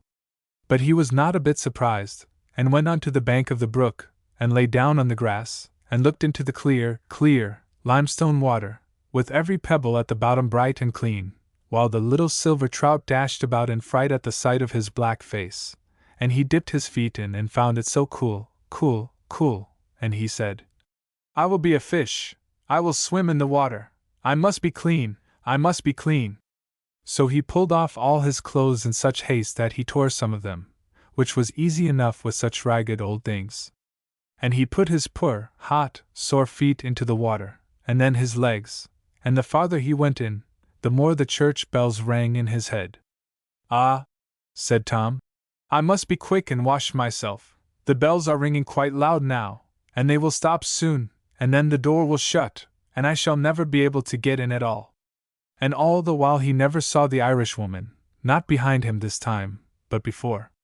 For just before he came to the riverside she had stepped down into the cool, clear water, and her shawl and her petticoat floated off her, and the green water weeds floated round her sides, and the white water lilies floated round her head, and the fairies of the stream came up from the bottom and bore her away and down upon their arms, for she was the queen of them all, and perhaps of more besides. "Where have you been?" they asked her. "I have been smoothing sick folks' pillows, and whispering sweet dreams into their ears, opening cottage casements, to let out the stifling air, coaxing little children away from gutters and foul pools where fever breeds, turning women from the gin-shop door, and staying men's hands as they were going to strike their wives, doing all I can to help those who will not help themselves, and little enough that is, and weary work for me. But I have brought you a new little brother, and watched him safe all the way here." Then all the fairies laughed for joy at the thought that they had a little brother coming. "But mind, maidens, he must not see you, or know that you are here. He is but a savage now, and like the beasts which perish, and from the beasts which perish he must learn. So you must not play with him, or speak to him, or let him see you, but only keep him from being harmed." Then the fairies were sad, because they could not play with their new brother, but they always did what they were told. And their queen floated away down the river, and whither she went, thither she came. But all this Tom, of course, never saw or heard, and perhaps if he had it would have made little difference in the story, for he was so hot and thirsty, and longed so to be clean for once, that he tumbled himself as quick as he could into the clear, cool stream. And he had not been in it 2 minutes before he fell fast asleep, into the quietest, sunniest, coziest sleep that ever he had in his life, and he dreamt about the green meadows by which he had walked that morning, and the tall elm trees and the sleeping cows, and after that he dreamt of nothing at all. The reason of his falling into such a delightful sleep is very simple, and yet hardly anyone has found it out. It was merely that the fairies took him. The kind old dame came back at 12, when school was over, to look at Tom, but there was no Tom there. She looked about for his footprints, but the ground was so hard that there was no slot, as they say in dear old North Devon. So the old dame went in again, quite sulky, thinking that little Tom had tricked her with a false story, and shammed ill, and then run away again. When Sir John and the rest of them had run themselves out of breath, and lost Tom, they went back again, looking very foolish. And they looked more foolish still when Sir John heard more of the story from the nurse, and more foolish still, again, when they heard the whole story from Miss Ellie, the little lady in white. All she had seen was a poor little black chimney sweep, crying and sobbing, and going to get up the chimney again. Of course, she was very much frightened, and no wonder. But that was all. The boy had taken nothing in the room. By the mark of his little sooty feet, they could see that he had never been off the hearth rug till the nurse caught hold of him. It was all a mistake. So Sir John told Grimes to go home, and promised him 5 shillings if he would bring the boy quietly up to him, without beating him, that he might be sure of the truth. For he took it for granted, and Grimes too, that Tom had made his way home. But no Tom came back to Mr. Grimes that evening, and he went to the police office, to tell them to look out for the boy. But no Tom was heard of. So Mr. Grimes came up to Harthover next day with a very sour face. But when he got there, Sir John was over the hills and far away, and Mr. Grimes had to sit in the outer servants' hall all day, and drink strong ale to wash away his sorrows, and they were washed away long before Sir John came back. For good Sir John had slept very badly that night, and he said to his lady, "My dear, the boy must have got over into the grouse moors, and lost himself, and he lies very heavily on my conscience, poor little lad. But I know what I will do." So, at 5 the next morning up he got, and bade them bring his shooting pony, and the keeper to come on his pony, and the huntsman, and the first whip, and the second whip, and the under-keeper with the bloodhound in a leash, a great dog as tall as a calf, of the color of a gravel walk, with mahogany ears and nose, and a throat like a church bell. They took him up to the place where Tom had gone into the wood, and there the hound lifted up his mighty voice, and told them all he knew. Then he took them to the place where Tom had climbed the wall, and they shoved it down, and all got through. And then the wise dog took them over the moor, and over the fells, step by step, very slowly, for the scent was a day old, you know, and very light from the heat and drought. But that was why cunning old Sir John started at 5 in the morning. And at last he came to the top of Lythwaite Crag, and there he bayed, and looked up in their faces, as much as to say, "I tell you he is gone down here."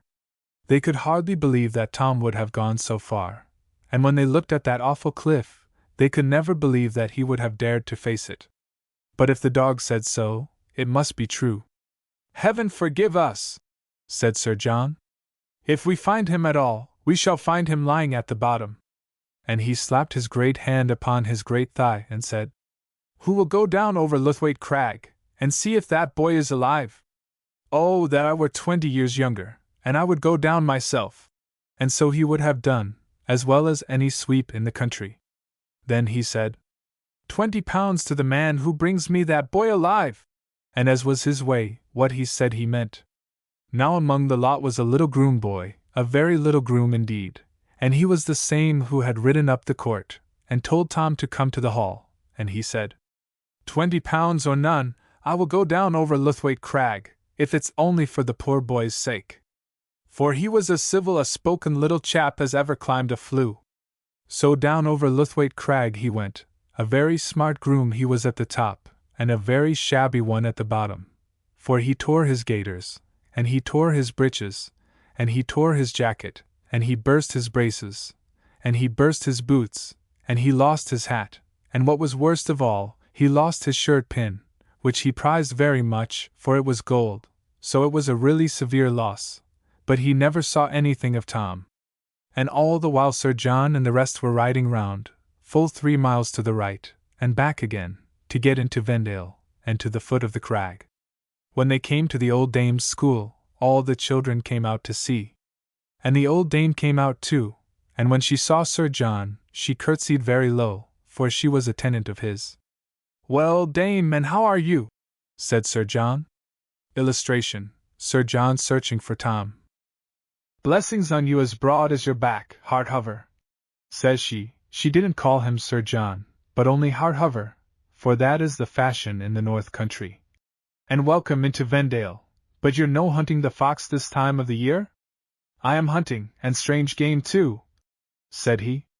Blessings on your heart, and what makes you look so sad the morn? I'm looking for a lost child, a chimney sweep, that is run away. Oh, Hardhover, says she, you were always a just man and a merciful, and ye'll no harm the poor lad if I give you tidings of him?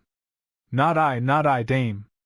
I'm afraid we hunted him out of the house all on a miserable mistake, and the hound has brought him to the top of Luthwaite Crag, and— Whereat the old dame broke out crying, without letting him finish his story. So he told me the truth after all, poor little dear! Ah, first thoughts are best, and a body's heart'll guide them right, if they will but hearken to it. And then she told Sir John all.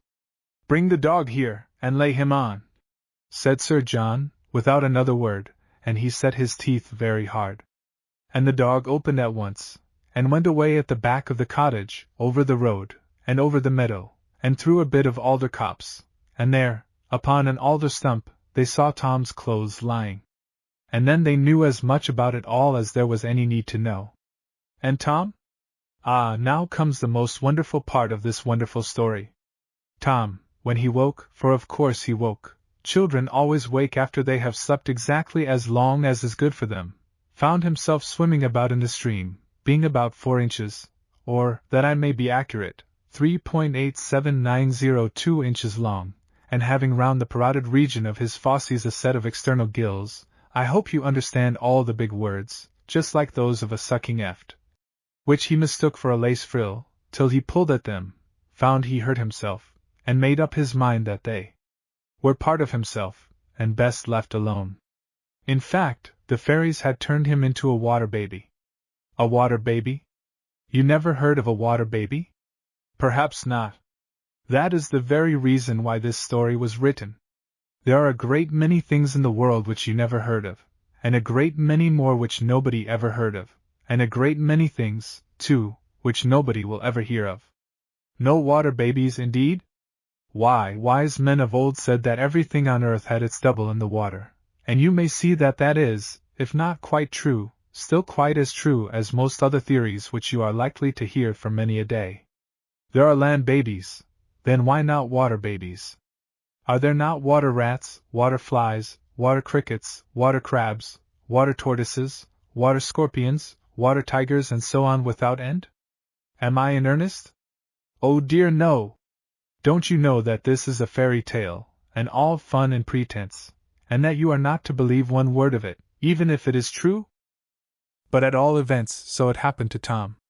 And therefore, the keeper and the groom, and Sir John made a great mistake, and were very unhappy, Sir John, at least, without any reason, when they found a black thing in the water, and said it was Tom's body and that he had been drowned. They were utterly mistaken. Tom was quite alive, and cleaner and merrier than he had ever been. The fairies had washed him, you see, in the swift river, so thoroughly, that not only his dirt, but his whole husk and shell had been washed quite off him, and the pretty little real Tom was washed out of the inside of it, and swam away, as a caddis, the caddis worm, while it lives in the water, builds for itself a case of stones or grass or shells, all bound together with silk when the time for its transformation is near. The worm seals up with silk both ends of its case, and remains withdrawn until it is ready to emerge as a caddis fly does when its case of stones and silk is bored through, and away it goes on its back, paddling to the shore, there to split its skin, and fly away as a caperer, on 4 fawn-colored wings, with long legs and horns. They are foolish fellows, the caperers, and fly into the candle at night, if you leave the door open. We will hope Tom will be wiser, now he has got safe out of his sooty old shell. But good Sir John did not understand all this, and he took it into his head that Tom was drowned. When they looked into the empty pockets of his shell, and found no jewels there, nor money, nothing but 3 marbles, and a brass button with a string to it, then Sir John did something as like crying as ever he did in his life, and blamed himself more bitterly than he need have done. So he cried, and the groom boy cried, and the huntsman cried, and the dame cried, and the little girl cried, and the dairymaid cried, and the old nurse cried, for it was somewhat her fault, and my lady cried, for though people have wigs, that is no reason why they should not have hearts. But the keeper did not cry, though he had been so good-natured to Tom the morning before, for he was so dried up with running after poachers, that you could no more get tears out of him than milk out of leather. And Grimes did not cry, for Sir John gave him £10, and he drank it all in a week. Sir John sent, far and wide, to find Tom's father and mother, but he might have looked till doomsday for them, for one was dead, and the other was in Botany Bay. Footnote: Botany Bay was originally the name of a settlement established in New South Wales, in eastern Australia, for the reception of criminals from England. Later, the name came to be applied to any distant colony to which criminals were transported, and the little girl would not play with her dolls for a whole week, and never forgot poor little Tom. And soon my lady put a pretty little tombstone over Tom's shell in the little churchyard in Vendale. And the dame decked it with garlands every Sunday, till she grew so old that she could not stir abroad. Then the little children decked it for her. And always she sang an old, old song, as she sat spinning what she called her wedding dress. The children could not understand it, but they liked it none the less for that, for it was very sweet and very sad, and that was enough for them. And these are the words of it. When all the world is young, lad, and all the trees are green, and every goose a swan, lad, and every lass a queen, then hey for boot and horse, lad, and round the world away. Young blood must have its course, lad, and every dog his day. When all the world is old, lad, and all the trees are brown, and all the sport is stale, lad, and all the wheels run down, creep home, and take your place there, the spent and maimed among. God grant you find one face there, you loved when all was young. Illustration. Those are the words, but they are only the body of it. The soul of the song was the dear old woman's sweet face, and sweet voice, and the sweet old air to which she sang, and that, alas, one cannot put on paper. And at last she grew so stiff and lame, that the angels were forced to carry her, and they helped her on with her wedding dress, and carried her up over Harthover Fells, and a long way beyond that too, and there was a new schoolmistress in Vendale. And all the while Tom was swimming about in the river, with a pretty little lace collar of gills about his neck, as lively as a grig, and as clean as a fresh-run salmon. Now, if you don't like my story, then go to the schoolroom and learn your multiplication table, and see if you like that better. Some people, no doubt, would do so. So much the better for us, if not for them. It takes all sorts, they say, to make a world. Chapter 3. Tom was now quite amphibious, and what is better still, he was clean. For the first time in his life he felt how comfortable it was to have nothing on him but himself. But he only enjoyed it. He did not know it, or think about it, just as you enjoy life and health, and yet never think about being alive and healthy, and may it be long before you have to think about it. He did not remember having ever been dirty. Indeed, he did not remember any of his old troubles, being tired or hungry, or sent up dark chimneys. Since that sweet sleep, he had forgotten all about his master, and Harthover Place, and the little white girl, and in a word all that had happened to him when he lived before, and what was best of all, he had forgotten all the bad words which he had learned from Grimes, and the rude boys with whom he used to play. That is not strange, for you know, when you came into this world, and became a land baby, you remembered nothing. So why should he, when he became a water baby? But Tom was very happy in the water. He had been sadly overworked in the land world, and so now, to make up for that, he had nothing but holidays in the water world for a long, long time to come. He had nothing to do now but enjoy himself, and look at all the pretty things which are to be seen in the cool, clear water world, where the sun is never too hot and the frost is never too cold. And what did he live on? Watercresses, perhaps, or perhaps water gruel, and water milk. Too many land babies do so likewise. But we do not know what 1/10 of the water things eat, so we are not answerable for the water babies. Sometimes he went along the smooth gravel waterways, looking at the crickets which ran in and out among the stones, as rabbits do on land, or he climbed over the ledges of rock, and saw the sand pipes hanging in thousands, with every one of them a pretty little head and legs peeping out. Or he went into a still corner, and watched the caddises eating dead sticks as greedily as you would eat plum pudding, and building their houses with silk and glue. Very fanciful ladies they were. None of them would keep to the same materials for a day. One would begin with some pebbles, then she would stick on a piece of green wood, then she found a shell, and stuck it on too, and the poor shell was alive, and did not like at all being taken to build houses with. But the caddis did not let him have any voice in the matter, being rude and selfish, as vain people are apt to be. Then she stuck on a piece of rotten wood, then a very smart pink stone, and so on, till she was patched all over like an Irishman's coat. Then she found a long straw, 5 times as long as herself, and said, "Hurrah! My sister has a tail, and I'll have one too."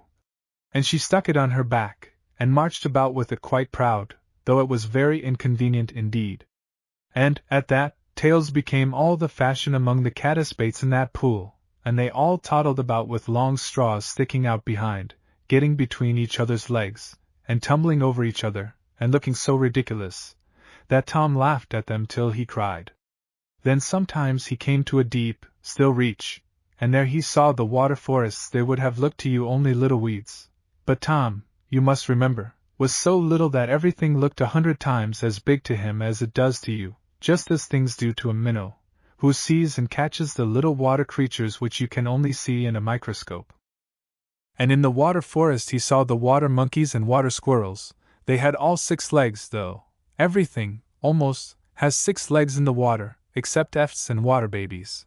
And nimbly enough they ran among the branches.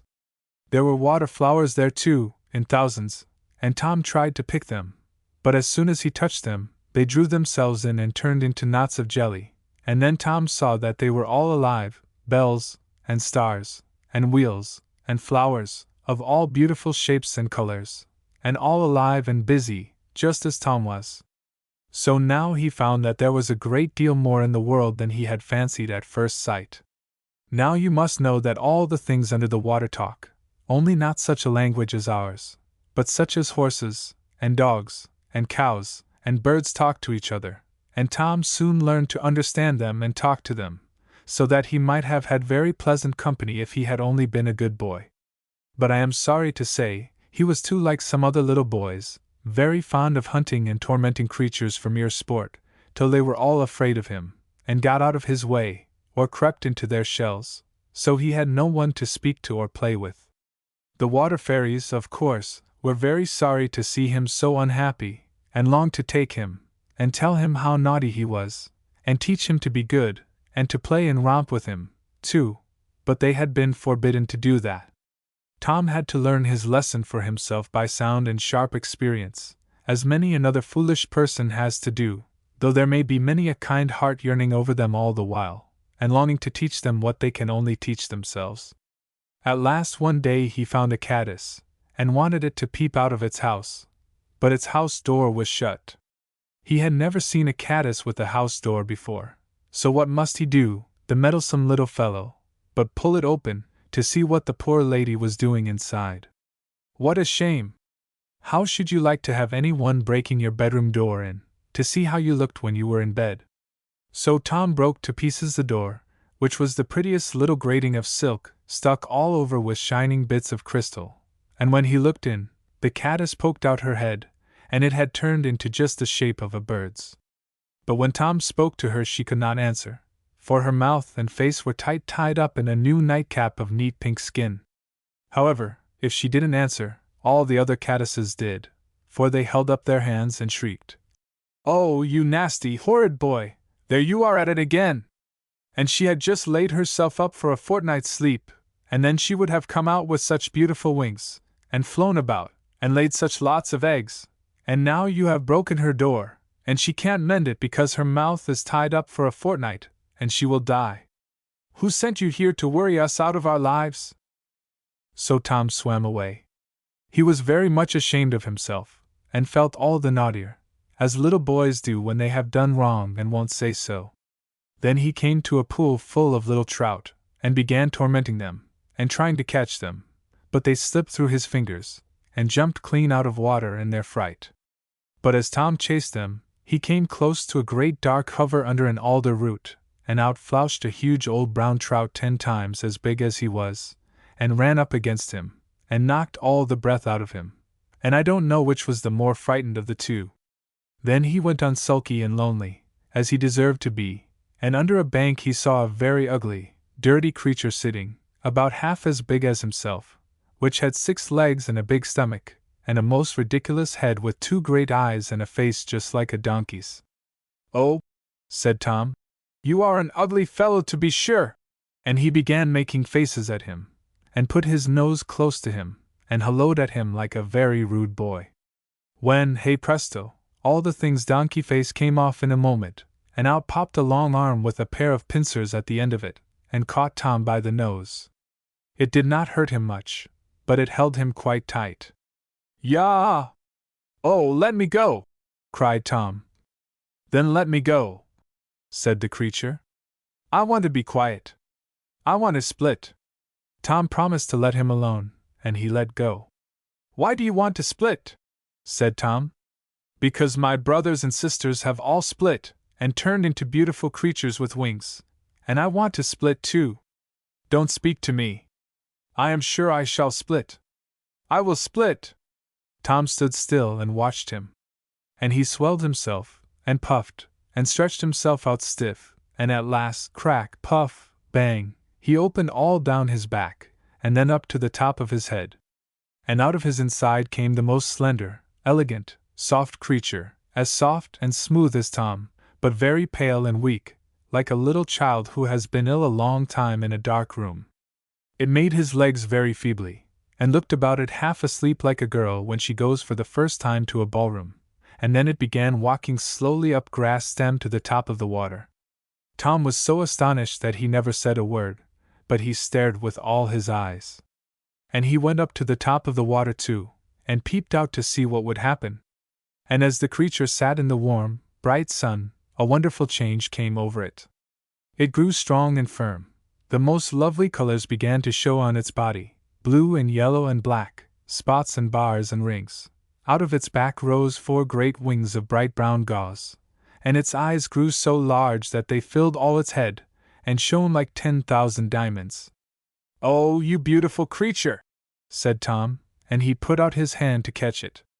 But the thing whirred up into the air, and hung poised on its wings a moment, and then settled down again by Tom quite fearless.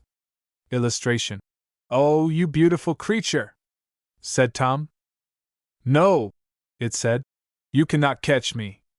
I am a dragonfly now, the king of all flies, and I shall dance in the sunshine, and hawk over the river, and catch gnats, and have a beautiful wife like myself. I know what I shall do. Hurrah!" And he flew away into the air, and began catching gnats. "Oh! Come back, cried Tom. "You beautiful creature! I have no one to play with, and I am so lonely here. If you will but come back, I will never try to catch you. I don't care whether you do or not," said the dragonfly, "for you can't. But when I have had my dinner, and looked a little about this pretty place, I will come back, and have a little chat about all I have seen in my travels. Why, what a huge tree this is! And what huge leaves on it!" It was only a big dock, but you know the dragonfly had never seen any but little water trees, starwort, and milfoil, and water crowfoot, and such like, so it did look very big to him. Besides, he was very short-sighted, as all dragonflies are, and never could see a yard before his nose, any more than a great many other folks, who are not half as handsome as he. The dragonfly did come back, and chatted away with Tom. He was a little conceited about his fine colors and his large wings, but you know, he had been a poor, dirty, ugly creature all his life before, so there were great excuses for him. He was very fond of talking about all the wonderful things he saw in the trees and meadows, and Tom liked to listen to him, for he had forgotten all about them. So in a little while they became great friends. And I am very glad to say that Tom learned such a lesson that day, that he did not torment creatures for a long time after. And then the caddises grew quite tame, and used to tell him strange stories about the way they built their houses, and changed their skins, and turned at last into winged flies, till Tom began to long to change his skin, and have wings like them some day. And the trout and he made it up, for trout very soon forget if they have been frightened and hurt. So Tom used to play with them at hare and hounds, and great fun they had, and he used to try to leap out of the water, head over heels, as they did before a shower came on, but somehow he never could manage it. He liked most, though, to see them rising at the flies, as they sailed round and round under the shadow of the great oak, where the beetles fell flop into the water, and the green caterpillars let themselves down from the boughs by silk ropes for no reason at all, and then changed their foolish minds for no reason at all, either, and hauled themselves up again into the tree, rolling up the rope in a ball between their paws. And very often Tom caught them just as they touched the water, and caught the alder flies, and the caparus, and the cocktailed duns and spinners, yellow, and brown, and claret, and grey, and gave them to his friends the trout. Perhaps he was not quite kind to the flies, but one must do a good turn to one's friends when one can. And at last he gave up catching even the flies, for he made acquaintance with one by accident, and found him a very merry little fellow. And this was the way it happened, and it is all quite true. He was basking at the top of the water one hot day in July, catching duns and feeding the trout, when he saw a new sort, a dark gray little fellow with a brown head. He was a very little fellow, indeed, but he made the most of himself, as people ought to do. He cocked up his head, and he cocked up his wings, and he cocked up his tail, and, in short, he looked the cockiest little man of all little men. And so he proved to be, for instead of getting away, he hopped upon Tom's finger, and sat there as bold as 9 tailors, and he cried out in the tiniest, shrillest, squeakiest little voice you ever heard. "Much obliged to you indeed, but I don't want it yet." "Want what?" said Tom, quite taken aback by his impudence. "Your leg, which you are kind enough to hold out for me to sit on. I must go and see after my wife for a few minutes. Dear me! What a troublesome business a family is!" Though the idle little rogue did nothing at all, but left his poor wife to lay all the eggs by herself. "When I come back, I shall be glad of it, if you'll be so good as to keep it sticking out just so." And off he flew. Tom thought him a very cool sort of personage, and still more so, when in 5 minutes he came back, and said, "Ah, you were tired waiting? Well, your other leg will do as well." And he popped himself down on Tom's knee, and began chatting away in his squeaking voice. "So you live under the water? It's a low place. I lived there for some time, and was very shabby and dirty. But I didn't choose that should last. So I turned respectable, and came up to the top, and put on this suit. It's a businesslike suit, don't you think?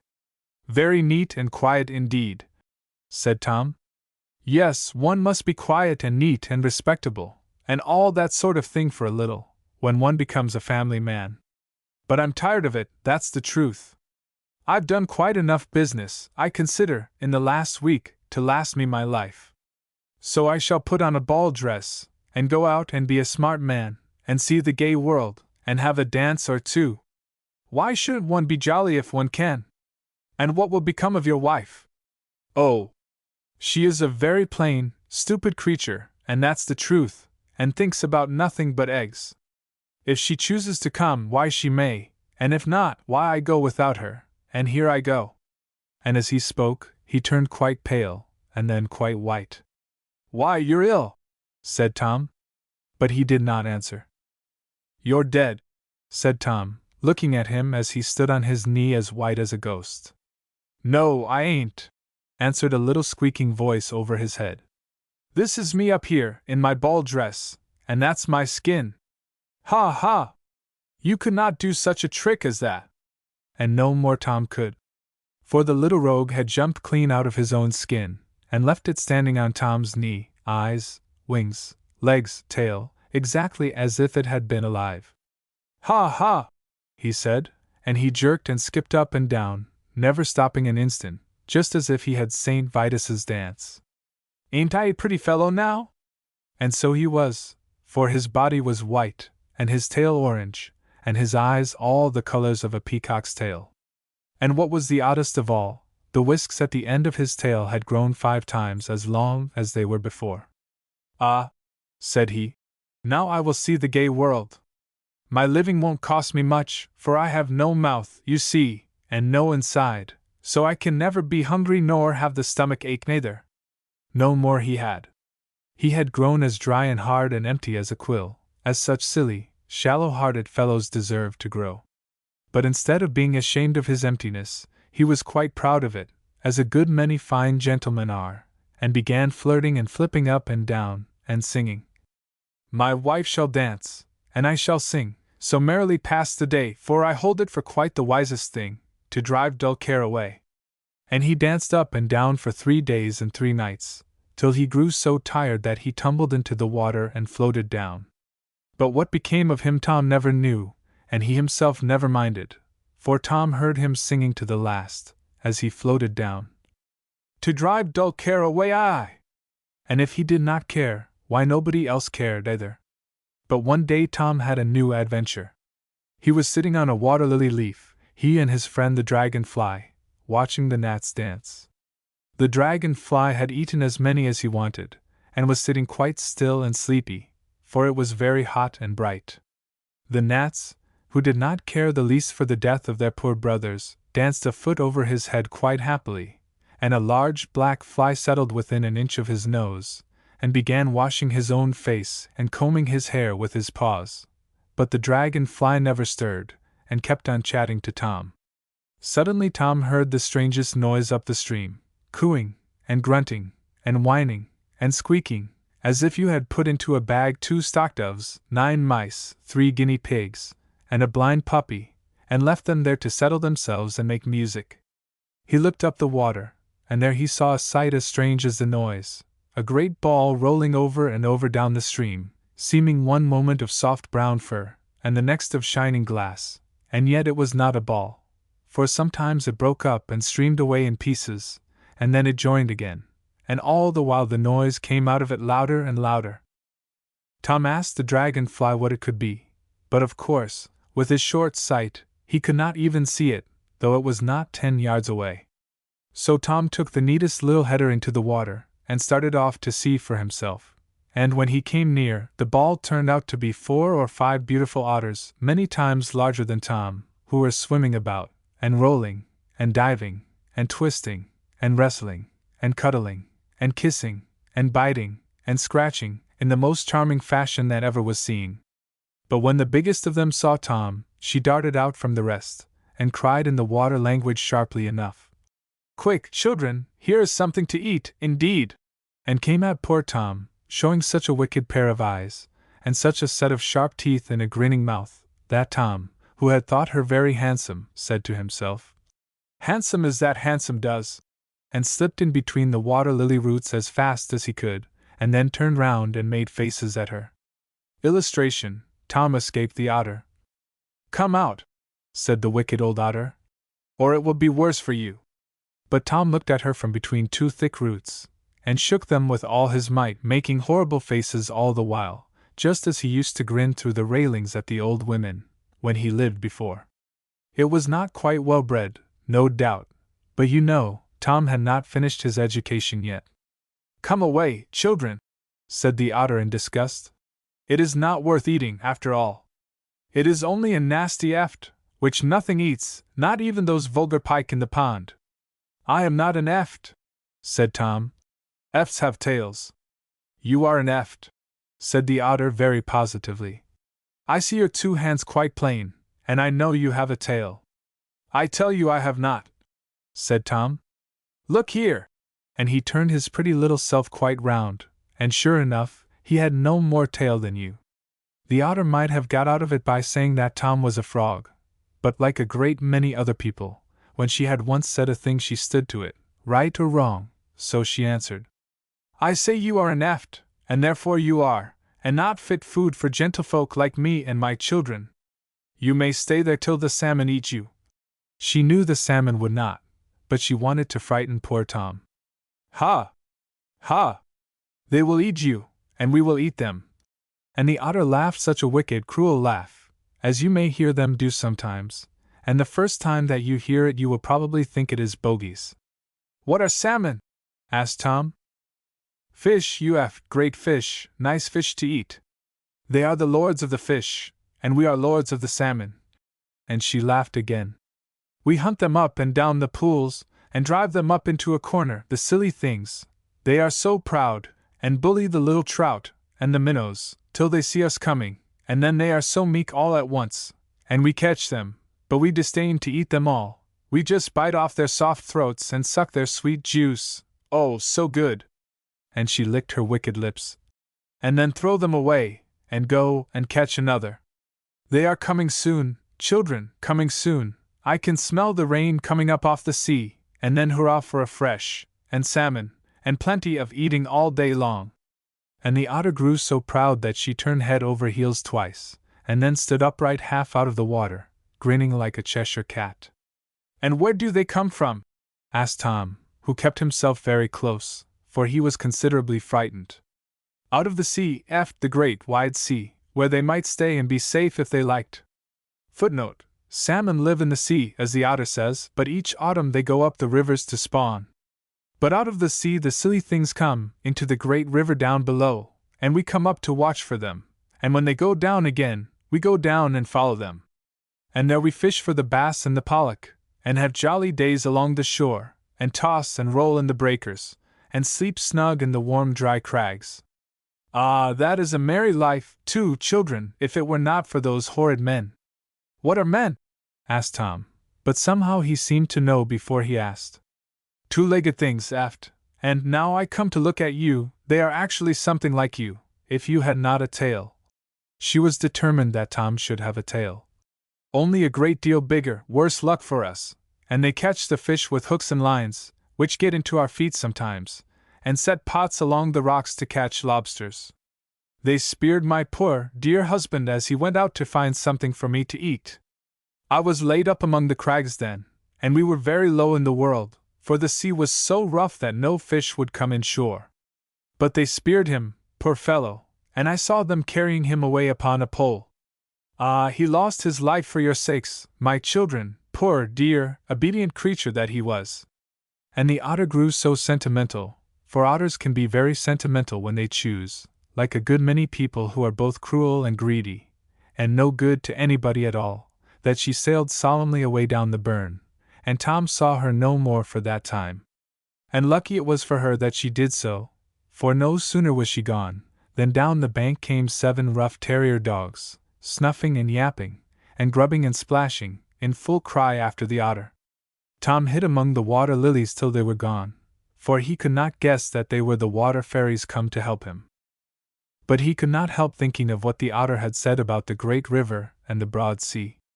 And as he thought, he longed to go and see them.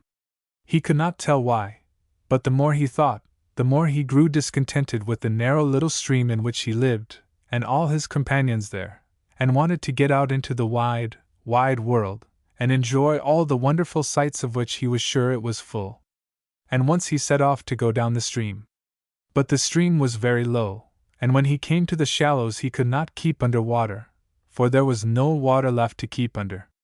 So the sun burned his back and made him sick, and he went back again and lay quiet in the pool for a whole week more. And then on the evening of a very hot day he saw a sight.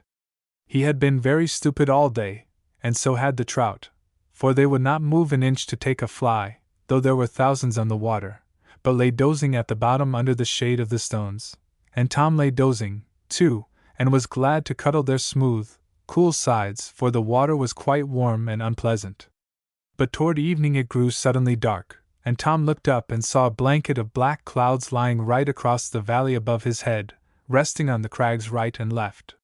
He felt not quite frightened, but very still, for everything was still.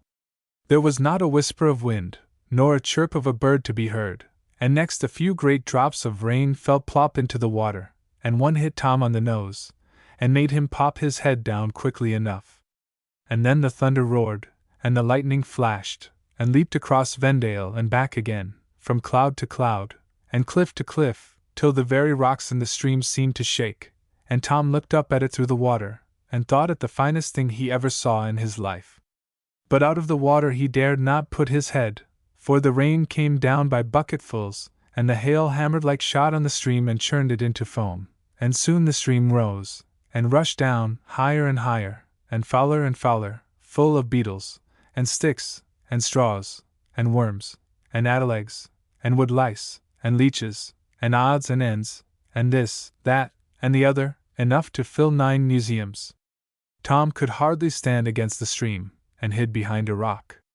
But the trout did not, for out they rushed from among the stones, and began gobbling the beetles and leeches in the most greedy and quarrelsome way, and swimming about with great worms hanging out of their mouths, tugging and kicking to get them away from each other.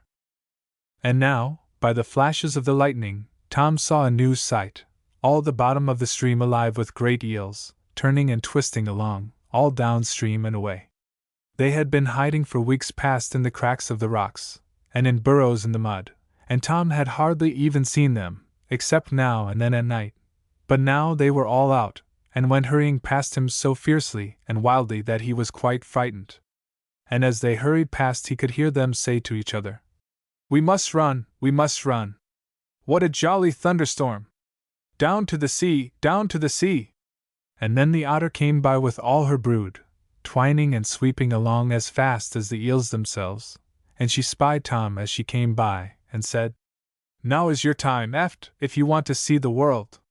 Come along, children, never mind those nasty eels, we shall breakfast on salmon tomorrow. Down to the sea, down to the sea!" Then came a flash brighter than all the rest, and by the light of it, in the 1,000th part of a second they were gone again.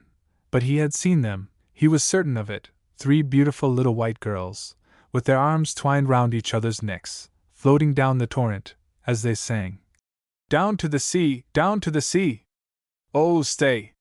Wait for me!" cried Tom, but they were gone, yet he could hear their voices clear and sweet through the roar of thunder and water and wind, singing as they died away. "Down to the sea! Down to the sea!" said Tom. "Everything is going to the sea, and I will go too. Goodbye, trout." But the trout were so busy gobbling worms that they never turned to answer him, so that Tom was spared the pain of bidding them farewell. And now, down the rushing stream, guided by the bright flashes of the storm, past tall birch-fringed rocks, which shone out one moment as clear as day, and the next were dark as night, past dark hovers under swirling banks, from which great trout rushed out on Tom, thinking him to be good to eat, and turned back sulkily, for the fairies sent them home again with a tremendous scolding, for daring to meddle with a water baby. On through narrow strids, strid, rare, means a place the length of a stride, and roaring cataracts, where Tom was deafened and blinded for a moment by the rushing waters, along deep reaches, where the white water lilies tossed and flapped beneath the wind and hail, past sleeping villages, under dark bridge arches, and away to the sea. And Tom could not stop, and did not care to stop. He would see the great world below, and the salmon, and the breakers, and the wide, wide sea. And when the daylight came, Tom found himself out in the Salmon River. A full 100 yards broad it was, sliding on from broad pool to broad shallow, and broad shallow to broad pool, over great fields of shingle, under oak and ash coverts, past low cliffs of sandstone, past green meadows, and fair parks, and a great house of grey stone, and brown moors above, and here and there against the sky the smoking chimney of a colliery. Illustration: the salmon, king of all the fish. But Tom thought nothing about what the river was like. All his fancy was, to get down to the wide, wide sea. And after a while he came to a place where the river spread out into broad, still, shallow reaches, so wide that little Tom, as he put his head out of the water, could hardly see across. And there he stopped. He got a little frightened. "This must be the sea," he thought. "What a wide place it is! If I go on into it I shall surely lose my way, or some strange thing will bite me. I will stop here and look out for the otter or the eels or someone to tell me where I shall go." So he went back a little way, and crept into a crack of the rock, just where the river opened out into the wide shallows, and watched for someone to tell him his way. But the otter and the eels were gone on miles and miles down the stream. There he waited, and slept too, for he was quite tired with his night's journey, and when he woke, the stream was clearing to a beautiful amber hue, though it was still very high. And after a while, he saw a sight which made him jump up, for he knew in a moment it was one of the things which he had come to look for. Such a fish! 10 times as big as the biggest trout, and 100 times as big as Tom, sculling up the stream past him, as easily as Tom had sculled down. Such a fish! Shining silver from head to tail, and here and there a crimson dot, with a grand hooked nose and grand curling lip, and a grand bright eye, looking round him as proudly as a king, and surveying the water right and left as if all belonged to him. Surely he must be the salmon, the king of all the fish. Tom was so frightened that he longed to creep into a hole, but he need not have been, for salmon are all true gentlemen, and like true gentlemen, they look noble and proud enough, and yet, like true gentlemen, they never harm or quarrel with anyone, but go about their own business, and leave rude fellows to themselves. The salmon looked at him full in the face, and then went on without minding him, with a swish or two of his tail which made the stream boil again. And in a few minutes came another, and then 4 or 5, and so on, and all past Tom, rushing and plunging up the cataract with strong strokes of their silver tails, now and then leaping clean out of water and up over a rock, shining gloriously for a moment in the bright sun, while Tom was so delighted that he could have watched them all day long. And at last one came up bigger than all the rest, but he came slowly, and stopped, and looked back, and seemed very anxious and busy. And Tom saw that he was helping another salmon, an especially handsome one, who had not a single spot upon it, but was clothed in pure silver from nose to tail. "My dear," said the great fish to his companion, "you really look dreadfully tired, and you must not overexert yourself at first. Do rest yourself behind this rock." And he shoved her gently with his nose to the rock where Tom sat. You must know that this was the salmon's wife. For salmon, like other true gentlemen, always choose their lady, and love her, and are true to her, and take care of her and work for her, and fight for her, as every true gentleman ought, and are not like vulgar chub and roach and pike, who have no high feelings, and take no care of their wives. Then he saw Tom, and looked at him very fiercely one moment, as if he was going to bite him. "What do you want here?" he said very fiercely. "Oh, don't hurt me!" cried Tom. "I only want to look at you, you are so handsome." "Ah," said the salmon, very stately but very civilly. "I really beg your pardon, I see what you are, my little dear. I have met 1 or 2 creatures like you before, and found them very agreeable and well behaved. Indeed, one of them showed me a great kindness lately, which I hope to be able to repay. I hope we shall not be in your way here. As soon as this lady is rested, we shall proceed on our journey." What a well-bred old salmon he was! "So you have seen things like me before?" asked Tom. "Several times, my dear. Indeed, it was only last night that one at the river's mouth came and warned me and my wife of some new stake nets which had got into the stream, I cannot tell how, since last winter, and showed us the way round them, in the most charmingly obliging way." "So there are babies in the sea?" cried Tom, and clapped his little hands. "Then I shall have someone to play with there? How delightful! Were there no babies up this stream?" asked the lady salmon.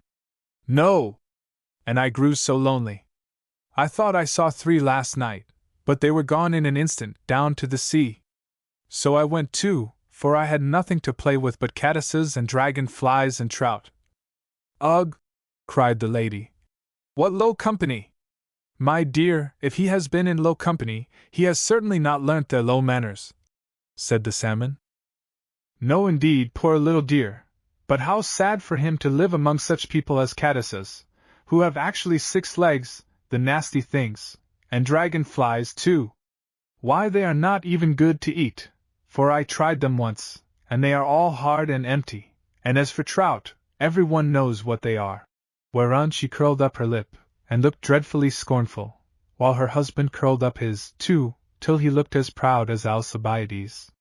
Footnote: Alcibiades was a particularly handsome and particularly proud Greek, who lived in the time of the great wars between the 2 Greek states of Athens and Sparta. He took part in these wars, first on the side of Athens, then on the side of Sparta, and finally succeeded in gaining the hatred of both states by his treachery and unscrupulousness. He went into exile, but was finally put to death by the Persians at the command of the Athenians and Spartans, 404 B.C. "Why do you dislike the trouts so?" asked Tom. "My dear, we do not even mention them, if we can help it, for I am sorry to say they are relations of ours who do us no credit. A great many years ago they were just like us, but they were so lazy, and cowardly, and greedy, that instead of going down to the sea every year to see the world and grow strong and fat, they chose to stay and poke about in the little streams and eat worms and grubs, and they are very properly punished for it, for they have grown ugly and brown and spotted and small, and are actually so degraded in their tastes that they will eat our children." Chapter 4. So the salmon went up, after Tom had warned them of the wicked old otter, and Tom went down, but slowly and cautiously, coasting along the shore. He was many days about it, for it was many miles down to the sea, and perhaps he would never have found his way, if the fairies had not guided him, without his seeing their faces, or feeling their gentle hands. And as he went, he had a very strange adventure. It was a clear, still September night, and the moon shone so brightly down through the water that he could not sleep, though he shut his eyes as tight as possible. So at last he came up to the top, and sat upon a little point of rock, and looked up at the broad yellow moon, and wondered what she was, and thought that she looked at him.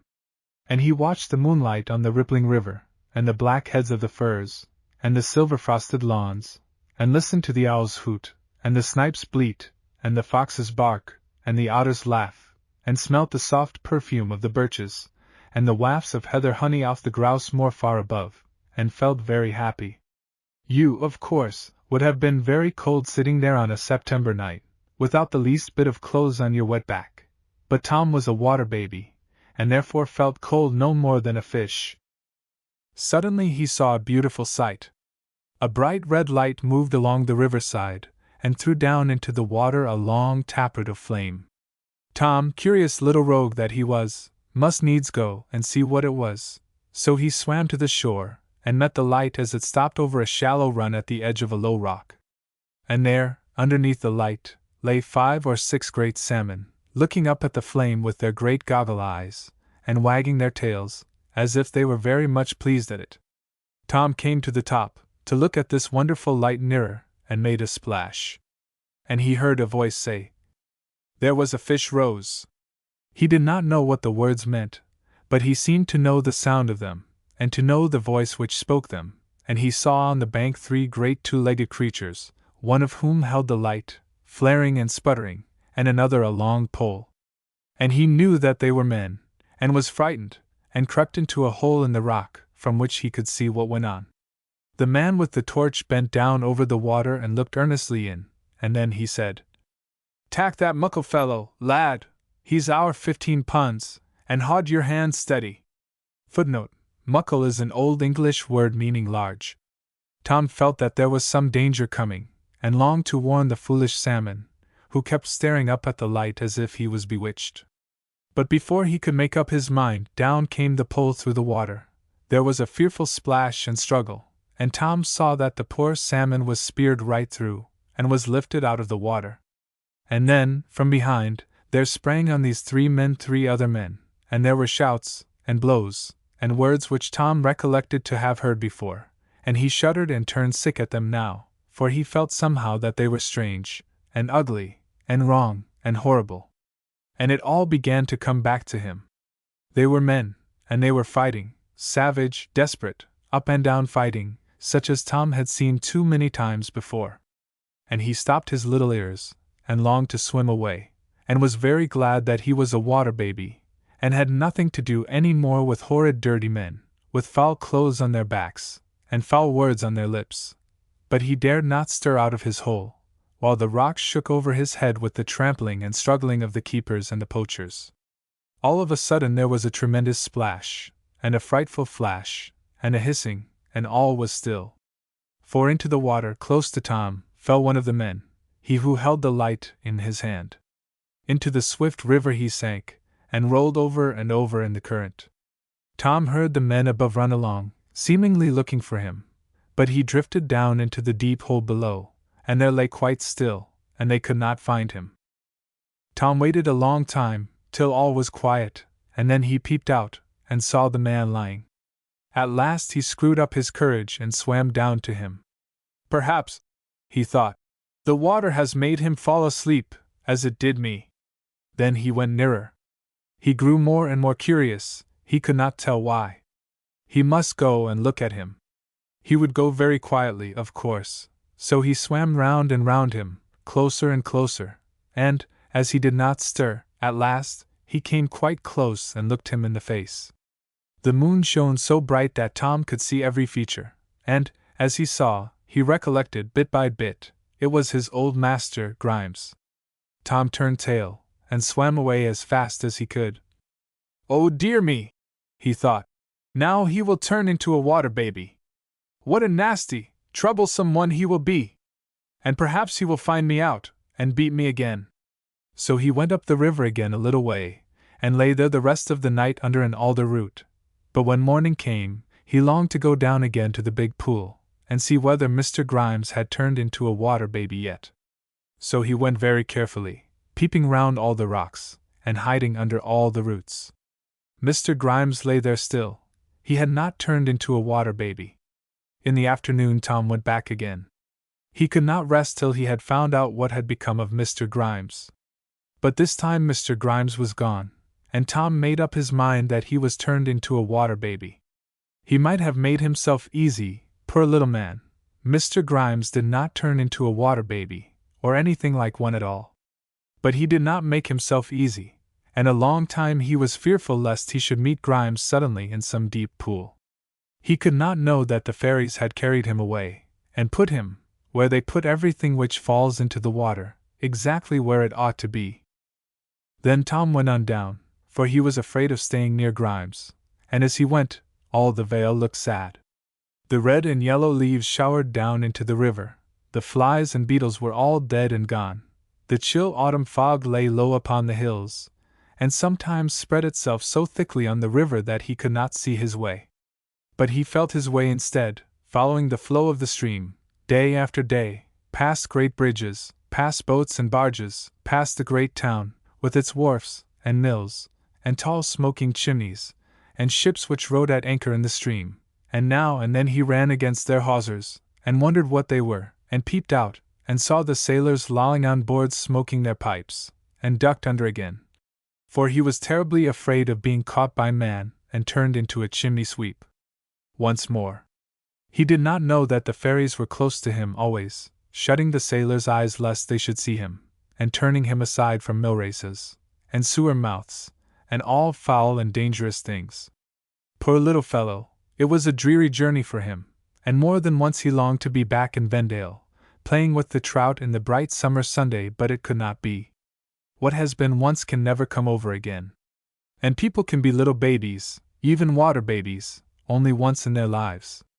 Besides, people who make up their minds to go and see the world, as Tom did, must needs find it a weary journey. Lucky for them if they do not lose heart and stop halfway, instead of going on bravely to the end as Tom did. For then they will remain neither boys nor men, neither fish, flesh, nor good red herring, having learned a great deal too much, and yet not enough, and sown their wild oats, without having the advantage of reaping them. But Tom was always a brave, determined little English bulldog, who never knew when he was beaten, and on he held, till he saw a long way off the red buoy through the fog. And then he found, to his surprise, the stream turned round, and running up inland. It was the tide, of course, but Tom knew nothing of the tide. He only knew that in a minute more the water, which had been fresh, turned salt all round him. And then there came a change over him. He felt as strong, and light, and fresh, as if his veins had run champagne, and gave, he did not know why, 3 skips out of the water, a yard high, and head over heels, just as the salmon do when they first touch the noble, rich salt water, which, as some wise men tell us, is the mother of all living things. He did not care now for the tide being against him. The red buoy was in sight, dancing in the open sea, and to the buoy he would go, and to it he went. He passed great shoals of bass and mullet, leaping and rushing in after the shrimps, but he never heeded them, or they him, and once he passed a great, black, shining seal, who was coming in after the mullet. The seal put his head and shoulders out of water, and stared at him, looking exactly like a fat old greasy negro with a grey pate. And Tom, instead of being frightened, said, "How do ye do, sir? What a beautiful place the sea is!" And the old seal, instead of trying to bite him, looked at him with his soft, sleepy, wink eyes and said, "Good tide to you, my little man. Are you looking for your brothers and sisters? I passed them all at play outside." Illustration. "Oh, then," said Tom, "I shall have playfellows at last." And he swam onto the buoy, and got upon it, for he was quite out of breath, and sat there, and looked round for water babies, but there were none to be seen. The sea breeze came in freshly with the tide and blew the fog away, and the little waves danced for joy around the buoy, and the old buoy danced with them. The shadows of the clouds ran races over the bright blue sky, and yet never caught each other up, and the breakers plunged merrily upon the wide white sands, and jumped up over the rocks, to see what the green fields inside were like, and tumbled down, and broke themselves all to pieces, and never minded it a bit, but mended themselves and jumped up again. And the terns hovered over Tom like huge white dragon flies with black heads, and the gulls laughed like girls at play, and the sea pies, with their red bills and legs, flew to and fro from shore to shore, and whistled sweet and wild. And Tom looked, and listened, and he would have been very happy, if he could only have seen the water babies. Then when the tide turned, he left the buoy, and swam round and round in search of them, but in vain. Sometimes he thought he heard them laughing, but it was only the laughter of the ripples. And sometimes he thought he saw them at the bottom, but it was only white and pink shells. And once he was sure he had found one, for he saw two bright eyes peeping out of the sand. So he dived down, and began scraping the sand away, and cried, "Don't hide, I do want someone to play with so much!" And out jumped a great turbot with his ugly eyes and mouth all awry, and flopped away along the bottom, knocking poor Tom over. And he sat down at the bottom of the sea, and cried salt tears from sheer disappointment. To have come all this way, and faced so many dangers, and yet to find no water babies. How hard! Well, it did seem hard, but people, even little babies, cannot have all they want without waiting for it, and working for it too. And Tom sat upon the buoy long days, long weeks, looking out to sea, and wondering when the water babies would come back, and yet they never came. Then he began to ask all the strange things which came in out of the sea if they had seen any, and some said, "Yes," and some said nothing at all. He asked the bass and the pollock, but they were so greedy after the shrimps that they did not care to answer him a word. Then there came in a whole fleet of purple sea snails, floating along, each on a sponge full of foam, and Tom said, "Where do you come from, you pretty creatures? And have you seen the water babies?" And the sea snails answered, "Whence we come we know not, and whither we are going, who can tell? We float out our life in the mid-ocean, with the warm sunshine above our heads, and the warm Gulf Stream below, and that is enough for us. Yes, perhaps we have seen the water babies. We have seen many strange things as we sailed along." And they floated away, the happy, stupid things, and all went ashore upon the sands. Then there came by a shoal of porpoises, rolling as they went, papas, and mammas, and little children, and all quite smooth and shiny, because the fairies French polished them every morning, and they sighed so softly as they came by, that Tom took courage to speak to them, but all they answered was, "Hush, hush, hush," for that was all they had learned to say. Illustration: porpoises. And then there came by a beautiful creature, like a ribbon of pure silver, with a sharp head and very long teeth, but it seemed very sick and sad. Sometimes it rolled helpless on its side, and then it dashed away, glittering like white fire, and then it lay sick again, and motionless. "Where do you come from?" asked Tom. "And why are you so sick and sad?" "I come from the warm Carolinas, and the sandbanks fringed with pines, where the great allrays leap and flap, like giant bats, upon the tide. But I wandered north and north, upon the treacherous warm Gulf Stream, till I met with the cold icebergs, afloat in the mid-ocean. So I got tangled among the icebergs, and chilled with the frozen breath. But the water babies helped me from among them, and set me free again. And now I am mending every day, but I am very sick and sad, and perhaps I shall never get home again to play with the owls any more." "Oh!" cried Tom. "And you have seen water babies? Have you seen any near here?" "Yes, they helped me again last night, or I should have been eaten by a great black porpoise." How vexatious! The water babies close to him, and yet he could not find one. And then he left the buoy, and used to go along the sands and round the rocks, and come out in the night, like the forsaken merman. Footnote: this beautiful poem which Kingsley speaks of here is Matthew Arnold's The Forsaken Merman, which you will find in volume 7 of these books. In Mr. Arnold's beautiful, beautiful poem, which you must learn by heart some day, and sit upon a point of rock, among the shining seaweeds, in the low October tides, and cry and call for the water babies. But he never heard a voice call in return. And at last, with his fretting and crying, he grew quite lean and thin. But one day among the rocks he found a playfellow. It was not a water baby, alas! But it was a lobster, and a very distinguished lobster he was, for he had live barnacles on his claws, which is a great mark of distinction in Lobsterdom, and no more to be bought for money than a good conscience, or the Victoria Cross.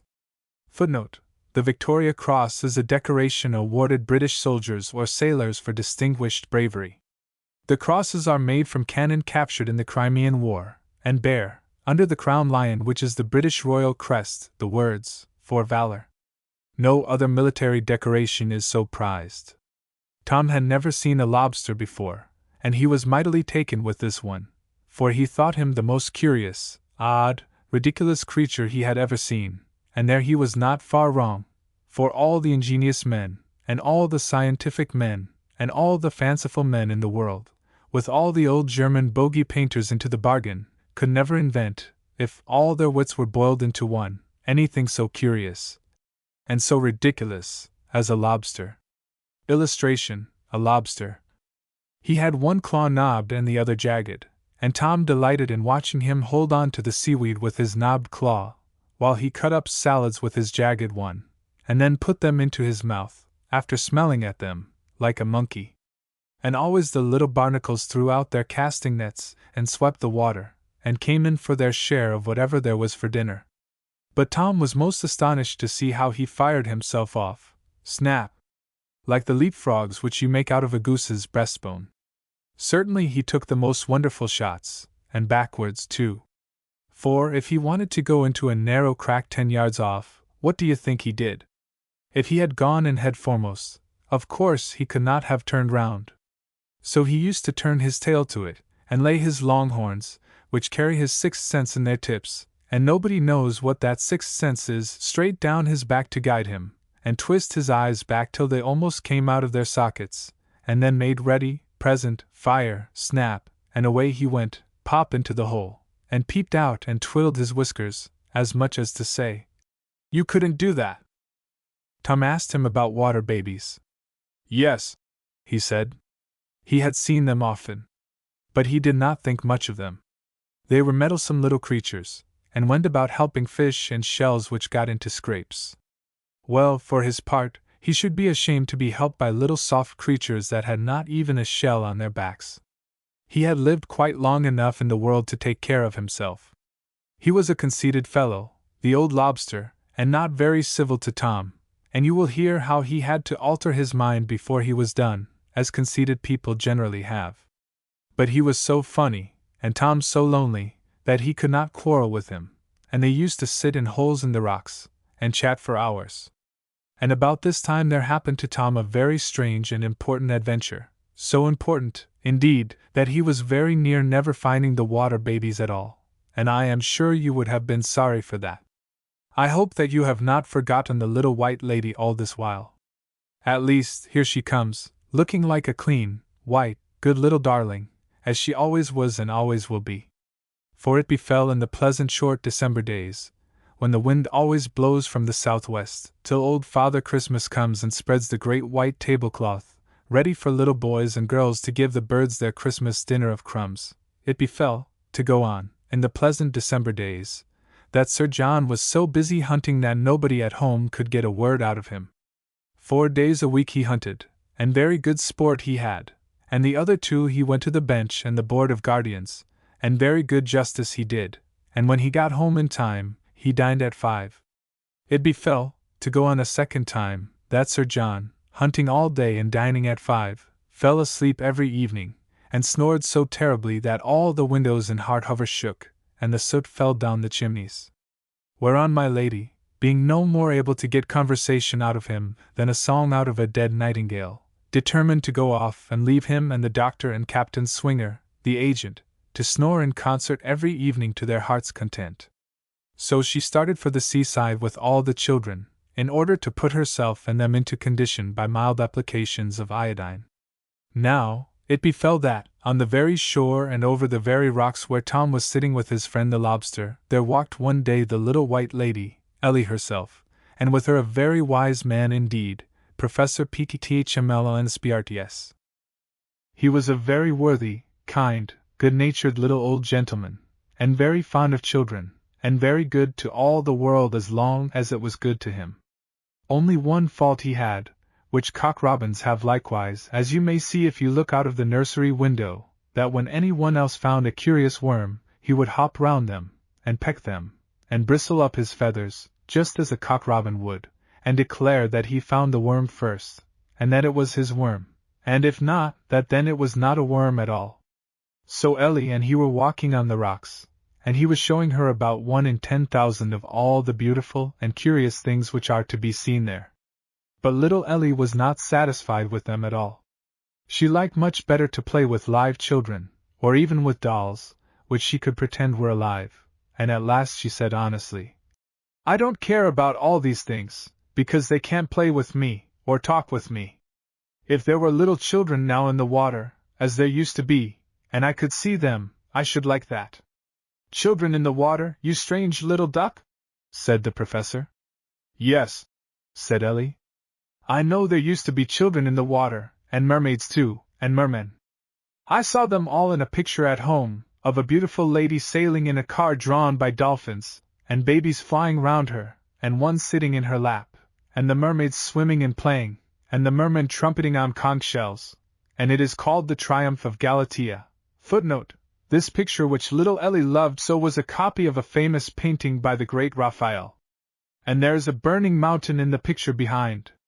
It hangs on the great staircase, and I have looked at it ever since I was a baby, and dreamt about it 100 times, and it is so beautiful that it must be true." The professor, however, was not the least of little Ellie's opinion. "But why are there not water babies?" asked Ellie. I trust and hope that it was because the professor trod at that moment on the edge of a very sharp muscle, and hurt one of his corns sadly, that he answered quite sharply, forgetting that he was a scientific man. "Because there ain't." Which was not even good English, my dear little boy, for, as you must know, the professor ought to have said, if he was so angry as to say anything of the kind, because there are not, or are none of them. And he groped with his net under the weeds so violently, that he caught poor little Tom. He felt the net very heavy, lifted it out quickly, with Tom all entangled in the meshes. "Dear me!" he cried. "What a large pink holothurian!" Footnote: the holothurians are curious creatures, such as the sea cucumbers or the sea slugs. One genus or class of them is known as the synapta. These creatures are quite rudimentary, and have, as the professor's next remark will tell you, no eyes. A cephalopod is higher in the scale, and has well-developed eyes. With hands, too. It must be connected with synapta. And he took him out. "It has actually eyes," he cried. "Why, it must be a cephalopod. This is most extraordinary." "No, I ain't," cried Tom, as loud as he could, for he did not like to be called bad names. "It is a water baby," cried Ellie, and of course it was. "Water fiddlesticks, my dear," said the professor, and he turned away sharply. Now, if the professor had said to Ellie, "Yes, my darling, it is a water baby, and a very wonderful thing it is, and it shows how little I know of the wonders of nature in spite of 40 years of honest labor," I think that, if the professor had said that, little Ellie would have believed him more firmly, and respected him more deeply, and loved him better than ever she had done before. But he was of a different opinion. He hesitated a moment. He longed to keep Tom, and yet he half wished he never had caught him, and at last he quite longed to get rid of him. So he turned away and poked Tom with his finger, for want of anything better to do, and said carelessly, "My dear little maid, you must have dreamt of water babies last night, your head is so full of them." Illustration: Ellie and the Professor. Now Tom had been in the most horrible and unspeakable fright all the while, for it was fixed in his little head that if a man with clothes on caught him, he might put clothes on him too, and make a dirty black chimney sweep of him again. But when the Professor poked him, it was more than he could bear, and between fright and rage he turned to bay valiantly, and bit the Professor's finger till it bled. "Oh! Ah! Yah!" cried he, and glad of an excuse to be rid of Tom, dropped him onto the seaweed, and thence he dived into the water and was gone in a moment. "But it was a water baby, and I heard it speak!" cried Ellie. "Ah, it is gone!" And she jumped off the rock to try and catch Tom. Too late! And what was worse, as she sprang down, she slipped, and fell some 6 feet with her head on a sharp rock, and lay quite still. The Professor picked her up, and tried to waken her, and called to her, and cried over her, for he loved her very much, but she would not waken at all. So he took her up in his arms and carried her to her governess, and they all went home, and little Ellie was put to bed, and lay there quite still. Only now and then she woke up and called out about the water baby, but no one knew what she meant, and the Professor did not tell, for he was ashamed to tell.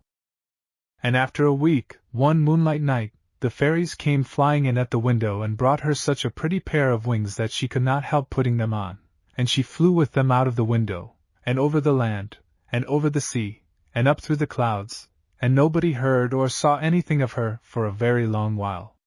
Chapter 5. But what became of little Tom? He slipped away off the rocks into the water, as I said before. But he could not help thinking of little Ellie. He did not remember who she was, but he knew that she was a little girl, though she was larger than he was now. That is not surprising. Size has nothing to do with kindred. A tiny weed may be first cousin to a great tree, and a little dog like Vic knows that Lioness is a dog too, though she is 20 times larger than herself. So Tom knew that Ellie was a little girl, and thought about her all that day, and longed to have had her to play with, but he had soon to think of something else. And here is the account of what happened to him, as it was published next morning in the Waterproof Gazette, on the finest watered paper, for the use of the great fairy, Mrs. Bedombia, who reads the news very carefully every morning, and especially the police cases. He was going along the rocks in 3-fathom water, watching the pollock catch prawns, and the wrasses nibble barnacles off the rocks, shells and all, when he saw a round cage of green wides, and inside it, looking very much ashamed of himself, sat his friend the lobster, twiddling his horns, instead of thumbs. "What, have you been naughty, and have they put you in the lock-up?" asked Tom. The lobster felt a little indignant at such a notion, but he was too much depressed in spirits to argue, so he only said, "I can't get out." "Why did you get in?" "After that nasty piece of dead fish." He had thought it looked and smelled very nice when he was outside, and so it did, for a lobster, but now he turned round and abused it because he was angry with himself.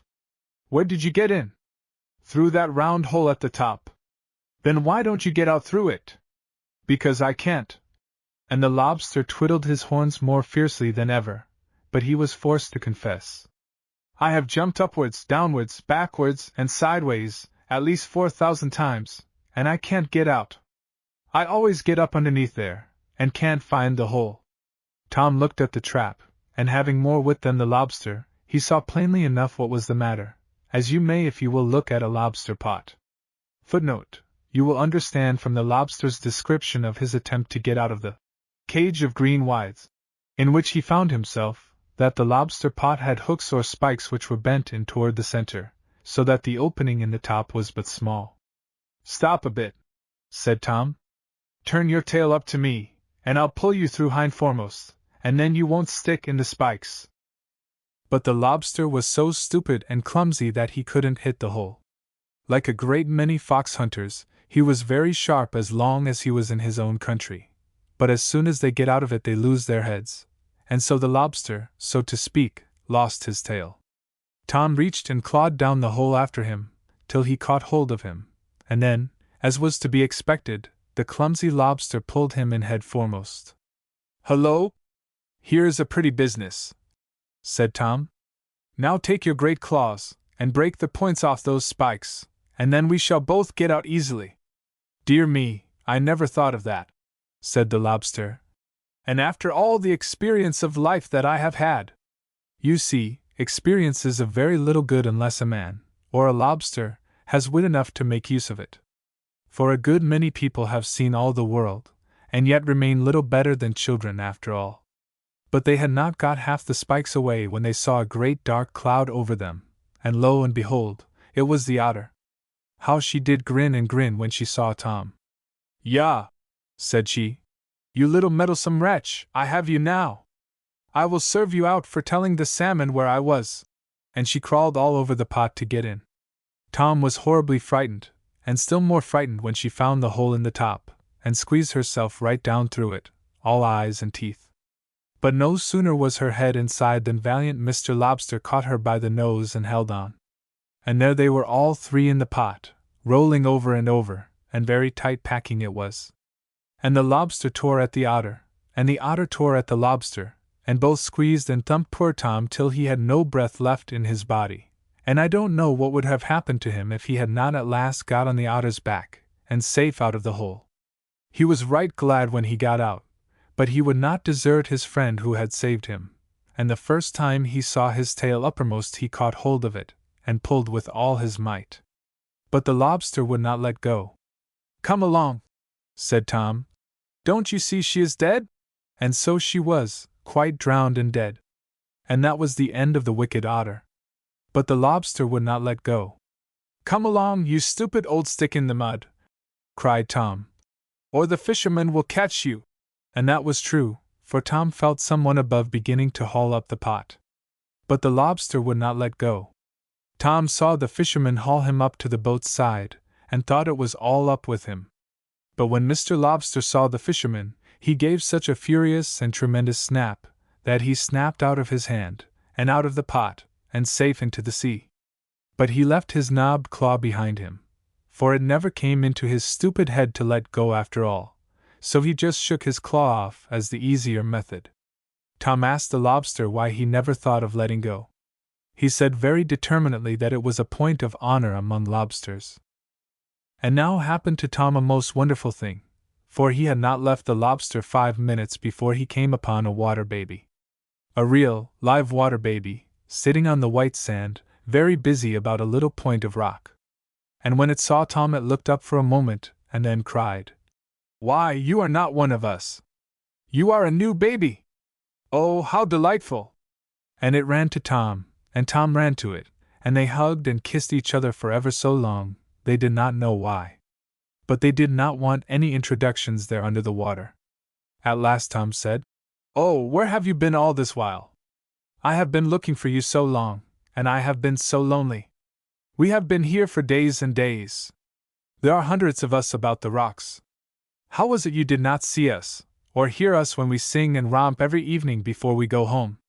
Tom looked at the baby again, and then he said, "Well, this is wonderful. I have seen things just like you again and again, but I thought you were shells, or sea creatures. I never took you for water babies like myself. Now, was not that very odd? So odd, indeed, that you will, no doubt, want to know how it happened, and why Tom could never find a water baby till after he had got the lobster out of the pot. And if you will read this story 9 times over, and then think for yourself, you will find out why. It is not good for little boys to be told everything, and never to be forced to use their own wits. "Now," said the baby, "come and help me, or I shall not have finished before my brothers and sisters come, and it is time to go home. What shall I help you at?" At this poor dear little rock, a great clumsy boulder came rolling by in the last storm, and knocked all its head off, and rubbed off all its flowers. And now I must plant it again with seaweeds, and coralline, and anemones, and I will make it the prettiest little rock garden on all the shore. So they worked away at the rock, and planted it, and smoothed the sand down round it, and capital fun they had till the tide began to turn. And then Tom heard all the other babies coming, laughing and singing and shouting and romping, and the noise they made was just like the noise of the ripple. So he knew that he had been hearing and seeing the water babies all along, only he did not know them, because his eyes and ears were not opened. And in they came, dozens and dozens of them, some bigger than Tom and some smaller, all in the neatest little white bathing dresses, and when they found that he was a new baby, they hugged and kissed him, and then put him in the middle and danced around him on the sand, and there was no one ever so happy as poor little Tom. "Now then," they cried all at once, "we must come away home, we must come away home, or the tide will leave us dry. We have mended all the broken seaweed, and put all the rock pools in order, and planted all the shells again in the sand, and nobody will see where the ugly storm swept last week." And this is the reason why the rock pools are always so neat and clean, because the water babies come inshore after every storm to sweep them out, and comb them down, and put them all to rights again. Only where men are wasteful and dirty, and let sewers run into the sea instead of putting the stuff upon the fields like thrifty, reasonable souls, or throw herrings' heads and dead dogfish, or any other refuse, into the water, or in any way make a mess upon the clean shore, there the water babies will not come, sometimes not for hundreds of years, for they cannot abide anything smelly or foul, but leave the sea anemones and the crabs to clear away everything till the good, tidy sea has covered up all the dirt and soft mud and clean sand, where the water babies can plant live cockles and whelks and razor shells and sea cucumbers and golden combs, and make a pretty live garden again, after man's dirt is cleared away. And that, I suppose, is the reason why there are no water babies at any watering place which I have ever seen. Now when Tom got to the home of the water babies, in St. Brandan's Fairy Isle, he found that the isle stood all on pillars, and that its roots were full of caves.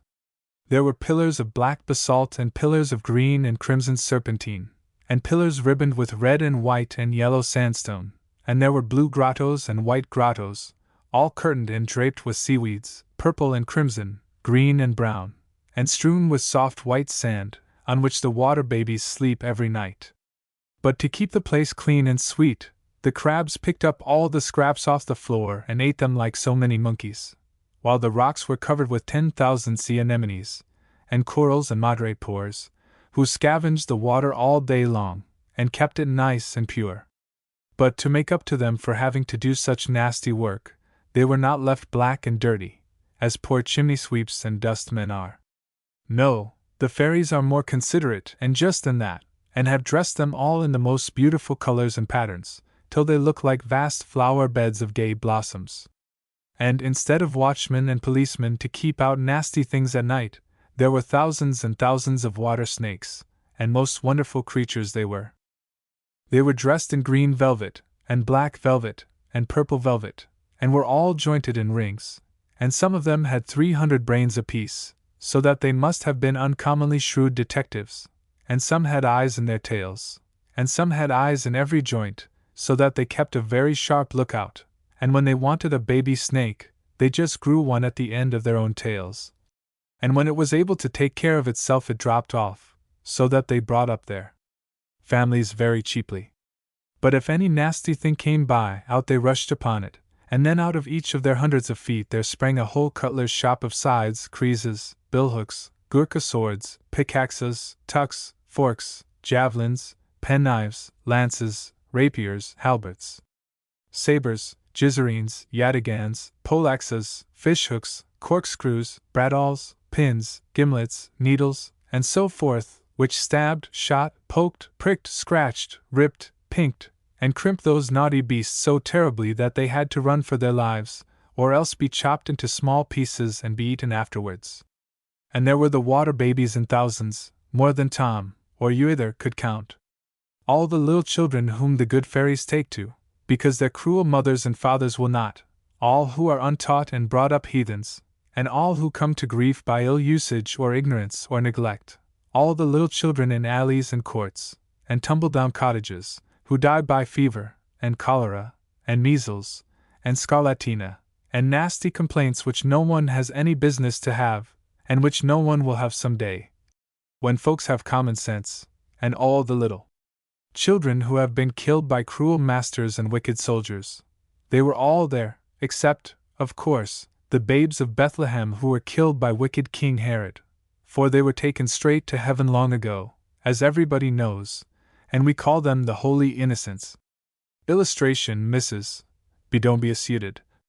But I wish Tom had given up all his naughty tricks, and left off tormenting dumb animals now that he had plenty of playfellows to amuse him.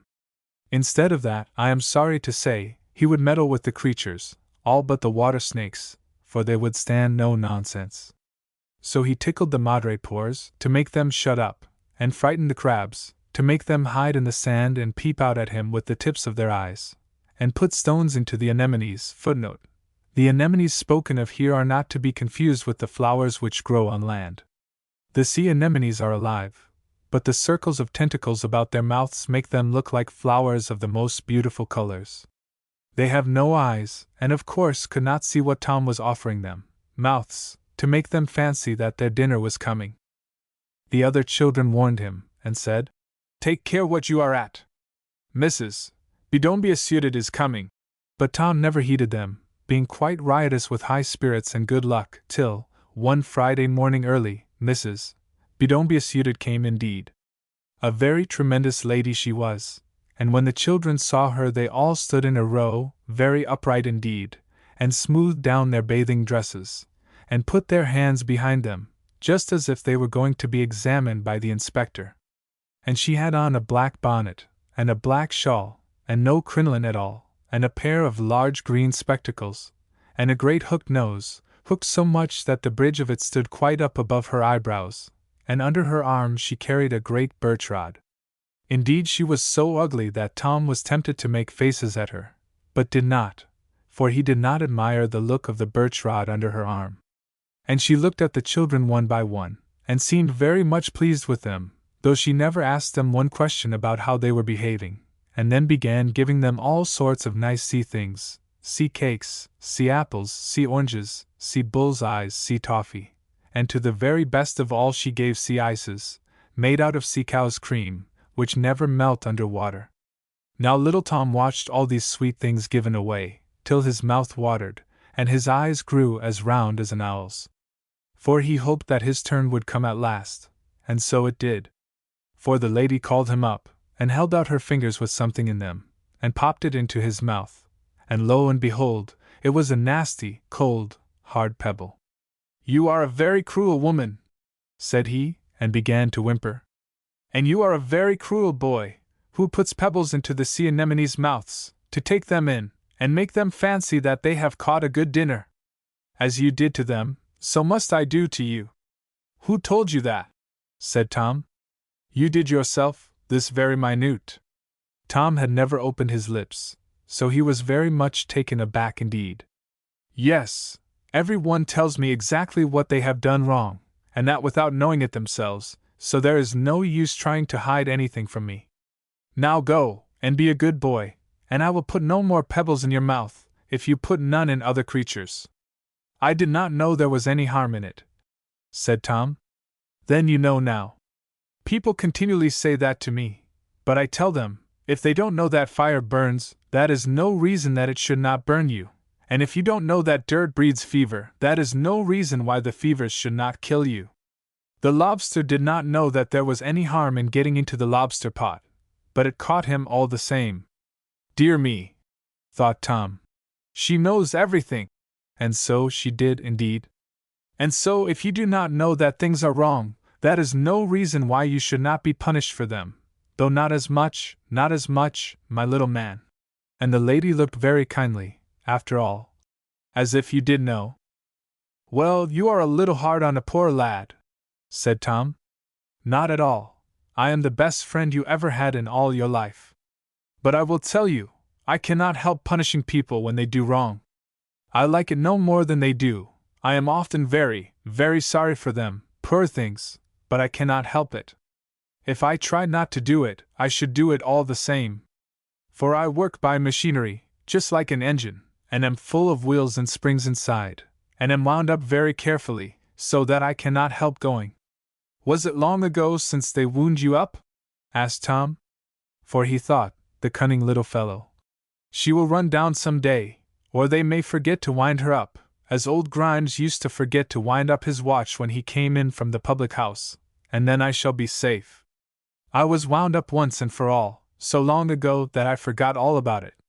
Dear me, said Tom, you must have been made a long time. I never was made, my child, and I shall go forever and ever, for I am as old as eternity, and yet as young as time. And there came over the lady's face a very curious expression, very solemn, and very sad, and yet very, very sweet. And she looked up and away, as if she were gazing through the sea, and through the sky, at something far, far off, and as she did so, there came such a quiet, tender, patient, hopeful smile over her face that Tom thought for the moment that she did not look ugly at all. And no more she did, for she was like a great many people who have not a pretty feature in their faces, and yet are lovely to behold, and draw little children's hearts to them at once, because though the house is plain enough, yet from the windows a beautiful and good spirit is looking forth. And Tom smiled in her face, she looked so pleasant for the moment. And the strange fairy smiled too, and said, Yes. You thought me very ugly just now, did you not? Tom hung down his head, and got very red about the ears. And I am very ugly. I am the ugliest fairy in the world, and I shall be, till people behave themselves as they ought to do. And then I shall grow as handsome as my sister, who is the loveliest fairy in the world, and her name is Mrs. Docile Woolbedenby. So she begins where I end, and I begin where she ends, and those who will not listen to her must listen to me, as you will see. Now all of you run away, except Tom, and he may stay and see what I am going to do. It will be a very good warning for him to begin with, before he goes to school. Now, Tom, every Friday I come down here and call up all who have ill-used little children, and serve them as they serve the children. And first she called up all the doctors who give little children so much physic, they were most of them old ones, for the young ones have learned better, and she set them all in a row, and very rueful they looked, for they knew what was coming. And first she pulled all their teeth out, and then she bled them all round, and then she dosed them with calomel, and jalap, and salts and senna, and brimstone and treacle, and horrible faces they made, and then she gave them a great emetic of mustard and water, and began all over again, and that was the way she spent the morning. And then she called up a whole troop of foolish ladies, who pinched their children's waists and toes, and she laced them all up in tight stays so that they were choked and sick, and their noses grew red, and their hands and feet swelled, and then she crammed their poor feet into the most dreadfully tight boots, and made them all dance, and then she asked them how they liked it, and when they said not at all, she let them go, because they had only done it out of foolish fashion, fancying it was for their children's good, as if wasps' waists and pigs' toes could be pretty, or wholesome, or of any use to anybody. Then she called up all the careless nursery maids, and stuck pins into them all over, and wheeled them about in perambulators with tight straps across their stomachs and their heads and arms hanging over the side, till they were quite sick and stupid, and would have had sunstrokes. But being under the water, they could only have waterstrokes, which, I assure you, are nearly as bad, as you will find if you try to sit under a mill wheel. And mind, when you hear a rumbling at the bottom of the sea, sailors will tell you that it is a ground swell, but now you know better. It is the old lady wheeling the maids about in perambulators. And by this time she was so tired she had to go to luncheon. And after luncheon she set to work again, and called up all the cruel schoolmasters, whole regiments and brigades of them, and when she saw them, she frowned most terribly, and set to work in earnest, as if the best part of the day's work was to come. And she boxed their ears, and thumped them over the head with rulers, and pundied their hands with canes, and told them that they told stories, and were this and that bad sort of people, and the more they were very indignant, and stood upon their honor, and declared they told the truth, the more she declared they were not, and that they were only telling lies.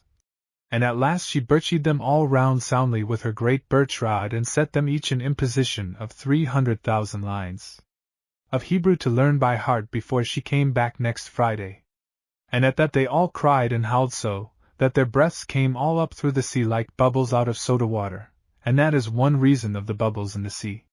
There are others, but that is the one which principally concerns little boys. And by that time she was so tired that she was glad to stop, and indeed she had done a very good day's work. Tom did not quite dislike the old lady, but he could not help thinking her a little spiteful, and no wonder if she was, poor old soul, for if she has to wait to grow handsome till people do as they would be done by, she will have to wait a very long time. Poor old Mrs. Bedomby asserted. She has a great deal of hard work before her, and had better have been born a washerwoman, and stood over a tub all day, but you see, people cannot always choose their own profession. But Tom longed to ask her one question, and after all, whenever she looked at him, she did not look cross at all, and now and then there was a funny smile in her face, and she chuckled to herself in a way which gave Tom courage, and at last he said, "Pray, ma'am, may I ask you a question?" "Certainly, my little dear." "Why don't you bring all the bad masters here and serve them out too?" The Buddes, Budde, in the English coal mining regions, is the name given to a man who takes a contract to work out a certain area of coal. He employs other people to work for him. A nailer is a man who makes nails that knock about the poor collier boys, and the nailers that file off their lads' noses and hammer their fingers, and all the master sweeps, like my master Grimes. I saw him fall into the water long ago, so I surely expected he would have been here. I'm sure he was bad enough to me. Then the old lady looked so very stern that Tom was quite frightened, and sorry that he had been so bold. But she was not angry with him. She only answered, "I look after them all the week round, and they are in a very different place from this, because they knew that they were doing wrong." She spoke very quietly, but there was something in her voice which made Tom tingle from head to foot, as if he had got into a shoal of sea nettles. "But these people," she went on, "did not know that they were doing wrong. They were only stupid and impatient, and therefore I only punish them till they become patient, and learn to use their common sense like reasonable beings. But as for chimney sweeps, and collier boys, and nailer lads, my sister has set good people to stop all that sort of thing, and very much obliged to her I am, for if she could only stop the cruel masters from ill-using poor children, I should grow handsome at least 1,000 years sooner. And now do you be a good boy, and do as you would be done by, which they did not, and then, when my sister, Madame Dosewolbedenby, comes on Sunday, perhaps she will take notice of you, and teach you how to behave. She understands that better than I do." And so she went. Tom was very glad to hear that there was no chance of meeting Grimes again, though he was a little sorry for him, considering that he used sometimes to give him the leavings of the beer. But he determined to be a very good boy all Saturday, and he was, for he never frightened one crab, nor tickled any live corals, nor put stones into the sea anemones' mouths, to make them fancy they had got a dinner. And when Sunday morning came, sure enough Mrs. Dosewolbedenby came too. Whereat all the little children began dancing and clapping their hands, and Tom danced too with all his might. And as for the pretty lady, I cannot tell you what the color of her hair was, or of her eyes, no more could Tom, for when people look at her, all they can think of is, that she has the sweetest, kindest, tenderest, funniest, merriest face they ever saw, or want to see. But Tom saw that she was a very tall woman, as tall as her sister, but instead of being gnarly, and horny, and scaly, and prickly, like her, she was the most nice, soft, fat, smooth, pussy, cuddly, delicious creature who ever nursed a baby, and she understood babies thoroughly, for she had plenty of her own, whole rows and regiments of them, and has to this day. And all her delight was, whenever she had a spare moment, to play with babies, in which she showed herself a woman of sense, for babies are the best company and the pleasantest playfellows in the world, at least, so all the wise people in the world think. And therefore when the children saw her, they naturally caught hold of her, and pulled her till she sat down on a stone, and climbed into her lap, and clung round her neck, and caught hold of her hands, and then they all put their thumbs into their mouths, and began cuddling and purring like so many kittens, as they ought to have done. While those who could get nowhere else sat down on the sand, and cuddled her feet, for no one, you know, wears shoes in the water, except horrid old bathing women, who are afraid of the water babies pinching their horny toes. And Tom stood staring at them, for he could not understand what it was all about. "And who are you, you little darling?" she said. "Oh, that is the new baby," they all cried, pulling their thumbs out of their mouths. "And he never had any mother." And they all put their thumbs back again, for they did not wish to lose any time. "Then I will be his mother, and he shall have the very best place, so get out, all of you, this moment." And she took up 2 great armfuls of babies, 900 under one arm and 1,300 under the other, and threw them away, right and left, into the water. But they did not even take their thumbs out of their mouths, but came paddling and wriggling back to her like so many tadpoles, till you could see nothing of her from head to foot for the swarm of little babies.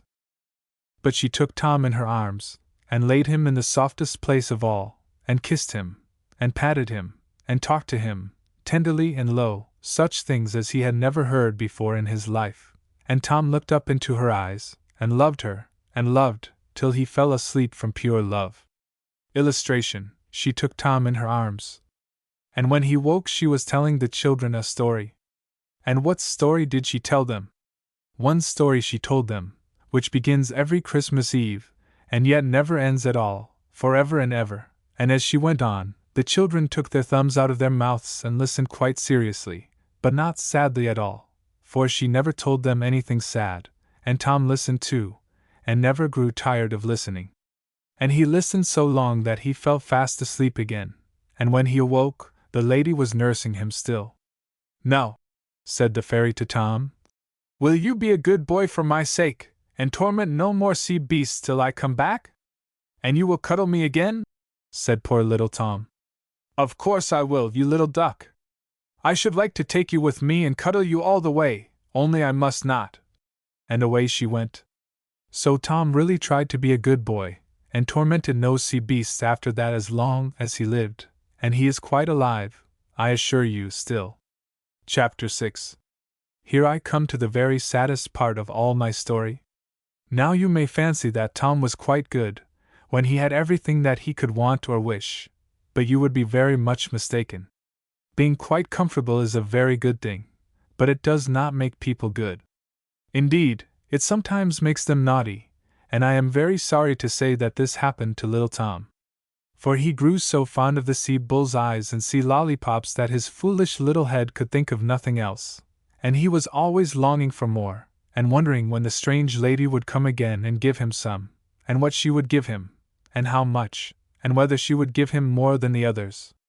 And he thought of nothing but lollipops by day, and dreamt of nothing else by night, and what happened then? That he began to watch the lady to see where she kept the sweet things, and began hiding, and sneaking, and following her about, and pretending to be looking the other way, or going after something else, till he found out that she kept them in a beautiful mother-of-pearl cabinet away in a deep crack of the rocks. And he longed to go to the cabinet, and yet he was afraid, and then he longed again, and was less afraid, and at last, by continual thinking about it, he longed so violently that he was not afraid at all. And one night, when all the other children were asleep, and he could not sleep for thinking of lollipops, he crept away among the rocks, and got to the cabinet, and behold, it was open. But when he saw all the nice things inside, instead of being delighted, he was quite frightened, and wished he had never come there.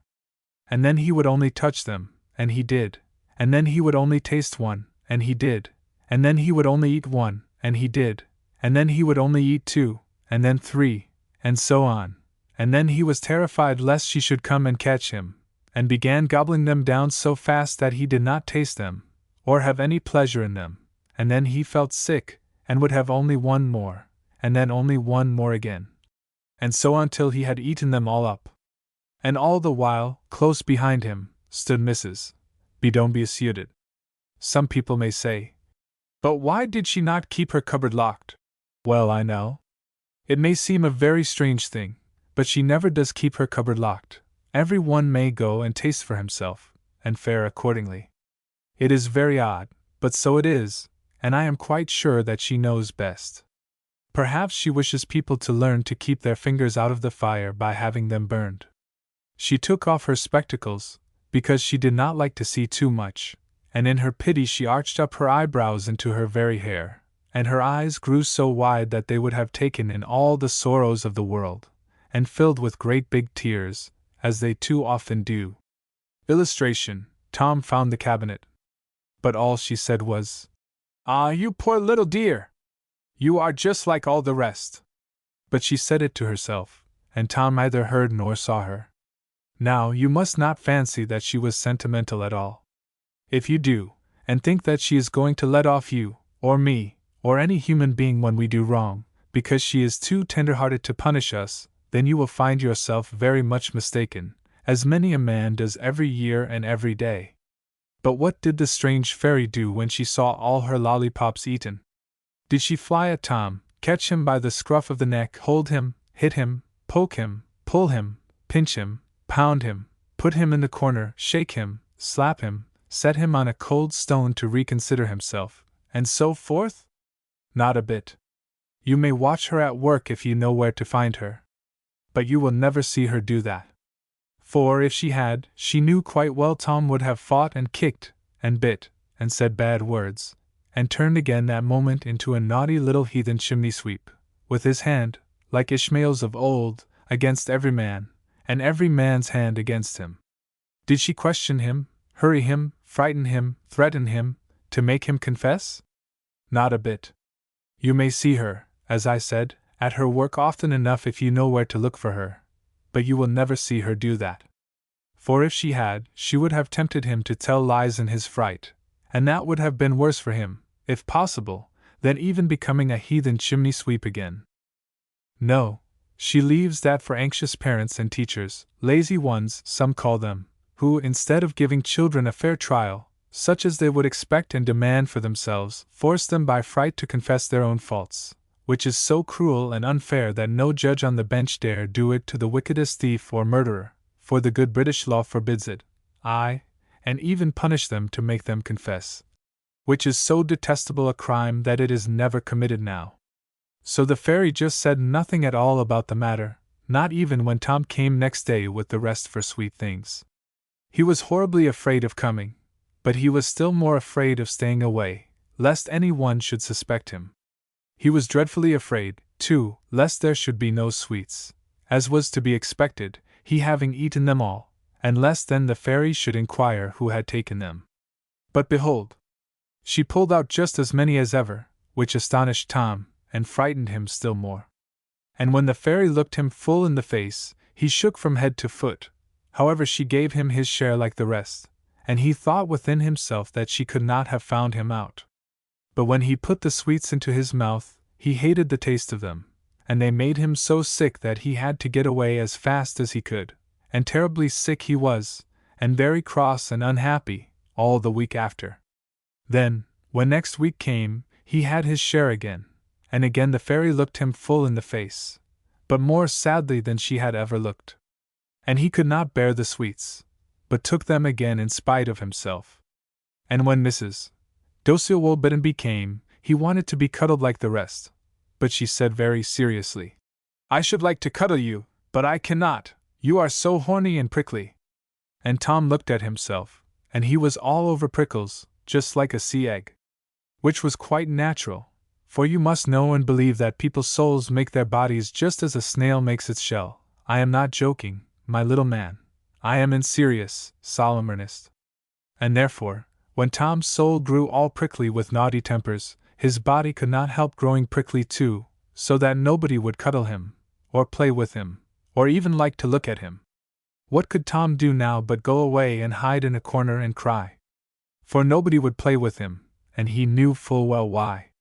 And he was so miserable all that week that when the ugly fairy came and looked at him once more full in the face, more seriously and sadly than ever, he could stand it no longer, and thrust the sweetmeats away, saying, "No, I don't want any, I can't bear them now," and then burst out crying, poor little man, and told Mrs. Bedombia suited every word as it happened. He was horribly frightened when he had done so, for he expected her to punish him very severely. But instead, she only took him up and kissed him, which was not quite pleasant, for her chin was very bristly indeed, but he was so lonely-hearted, He thought that rough kissing was better than none. "I will forgive you, little man," she said. "I always forgive people the moment they tell me the truth of their own accord." "Then you will take away all these nasty prickles?" "That is a very different matter. You put them there yourself, and only you can take them away." "But how can I do that?" asked Tom, crying afresh. "Well, I think it is time for you to go to school, so I shall fetch you a schoolmistress, who will teach you how to get rid of your prickles." And so she went away. Tom was frightened at the notion of a schoolmistress, for he thought she would certainly come with a birch rod or a cane. But he comforted himself, at last, that she might be something like the old woman in Vendale, which she was not in the least, for when the fairy brought her, she was the most beautiful little girl that ever was seen, with long curls floating behind her like a golden cloud, and long robes floating all round her like a silver one. "There he is," said the fairy, "and you must teach him to be good, whether you like or not." "I know," said the little girl, but she did not seem quite to like, for she put her finger in her mouth, and looked at Tom under her brows, and Tom put his finger in his mouth, and looked at her under his brows, for he was horribly ashamed of himself. The little girl seemed hardly to know how to begin, and perhaps she would never have begun at all if poor Tom had not burst out crying, and begged her to teach him to be good and help him to cure his prickles, and at that she grew so tender-hearted that she began teaching him as prettily as ever child was taught in the world. And what did the little girl teach Tom? She taught him, first, what you have been taught ever since you said your first prayers at your mother's knees, but she taught him much more simply. For the lessons in that world, my child, have no such hard words in them as the lessons in this, and therefore the water babies like them better than you like your lessons, and long to learn them more and more, and grown men cannot puzzle nor quarrel over their meaning, as they do here on land, for those lessons all rise clear and pure, out of the everlasting ground of all life and truth. So she taught Tom every day in the week. Only on Sundays she always went away home, and the kind fairy took her place. And before she had taught Tom many Sundays, his prickles had vanished quite away, and his skin was smooth and clean again. "Dear me," said the little girl. "Why, I know you now. You are the very same little chimney sweep who came into my bedroom." "Dear me," cried Tom. "And I know you too now. You are the very little white lady whom I saw in bed." And he jumped at her, and longed to hug and kiss her, but did not, remembering that she was a lady born, so he only jumped round and round her till he was quite tired. And then they began telling each other all their story, how he had got into the water, and she had fallen over the rock, and how he had swum down to the sea, and how she had flown out of the window, and how this, that, and the other, till it was all talked out. And then they both began over again, and I can't say which of the two talked fastest. And then they set to work at their lessons again, and both liked them so well that they went on well till 7 full years were past and gone. You may fancy that Tom was quite content and happy all those 7 years, but the truth is, he was not. He had always one thing on his mind, and that was, where little Ellie went, when she went home on Sundays. To a very beautiful place, she said. But what was the beautiful place like, and where was it? Ah, that is just what she could not say. And it is strange, but true, that no one can say, and that those who have been oftenest in it, or even nearest to it, can say least about it, and make people understand least what it is like. But the dear, sweet, loving, wise, good, self-sacrificing people, who really go there, can never tell you anything about it, save that it is the most beautiful place in all the world. And if you ask them more, they grow modest, and hold their peace, for fear of being laughed at, and quite right they are. So all that good little Ellie could say was, that it was worth all the rest of the world put together. And of course that only made Tom the more anxious to go likewise. "Miss Ellie," he said at last, "I will know why I cannot go with you when you go home on Sundays, or I shall have no peace, and give you none either. You must ask the fairies that." So when the fairy, Mrs. Bidombiasuted, came next, Tom asked her. "Little boys who are only fit to play with sea beasts cannot go there," she said. "Those who go there must go first where they do not like, and do what they do not like, and help somebody they do not like." "Why did Ellie do that?" Ask her. And Ellie blushed and said, Yes, Tom, I did not like coming here at first. I was so much happier at home, where it is always Sunday. And I was afraid of you, Tom, at first, because I was all over prickles? But I am not prickly now, am I, Miss Ellie? No, said Ellie. I like you very much now, and I like coming here too. And perhaps, said the fairy, you will learn to like going where you don't like, and helping someone that you don't like, as Ellie has. But Tom put his finger in his mouth, and hung his head down, for he did not see that at all. So when Mrs. Woolbeddenby came, Tom asked her, for he thought in his little head, She is not so strict as her sister, and perhaps she may let me off more easily. Ah, Tom, silly fellow! And yet I don't know why I should blame you, while so many grown people have got the very same notion in their heads. But when they try it, they just get the same answer as Tom did. For when he asked the second fairy, she told him just what the first did, and in the very same words. Tom was very unhappy at that. And when Ellie went home on Sunday, he fretted and cried all day, and did not care to listen to the fairy's stories about good children, though they were prettier than ever. Indeed, the more he overheard of them, the less he liked to listen, because they were all about children who did what they did not like, and took trouble for other people, and worked to feed their little brothers and sisters instead of caring only for their play. And when she began to tell a story about a holy child in old times, who was martyred by the heathen because it would not worship idols, Tom could bear no more, and ran away and hid among the rocks. And when Ellie came back, he was shy with her, because he fancied she looked down on him, and thought him a coward. And then he grew quite cross with her, because she was superior to him, and did what he could not do. And poor Ellie was quite surprised and sad, and at last Tom burst out crying, but he would not tell her what was really in his mind.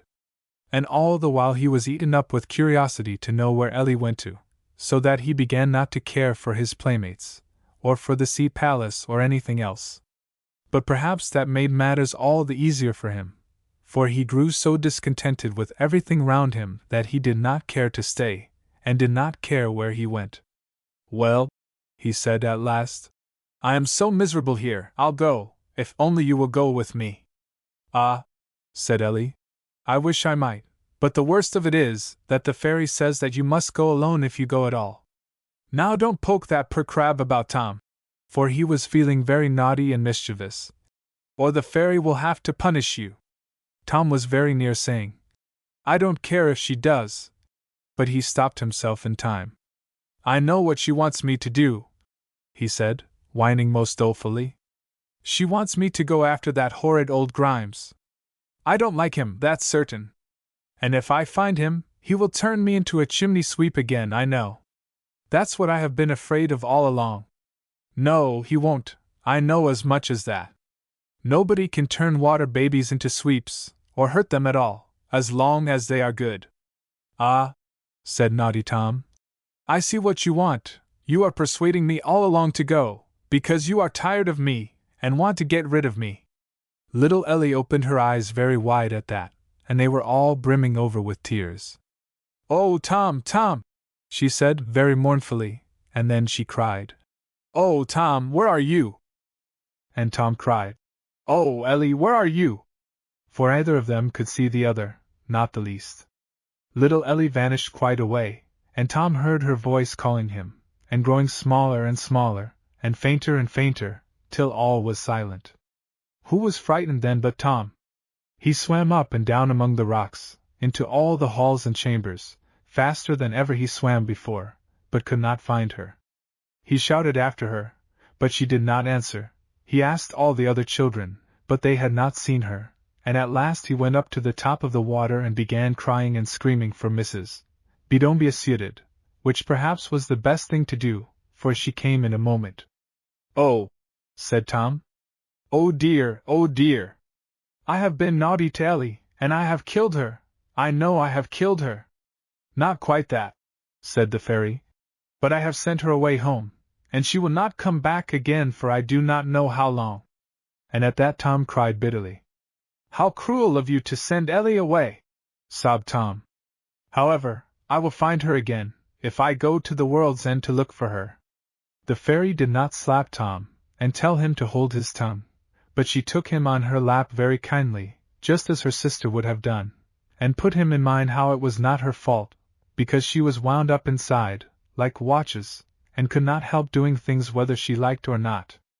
And then she told him how he had been in the nursery long enough, and must go out now and see the world, if he intended ever to be a man, and how he must go all alone by himself, as every one else that ever was born has to go, and see with his own eyes, and smell with his own nose, and make his own bed and lie on it, and burn his own fingers if he put them into the fire. And then she told him how many fine things there were to be seen in the world, and what an odd, curious, pleasant, orderly, respectable, well-managed, and on the whole, successful, as, indeed, might have been expected, sort of a place it was, if people would only be tolerably brave and honest and good in it.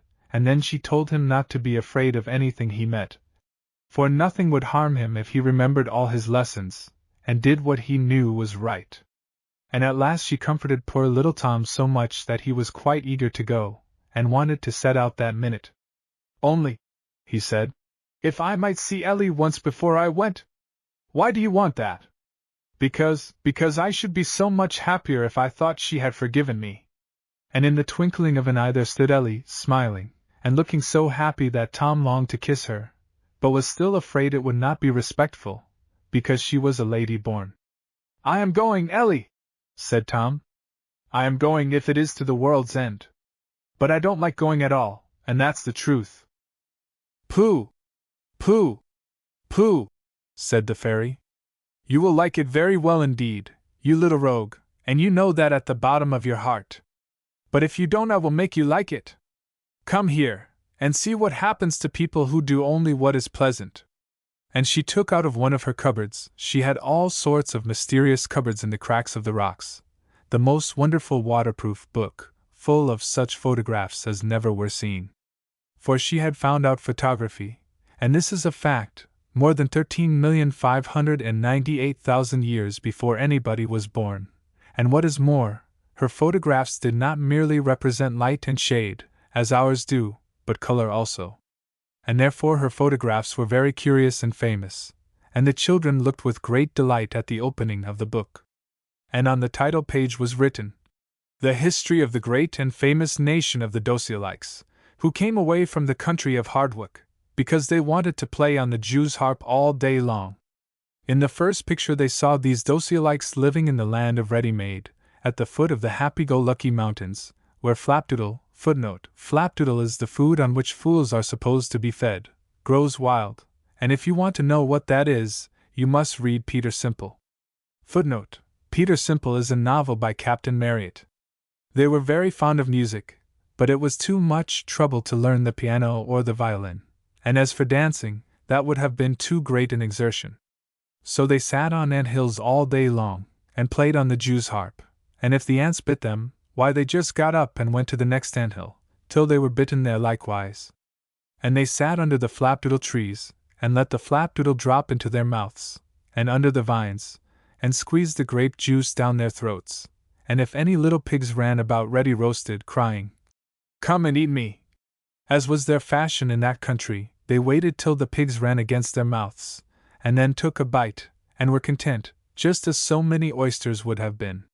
They needed no weapons, for no enemies ever came near their land, and no tools, for everything was ready-made to their hand, and the stern old fairy Necessity never came near them to hunt them up, and make them use their wits, or die. "Well, that is a jolly life," said Tom. "You think so?" said the fairy. "Do you see that great peaked mountain there behind, with smoke coming out of its top?" "Yes." "And do you see all those ashes, and slag, and cinders lying about?" "Yes." "Then turn over the next 500 years, and you will see what happens next." And behold, the mountain had blown up like a barrel of gunpowder, and then boiled over like a kettle, whereupon 1/3 of the Dosialites were blown into the air, and another third were smothered in ashes, so that there was only 1/3 left. And then she turned over the next 500 years, and there were the remnant of the Dosialites, doing as they liked, as before. They were too lazy to move away from the mountain, so they said, If it has blown up once, that is all the more reason that it should not blow up again. And they were few in number, but they only said, "The more, the merrier, but the fewer, the better fare." However, that was not quite true, for all the flapdoodle trees were killed by the volcano, and they had eaten all the roast pigs, who, of course, could not be expected to have little ones. So they had to live very hard, on nuts and roots which they scratched out of the ground with sticks. Some of them talked of sowing corn, as their ancestors used to do, before they came into the land of ready-made, but they had forgotten how to make plows, they had forgotten even how to make jews harps by this time, and had eaten all the seed corn which they had brought out of the land of Hardwick years since, and of course it was too much trouble to go away and find more. So they lived miserably on roots and nuts, and all the weakly little children died. "Why," said Tom, "they are growing no better than savages." And the fairy turned over the next 500 years. And there they were all living up in trees, and making nests to keep off the rain. And underneath the trees lions were prowling about. "Why," said Ellie, "the lions seem to have eaten a good many of them, for there are very few left now." "Yes," said the fairy.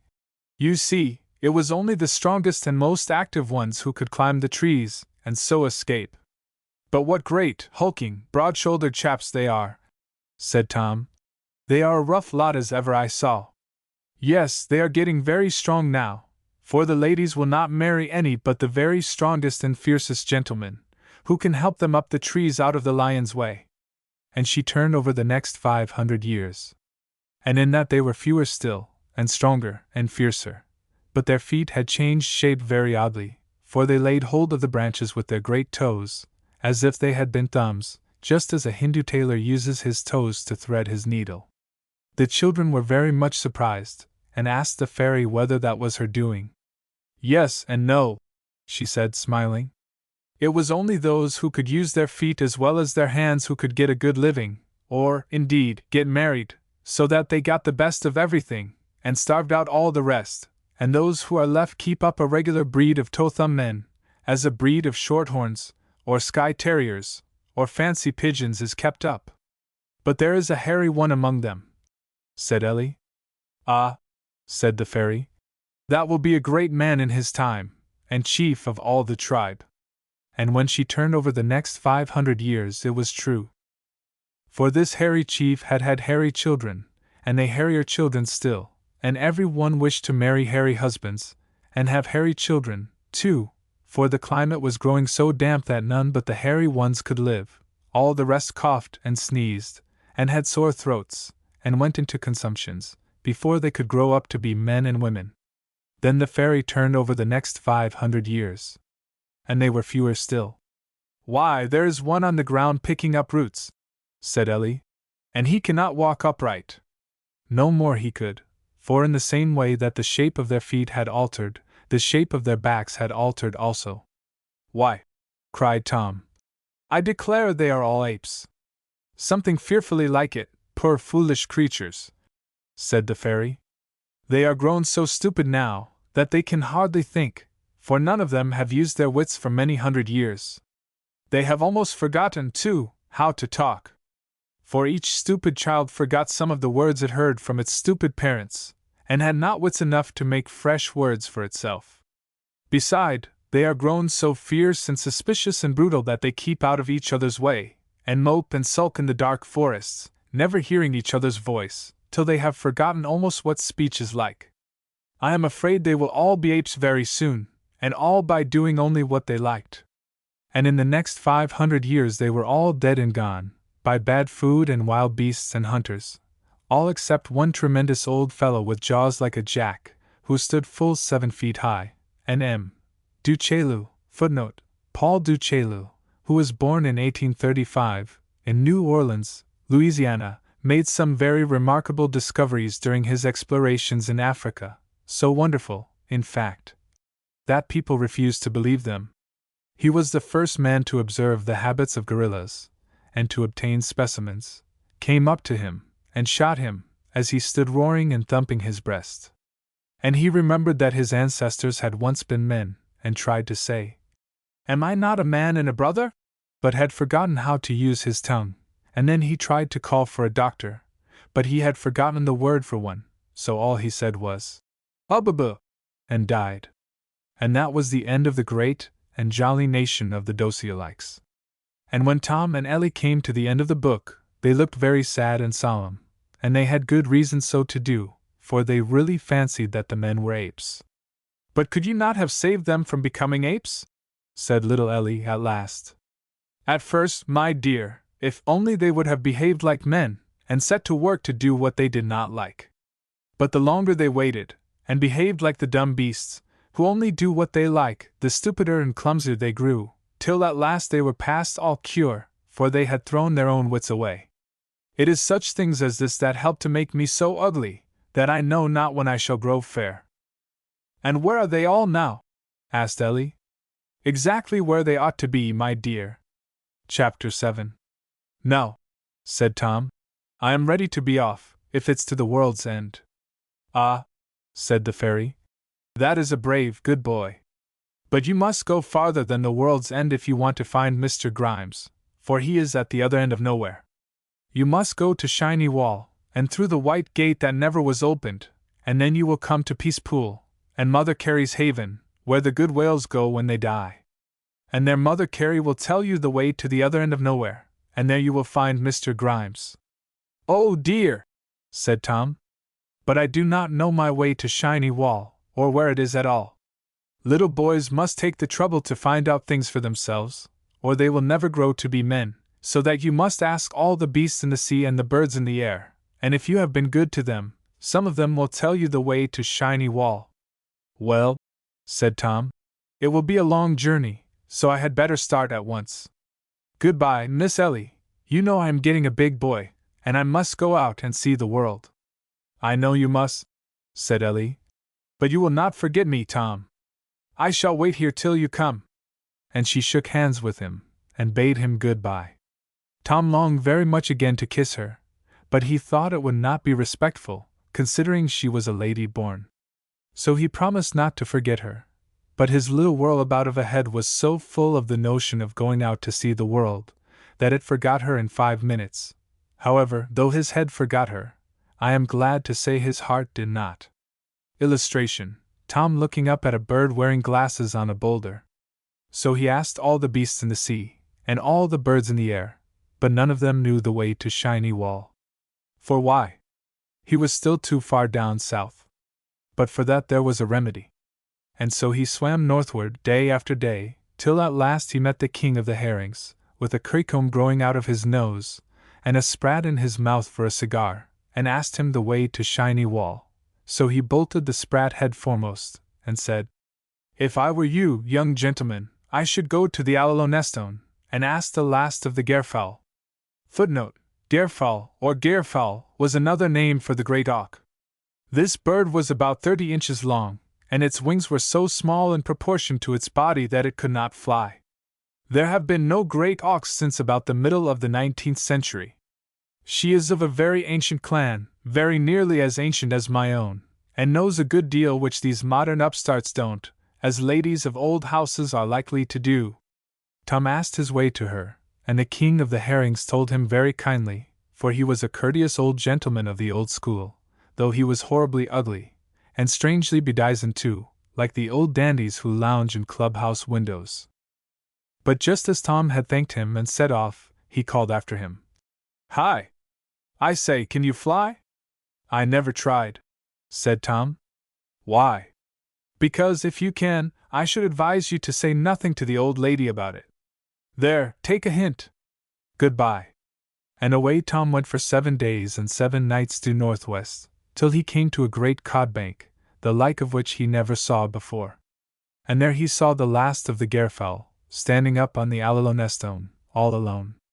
And a very grand old lady she was, full 3 feet high, and bolt upright, like some old Highland chieftainess. She had on a black velvet gown, and a white pinner and apron, and a very high bridge to her nose, which is a sure mark of high breeding, and a large pair of white spectacles on it, which made her look rather odd. Footnote: The great auks were dark above and white beneath, and had huge white spots about their eyes, but it was the ancient fashion of her house. and instead of wings she had 2 little feathery arms, with which she fanned herself, and complained of the dreadful heat. Tom came up to her very humbly, and made his bow, and the first thing she said was, "Have you wings? Can you fly?" "Oh dear, no, ma'am, I should not think of such a thing," said cunning little Tom. "Then I shall have great pleasure in talking to you, my dear. It is quite refreshing nowadays to see anything without wings. They must all have wings, forsooth, now, every new upstart sort of bird, and fly.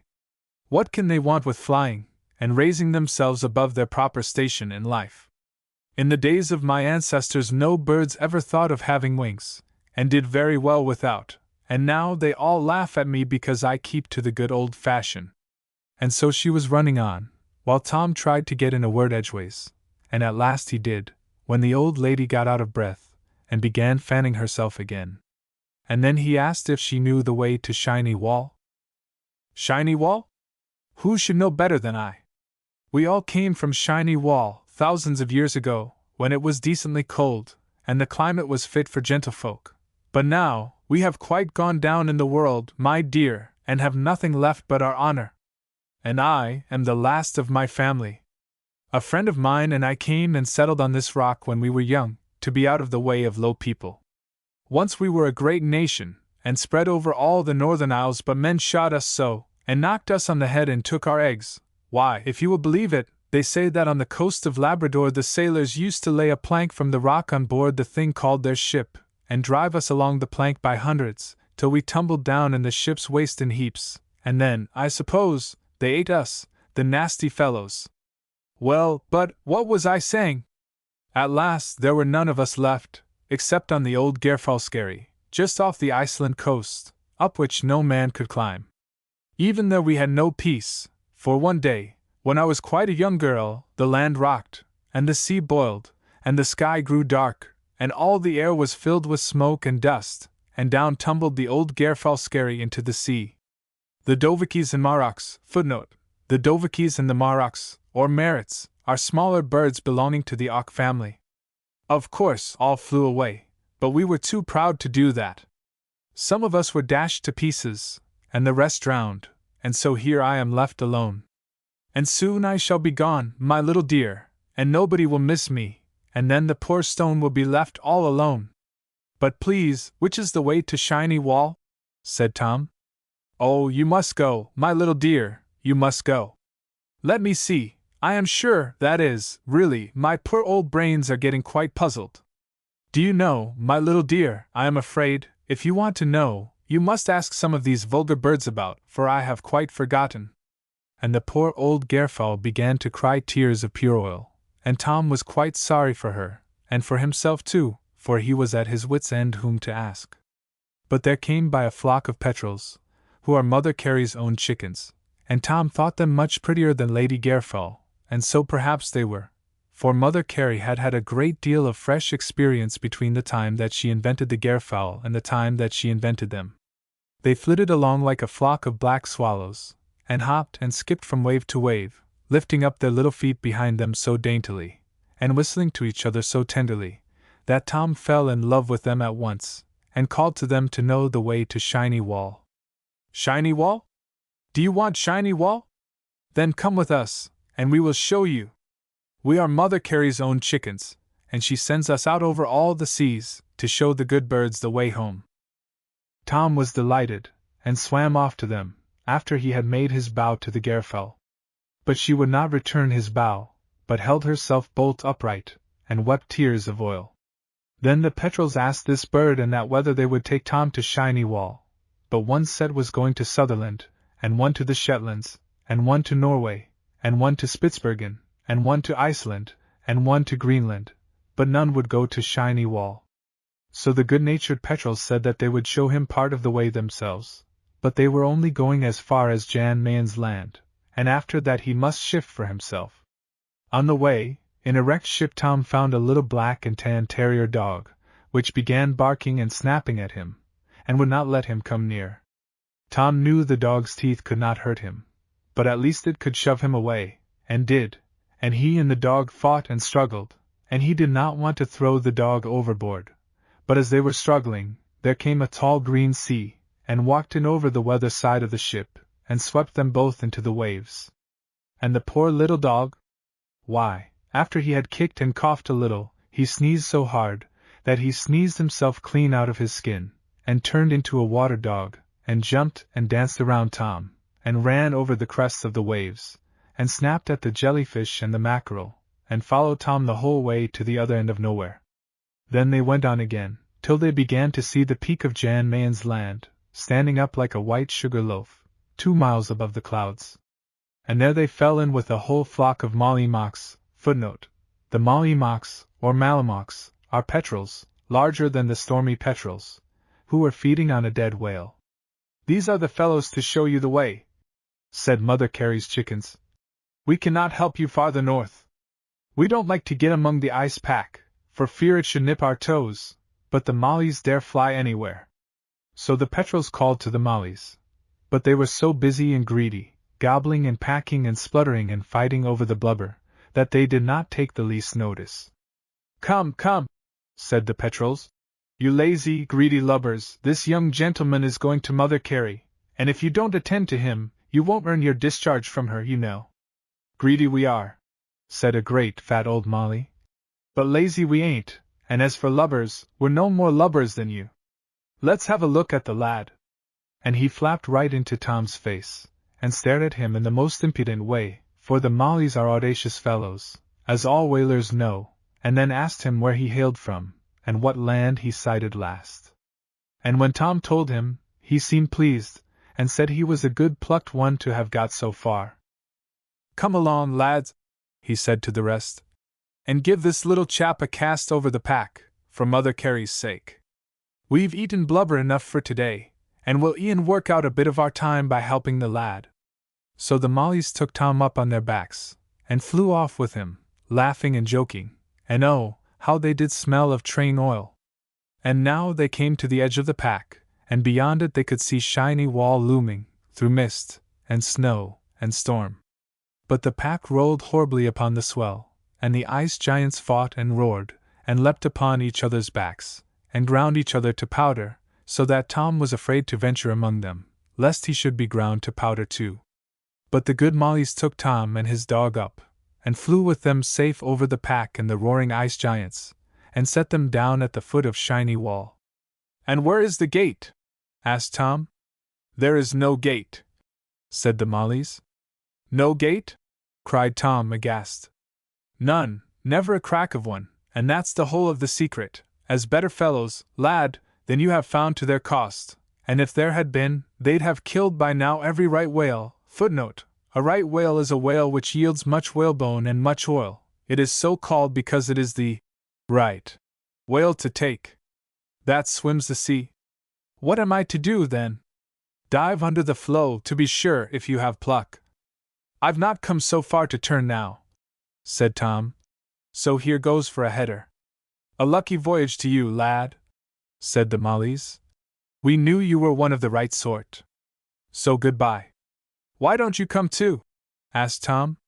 But the mollies only wailed sadly, "We can't go yet, we can't go yet," and flew away over the pack. So Tom dived under the great white gate which never was opened yet, and went on in black darkness, at the bottom of the sea, for 7 days and 7 nights. And yet he was not a bit frightened. Why should he be? He was a brave English lad, whose business is to go out and see all the world. And at last he saw the light, and clear, clear water overhead, and up he came 1,000 fathoms, among clouds of sea moths, which fluttered round his head. There were moths with pink heads and wings and opal bodies, that flapped about slowly, moths with brown wings that flapped about quickly, yellow shrimps that hopped and skipped most quickly of all, and jellies of all the colors in the world, that neither hopped nor skipped, but only dawdled and yawned, and would not get out of his way. The dog snapped at them till his jaws were tired, but Tom hardly minded them at all, he was so eager to get to the top of the water, and see the pool where the good whales go. And a very large pool it was, miles and miles across, though the air was so clear that the ice cliffs on the opposite side looked as if they were close at hand. All round it the ice cliffs rose, in walls and spires and battlements, and caves and bridges, and stories and galleries, in which the ice fairies live, and drive away the storms and clouds, that Mother Carey's pool may lie calm from year's end to year's end. And the son acted policeman, and walked round outside every day, peeping just over the top of the ice wall, to see that all went right, and now and then he played conjuring tricks, or had an exhibition of fireworks, to amuse the ice fairies. For he would make himself into 4 or 5 suns at once, or paint the sky with rings and crosses and crescents of white fire, and stick himself in the middle of them, and wink at the fairies. And I dare say they were very much amused, for anything's fun in the country. And there the good whales lay, the happy, sleepy beasts, upon the still oily sea. They were all right whales, you must know, and finners, and razorbacks, and bottlenoses, and spotted sea unicorns with long ivory horns. But the sperm whales are such raging, ramping, roaring, rumbustious fellows, that, if Mother Carey let them in, there would be no more peace in Peacepool. So she packs them away in a great pond by themselves at the South Pole, 263 miles south-southeast of Mount Erebus, the great volcano in the ice, and there they butt each other with their ugly noses, day and night from year's end to year's end. Tom swam up to the nearest whale, and asked the way to Mother Carey. "There she sits in the middle," said the whale. Tom looked, but he could see nothing in the middle of the pool but one peaked iceberg, and he said so. "That's Mother Carey," said the whale, "as you will find when you get to her. There she sits making old beasts into new all the year round." "How does she do that?" "That's her concern, not mine," said the old whale, and yawned so wide, for he was very large, that there swam into his mouth 943 sea moths, 13,846 jellyfish no bigger than pins' heads, a string of salpy 9 yards long, and 43 little ice crabs, who gave each other a parting pinch all round, tucked their legs under their stomachs, and determined to die decently, like Julius Caesar. "I suppose," said Tom, "she cuts up a great whale like you into a whole shoal of porpoises?" At which the old whale laughed so violently that he coughed up all the creatures, who swam away again, very thankful at having escaped out of that terrible whalebone net of his, from which bourne no traveler returns, and Tom went on to the iceberg, wondering. And when he came near it, it took the form of the grandest old lady he had ever seen, a white marble lady, sitting on a white marble throne. And from the foot of the throne there swam away, out and out into the sea, millions of newborn creatures, of more shapes and colors than man ever dreamed. And they were Mother Carey's children, whom she makes out of the sea water all day long.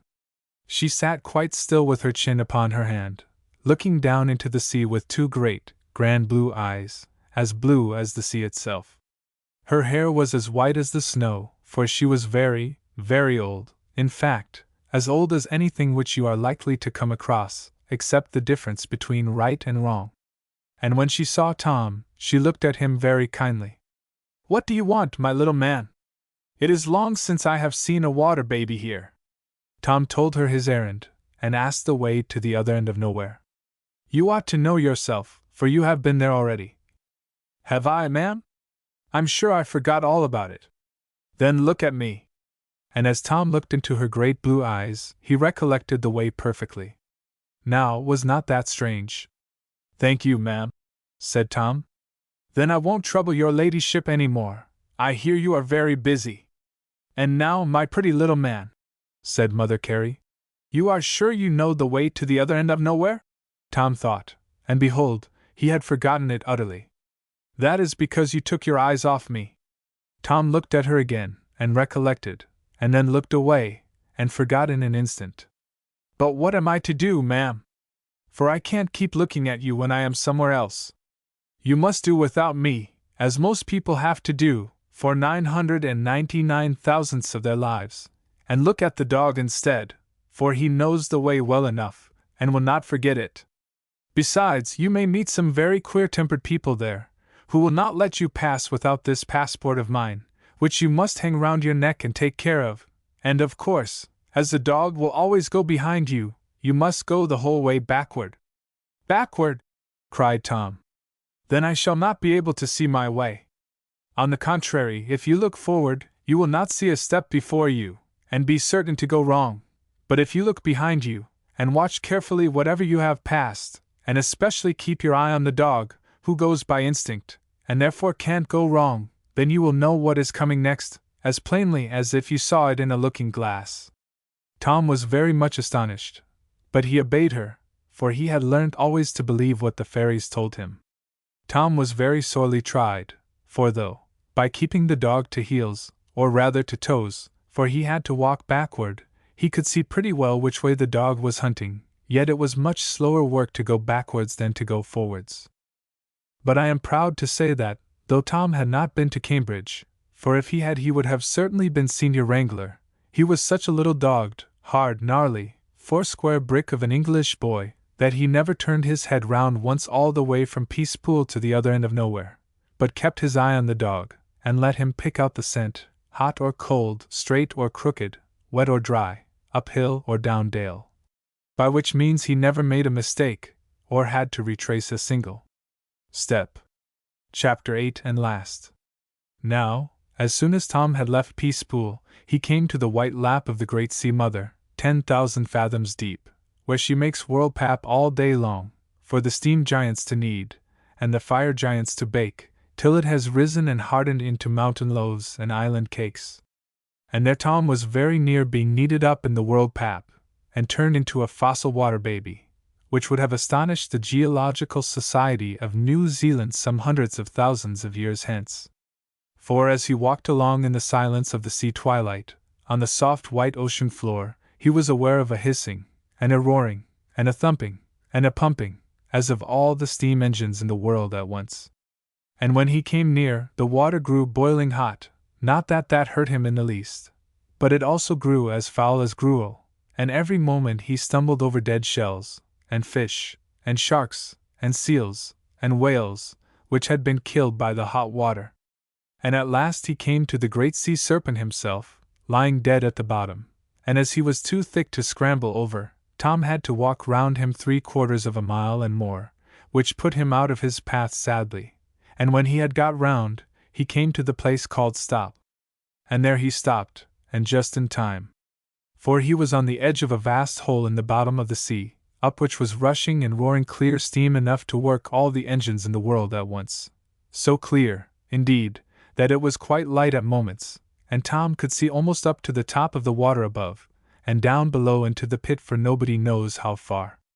But as soon as he bent his head over the edge, he got such a rap on the nose from pebbles, that he jumped back again, for the steam, as it rushed up, rasped away the sides of the hole, and hurled it up into the sea in a shower of mud and gravel and ashes, and then it spread all around, and sank again, and covered in the dead fish so fast, that before Tom had stood there 5 minutes he was buried in silt up to his ankles, and began to be afraid that he should have been buried alive. And perhaps he would have been, but that while he was thinking, the whole piece of ground on which he stood was torn up and blown upwards, and away flew Tom a mile up through the sea, wondering what was coming next. At last he stopped, thump, and found himself tight in the legs of the most wonderful bogie which he had ever seen. It had I don't know how many wings, as big as the sails of a windmill, and spread out in a ring like them, and with them it hovered over the steam which rushed up, as a ball hovers over the top of a fountain. And for every wing before it had a leg below, with a claw like a comb at the tip, and a nostril at the root, and in the middle it had no stomach and one eye, and as for its mouth, that was all on one side, as the madreporiform tubercle in a starfish is. Well, it was a very strange beast, but no stranger than some dozens which you may see. "What do you want here?" it cried quite peevishly. "Getting in my way?" And it tried to drop Tom, but he held on tight to its claws, thinking himself safer where he was. So Tom told him who he was, and what his errand was. And the thing winked its one eye, and sneered. "I am too old to be taken in that way. You are come after gold, I know you are." "Gold? What is gold?" And really Tom did not know, but the suspicious old bogie would not believe him. But after a while Tom began to understand a little. For, as the vapors came up out of the hole, the bogie smelt them with his nostrils, and combed them and sorted them with his combs, and then, when they steamed up through them against his wings, they were changed into showers and streams of metal.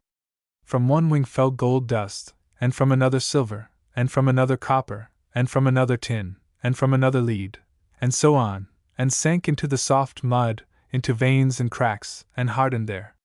Whereby it comes to pass that the rocks are full of metal. But all of a sudden, somebody shut off the steam below, and the hole was left empty in an instant, and then down rushed the water into the hole, in such a whirlpool that the bogie spun round and round as fast as a teetotum. But that was all in his day's work, like a fair fall with the hounds, so all he did was to say to Tom, "Now is your time, youngster, to get down, if you are in earnest, which I don't believe."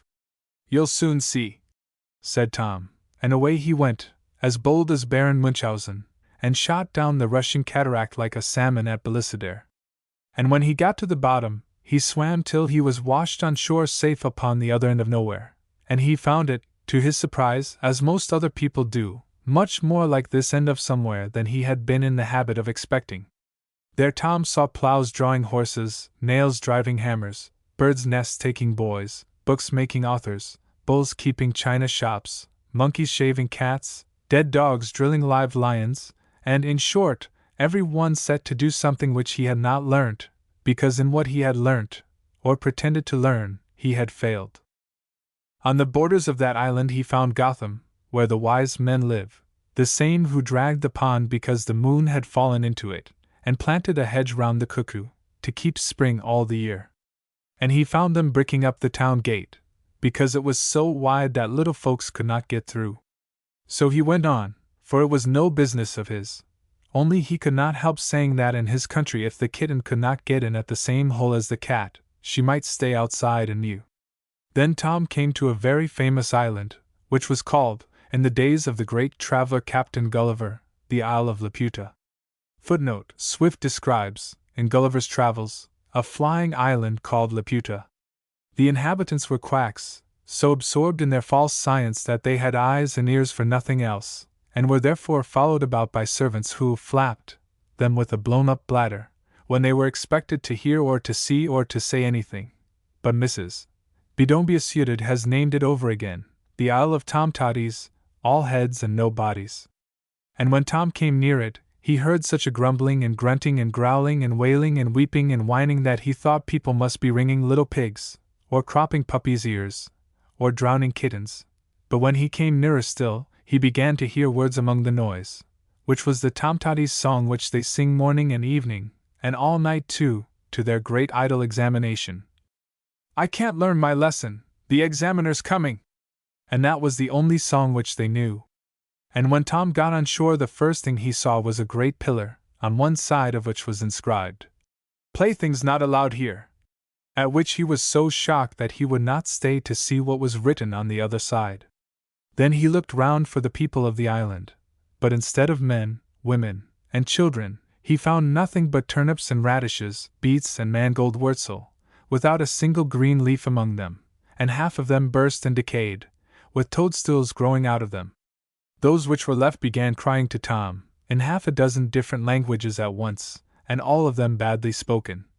"I can't learn my lesson, do come and help me." "And what good on earth would it do you if I did help you?" quoth Tom. Well, they didn't know that. All they knew was the examiner was coming. Then Tom stumbled on the hugest and softest nimble comiquick turnip you ever saw filling a hole in a crop of Swedes, and it cried to him, "Can you tell me anything at all about anything you like?" "About what?" says Tom. "About anything you like, for as fast as I learn things I forget them again. So my mamma says that my intellect is not adapted for methodic science, and says that I must go in for general information." Tom told him that he did not know general information, nor any officers in the army, only he had a friend once that went for a drummer, but he could tell him a great many strange things which he had seen in his travels. So he told him prettily enough, while the poor turnip listened very carefully, and the more he listened, the more he forgot, and the more water ran out of him. Tom thought he was crying, but it was only his poor brains running away, from being worked so hard, and as Tom talked, the unhappy turnip streamed down all over with juice, and split and shrank till nothing was left of him but rind and water, whereat Tom ran away in a fright, for he thought he might be taken up for killing the turnip. But, on the contrary, The turnip's parents were highly delighted, and considered him a saint and a martyr, and put up a long inscription over his tomb about his wonderful talents, early development, and unparalleled precocity. Were they not a foolish couple? But there was still a more foolish couple next to them, who were beating a wretched little radish, no bigger than my thumb, for sullenness and obstinacy and wilful stupidity, and never knew that the reason why it couldn't learn or hardly even speak was, that there was a great worm inside it eating out all its brains. But even they are no foolisher than some 100 of papas and mammas, who fetch the rod when they ought to fetch a new toy, and send to the dark cupboard instead of to the doctor. Tom was so puzzled and frightened with all he saw, that he was longing to ask the meaning of it, and at last he stumbled over a respectable old stick lying half covered with earth. But a very stout and worthy stick it was, for it belonged to good Roger Ascham. Footnote: Roger Ascham was a famous English scholar and writer of the 16th century. He was teacher of languages to Princess, afterward Queen, Elizabeth, and later was lad and secretary to both Queen Mary and Queen Elizabeth, in old time. You see, said the stick, they were as pretty little children once as you could wish to see, and might have been so still if they had been only left to grow up like human beings, and then handed over to me. But their foolish fathers and mothers, instead of letting them pick flowers, and make dirt pies, and get birds' nests, and dance round the gooseberry bush, as little children should, kept them always at lessons, working, learning weekday lessons all weekdays, and Sunday lessons all Sunday, and weekly examinations every Saturday, and monthly examinations every month, and yearly examinations every year, everything 7 times over, as if once was not enough, and enough as good as a feast, till their brains grew big, and their bodies grew small, and they were all changed into turnips, with little but water inside, and still their foolish parents actually pick the leaves off them as fast as they grow, lest they should have anything green about them. Ah, said Tom, if Mrs. Docile Woolbeddenby knew of it she would send them a lot of tops, and balls, and marbles, and 9-pins, and make them all as jolly as sandboys. It would be no use, said the stick. They can't play now if they tried. Don't you see how their legs have turned to roots and grown into the ground, by never taking any exercise, but sapping and moping always in the same place?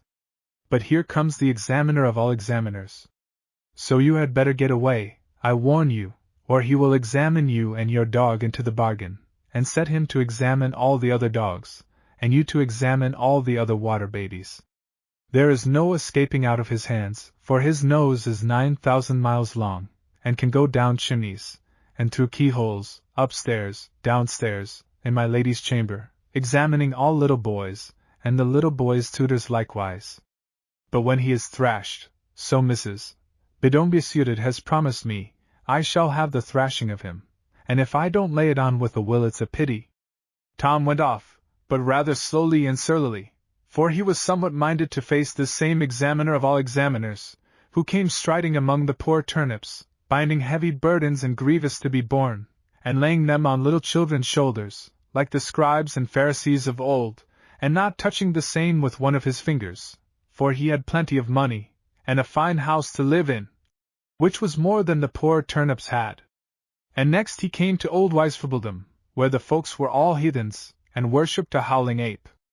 And there he found a little boy sitting in the middle of the road, and crying bitterly. What are you crying for? Said Tom. Because I am not so frightened as I could wish to be. Not frightened? You are a queer little chap. But if you want to be frightened, here goes. Boo! Ah, said the little boy, that is very kind of you, but I don't feel that it has made any impression. Tom offered to upset him, punch him, stamp on him, fettle him over the head with a brick, or anything else whatsoever which would give him the slightest comfort. But he only thanked Tom very civilly, in fine long words which he had heard other folk use, and which, therefore, he thought were fit and proper to use himself, and cried until his papa and mamma came. Then Tom came to a very quiet place, called Leave He Heaven Alone. And there the sun was drawing water out of the sea to make steam threads, and the wind was twisting them up to make cloud patterns, till they had worked between them the loveliest wedding veil of Chantilly lace, and hung it up in their own crystal palace for any one to buy who could afford it, while the good old sea never grudged, for she knew they would pay her back honestly. So the sun span, and the wind wove, and all went well with the great steam loom, as is likely, considering, and considering, and considering. And at last, after innumerable adventures, each more wonderful than the last, Tom saw before him a huge building. He walked towards it, wondering what it was, and having a strange fancy that he might find Mr. Grimes inside it, till he saw running toward him, and shouting, "Stop!" 3 or 4 people, who, when they came nearer, were nothing else than policemen's truncheons, running along without legs or arms. Tom was not astonished. He was long past that. Neither was he frightened, for he had been doing no harm. So he stopped, and when the foremost truncheon came up and asked his business, he showed Mother Carey's pass, and the truncheon looked at it in the oddest fashion, for he had one eye in the middle of his upper end, so that when he looked at anything, being quite stiff, he had to slope himself, and poke himself, till it was a wonder why he did not tumble over, but being quite full of the spirit of justice, as all policemen and their truncheons ought to be, he was always in a position of stable equilibrium, whichever way he put himself. "All right, pass on," said he at last. And then he added, "I had better go with you, young man." And Tom had no objection, for such company was both respectable and safe, so the truncheon coiled its thong neatly round its handle, to prevent tripping itself up, for the thong had got loose in running, and marched on by Tom's side. "Why have you no policeman to carry you?" asked Tom after a while. "Because we are not like those clumsy made truncheons in the land world, which cannot go without having a whole man to carry them about.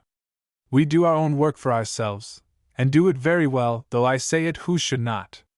"Then why have you a thong to your handle?" asked Tom. "To hang ourselves up by, of course, when we are off duty." Tom had got his answer, and had no more to say, till they came up to the great iron door of the prison. And there the truncheon knocked twice, with its own head. A wicket in the door opened, and out looked a tremendous old brass blunderbuss charged up to the muzzle with slugs, who was the porter, and Tom started back a little at the sight of him. "What case is this?" he asked in a deep voice, out of his broad bell mouth. "If you please, sir, it is no case, only a young gentleman from her ladyship, who wants to see Grimes, the master sweep." "Grimes?" said the blunderbuss. And he pulled in his muzzle, perhaps to look over his prison lists. "Grimes is up chimney number 345, he said from inside. "So the young gentleman had better go on to the roof." Tom looked up at the enormous wall, which seemed at least 90 miles high, and wondered how he should ever get up, but when he hinted that to the truncheon, it settled the matter in a moment.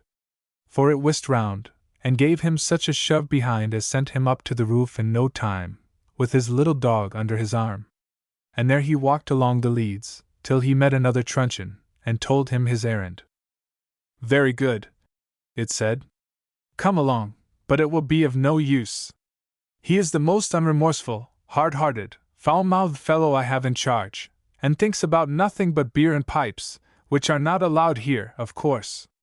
So they walked along over the leads, and very sooty they were, and Tom thought the chimneys must want sweeping very much. But he was surprised to see that the soot did not stick to his feet, or dirty them in the least. Neither did the live coals, which were lying about in plenty, burn him, for he was a water baby. And at last they came to chimney number 345. Out of the top of it, his head and shoulders just showing, stuck poor Mr. Grimes, so sooty, and bleared, and ugly, that Tom could hardly bear to look at him.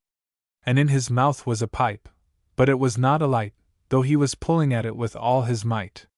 "Attention, Mr. Grimes," said the truncheon. "Here is a gentleman come to see you." But Mr. Grimes only said bad words, and kept grumbling. "My pipe won't draw. My pipe won't draw." "Keep a civil tongue, and attend," said the truncheon, and popped up just like Punch, hitting Grimes such a crack over the head with itself, that his brains rattled inside like a dried walnut in its shell. He tried to get his hands out, and rub the place, but he could not, for they were stuck fast in the chimney. Now he was forced to attend. "Hey!" he said. Why, it's Tom! I suppose you have come here to laugh at me, you spiteful little atomy? Tom assured him he had not, but only wanted to help him. I don't want anything except beer, and that I can't get, and a light to this bothering pipe, and that I can't get either. I'll get you one, said Tom, and he took up a live coal, there were plenty lying about, and put it to Grimes' pipe, but it went out instantly. It's no use, said the truncheon, leaning itself up against the chimney and looking on. I tell you, it is no use. His heart is so cold that it freezes everything that comes near him. You will see that presently, plain enough. Oh, of course, it's my fault. Everything's always my fault, said Grimes. Now don't go to hit me again. For the truncheon started upright, and looked very wicked. You know, if my arms were only free, you daren't hit me then. The truncheon leant back against the chimney, and took no notice of the personal insult, like a well-trained policeman as it was, though it was ready enough to avenge any transgression against morality or order. But can't I help you in any other way? Can't I help you to get out of this chimney? Said Tom. No, interposed the truncheon. He has come to the place where everybody must help himself, and he will find it out, I hope, before he has done with me. Oh, yes, said Grimes. Of course it's me. Did I ask to be brought here into the prison? Did I ask to be set to sweep your foul chimneys? Did I ask to have lighted straw put under me to make me go up? Did I ask to stick fast in the very first chimney of all, because it was so shamefully clogged up with soot? Did I ask to stay here, I don't know how long, 100 years I do believe, and never get my pipe, nor my beer, nor nothing fit for a beast, let alone a man? No, answered a solemn voice behind. No more did Tom, when you behaved to him in the very same way. It was Mrs. Bedomby suited. And when the truncheon saw her, it started bolt upright, attention, and made such a low bow, that if it had not been full of the spirit of justice, it must have tumbled on its end, and probably hurt its one eye. And Tom made his bow too. Oh, ma'am, he said, don't think about me, that's all past and gone, and good times and bad times and all times pass over. But may not I help poor Mr. Grimes? Mayn't I try and get some of these bricks away, that he may move his arms?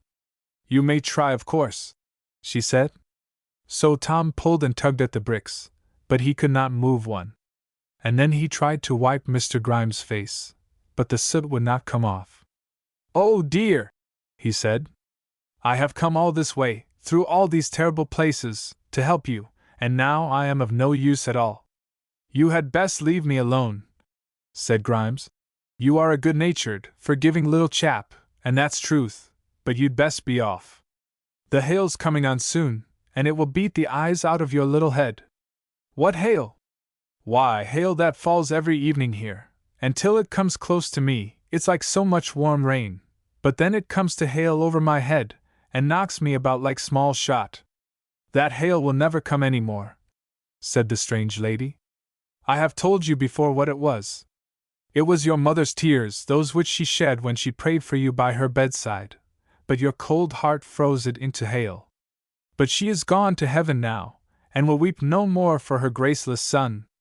Then Grimes was silent a while, and then he looked very sad. So my old mother's gone, and I never there to speak to her. Ah!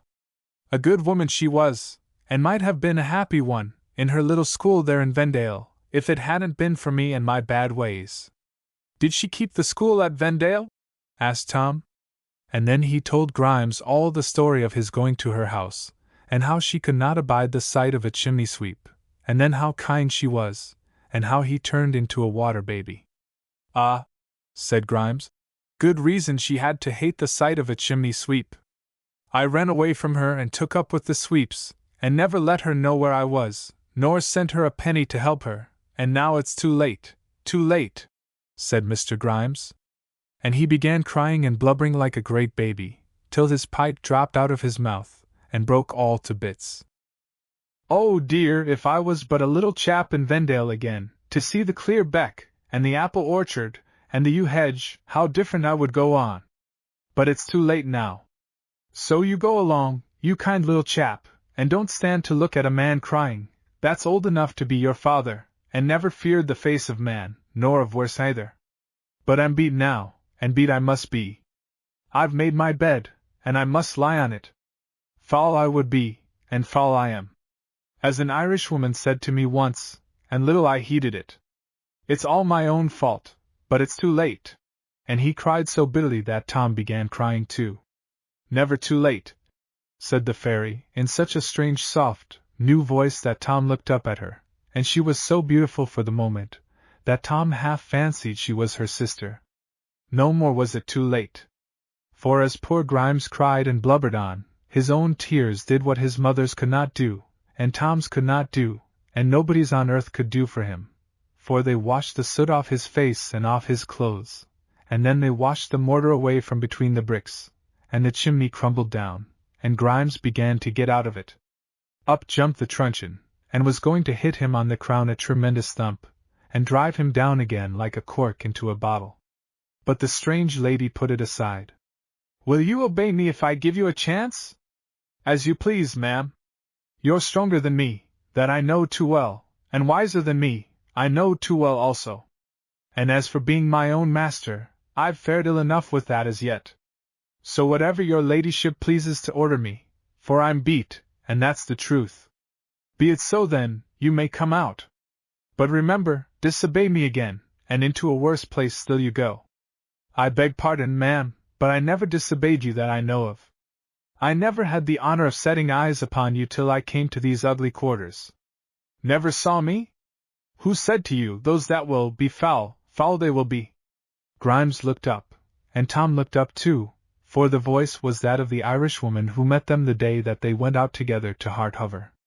I gave you your warning then, but you gave it yourself 1,000 times before and since. Every bad word that you said, every cruel and mean thing that you did, every time that you got tipsy, every day that you went dirty, you were disobeying me, whether you knew it or not. If I'd only known, ma'am, you knew well enough that you were disobeying something, though you did not know it was me. But come out and take your chance. Perhaps it may be your last.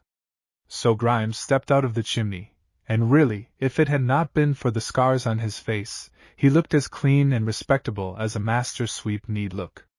Take him away, she said to the truncheon, and give him his ticket of leave. And what is he to do, ma'am? Get him to sweep out the crater of Etna. He will find some very steady men working out their time there, who will teach him his business. But mind, if that crater gets choked again, and there is an earthquake in consequence, bring them all to me, and I shall investigate the case very severely. So the truncheon marched off Mr. Grimes, looking as meek as a drowned worm. And for aught I know, or do not know, he is sweeping the crater of Etna to this very day.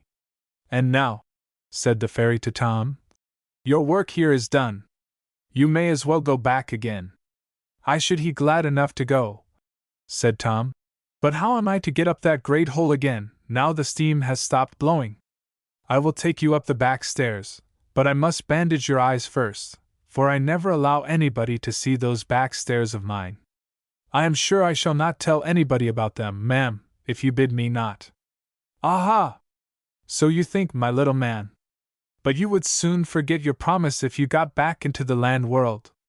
I never put things into little folks' heads which are but too likely to come there of themselves. So come, now I must bandage your eyes. So she tied the bandage on his eyes with one hand, and with the other she took it off.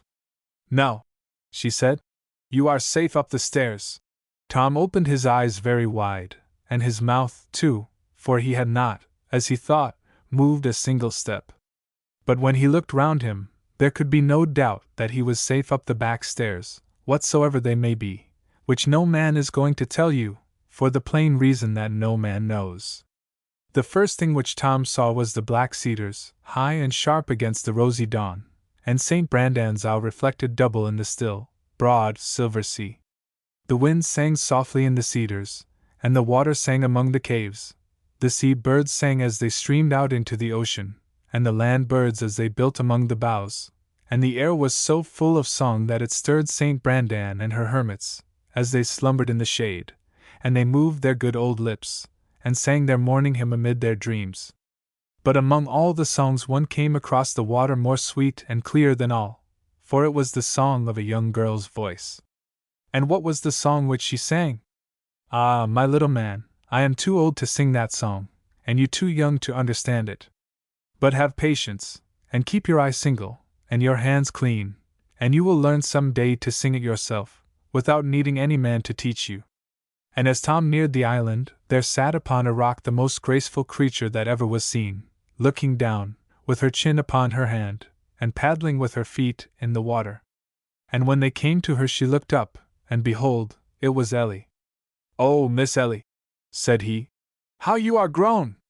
"Oh, Tom," said she, "how you are grown, too!"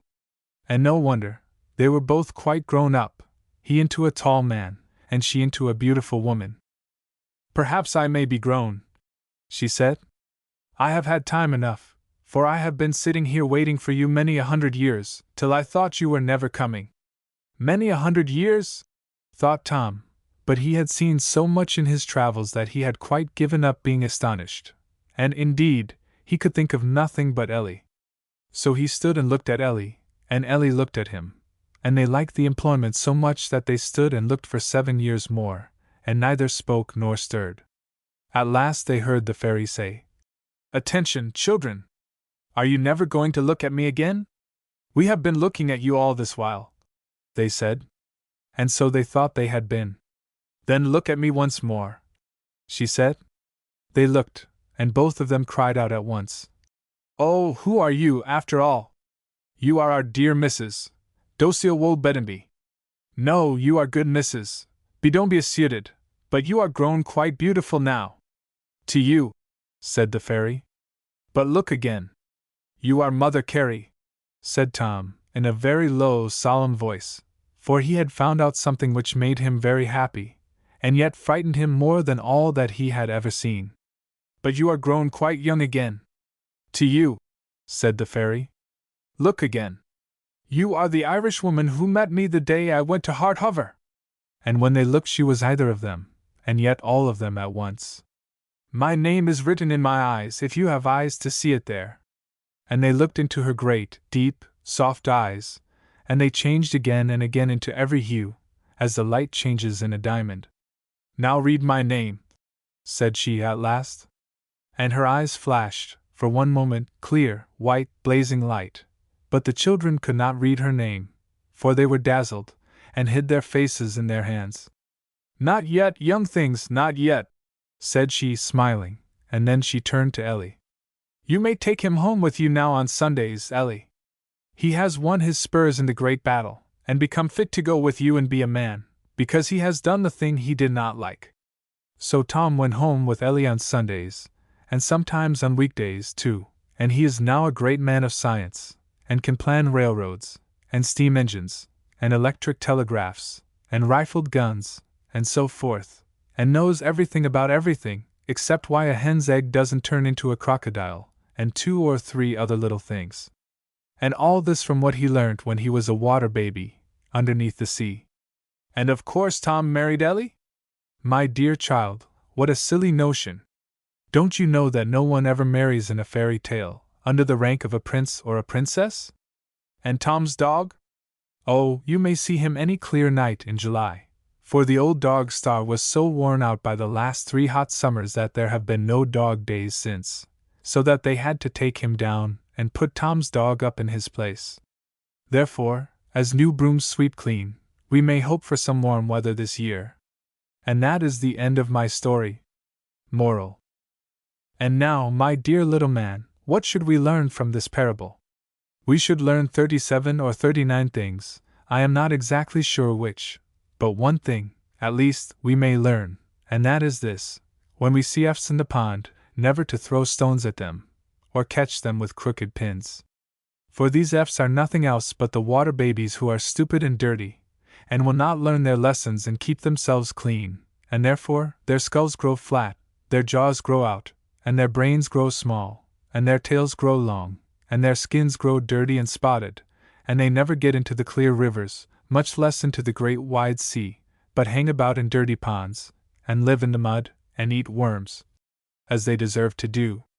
But that is no reason why you should ill-use them, but only why you should pity them, and be kind to them, and hope that some day they will wake up, and be ashamed of their nasty, dirty, lazy, stupid life, and try to amend, and become something better once more. For, perhaps, if they do so, then after 379,423 years, 9 months, 13 days, 2 hours, and 21 minutes, if they work very hard and wash very hard all that time, their brains may grow bigger, and their jaws grow smaller, and their tails wither off, and they will turn into water babies again, and perhaps after that into land babies, and after that perhaps into grown men. Meanwhile, do you learn your lessons, and thank God that you have plenty of cold water to wash in, and wash in it too, like a true Englishman. And then, if my story is not true, something better is, and if I am not quite right, still you will be, as long as you stick to hard work and cold water. But remember always, as I told you at first, that this is all a fairy tale, and only fun and pretense, and therefore, you are not to believe a word of it, even if it is true. The Milkmaid, by Jeffries Taylor. A milkmaid, who poised a full pail on her head, thus mused on her prospects in life. It is said, "Let me see, I should think that this milk will procure 100 good eggs, or 80 to be sure. Well then, stop a bit, it must not be forgotten, some of these may be broken, and some may be rotten. But if 20 for accident should be detached, it will leave me just 60 sound eggs to be hatched." Well, 60 sound eggs, no, sound chickens, I mean, of these some may die, we'll suppose 17. Not so many, say 10 at the most, which will leave 50 chickens to boil or to roast. But then there's their barley. How much will they need? Why, they take but 1 grain at a time when they feed, so that's a mere trifle. Now then, let us see, at a fair market price how much money there'll be. 6 shillings a pair, 5, 4, 3 and 6, to prevent all mistakes, that low price I will fix. Now what will that make? 50 chickens, I said, 50 times 3 and 6 pence. I'll ask brother Ned. Oh, but stop, 3 and 6 pence a pair I must sell 'em. Well, a pair is a couple, now then let us tell 'em. A couple and 50 will go, my poor brain. Why, just a score times, and 5 pair will remain. 25 pair of fowls. Now how tiresome it is that I can't reckon up so much money as this. Well, there's no use in trying, so let's give a guess. I'll say 20 pounds, and it can't be no less.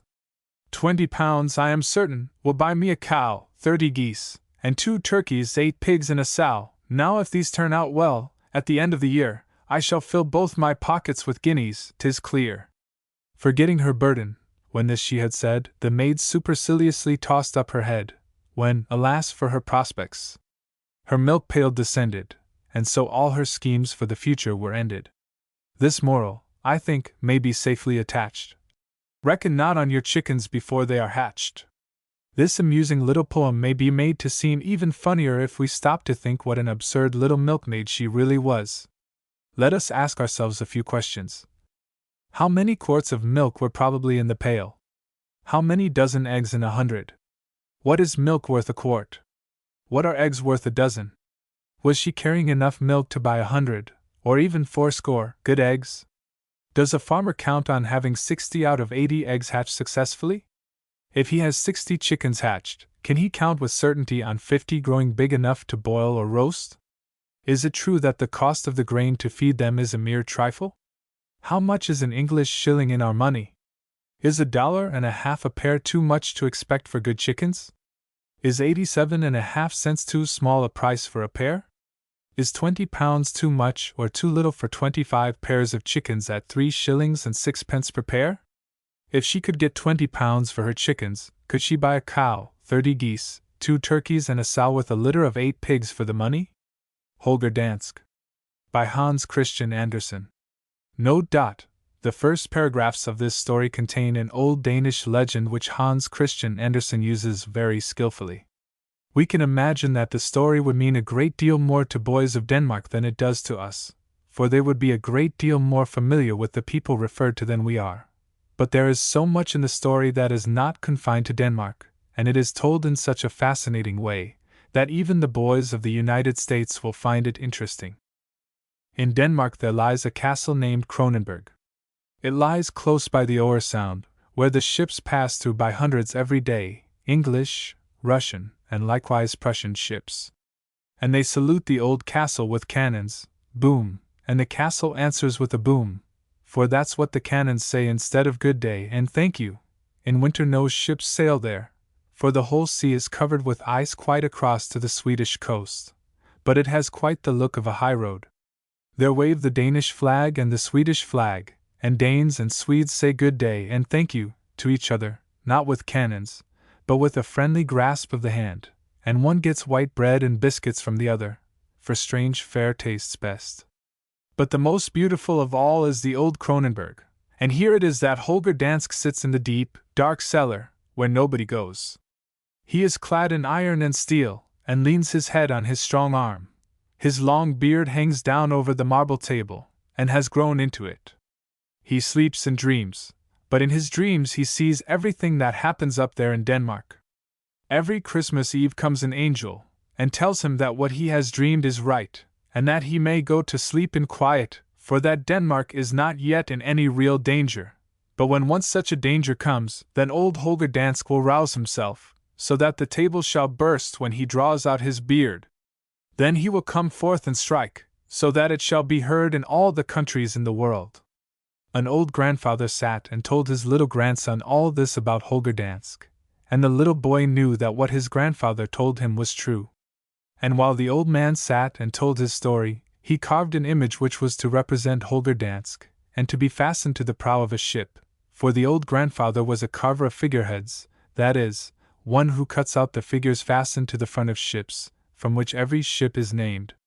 And here he had cut out Holger Dansk, who stood there proudly with his long beard, and held the broad battle sword in one hand, while with the other he leaned upon the Danish arms. And the old grandfather told him so much about distinguished men and women, that it appeared at last to the little grandson as if he knew as much as Holger Dansk himself, who, after all, could only dream. And when the little fellow was in his bed, he thought so much of it, that he actually pressed his chin against the coverlet, and fancied he had a long beard that had grown fast to it. But the old grandfather remained sitting at his work, and carved away at the last part of it, and this was the Danish coat of arms.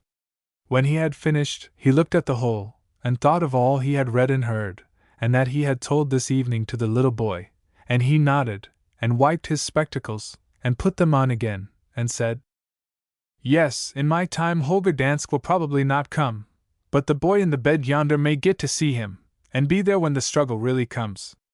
And the good old grandfather nodded again, and the more he looked at Holger Dansk, the more plain did it become to him that it was a good image he had carved.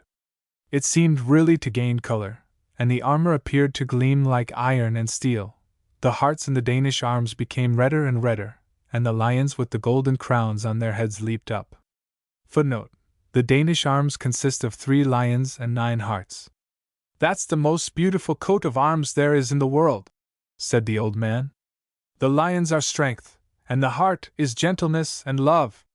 And he looked at the uppermost lion, and thought of King Canute, who bound great England to the throne of Denmark, and he looked at the second lion, and thought of Waldemar, who united Denmark and conquered the Wendish lands, and he glanced at the third lion, and remembered Margaret, who united Denmark, Sweden, and Norway. But while he looked at the red hearts, they gleamed more brightly than before, they became flames, and his heart followed each of them. Illustration: Holger Dansk. The first heart led him into a dark, narrow prison. There sat a prisoner, a beautiful woman, the daughter of King Christian IV, Eleanor Ulfeld. Footnote: this princess was the wife of Corfitz Ulfeld, who was accused of high treason. Her only crime was the most faithful love to her unhappy consort, but she was compelled to pass 22 years in a horrible dungeon, until her persecutor, Queen Sophia Amelia, was dead, and the flame, which was shaped like a rose, attached itself to her bosom and blossomed, so that it became one with the heart of her, the noblest and best of all Danish women. And his spirit followed the second flame, which led him out upon the sea, where the cannons thundered and the ships lay shrouded in smoke, and the flame fastened itself in the shape of a ribbon of honor on the breast of Hvitfeldt, as he blew himself and his ship into the air, that he might save the fleet. Footnote: in the naval battle in Kjog Bay between the Danes and the Swedes, in 1710, Hvitfeldt's ship, the Danebrog, took fire. To save the town of Kjog, and the Danish fleet, which was being driven by the wind toward his vessel, he blew himself and his whole crew into the air. And the third flame led him to the wretched huts of Greenland, where the preacher Hans Egede, footnote: Hans Egede went to Greenland in 1721, and toiled there during 15 years among incredible hardships and privations. Not only did he spread Christianity, but exhibited in himself a remarkable example of a Christian man, wrought, with love in every word and deed. The flame was a star on his breast, another heart in the Danish arms. And the spirit of the old grandfather flew on before the waving flames, for his spirit knew whither the flames desired to go. In the humble room of the peasant woman stood Frederick VI, writing his name with chalk on the beam. Footnote: on a journey on the west coast of Jutland, the king visited an old woman. When he had already quitted her house, the woman ran after him, and begged him, as a remembrance, to write his name upon a beam. The king turned back, and complied. During his whole lifetime he felt and worked for the peasant class. Therefore the Danish peasants begged to be allowed to carry his coffin to the royal vault at Roskilde, 4 Danish miles from Copenhagen. The flame trembled on his breast, and trembled in his heart. In the peasant's lowly room his heart, too, became a heart in the Danish arms. And the old grandfather dried his eyes, for he had known King Frederick with the silvery locks and honest blue eyes, and had lived for him. He folded his hands, and looked in silence straight before him. Then came the daughter-in-law of the old grandfather, and said it was late, and he ought now to rest, for the supper table was spread.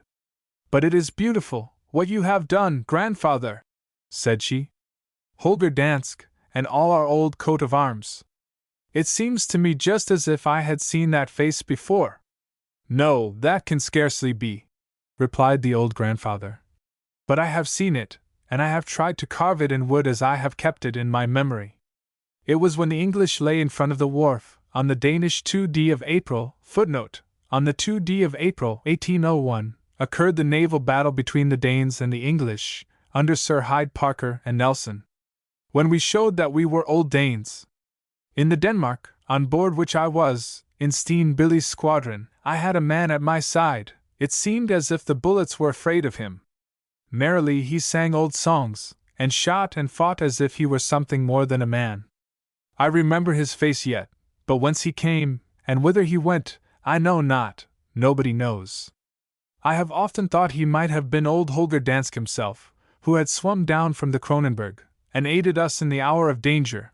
That was my idea, and there stands his picture."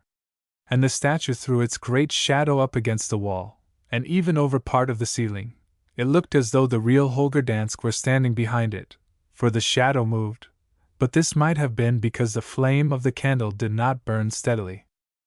And the daughter-in-law kissed the old grandfather, and led him to the great armchair by the table, and she and her husband, who was the son of the old man, and father of the little boy in bed, sat and ate their supper, and the grandfather spoke of the Danish lions and of the Danish hearts, of strength and of gentleness, and quite clearly did he explain that there was another strength besides the power that lies in the sword. And he pointed to the shelf on which were the old books, where stood the plays of Kohlberg, which had been read so often, for they were very amusing. One could almost fancy one recognized the people of bygone days in them. "See, he knew how to strike too," said the grandfather. "He scourged the foolishness and prejudice of the people so long as he could." And the grandfather nodded at the mirror, above which stood the calendar, with the round tower, footnote: the astronomical observatory at Copenhagen, on it, and said, "Tycho Brahe was also one who used the sword, not to cut into flesh and bone, but to build up a plainer way among all the stars of heaven. And then he, whose father belonged to my calling, the son of the figurehead carver, he whom we have ourselves seen, with his silver hairs and his broad shoulders, he whose name is spoken of in all lands. Yes, he was a sculptor. I am only a carver. Yes, Holger Dansk may come in many forms, so that one hears in every country of Denmark's strength. Shall we now drink the health of Bertel?" Footnote: Bertel Thorvaldsen, the great Danish sculptor. Illustration: the figurehead. But the little lad in the bed saw plainly the old Cronenberg, with the oar sound, and the real Holger Dansk, who sat deep below, with his beard grown through the marble table, dreaming of all that happens up here. Holger Dansk also dreamed of the little, humble room where the carver sat. He heard all that passed, and nodded in his sleep, and said, "Yes, remember me, ye Danish folk, remember me. I shall come in the hour of need." And without, by the Cronenberg, shone the bright day, and the wind carried the note of the hunting horn over from the neighboring land. The ships sailed past, and saluted.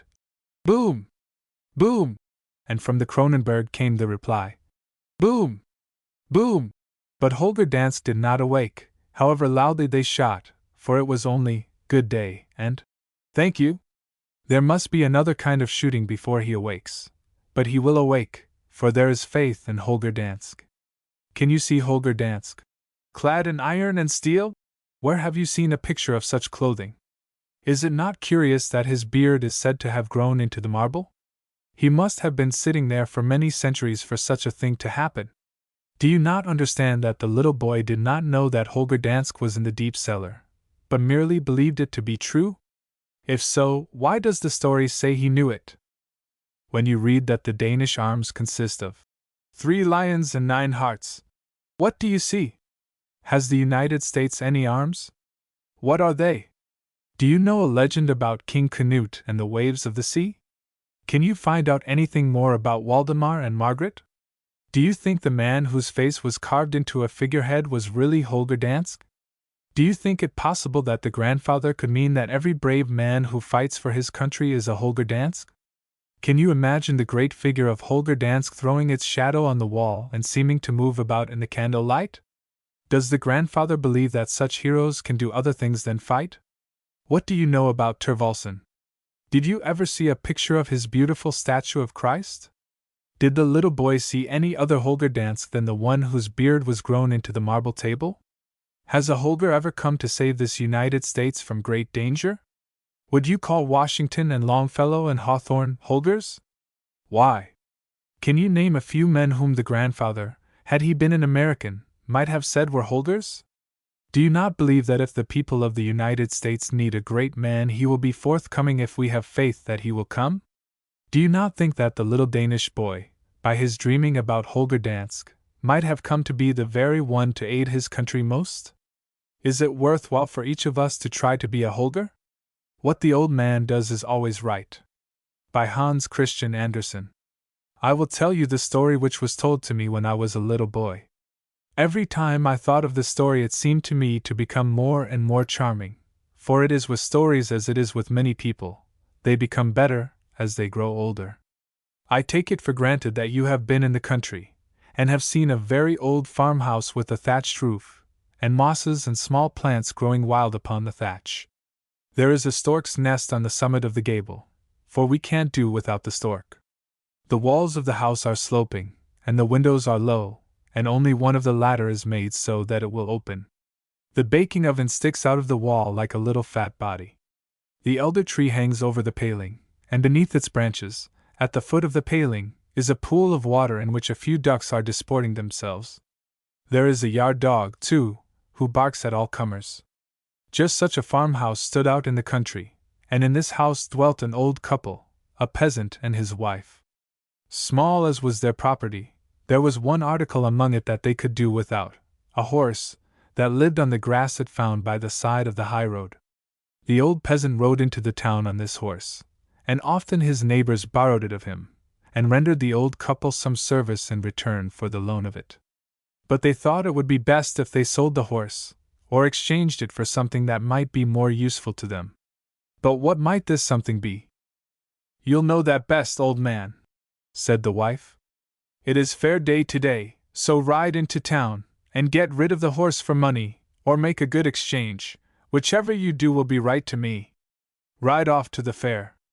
And she fastened his neckerchief for him, for she could do that better than he could, and she tied it in a double bow, for she could do that very prettily. Then she brushed his hat round and round with the palm of her hand, and gave him a kiss. So he rode away upon the horse that was to be sold or to be bartered for something else. Yes, the old man knew what he was about. The sun shone hotly down, and not a cloud was to be seen in the sky. The road was very dusty, for many people, who were all bound for the fair, were driving, or riding, or walking upon it. There was no shelter anywhere from the sunbeams. Among the rest, a man was trudging along, driving a cow to the fair. The cow was as beautiful a creature as any cow can be. "She gives good milk, I'm sure," said the peasant. "That would be a very good exchange, the cow for the horse." "Hullo, you there with the cow," he said. "I tell you what, I fancy a horse costs more than a cow, but I don't care for that. A cow would be more useful to me. If you like, we'll exchange." "To be sure I will," returned the man, and they exchanged accordingly. So that was settled, and the peasant might have turned back, for he had done the business he came to do. But as he had once made up his mind to go to the fair, he determined to proceed, merely to have a look at it, and so he went on to the town with his cow. Leading the animal, he strode sturdily on, and after a short time he overtook a man who was driving a sheep. It was a good fat sheep, with a fine fleece on its back. "I should like to have that fellow," said our peasant to himself. "He would find plenty of grass by our palings, and in the winter we could keep him in the room with us. Perhaps it would be more practical to have a sheep instead of a cow. Shall we exchange?" The man with the sheep was quite ready, and the bargain was struck. So our peasant went on in the highroad with his sheep. Soon he overtook another man, who came into the road from a field, carrying a great goose under his arm. "That's a heavy thing you have there. It has plenty of feathers and plenty of fat, and would look well tied to a string, and paddling in the water at our place. That would be something for my old woman, she could make much profit out of it. How often she has said, if we only had a goose, now perhaps she can have one.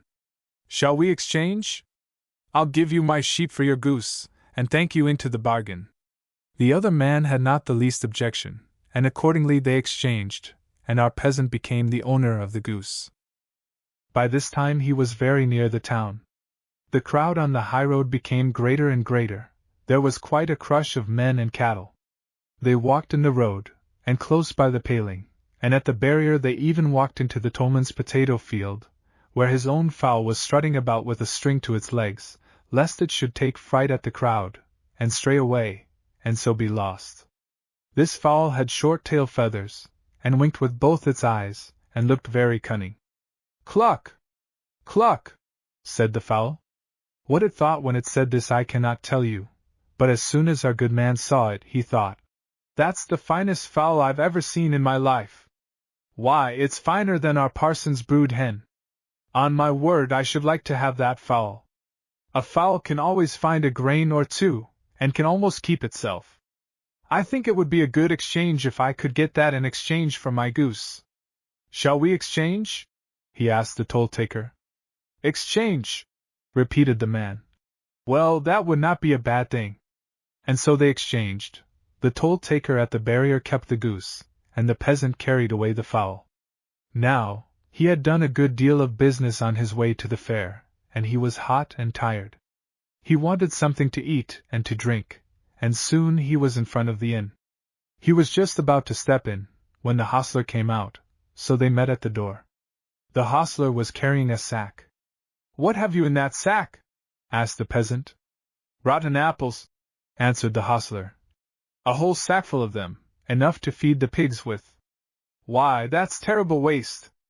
I should like to take them to my old woman at home. Last year the old tree by the turf hole only bore a single apple, and we kept it in the cupboard till it was quite rotten and spoiled. It was always property, my old woman said, but here she could see a quantity of property, a whole sackful. Yes, I shall be glad to show them to her." "What will you give me for the sackful?" asked the hostler. "What will I give? I will give my fowl in exchange." And he gave the fowl accordingly, and received the apples, which he carried into the guest room. He leaned the sack carefully by the stove, and then went to the table. But the stove was hot. He had not thought of that. Many guests were present, horse dealers, ox herds, and 2 Englishmen, and the 2 Englishmen were so rich that their pockets bulged out with gold coins, and almost burst, and they could wager too, as you shall hear. Hiss ss. Hiss ss. What was that by the stove? The apples were beginning to roast. What is that? Why, do you know, said our peasant. And he told the whole story of the horse that he had exchanged for a cow, and all the rest of it down to the apples. Well, your old woman will give it you well when you get home, said one of the Englishmen. There will be a disturbance. What? Give me what? Said the peasant. She will kiss me, and say, what the old man does is always right. Shall we wager? Said the Englishman.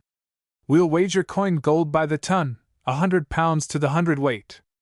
A bushel will be enough, replied the peasant. I can only set the bushel of apples against it, and I'll throw myself and my old woman into the bargain, and I fancy that's piling up the measure. Done, taken! And the bet was made. The host's carriage came up, and the Englishman got in, and the peasant got in. Away they went, and soon they stopped before the peasant's hut. Good evening, old woman. Good evening, old man. I've made exchange. Yes, you understand what you're about, said the woman. And she embraced him, and paid no attention to the stranger guests, nor did she notice the sack. I got a cow in exchange for the horse, said he. Heaven be thanked, said she. What glorious milk we shall now have, and butter and cheese upon the table. That was a most capital exchange. Yes, but I exchanged the cow for a sheep. Ah, that's better still, cried the wife. You always think of everything. We have just pasture enough for a sheep. Use milk and cheese, and woolen jackets and stockings. The cow cannot give those, and her hairs will only come off. How you think of everything! But I changed away the sheep for a goose. Then this year we shall have really roast goose to eat, my dear old man. You are always thinking of something to give me pleasure. How charming that is! We can let the goose walk about with a string to her leg, and she'll grow fatter still before we roast her. But I gave away the goose for a fowl, said the man. Illustration. My dear good husband. A fowl? That was a good exchange, replied the woman. The fowl will lay eggs and hatch them, and we shall soon have chickens. We shall have a whole poultry yard. Oh, that's just what I was wishing for. Yes, but I exchanged the fowl for a sack of shriveled apples. What? I must positively kiss you for that, exclaimed the wife. My dear, good husband. Now I'll tell you something. Do you know, you had hardly left me this morning, before I began thinking how I could give you something very nice this evening. I thought it should be pancakes with savory herbs. I had eggs and bacon too, but I wanted herbs. So I went over to the schoolmaster's. They have herbs there, I know, but the schoolmistress is a mean woman, though she looks so sweet. I begged her to lend me a handful of herbs. Lend, she answered me. Nothing at all grows in our garden, not even a shriveled apple. I could not even lend you a shriveled apple, my dear woman, but now I can lend her 20, or a whole sackful. That I'm very glad of, that makes me laugh. And with that she gave him a sounding kiss. I like that, exclaimed both the Englishmen together. Always going downhill, and always merry, that's worth the money. So they paid 100 weight of gold to the peasant, who was not scolded, but kissed. Yes, it always pays, when the wife sees and always asserts that her husband knows best, and that whatever he does is right. You see, that is my story. I heard it when I was a child, and now you have heard it too, and know that what the old man does is always right. The Fairies of the Caldon Low. By Mary Howitt. And where have you been, my Mary, and where have you been from me? I've been to the top of the Caldon Low, the midsummer night to see. And what did you see, my Mary, all up on the Caldon Low? I saw the blithe sunshine come down, and I saw the merry winds blow. And what did you hear, my Mary, all up on the Caldon Hill? I heard the drops of water made, and I heard the corners fill. Oh, tell me all, my Mary, all that ever you know, for you must have seen the fairies last night on the Caldon Low. Then take me on your knee, mother, and listen, mother of mine, 100 fairies danced last night, and the harpers they were 9. And merry was the glee of the harp strings, and their dancing feet so small. But oh, the sound of their talking was merrier far than all. Illustration.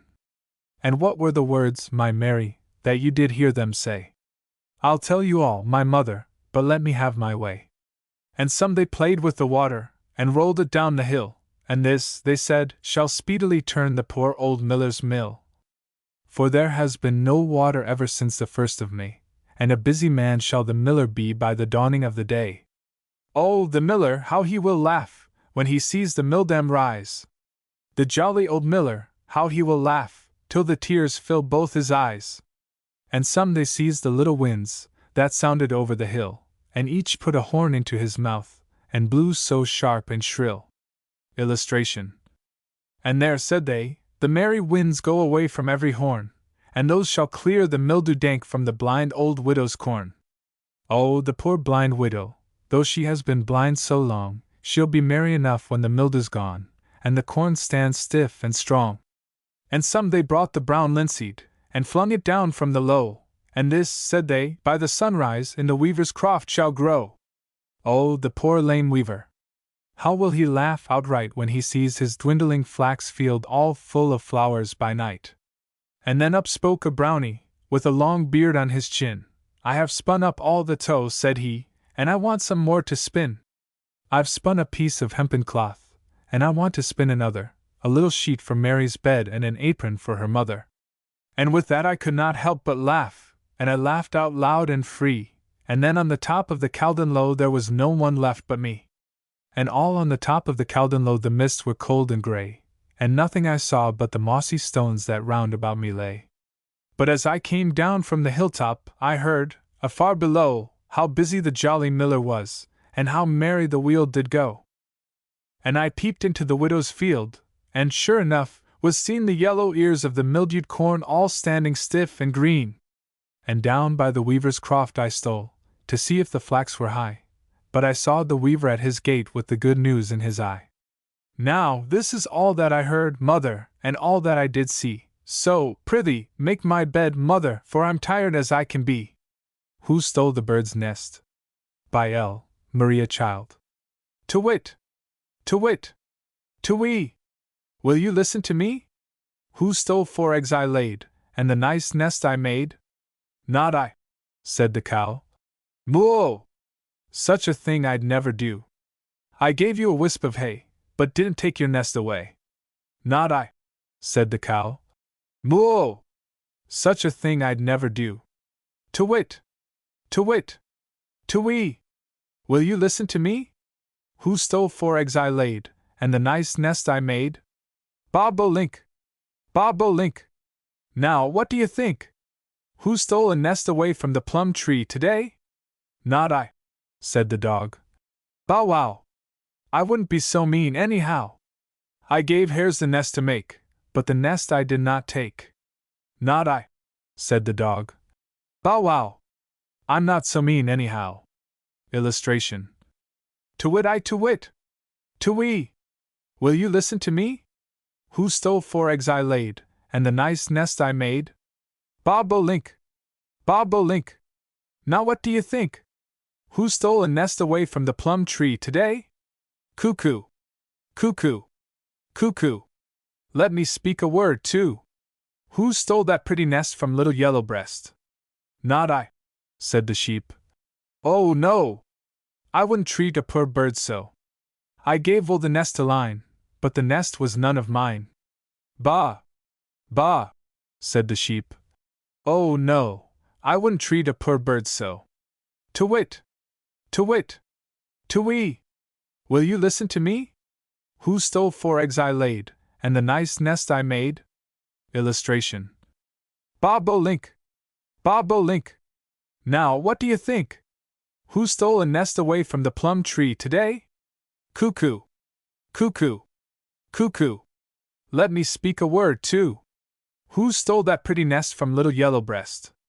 Caw! Caw! cried the crow. I should like to know what thief took away a bird's nest today. Cluck!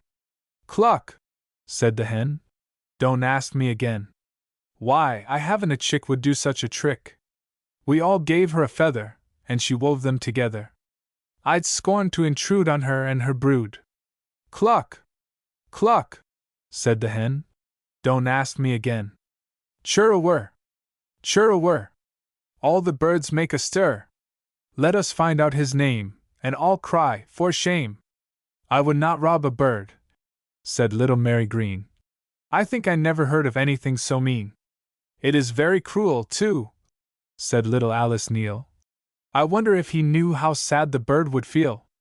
A little boy hung down his head, and went and hid behind the bed, for he stole that pretty nest from poor little Yellowbreast, and he felt so full of shame, he didn't like to tell his name. In this little dialogue, what part do the birds take? What part do the animals take? The First Snowfall. By James Russell Lovell. The snow had begun in the gloaming, and busily all the night had been heaping field and highway with a silence deep and white. Every pine and fir and hemlock wore ermine too dear for an earl, and the poorest twig on the elm tree was ridged inch deep with pearl. From sheds new-roofed with Carrara came Chanticleer's muffled crow, the stiff rails were softened to swan's down, and still fluttered down the snow. I stood and watched by the window the noiseless work of the sky, and the sudden flurries of snowbirds, like brown leaves whirling by. I thought of a mound in sweet Auburn where a little headstone stood, how the flakes were folding it gently, as did robins the babes in the wood. Up spoke our own little Mabel, saying, Father, who makes it snow? And I told of the good All-Father who cares for us here below. Illustration. Again I looked at the snowfall, and thought of the leaden sky that arched o'er our first great sorrow, when that mound was heaped so high. I remembered the gradual patience that fell from that cloud-like snow, flake by flake, healing and hiding the scar of our deep-plunged woe. And again to the child I whispered, The snow that husheth all, darling, the merciful Father alone can make it fall. Then, with eyes that saw not, I kissed her, and she, kissing back, could not know that my kiss was given to her sister, folded close under deepening snow. Footnote: Lowell refers here to a daughter, Blanche, who died shortly before the birth of his daughter Rosa. The King of the Golden River. By John Ruskin. In a secluded and mountainous part of Styria there was, in old time, a valley of the most surprising and luxuriant fertility.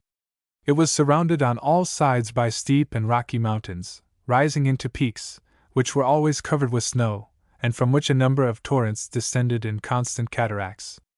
One of these fell westward, over the face of a crag so high that, when the sun had set to everything else, and all below was darkness, his beams still shone full upon this waterfall, so that it looked like a shower of gold. It was therefore called by the people of the neighborhood the Golden River. It was strange that none of these streams fell into the valley itself. They all descended on the other side of the mountains, and wound away through broad plains and by populous cities. But the clouds were drawn so constantly to the snowy hills, and rested so softly in the circular hollow, that, in time of drought and heat, when all the country round was burned up, there was still rain in the little valley, and its crops were so heavy, and its hay so high, and its apples so red, and its grapes so blue, and its wine so rich, and its honey so sweet, that it was a marvel to every one who beheld it, and was commonly called the Treasure Valley. The whole of this little valley belonged to three brothers, called Schwartz, Hans, and Gluck. Schwartz and Hans, the two elder brothers, were very ugly men, with overhanging eyebrows and small, dull eyes, which were always half shut, so that you couldn't see into them, and always fancied they saw very far into you. They lived by farming the Treasure Valley, and very good farmers they were. They killed everything that did not pay for its eating. They shot the blackbirds, because they pecked the fruit, and killed the hedgehogs, lest they should suck the cows. They poisoned the crickets for eating the crumbs in the kitchen, and smothered the cicadas, which used to sing all summer in the lime trees. They worked their servants without any wages, till they would not work any more, and then quarreled with them, and turned them out of doors without paying them.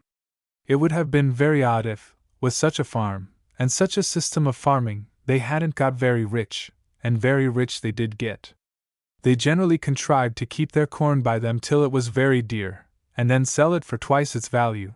They had heaps of gold lying about on their floors, yet it was never known that they had given so much as a penny or a crust in charity. They never went to mass, grumbled perpetually at paying tithes, and were, in a word, of so cruel and grinding a temper, as to receive from all those with whom they had any dealings the nickname of the Black Brothers.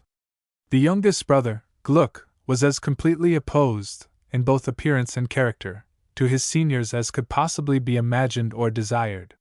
He was not above 12 years old, fair, blue-eyed, and kind in temper to every living thing. He did not, of course, agree particularly well with his brothers, or rather, they did not agree with him. He was usually appointed to the honorable office of turnspit, when there was anything to roast, which was not often, for, to do the brothers justice, they were hardly less sparing upon themselves than upon other people. At other times he used to clean the shoes, the floors, and sometimes the plates, occasionally getting what was left on them, by way of encouragement, and a wholesome quantity of dry blows, by way of education. Things went on in this manner for a long time. At last came a very wet summer, and everything went wrong in the country round. The hay had hardly been got in, when the haystacks were floated bodily down to the sea by an inundation, the vines were cut to pieces with the hail, the corn was all killed by a black blight. Only in the Treasure Valley, as usual, all was safe. As it had rain when there was rain nowhere else, so it had sun when there was sun nowhere else. Everybody came to buy corn at the farm, and went away pouring maledictions on the Black Brothers. They asked what they liked, and got it, except from the poor people, who could only beg, and several of whom were starved at their very door, without the slightest regard or notice. It was drawing toward winter, and very cold weather, when one day the two elder brothers had gone out, with their usual warning to little Gluck, who was left to mind the roast, that he was to let nobody in, and give nothing out. Gluck sat down quite close to the fire, for it was raining very hard, and the kitchen walls were by no means dry or comfortable looking. He turned and turned, and the roast got nice and brown. What a pity, thought Gluck. My brothers never ask anybody to dinner. I'm sure, when they've got such a nice piece of mutton as this, and nobody else has got so much as a piece of dried bread, it would do their hearts good to have somebody to eat it with them. Just as he spoke, there came a double knock at the house door, yet heavy and dull, as though the knocker had been tied up, more like a puff than a knock. It must be the wind, said Gluck. Nobody else would venture to knock double knocks at our door. No, it wasn't the wind. There it came again very hard, and what was particularly astounding, the knocker seemed to be in a hurry, and not to be in the least afraid of the consequences. Gluck went to the window, opened it, and put his head out to see who it was. It was the most extraordinary-looking little gentleman he had ever seen in his life. He had a very large nose, slightly brass-colored. His cheeks were very round and very red, and might have warranted a supposition that he had been blowing a refractory fire for the last 48 hours. His eyes twinkled merrily through long silky eyelashes, his mustaches curled twice round like a corkscrew on each side of his mouth, and his hair, of a curious mixed pepper and salt color, descended far over his shoulders. He was about 4 feet 6 in height, and wore a conical pointed cap of nearly the same altitude, decorated with a black feather some 3 feet long. His doublet was prolonged behind into something resembling a violent exaggeration of what is now termed a swallowtail, but was much obscured by the swelling folds of an enormous black, glossy-looking cloak, which must have been very much too long in calm weather, as the wind, whistling round the old house, carried it clear out from the wearer's shoulders to about 4 times his own length. Illustration. Hello, I'm wet, let me in. Gluck was so perfectly paralyzed by the singular appearance of his visitor that he remained fixed without uttering a word, until the old gentleman, having performed another and a more energetic concerto on the knocker, turned round to look after his fly-away cloak. In so doing he caught sight of Gluck's little yellow head jammed in the window, with his mouth and eyes very wide open indeed. Hello? Said the little gentleman. That's not the way to answer the door. I'm wet, let me in. To do the little gentleman justice, he was wet. His feather hung down between his legs like a beaten puppy's tail, dripping like an umbrella, and from the ends of his mustaches the water was running into his waistcoat pockets, and out again like a mill-stream. I beg pardon, sir, said Gluck. I'm very sorry, but I really can't. Can't what? Said the old gentleman. I can't let you in, sir, I can't indeed. My brothers would beat me to death, sir, if I thought of such a thing. What do you want, sir? Want? Said the old gentleman petulantly. I want fire and shelter, and there's your great fire there blazing, crackling, and dancing on the walls, with nobody to feel it. Let me in, I say. I only want to warm myself.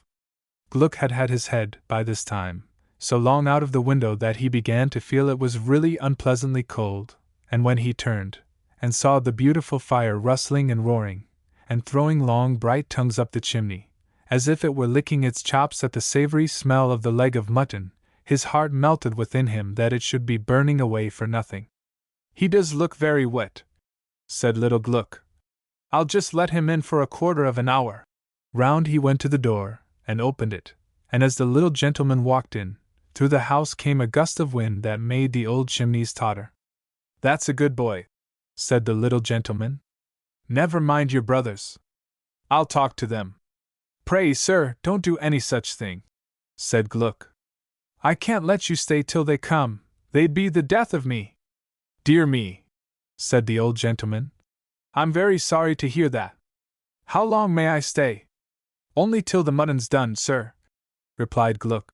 And it's very brown. Then the old gentleman walked into the kitchen, and sat himself down on the hob, with the top of his cap accommodated up the chimney, for it was a great deal too high for the roof. You'll soon dry there, sir, said Gluck, and sat down again to turn the mutton.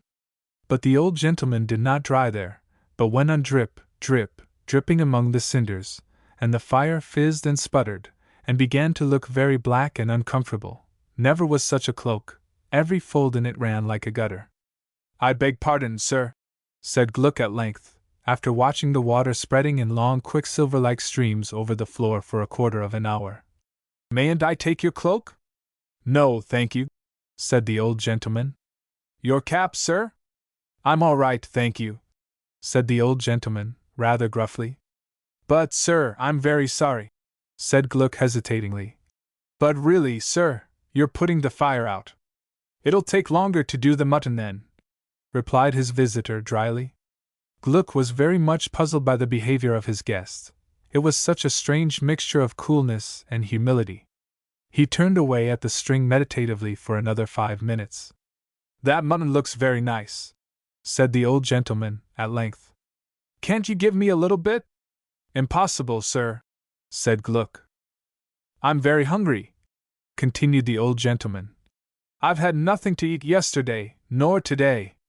They surely couldn't miss a bit from the knuckle. He spoke in so very melancholy a tone that it quite melted Gluck's heart.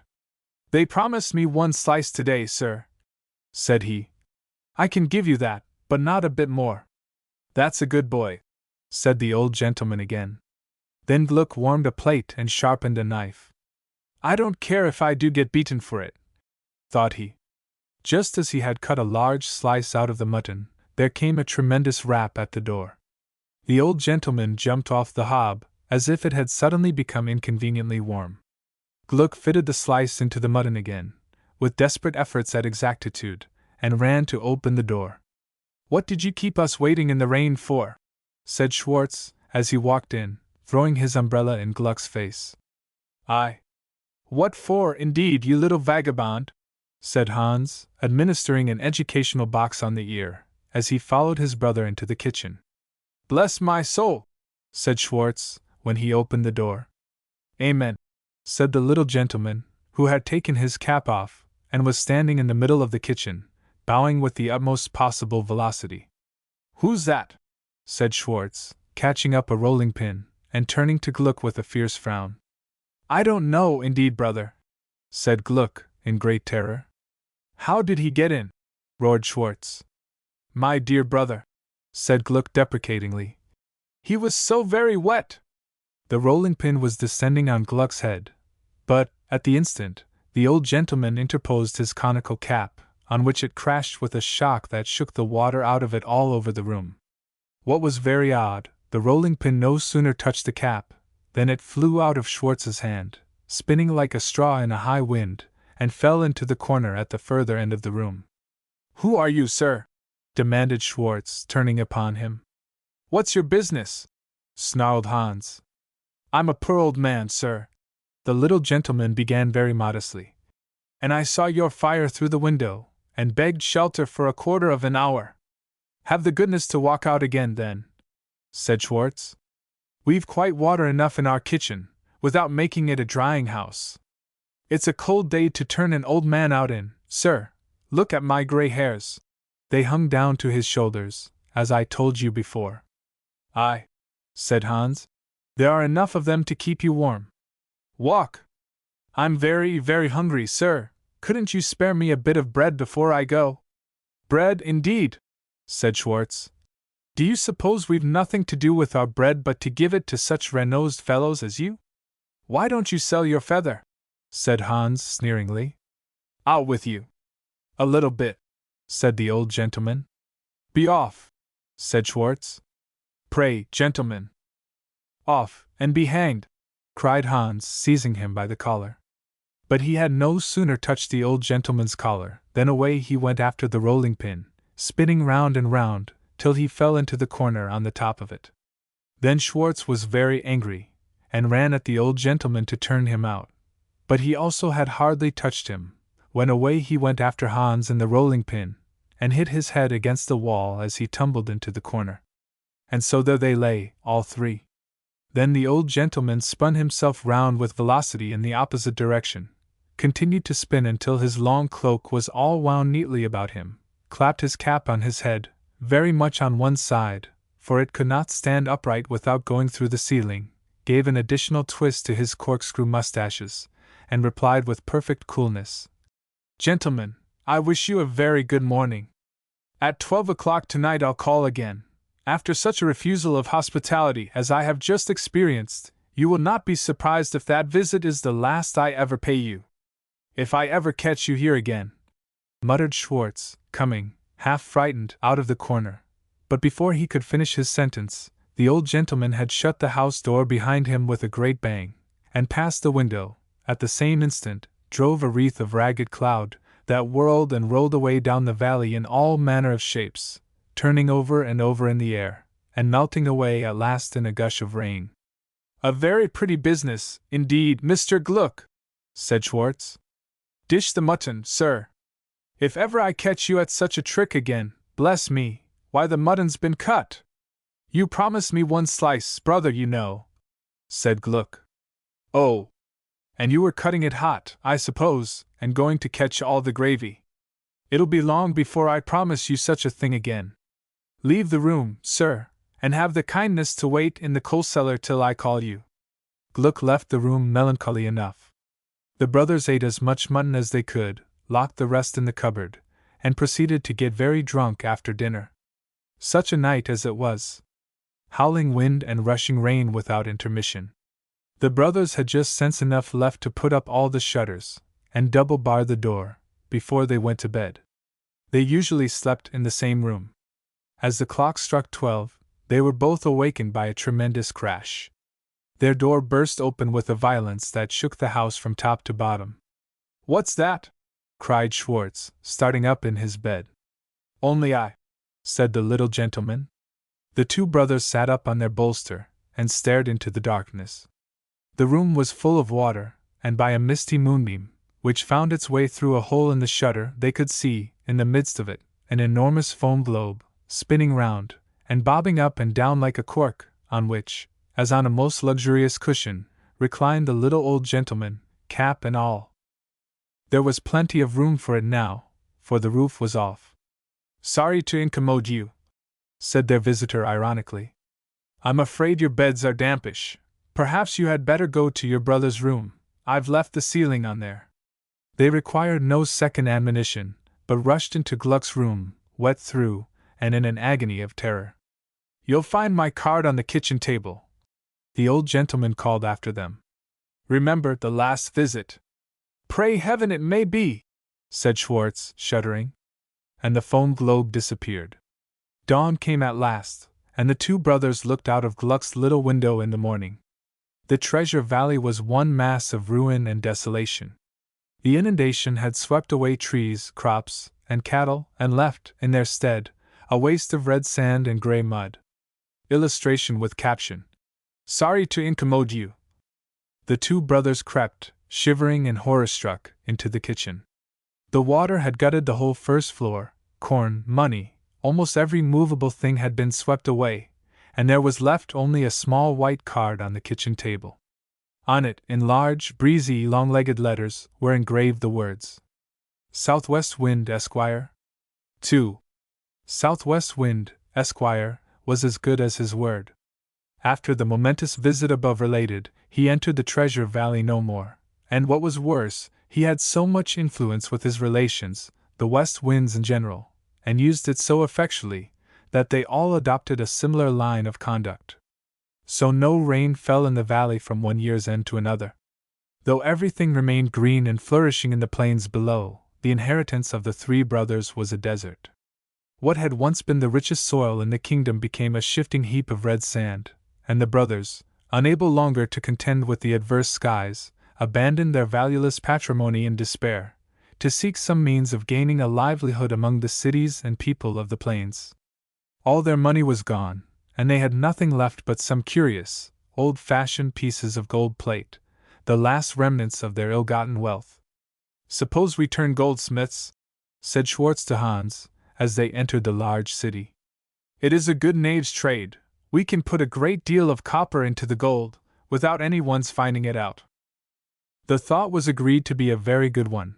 They hired a furnace, and turned goldsmiths. But two slight circumstances affected their trade: the first, that people did not approve of the coppered gold; the second, that the two elder brothers, whenever they had sold anything, used to leave little Gluck to mind the furnace, and go and drink out the money in the alehouse next door.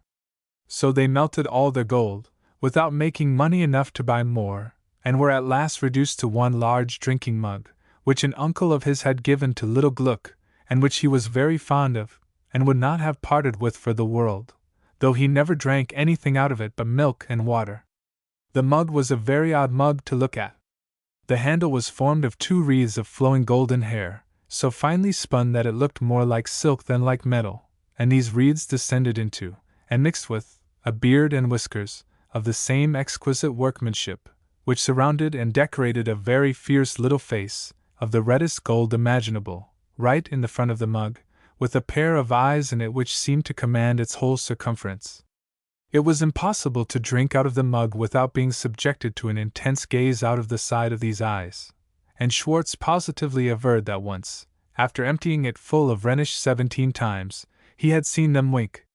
When it came to the mug's turn to be made into spoons, it half broke poor little Gluck's heart, but the brothers only laughed at him, tossed the mug into the melting pot, and staggered out to the alehouse, leaving him, as usual, to pour the gold into bars, when it was all ready.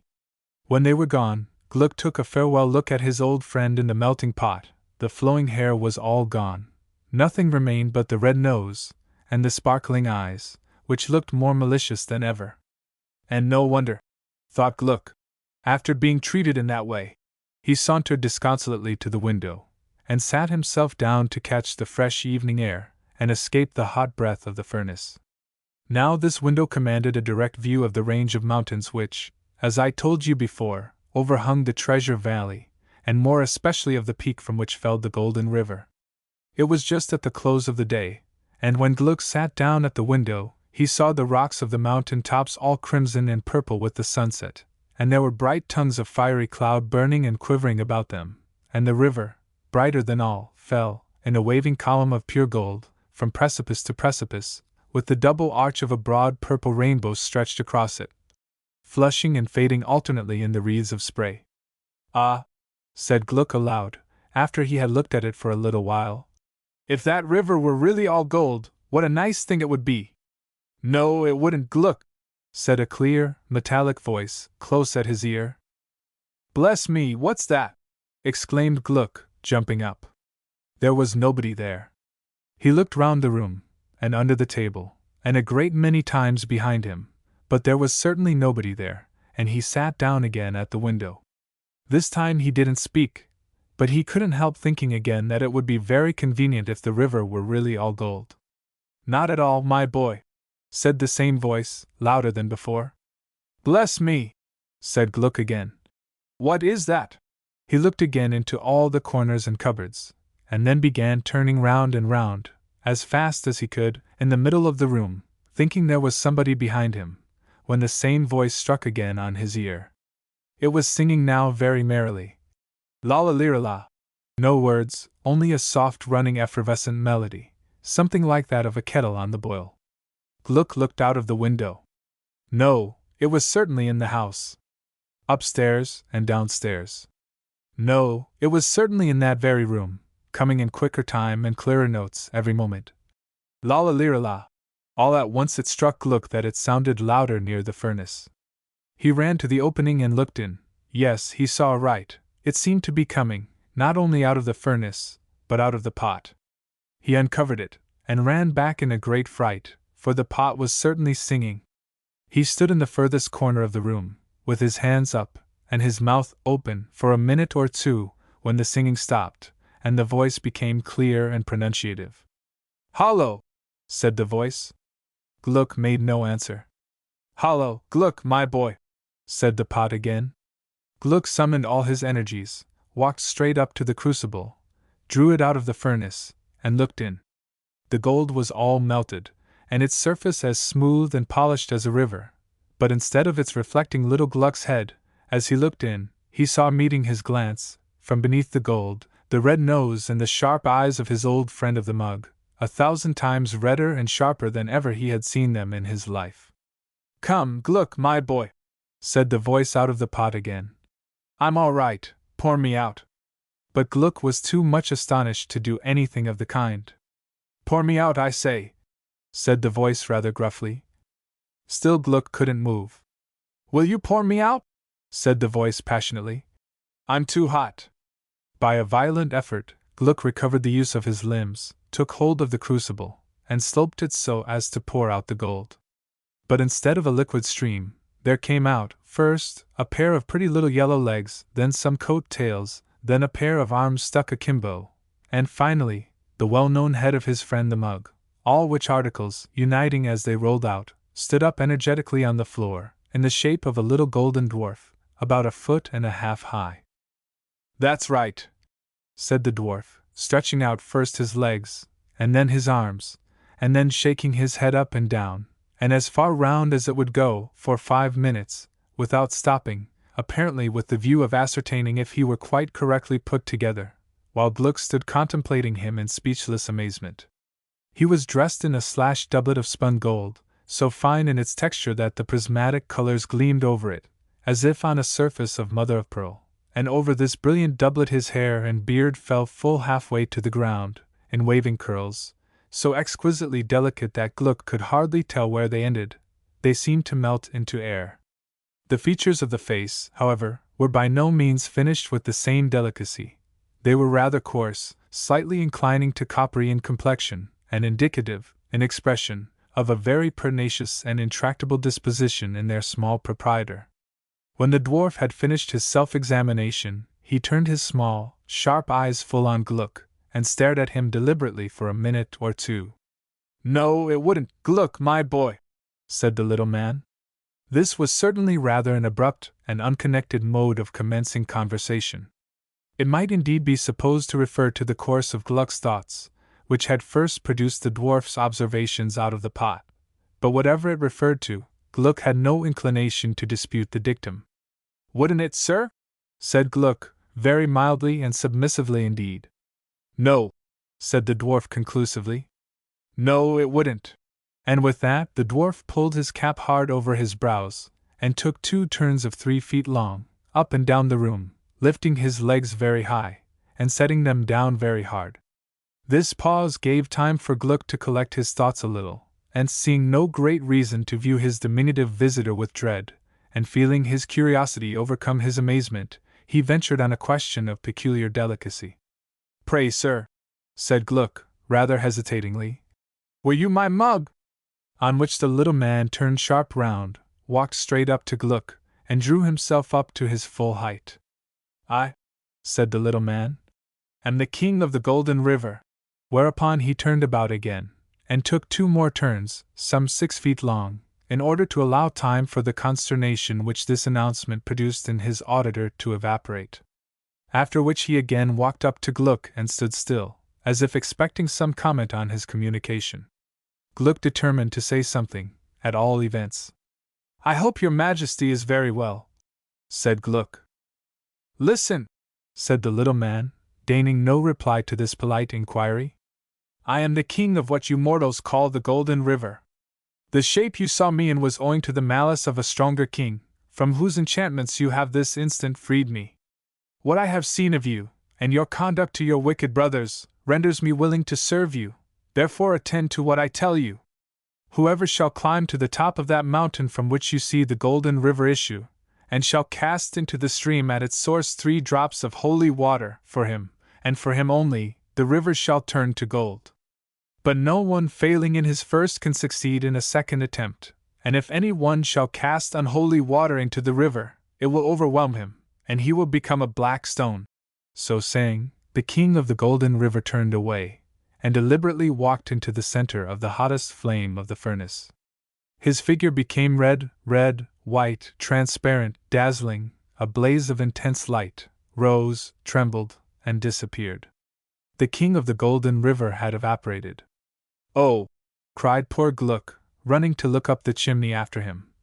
"Oh dear, dear, dear me! My mug! My mug! My mug!" 3.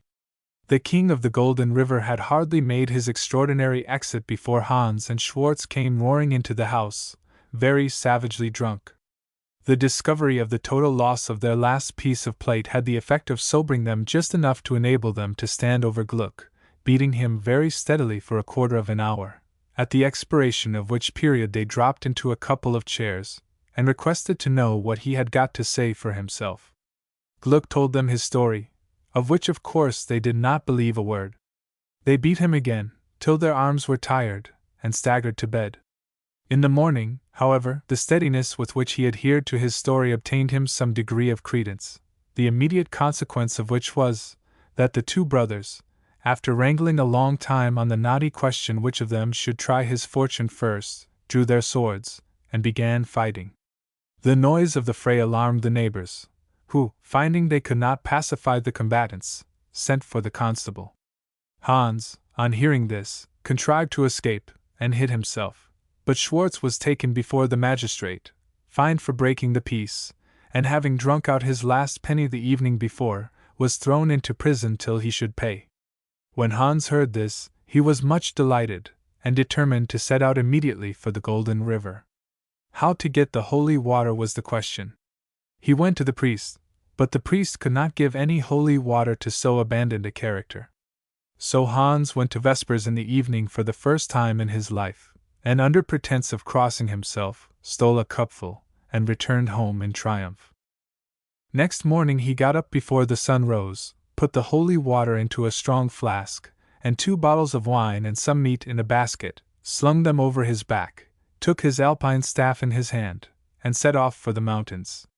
On his way out of the town he had to pass the prison, and as he looked in at the windows, whom should he see but Schwartz himself peeping out of the bars, and looking very disconsolate. "Good morning, brother," said Hans. "Have you any message for the king of the Golden River?" Schwartz gnashed his teeth with rage, and shook the bars with all his strength, but Hans only laughed at him, and advising him to make himself comfortable till he came back again, shouldered his basket, shook the bottle of holy water in Schwartz's face till it frothed again, and marched off in the highest spirits in the world. It was, indeed, a morning that might have made any one happy, even with no Golden River to seek for. Level lines of dewy mist lay stretched along the valley, out of which rose the massy mountains, their lower cliffs in pale grey shadow, hardly distinguishable from the floating vapor, but gradually ascending till they caught the sunlight, which ran in sharp touches of ruddy color along the angular crags, and pierced, in long level rays, through their fringes of spear-like pine.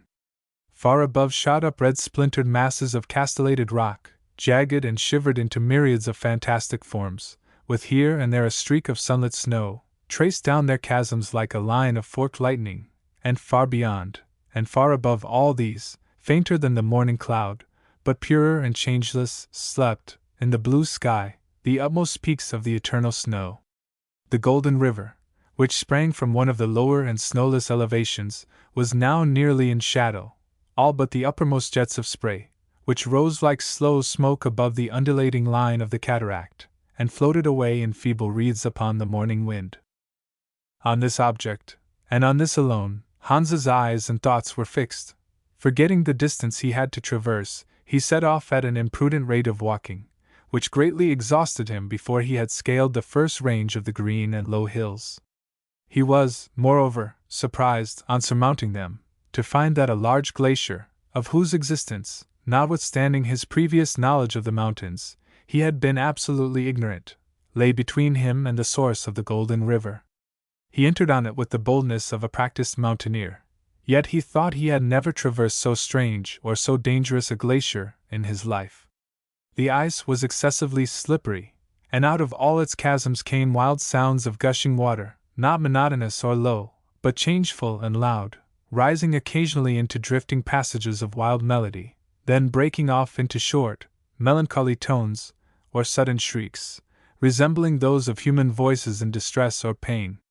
The ice was broken into thousands of confused shapes, but none, Hans thought, like the ordinary forms of splintered ice.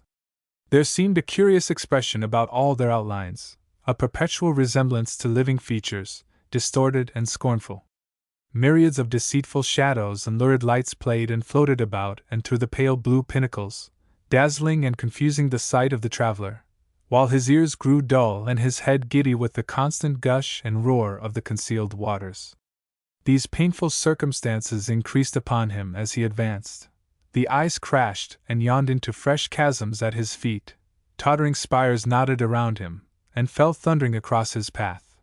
And though he had repeatedly faced these dangers on the most terrific glaciers, and in the wildest weather, it was with a new and oppressive feeling of panic terror that he leaped the last chasm, and flung himself, exhausted and shuddering, on the firm turf of the mountain.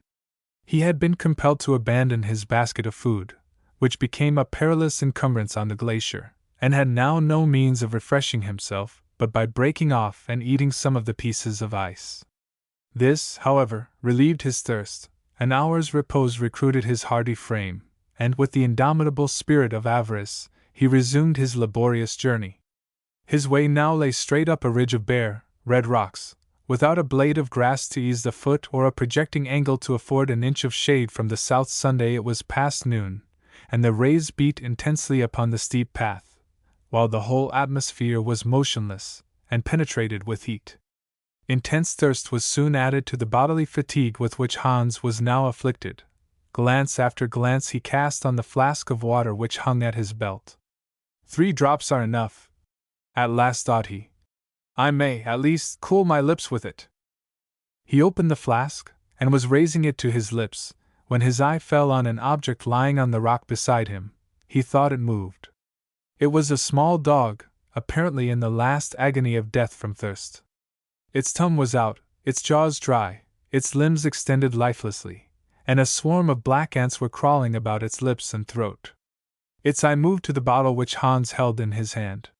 He raised it, drank, spurned the animal with his foot, and passed on. And he did not know how it was, but he thought that a strange shadow had suddenly come across the blue sky. The path became steeper and more rugged every moment, and the high hill air, instead of refreshing him, seemed to throw his blood into a fever. The noise of the hill cataracts sounded like mockery in his ears. They were all distant, and his thirst increased every moment. Another hour passed, and he again looked down to the flask at his side. It was half empty, but there was much more than 3 drops in it.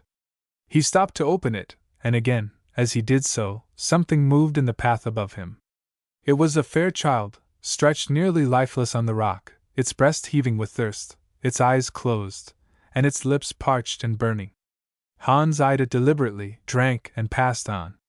And a dark gray cloud came over the sun, and long snake-like shadows crept up along the mountain sides. Hans struggled on. The sun was sinking, but its descent seemed to bring no coolness. The leaden weight of the dead air pressed upon his brow and heart, but the goal was near. He saw the cataract of the Golden River springing from the hillside, scarcely 500 feet above him. He paused for a moment to breathe, and sprang on to complete his task. At this instant a faint cry fell on his ear. He turned, and saw a gray-haired old man extended on the rocks.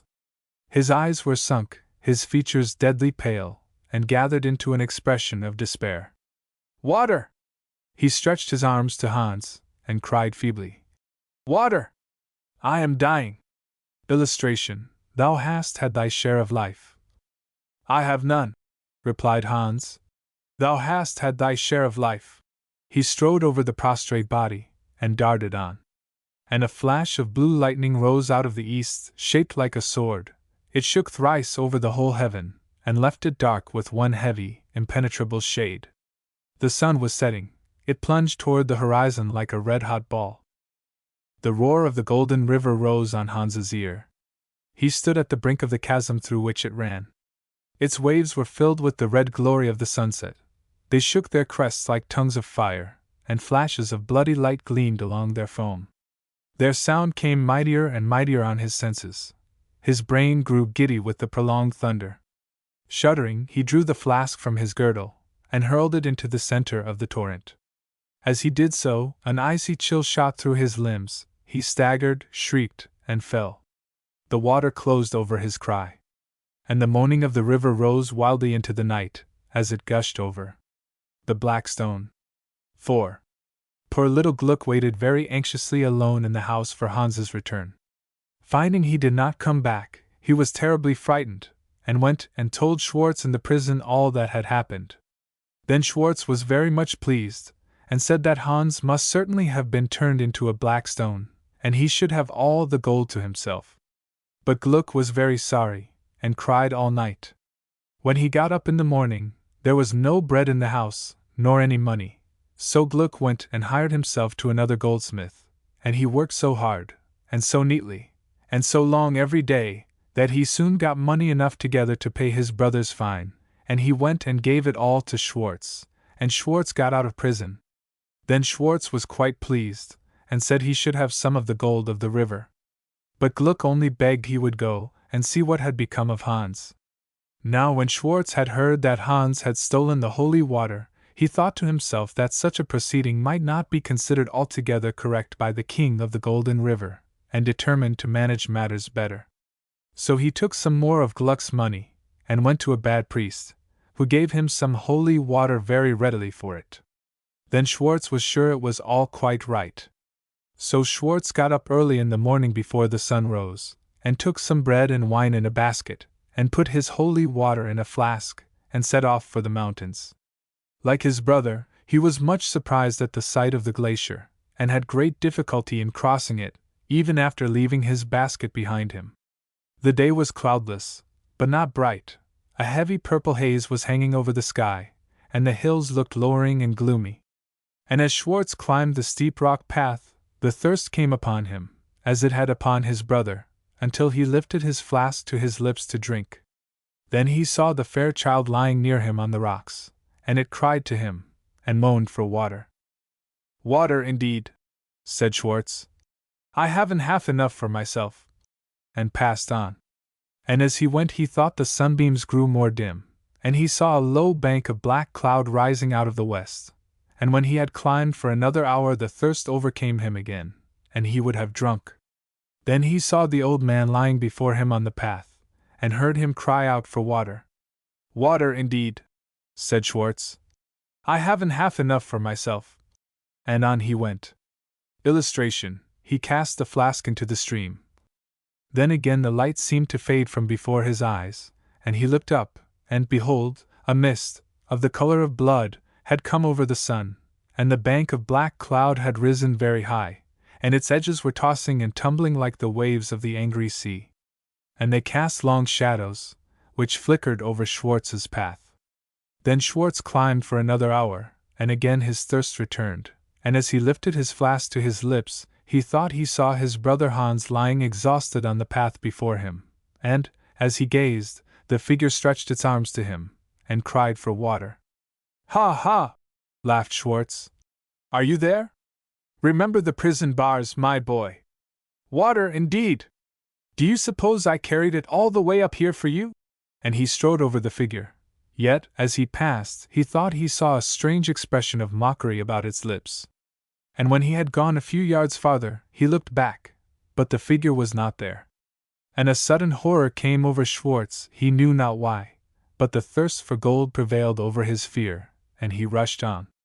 And the bank of black cloud rose to the zenith, and out of it came bursts of spiry lightning, and waves of darkness seemed to heave and float between their flashes, over the whole heavens. And the sky where the sun was setting was all level, and like a lake of blood, and a strong wind came out of that sky, tearing its crimson clouds into fragments, and scattering them far into the darkness. And when Schwartz stood by the brink of the golden river, its waves were black like thunderclouds, but their foam was like fire, and the roar of the waters below and the thunder above met, as he cast the flask into the stream. And, as he did so, the lightning glared in his eyes, and the earth gave way beneath him, and the waters closed over his cry. And the moaning of the river rose wildly into the night, as it gushed over the two black stones. When Gluck found that Schwartz did not come back, he was very sorry, and did not know what to do. He had no money, and was obliged to go and hire himself again to the goldsmith, who worked him very hard, and gave him very little money. So, after a month or two, Gluck grew tired, and made up his mind to go and try his fortune with the golden river. The little king looked very kind, thought he. I don't think he will turn me into a black stone. So he went to the priest, and the priest gave him some holy water as soon as he asked for it. Then Gluck took some bread in his basket, and the bottle of water, and set off very early for the mountains. If the glacier had occasioned a great deal of fatigue to his brothers, it was 20 times worse for him, who was neither so strong nor so practiced on the mountains. He had several very bad falls, lost his basket and bread, and was very much frightened at the strange noises under the ice. He lay a long time to rest on the grass, after he had got over, and began to climb the hill just in the hottest part of the day. When he had climbed for an hour, he got dreadfully thirsty, and was going to drink like his brothers, when he saw an old man coming down the path above him, looking very feeble, and leaning on a staff. "My son," said the old man, "I am faint with thirst, give me some of that water." Then Gluck looked at him, and when he saw that he was pale and weary, he gave him the water. "Only pray don't drink it all," said Gluck. But the old man drank a great deal, and gave him back the bottle 2/3 empty. Then he bade him good speed, and Gluck went on again merrily. And the path became easier to his feet, and 2 or 3 blades of grass appeared upon it, and some grasshoppers began singing on the bank beside it, and Gluck thought he had never heard such merry singing. Then he went on for another hour, and the thirst increased on him so that he thought he should be forced to drink. But as he raised the flask, he saw a little child lying panting by the roadside, and it cried out piteously for water. Then Gluck struggled with himself and determined to bear the thirst a little longer, and he put the bottle to the child's lips, and it drank it all but a few drops. Then it smiled on him and got up, and ran down the hill, and Gluck looked after it, till it became as small as a little star, and then turned, and began climbing again. And then there were all kinds of sweet flowers growing on the rocks, bright green moss, with pale pink starry flowers, and soft-belled gentians, more blue than the sky at its deepest, and pure white transparent lilies. And crimson and purple butterflies darted hither and thither, and the sky sent down such pure light that Gluck had never felt so happy in his life. Yet, when he had climbed for another hour, his thirst became intolerable again, and when he looked at his bottle, he saw that there were only 5 or 6 drops left in it, and he could not venture to drink. And as he was hanging the flask to his belt again, he saw a little dog lying on the rocks, gasping for breath, just as Hans had seen it on the day of his ascent. And Gluck stopped and looked at it, and then at the golden river, not 500 yards above him, and he thought of the dwarf's words, that no one could succeed, except in his first attempt, and he tried to pass the dog, but it whined piteously, and Gluck stopped again. "Poor beastie," said Gluck. "It'll be dead when I come down again, if I don't help it." Then he looked closer and closer at it, and its eye turned on him so mournfully that he could not stand it. "Confound the king and his gold too," said Gluck, and he opened the flask, and poured all the water into the dog's mouth. The dog sprang up and stood on its hind legs. Its tail disappeared, its ears became longer, silky, golden, its nose became very red, its eyes became very twinkling. In 3 seconds the dog was gone, and before Gluck stood his old acquaintance, the king of the Golden River. "Thank you," said the monarch. "But don't be frightened, it's all right." For Gluck showed manifest symptoms of consternation at this unlooked-for reply to his last observation. "Why didn't you come before?" continued the dwarf. "Instead of sending me those rascally brothers of yours, for me to have the trouble of turning into stones? Very hard stones they make, too."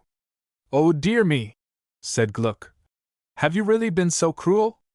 "Cruel?" said the dwarf. "They poured unholy water into my stream. Do you suppose I'm going to allow that?" Illustration: the dwarf shook the drops into the flask.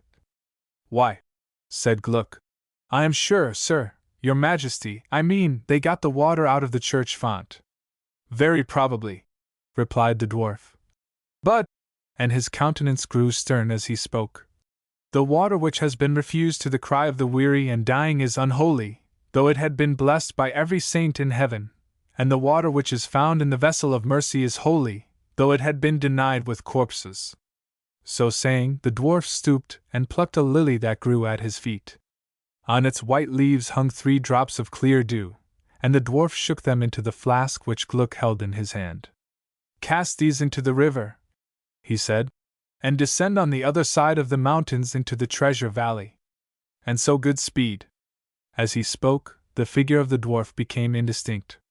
The playing colors of his robe formed themselves into a prismatic mist of dewy light. He stood for an instant veiled with them as with the belt of a broad rainbow. The colors grew faint, the mist rose into the air, the monarch had evaporated. And Gluck climbed to the brink of the Golden River, and its waves were as clear as crystal and as brilliant as the sun. And when he cast the 3 drops of dew into the stream, there opened where they fell a small circular whirlpool, into which the waters descended with a musical noise. Gluck stood watching it for some time, very much disappointed, because not only the river was not turned into gold, but its water seemed much diminished in quantity. Yet he obeyed his friend the dwarf, and descended the other side of the mountains, toward the Treasure Valley, and, as he went, he thought he heard the noise of water working its way under the ground. And when he came in sight of the Treasure Valley, behold, a river, like the Golden River, was springing from a new cleft of the rocks above it, and was flowing in innumerable streams among the dry heaps of red sand. And as Gluck gazed, fresh grass sprang beside the new streams, and creeping plants grew, and climbed among the moistening soil. Young flowers opened suddenly along the riversides, as stars leap out when twilight is deepening, and thickets of myrtle and tendrils of vine cast lengthening shadows over the valley as they grew. And thus the Treasure Valley became a garden again, and the inheritance which had been lost by cruelty was regained by love. And Gluck went and dwelt in the valley, and the poor were never driven from his door, so that his barns became full of corn, and his house of treasure. And, for him, the river had, according to the dwarf's promise, become a river of gold. And to this day the inhabitants of the valley point out the place where the 3 drops of holy dew were cast into the stream, and trace the course of the Golden River under the ground, until it emerges in the Treasure Valley. And at the top of the cataract of the Golden River are still to be seen 2 black stones, round which the waters howl mournfully every day at sunset, and these stones are still called, by the people of the valley, the Black Brothers.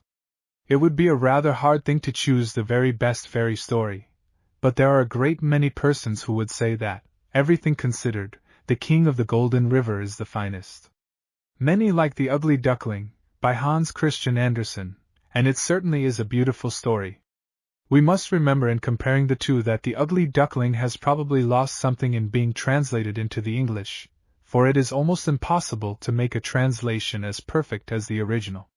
For the reason just given, perhaps, The King of the Golden River excels as literature, and almost every boy or girl is glad to study the story enough to understand what makes it so very fine. As soon as we have read it we feel that it is an interesting story, and that we are really the better for reading it. We cannot follow the fortunes of little Gluck without feeling our hearts grow warmer at his kindly acts, or without knowing that the hospitality, self-denial, sympathy, and generosity that he shows are some of the finest traits of human character. Moreover, we are inspired with the desire to be like Gluck, and to curb any inclination to become like his two dark brothers. What we wish to do, however, in this brief study, is to try to find some other points less noticeable, perhaps, but equally interesting, in which this story excels many others. Now, one of these points is the remarkably brilliant way in which things are described by Mr. Ruskin. We remember that he was a famous English writer who had a very high regard for painting, and who wrote about pictures until he made the world believe many of the sensible things he said. Naturally, the writer who had such an appreciation for pictures would be particular in description. In other words, we should expect him to paint for us beautiful word pictures. In this we are not disappointed, when we reach, for instance, the description of the beautiful morning when Hans started out on his journey to the Golden River. You will find it in an early part of the third section of the story. It is not necessary for Ruskin to describe the view that lay before Hans, but his love for the beautiful and his passion for colors made him sketch for us the imaginary beauties that lay before the selfish and avaricious man. On our part, we must try to see the picture as the author saw it when he wrote. Imagine rising before us a valley, surrounded on both sides by massive mountains. The valley, we may say, runs north and south, and we are at the south end of it, for on the cliffs at the west side the sun is shining, its long level rays piercing the fringe of pines and touching with a ruddy color the tops of the mountains. It would be a difficult matter to climb the masses of castellated rock shivered into numberless curious forms, for they extend far into the region of eternal snow, and from where we stand it seems as though they pierce the blue heavens. The snow line is not level along the cliffs, for in places the drifts lie deep in chasms which, from a distance, look like branching rivers of pure white, or, as Ruskin says, when lighted by the sun, appear like lines of forked lightning. At one end of the valley we may see the Golden River, surging, possibly, from the eastern wall, as it is almost wholly in the shadow, yet there are dashes of spray which the shining sun turns to gold. Between the Golden River and ourselves lie some broad fields of ice. In fact, the picture is not altogether one of beauty, for there is a suggestion of sublimity and awe mixed with the view which causes us to shudder in spite of the glowing radiance of the morning. In the next paragraph Hans is shown proceeding on his journey, and then the depressing elements in the picture become clearer. What did Hans find that surprised him? Did it appear a longer walk to the Golden River than he had anticipated? What was the nature of the ice? If a person were crossing a glacier, would sounds of rushing water tend to frighten him? Was the surface of the glacier smooth? Were there many fragments of ice that seemed to take human form? Why are the shadows called deceitful? What lurid lights! What effect did the sights and sounds have upon Hans? Had Hans been in similar dangers before? Were these dangers worse than ever before, or was Hans in the mood to be disturbed by them? When you have answered the questions in the last paragraph, finish for yourselves the picture of the valley as we first sketched it. Close your eyes and try to see the valley, mountains, sunlight, great rocks, yawning chasms, and the enormous fragments of ice that looked like terrible beings ready to devour anyone who came near them. When you have done this, you will realize the power of Ruskin's descriptions. Now compare the valley as Hans saw it with the valley as Schwartz and Gluck saw it. What changes are there in the picture? There are other descriptions in the story besides those of the valley and the Golden River. It would be interesting to go through and compare the different pictures which Ruskin gives us of the King of the Golden River. If we should do this, we might gather our information and put it into a table something like this. The King of the Golden River. First appearance. 1. He is an extraordinary-looking little gentleman. 2. Nose, large and slightly brass-colored. 3. Cheeks, round and very red. 4. Eyes, twinkling under silky lashes. 5. Mustaches curled twice around. 6. Hair, long and of a curious mixed pepper and salt color. 7. Height, 4 feet 6. 8. Clothing, A. Cap, conical pointed, 4 feet 6 inches, nearly. 1. Black feather, 3 feet long. B. Doublet. C. Coat, exaggerated swallowtail. D. Cloak, enormous, black, glossy-looking, 18 feet long. 2. Second appearance, spinning on the globe of foam. 1. Cap and all as before. 3. Third appearance. 1. The drinking mug. A. The handle of 2 wreaths of golden hair descending and mixing with the beard and whiskers. B. Face small, fierce, reddish gold. C. Nose red. D. Eyes sharp. 2. The king. A. Height, 1.5 feet, a golden dwarf. B. Legs, little and yellow. C. Face as before. D. Doublet slashed of spun gold, prismatic colors. E. Hair, exquisitely delicate curls. F. Features coppery, fierce and determined in expression. 4. Fourth appearance. 1. Same as in third appearance. V. Different forms the king assumes. 1. To Hans A. A small dog dying of thirst, tongue hanging out, jaws dry, almost lifeless, ants crawling about its lips and throat. B. A fair child nearly lifeless, breast heaving with thirst, eyes closed, lips parched and burning. C. An old man, sunken features, deadly pale and expressing despair. 2. To Schwartz A. The fair child as it appeared to Hans. B. The old man who appeared to Hans. C. Brother Hans exhausted and begging for water. 3. To Gluck A. An old man leaning on a staff. B. A little child panting by the roadside. C. A little dog gasping for breath, which changes into the king. There are a great many things besides vivid descriptions that make the King of the Golden River a fine story. But it is not a good idea to study any selection in literature too long or too hard, for in so doing we are likely to lose our interest in the selection or even to take a dislike to it. You know, if we look too long at a beautiful sunset our eyes grow weary, and we seem to lose our power to admire it, but when the next evening comes, with another glorious sunset, we are just as much interested in it as ever. So it is with reading. If a thing is really brilliant, we may look at it so long that our minds become tired, but we can leave it for a while and come back to it with renewed interest. Accordingly, when we have studied the descriptions of the King of the Golden River, we have probably done enough for one day or one time, at least. Some other time we shall enjoy returning to it and finding new things. For instance, we might like to see how many beautiful sentences, or what great thoughts we can find well expressed. Of the fine quotations here are 2. And there were bright tongues of fiery cloud burning and quivering about them, and the river, brighter than all, fell in a waving column of pure gold. A flash of blue lightning rose out of the east, shaped like a sword. It shook thrice over the whole heaven, and left it dark with one heavy, impenetrable shade. The story of Esther I. Now it came to pass in the 3rd year of the reign of Ahasuerus, when the king sat on the throne which is in Shushan the palace, he made a feast unto all his princes and servants, and showed the riches of his glorious kingdom for many days. And when these days were expired, the king made a feast in Shushan the palace, 7 days, in the court of the garden of the king's palace.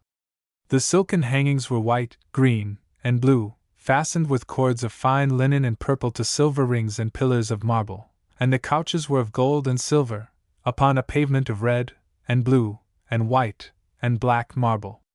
On the 7th day, when the heart of the king was merry, he commanded the chamberlains that served in his presence to bring Vashti the queen before the king with the crown royal, to show the people and the princes her beauty, for she was fair to look on. But the queen Vashti refused to come at the king's commandment by his chamberlains. Therefore was the king very wroth, and his anger burned in him. Then the king said to the wise men, What shall I do unto Queen Vashti because she has not performed the commandment of the king? And they answered before the king, Vashti the queen hath done wrong not to the king only, but also to the princes and to all the people in all the provinces of the king's dominions. Therefore, if it please the king, let there go a royal commandment from him, and let it be written among the laws of the Persians and the Medes, which may not be altered, Vashti shall come no more before King Ahasuerus, and let the king give her royal estate unto another that is better than she. And the saying pleased the king and the princes, and the king did according to the word of the wise men. 2. After these things, when the wrath of King Ahasuerus was appeased, the servants that ministered unto the king said, Let there be fair young virgins sought for the king. And let the king appoint officers in all the provinces of his kingdom, that they may gather together all the fair young virgins unto Shushan the palace, to the house of the women, unto the custody of Hegi the king's chamberlain, and let the maiden which pleaseth the king be queen instead of Vashti. And the thing pleased the king, and he did so. Now in Shushan the palace there was a certain Jew, whose name was Mordecai, who had been carried from Jerusalem into captivity by Nebuchadnezzar, the king of Babylon, and who brought up Esther, his uncle's daughter. She had neither father nor mother, and the maid was fair and beautiful, whom Mordecai took for his own daughter. So it came to pass, when the king's commandment and his decree were heard, and when many maidens were gathered together unto Shushan the palace, that Esther was brought also unto the king's house, to the custody of Hegi. The maiden pleased him, and she obtained kindness of him, and he preferred her and her maids unto the best in the house of the women. And Mordecai walked every day before the court of the women's house, to know how Esther did, and what should become of her. So Esther was taken unto King Ahasuerus, and the king loved Esther above all the women, and she obtained grace and favor in his sight more than all the virgins. So he set the royal crown upon her head, and made her queen instead of Vashti. Then the king made a great feast unto all his princes and his servants, even Esther's feast. And when the virgins were gathered together the second time, then Mordecai sat in the king's gate. Esther had not yet told her kindred nor her people, as Mordecai had charged her, for Esther did the commandment of Mordecai, like as when she was brought up by him. In those days, while Mordecai sat in the king's gate, 2 of the king's chamberlains, who kept the door, were wroth, and sought to lay hand on the king Ahasuerus. And the thing was known to Mordecai, who told it unto Esther the queen, and Esther told the king thereof in Mordecai's name. And when inquisition was made of the matter, it was found true, therefore they were both hanged on a tree. 3. After these things did King Ahasuerus promote Haman the son of Hammedatha, and advanced him, and set his seat above all the princes that were with him. And all the king's servants, that were in the king's gate, bowed, and reverenced Haman, for the king had so commanded concerning him. But Mordecai bowed not, nor did him reverence. Then the king's servants, that were in the king's gate, said unto Mordecai, Why transgressest thou the king's commandment? Now it came to pass, when they spake daily unto him, and he hearkened not unto them, that they told Haman, for Mordecai had told them that he was a Jew. And when Haman saw that Mordecai bowed not, nor did him reverence, then was Haman full of wrath. And he thought scorn to lay hands on Mordecai alone. Wherefore Haman sought to destroy all the Jews that were throughout the whole kingdom of Ahasuerus, even all the people of Mordecai.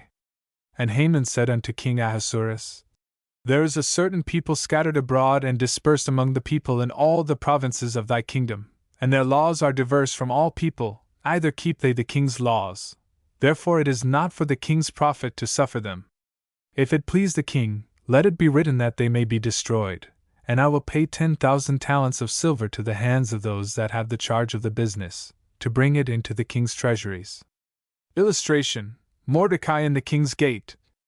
And the king took his ring from his hand, and gave it unto Haman, the son of Hammedatha, the Jews' enemy, and said, The people are given to thee to do with them as it seemeth good to thee. Then were the king's scribes called, and there was written according to all that Haman had commanded, unto the king's lieutenants, governors and rulers of every province, and to every people in the kingdom after their own language. And it was written in the name of King Ahasuerus, and sealed with the king's ring. And the letters were sent by post into all the king's provinces, to destroy and to kill all Jews, both young and old, little children and women, in one day, even upon the 13th day of the 12th month, and to take the spoil of them for a prey. 4. When Mordecai perceived all that was done, he rent his clothes, and put on sackcloth with ashes, and went out into the midst of the city, and cried with a loud and a bitter cry, and came even before the king's gate, for none might enter into the king's gate clothed with sackcloth. And in every province, whithersoever the king's commandment and his decree came, there was great mourning among the Jews, and fasting, and weeping, and wailing, and many lay in sackcloth and ashes. So Esther's maids and her chamberlains came and told her about Mordecai. Then was the queen exceedingly grieved, and she sent raiment to clothe Mordecai, and to take away his sackcloth from him, but he received it not. Then called Esther for the chamberlain whom the king had appointed to attend upon her, and sent him to Mordecai to know what it was, and why it was that he mourned. And the chamberlain went forth to Mordecai unto the street of the city which was before the king's gate. And Mordecai told him of all that had happened unto him. Also he gave him the copy of the writing of the decree that was given at Shushan to destroy the Jews, to show it unto Esther, and to charge her that she should go in unto the king, to make supplication unto him, and to make requests before him for her people. The chamberlain came and told Esther the words of Mordecai, and again Esther sent to Mordecai, saying, All the king's servants, and the people of the king's provinces, do know that for every one, whether man or woman, that shall come unto the king into the inner court, when he is not called, there is one law to put him to death, except those to whom the king shall hold out the golden scepter. But I have not been called to come in unto the king these 30 days. And they told to Mordecai Esther's words. Then Mordecai commanded to answer Esther, Think not with thyself that thou shalt escape in the king's house, more than the other Jews. For if thou altogether holdest thy peace at this time, then shall deliverance arise to the Jews from another source. But thou and thy father's house shall be destroyed. Who knoweth whether thou art not come to the kingdom for such a purpose as this? Illustration: He put on sackcloth with ashes. Then Esther bade them return this answer. Go, gather together all the Jews that are present in Shushan, and fast ye for me, and neither eat nor drink for 3 days, night or day. I also, and my maidens, will fast likewise, and so will I go in unto the king, although it is not according to the law, and if I perish, I perish. So Mordecai went his way, and did according to all that Esther had commanded him. Now it came to pass on the 3rd day, that Esther put on her royal apparel, and stood in the inner court of the king's house, and the king sat upon his royal throne in the royal house, over against the gate of the house. And it was so, when the king saw Esther the queen standing in the court, that she obtained favor in his sight, and the king held out to Esther the golden scepter that was in his hand. So Esther drew near, and touched the top of the scepter. Then said the king unto her, What wilt thou, Queen Esther? And what is thy request? It shall be given thee even to the half of my kingdom. And Esther answered, If it seem good unto the king, let the king and Haman come this day unto the banquet that I have prepared for him. Then the king said, Cause Haman to make haste, that he may do as Esther hath said. So the king and Haman came to the banquet that Esther had prepared. And the king said unto Esther at the banquet, What is thy petition and thy request? And it shall be given thee even to the half of my kingdom. Then answered Esther and said, My petition and my request is, if I have found favor in the sight of the king, and if it please the king to grant my petition, and to perform my request, let the king and Haman come to the banquet that I shall prepare for them, and on the morrow I will make my request as the king hath said. Then went Haman forth that day joyful and with a glad heart. But when Haman saw, in the king's gate, that Mordecai stood not up, nor moved for him, he was full of indignation against Mordecai. Nevertheless Haman refrained himself, and when he came home, he sent and called for his friends, and his wife. And Haman told them of the glory of his riches, and the multitude of his children, and all the things wherein the king had promoted him, and how he had advanced him above the princes and servants of the king. Haman said moreover, Yea, Esther the queen did let no man come in with the king unto the banquet that she had prepared but myself, and tomorrow am I invited unto her also with the king. Yet all this availeth me nothing, so long as I see Mordecai the Jew sitting at the king's gate. Then said his wife and all his friends, Let a gallows be made of 50 cubits high, and tomorrow speak thou unto the king that Mordecai may be hanged thereon. Then go thou in merrily with the king unto the banquet. And the thing pleased Haman, and he caused the gallows to be made. 6. On that night could not the king sleep, and he commanded to bring the book of records of the Chronicles, and they were read before the king. And it was found written therein that Mordecai had told of the 2 keepers of the door who had sought to lay hand on King Ahasuerus. And the king said, What honor and dignity hath been done to Mordecai for this? Then said the king's servants that ministered unto him, There is nothing done for him. And the king said, Who is in the court? Now Haman was come into the outward court of the king's house, to ask the king to hang Mordecai on the gallows that he had prepared for him. And the king's servants said unto Ahasuerus, Behold, Haman standeth in the court. And the king said, Let him come in. So Haman came in. And the king said unto him, What shall be done unto the man whom the king delighteth to honor? Now Haman thought in his heart, To whom would the king delight to do honor more than to myself? And Haman answered the king, For the man whom the king delighteth to honor, let the royal apparel be brought which the king weareth, and the horse that the king rideth upon, and the crown royal which is set upon his head. And let this apparel and horse be delivered to the hand of one of the king's most noble princes, that they may array the man whom the king delighteth to honor, and bring him on horseback through the street of the city, and proclaim before him, Thus shall it be done to the man whom the king delighteth to honor. Then the king said to Haman, Make haste, and take the apparel and the horse, as thou hast said, and do even so to Mordecai the Jew, that sitteth at the king's gate. Let nothing fail of all that thou hast spoken. Then took Haman the apparel and the horse, and arrayed Mordecai, and brought him on horseback through the street of the city, and proclaimed before him, Thus shall it be done unto the man whom the king delighteth to honor. And Mordecai came again to the king's gate. But Haman hasted to his house, mourning, and having his head covered. And Haman told his wife and all his friends everything that had befallen him. Then said his wise men and his wife, If Mordecai be of the seed of the Jews, before whom thou hast begun to fall, thou shalt not prevail against him, but shalt surely fall before him. And while they were yet talking with him, came the king's chamberlains, and hasted to bring Haman unto the banquet that Esther had prepared. 7. So the king and Haman came to the banquet with Esther the queen. And the king said again unto Esther on the second day at the banquet of wine, What is thy petition, Queen Esther? And it shall be granted thee. And what is thy request? And it shall be performed, even to the half of the kingdom.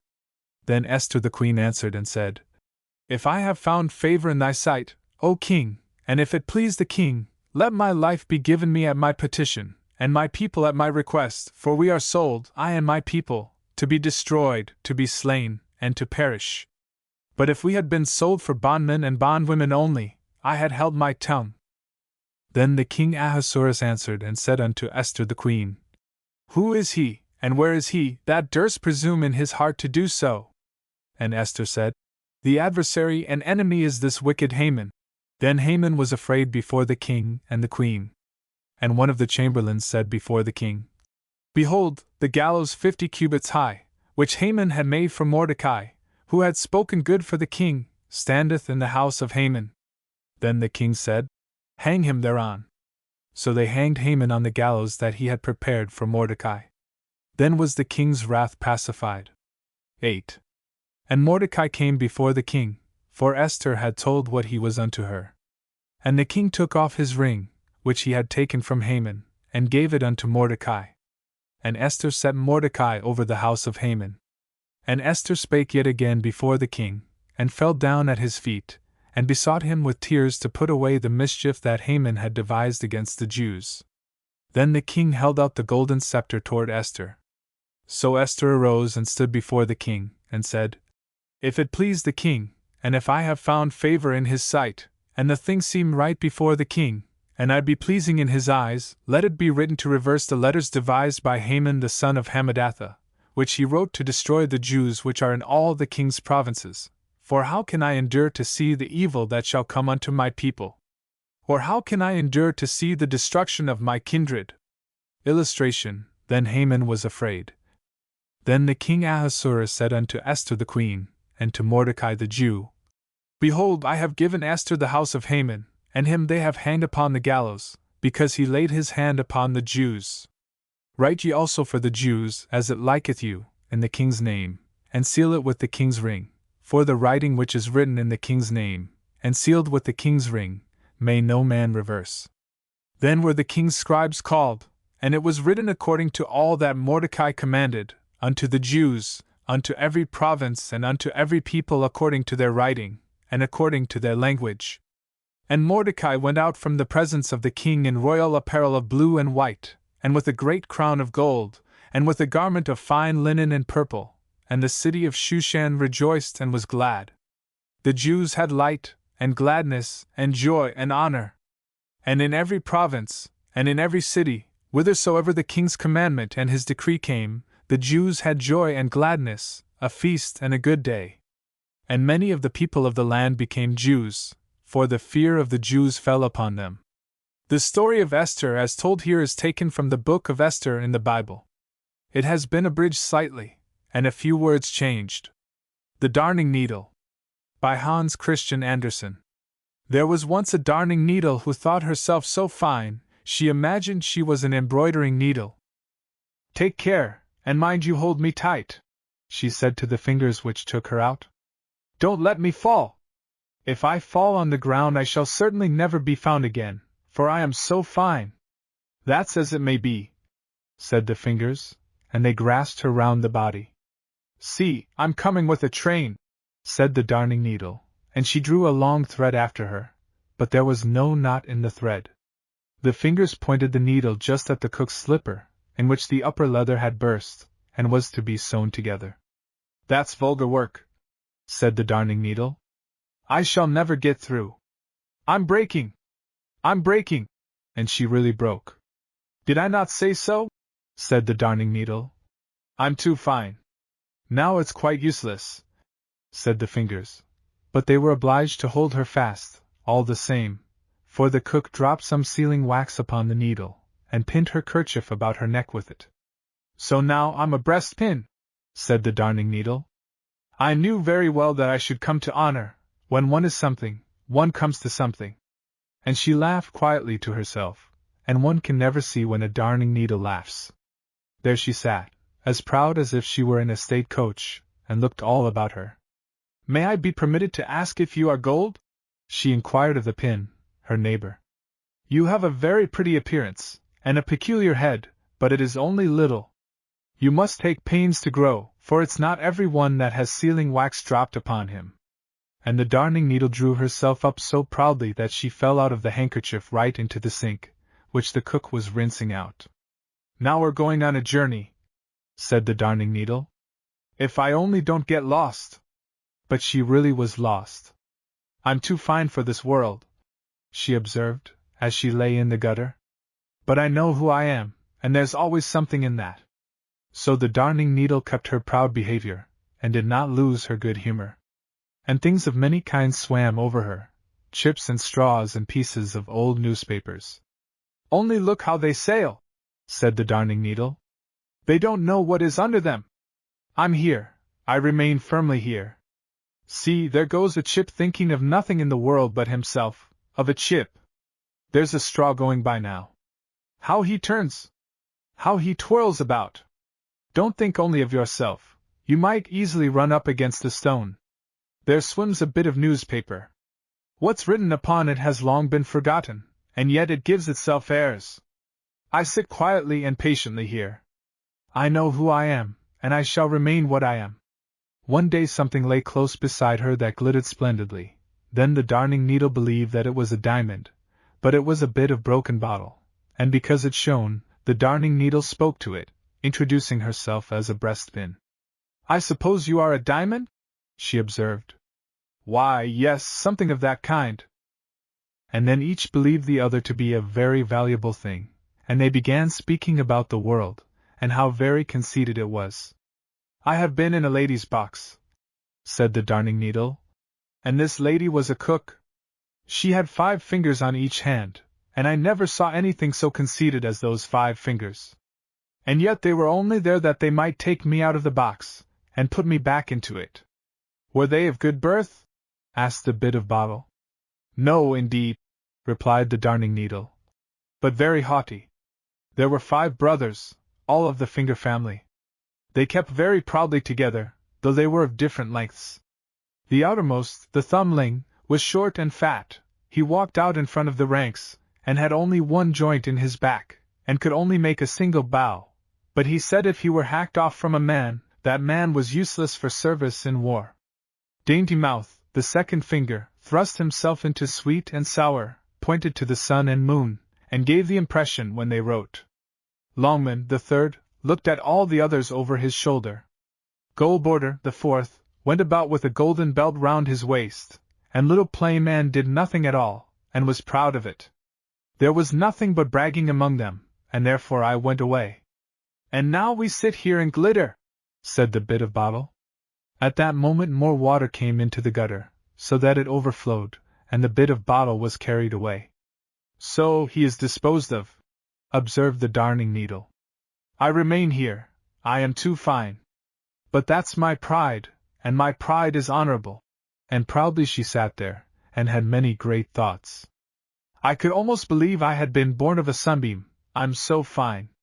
It really appears to me as if the sunbeams were always seeking for me under the water. Ah!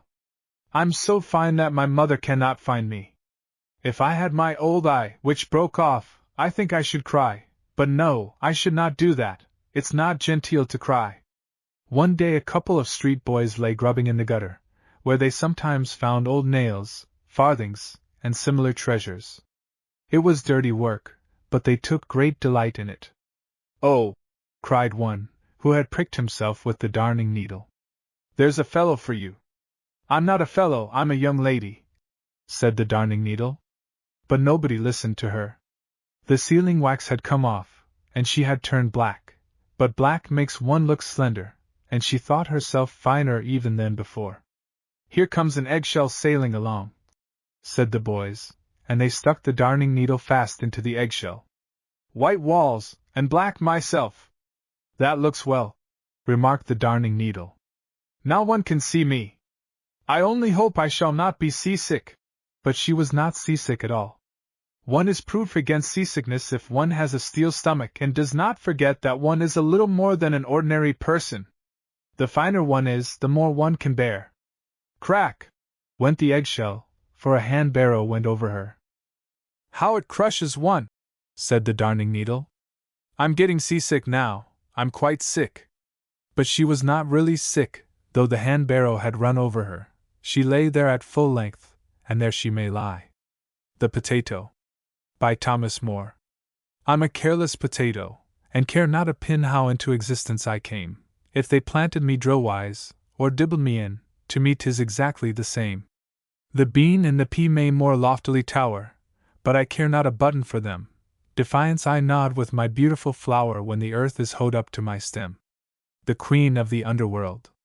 Ceres, goddess of agriculture, had one daughter, named Proserpina, whom she loved more than anything else in earth or sky. Sometimes Proserpina accompanied her mother as she journeyed over the earth in her dragon car, making the corn grow. Sometimes she traveled about the earth by herself, tending the flowers, which were her special care. But what she liked best was to stray with her companions, the nymphs, on the slopes of Mount Etna. I, a maiden, dwelt with love Demeter, FN below, on the sunny plains of our own Sicily. There, day by day, I sported with my playmate goddesses in virgin freedom. Budding age made gay our lightsome feet, and on the flowery slopes we wandered daily, gathering flowers to weave in careless garlands for our locks, and passed the days in innocent gladness. Footnote: the Greeks and Romans, while they believed in many of the same gods, had different names for them. The Latin names are the ones most commonly used. Thus the goddess whom the Romans called Ceres, the Greeks knew as Demeter, while her daughter, Proserpina, was by the Greeks called Persephone. The poetic quotations used in this story are from the Epic of Hades by Lewis Morris. All the year round the maidens enjoyed these pleasures, for never yet had the change of seasons appeared upon the earth. Never had the cold, sunless days come to make the earth barren.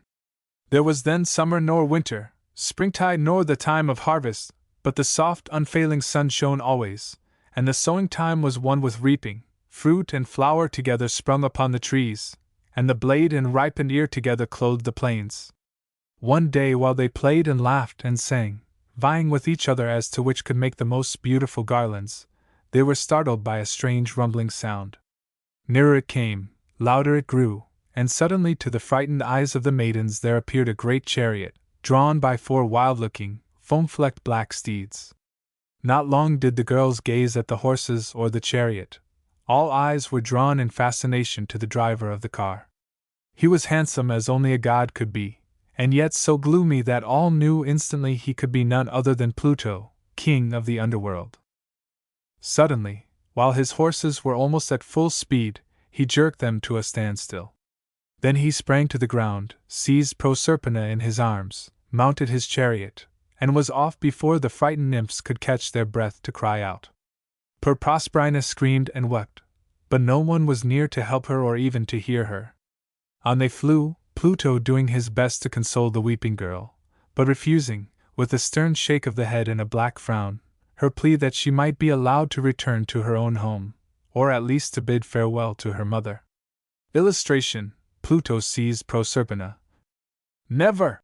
he exclaimed.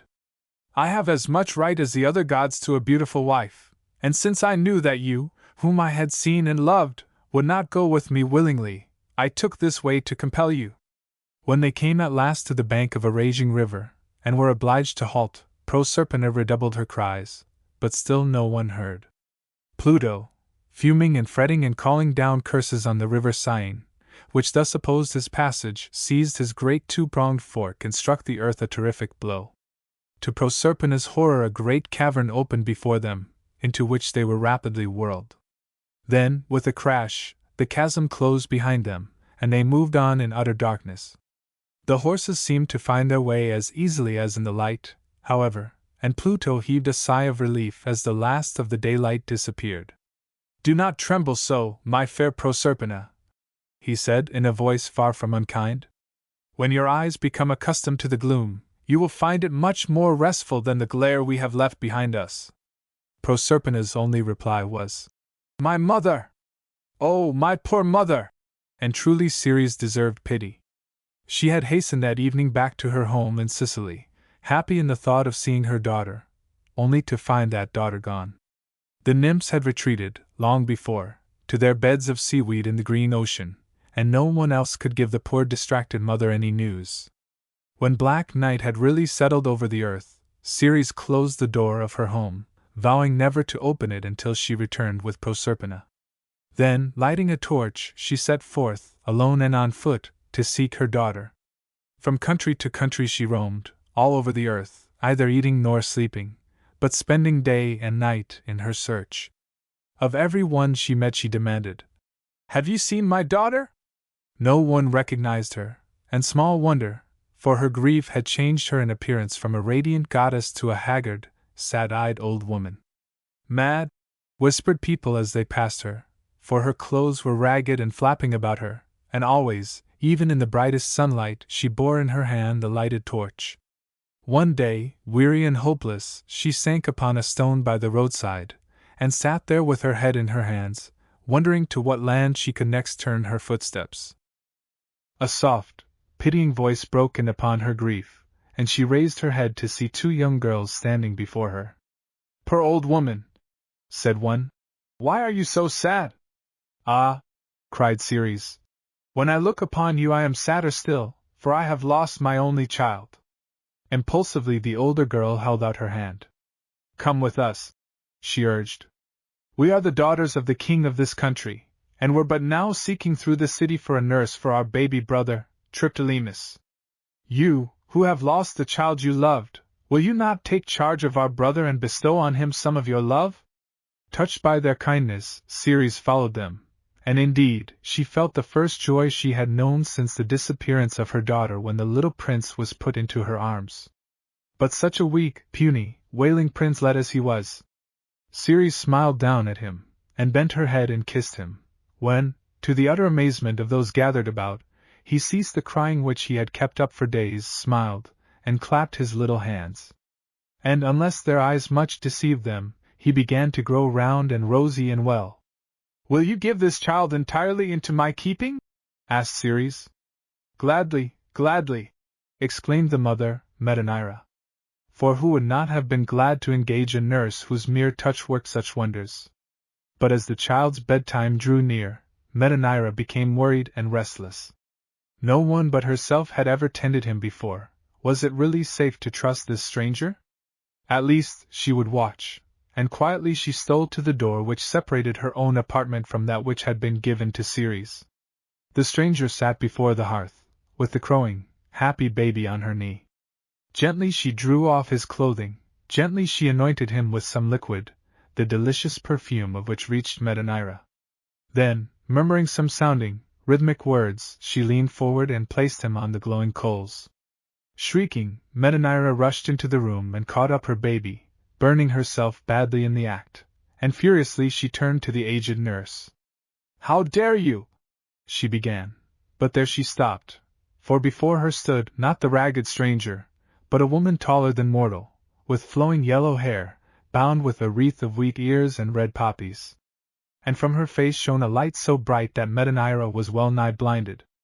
"O Queen," she said gravely, "thy curiosity and thy lack of faith have cost thy son dear. Immortality was the gift I meant to bestow upon him, but now he shall grow old and die at last as other men." And with these words the goddess vanished. Footnote: although Ceres was unable to do all she wished for Triptolemus, she did not forget him. When he grew up she loaned him her dragon car and sent him about the world teaching people how to till the soil, and, in particular, to use the plough. It was Triptolemus who instituted the great festival at Eleusis which was held in honor of Ceres. Still finding no trace of her daughter, Ceres cursed the earth and forbade it to bring forth fruit until Proserpina should be found. Then on all lands she cast the spell of barrenness. The wheat was blighted in the ear, the purple grapes blushed no more on the vines. Great indeed must have been the anguish of this kindest of all goddesses when she could bring herself to adopt such measures. Even the grief and want of the people among whom she moved could not waken her pity. One day, when her wanderings had brought her back to Italy, Ceres came to the bank of the sighing river, and there, glittering at her feet, was the girdle which she had watched her daughter put on the last day she saw her. Torn between hope and fear, Ceres snatched it up.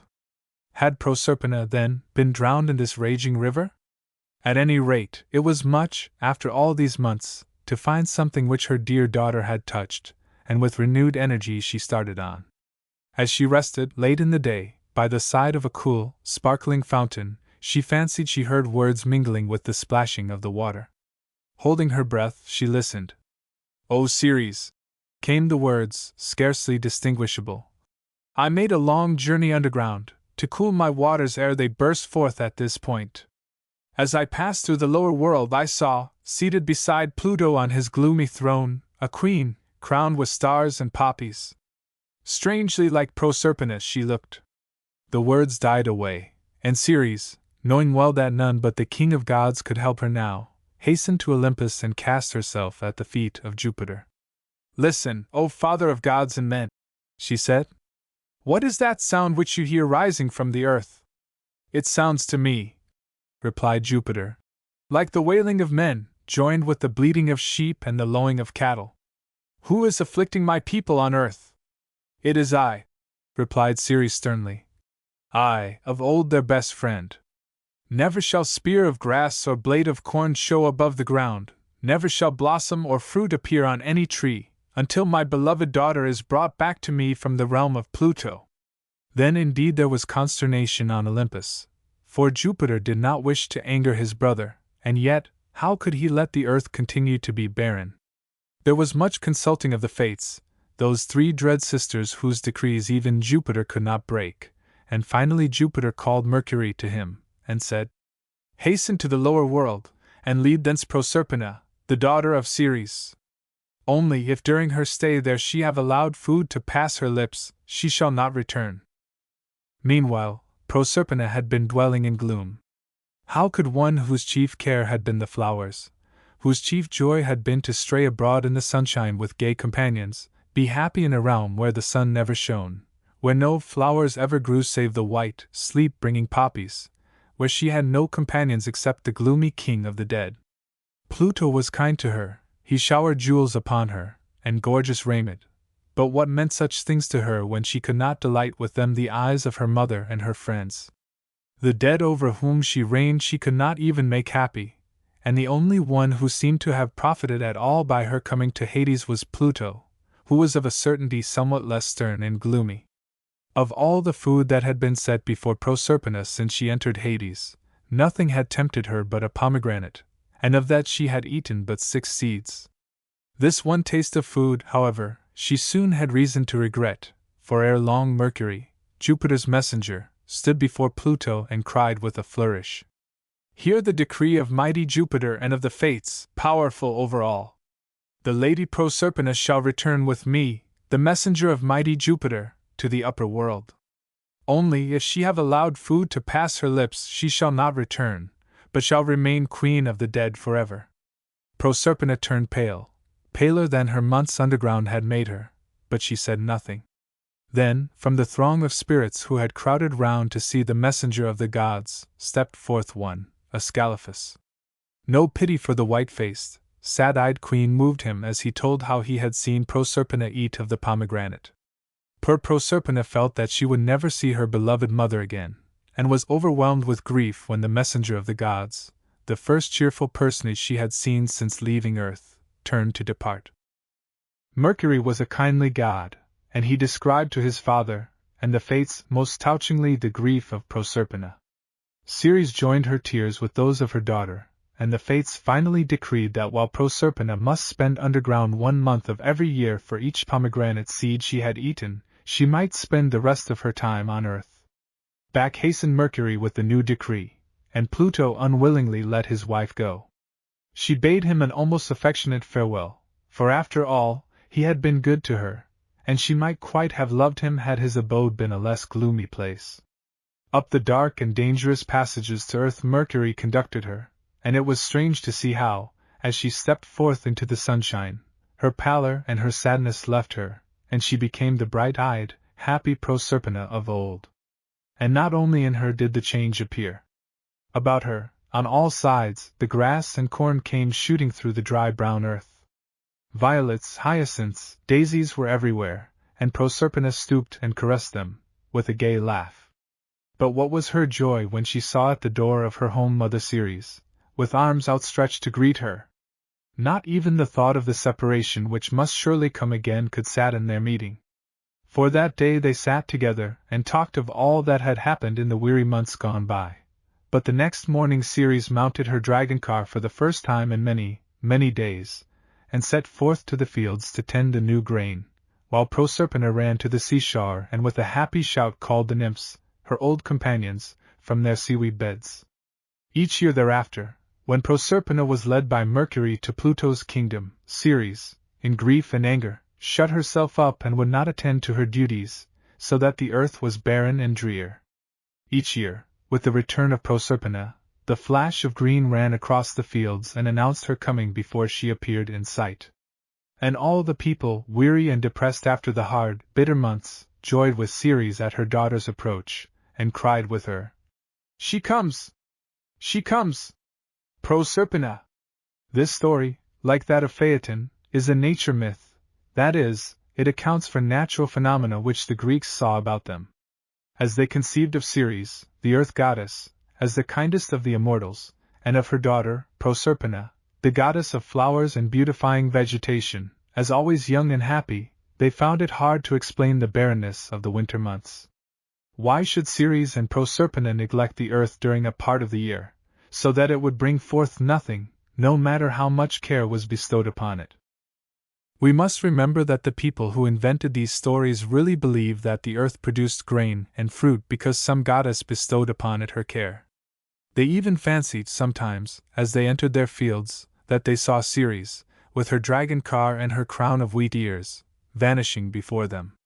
And they did not say, during winter months, "The ground is hard and frozen, and thus cannot give food to the plants," or, "The seed must lie underground for a time before it can send its roots down, and its leaves up, and bring forth fruit." They said, "Mother Ceres is neglecting the earth." What more natural, then, than that they should imagine that the earth goddess was mourning for the loss of something and refusing to attend to her duties? And since the flowers, the special care of Ceres's daughter, disappeared at the same time, it seemed most likely that it was this daughter who had disappeared, stolen and held captive underground. When, each year, the time of her captivity was at an end, Ceres went joyfully back to her work, the flowers and grass once more appeared. In a word, it was spring.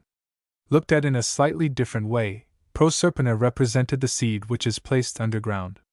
For a time it is held there, apparently gone forever.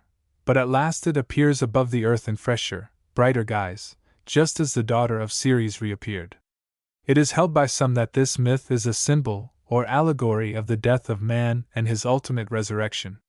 That, however, does not seem extremely likely, as the ancients, although they believed in the life of the soul after death, conceived of that life as something far from pleasant, even for those who had led good lives. The story of Proserpina has been used as a subject for many paintings. One of the best known of these is Rossetti's Persephone, which shows her as she stands sad-eyed, with the bitten fruit in her hand. Origin of the opal. A dewdrop came, with a spark of flame he had caught from the sun's last ray, to a violet's breast, where he lay at rest till the hours brought back the day. The rose looked down, with a blush and frown, but she smiled all at once, to view her own bright form, with its coloring warm, reflected back by the dew. Then the stranger took a stolen look at the sky, so soft and blue, and a leaflet green, with its silver sheen, was seen by the idler too. A cold north wind, as he thus reclined, of a sudden raged around, and a maiden fair, who was walking there, next morning, an opal found. In Time's Swing. By Lucy Larcom. Father Time, your footsteps go lightly as the falling snow. In your swing I'm sitting, see! Push me softly, 1, 2, 3, 12 times only. Like a sheet, spread the snow beneath my feet. Singing merrily, let me swing out of winter into spring. Swing me out, and swing me in. Trees are bare, but birds begin twittering to the peeping leaves. On the bough beneath the eaves wait, one lilac bud I saw. Icy hillsides feel the thaw, April chased off March today, now I catch a glimpse of May. Oh, the smell of sprouting grass! In a blur the violets pass. Whispering from the wildwood come mayflowers' breath and insects' hum. Roses carpeting the ground, thrushes, orioles, warbling sound, swing me low, and swing me high, to the warm clouds of July. Slower now, for at my side white pond lilies open wide. Underneath the pine's tall spire cardinal blossoms burn like fire. They are gone, the goldenrod flashes from the dark green sod. Crickets in the grass I hear, asters light the fading year. Illustration, Father Time pushes the swing. Slower still. October weaves rainbows of the forest leaves. Gentians fringed, like eyes of blue, glimmer out of sleety dew. Meadow green I sadly miss, winds through withered sedges hiss. Oh, 'tis snowing, swing me fast, while December shivers past. Frosty bearded Father Time, stop your footfall on the rime. Hard you push, your hand is rough, you have swung me long enough. Nay, no stopping. Say you? Well, some of your best stories tell, while you swing me, gently do, from the old year to the new. The title tells you that this poem is not about a real swing, under an apple tree. Why is time asked to push? 12 times only. What month is it when the swinging begins? How many times does the swing move in the first stanza? How many times in the second? Do the birds begin to twitter while the trees are still bare? Should we expect to see lilac buds in February or March? Do you know the smell of sprouting grass? Do the violets pass in May?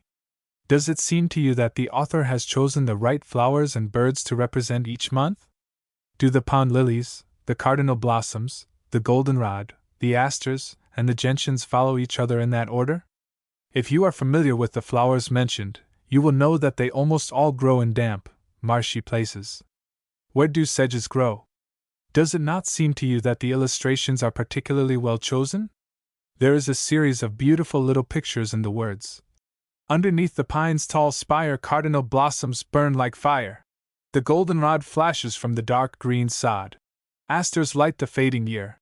Gentians fringed, glimmer out of sleety dew. Why the Sea is Salt. By Mary Howitt.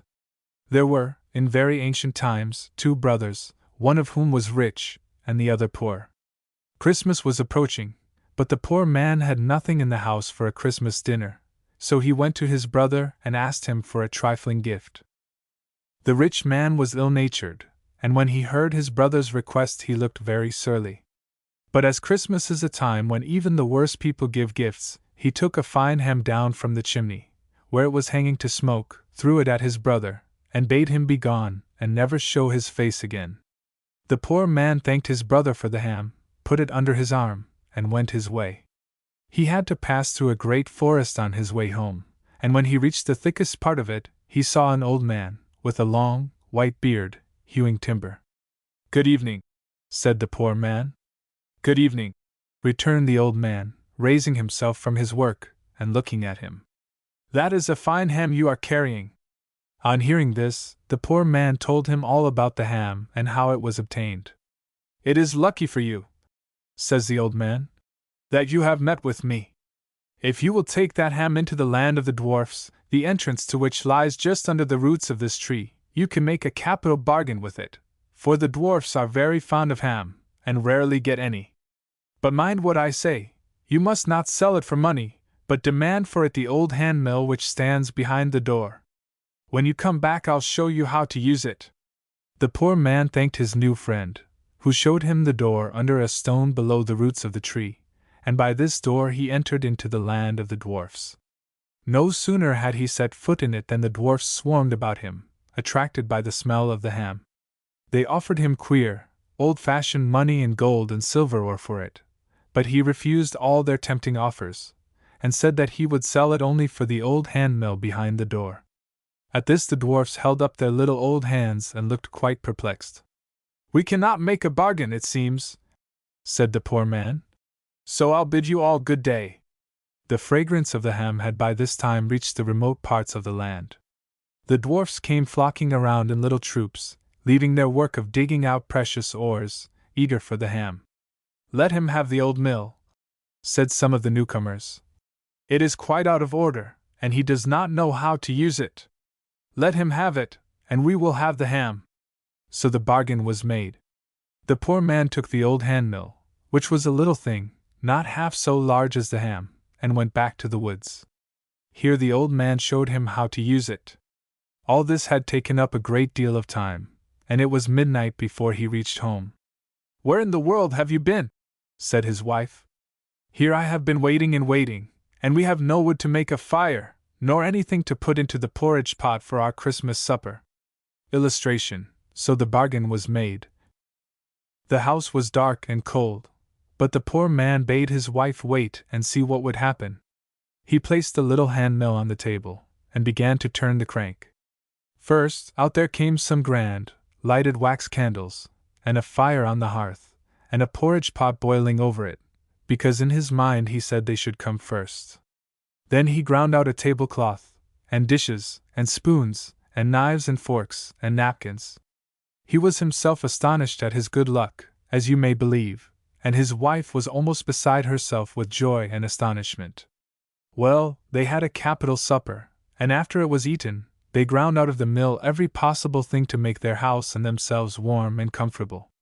So they had a merry Christmas Eve and morning, made merrier by the thought that they need never want again. When the people went by the house to church the next day, they could hardly believe their eyes.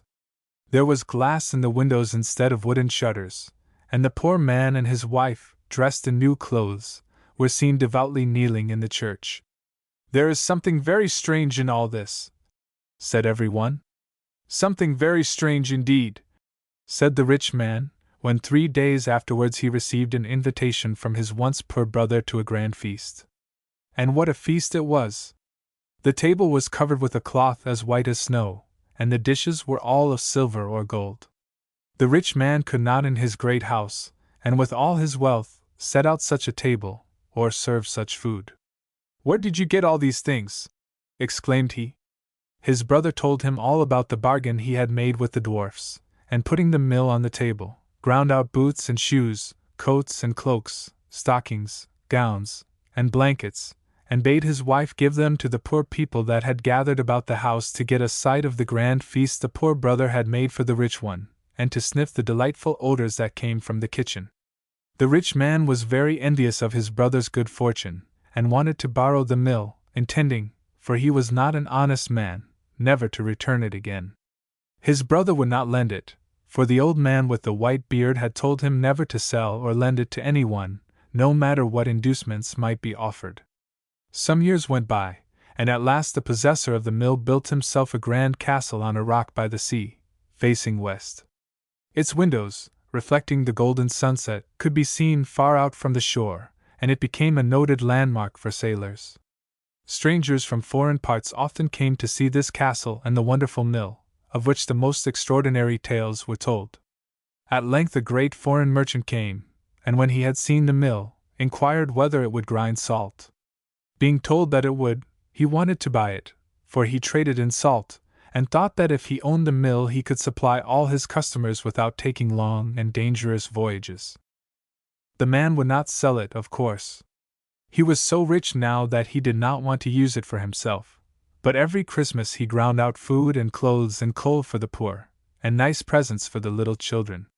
So he rejected all the offers of the rich merchant, who, however, determined to have it. He bribed one of the man's servants to let him go into the castle at night, and he stole the mill and sailed away in triumph, feeling certain that his fortune was made. He had scarcely got out to sea before he determined to set the mill to work. "Now, mill, grind salt," said he. "Grind salt with all your might, salt, salt, and nothing but salt." The mill began to grind, and the sailors to fill the sacks, but these were soon full, and in spite of all that could be done, it began to fill the ship. The dishonest merchant was now very much frightened. What was to be done? The mill would not stop grinding, and at last the ship was overloaded, and down it went, making a great whirlpool where it sank. The ship went to pieces, but the mill stands on the bottom of the sea, and keeps grinding out. Salt, salt, nothing but salt. That is the reason, say the peasants of Denmark and Norway, why the sea is salt.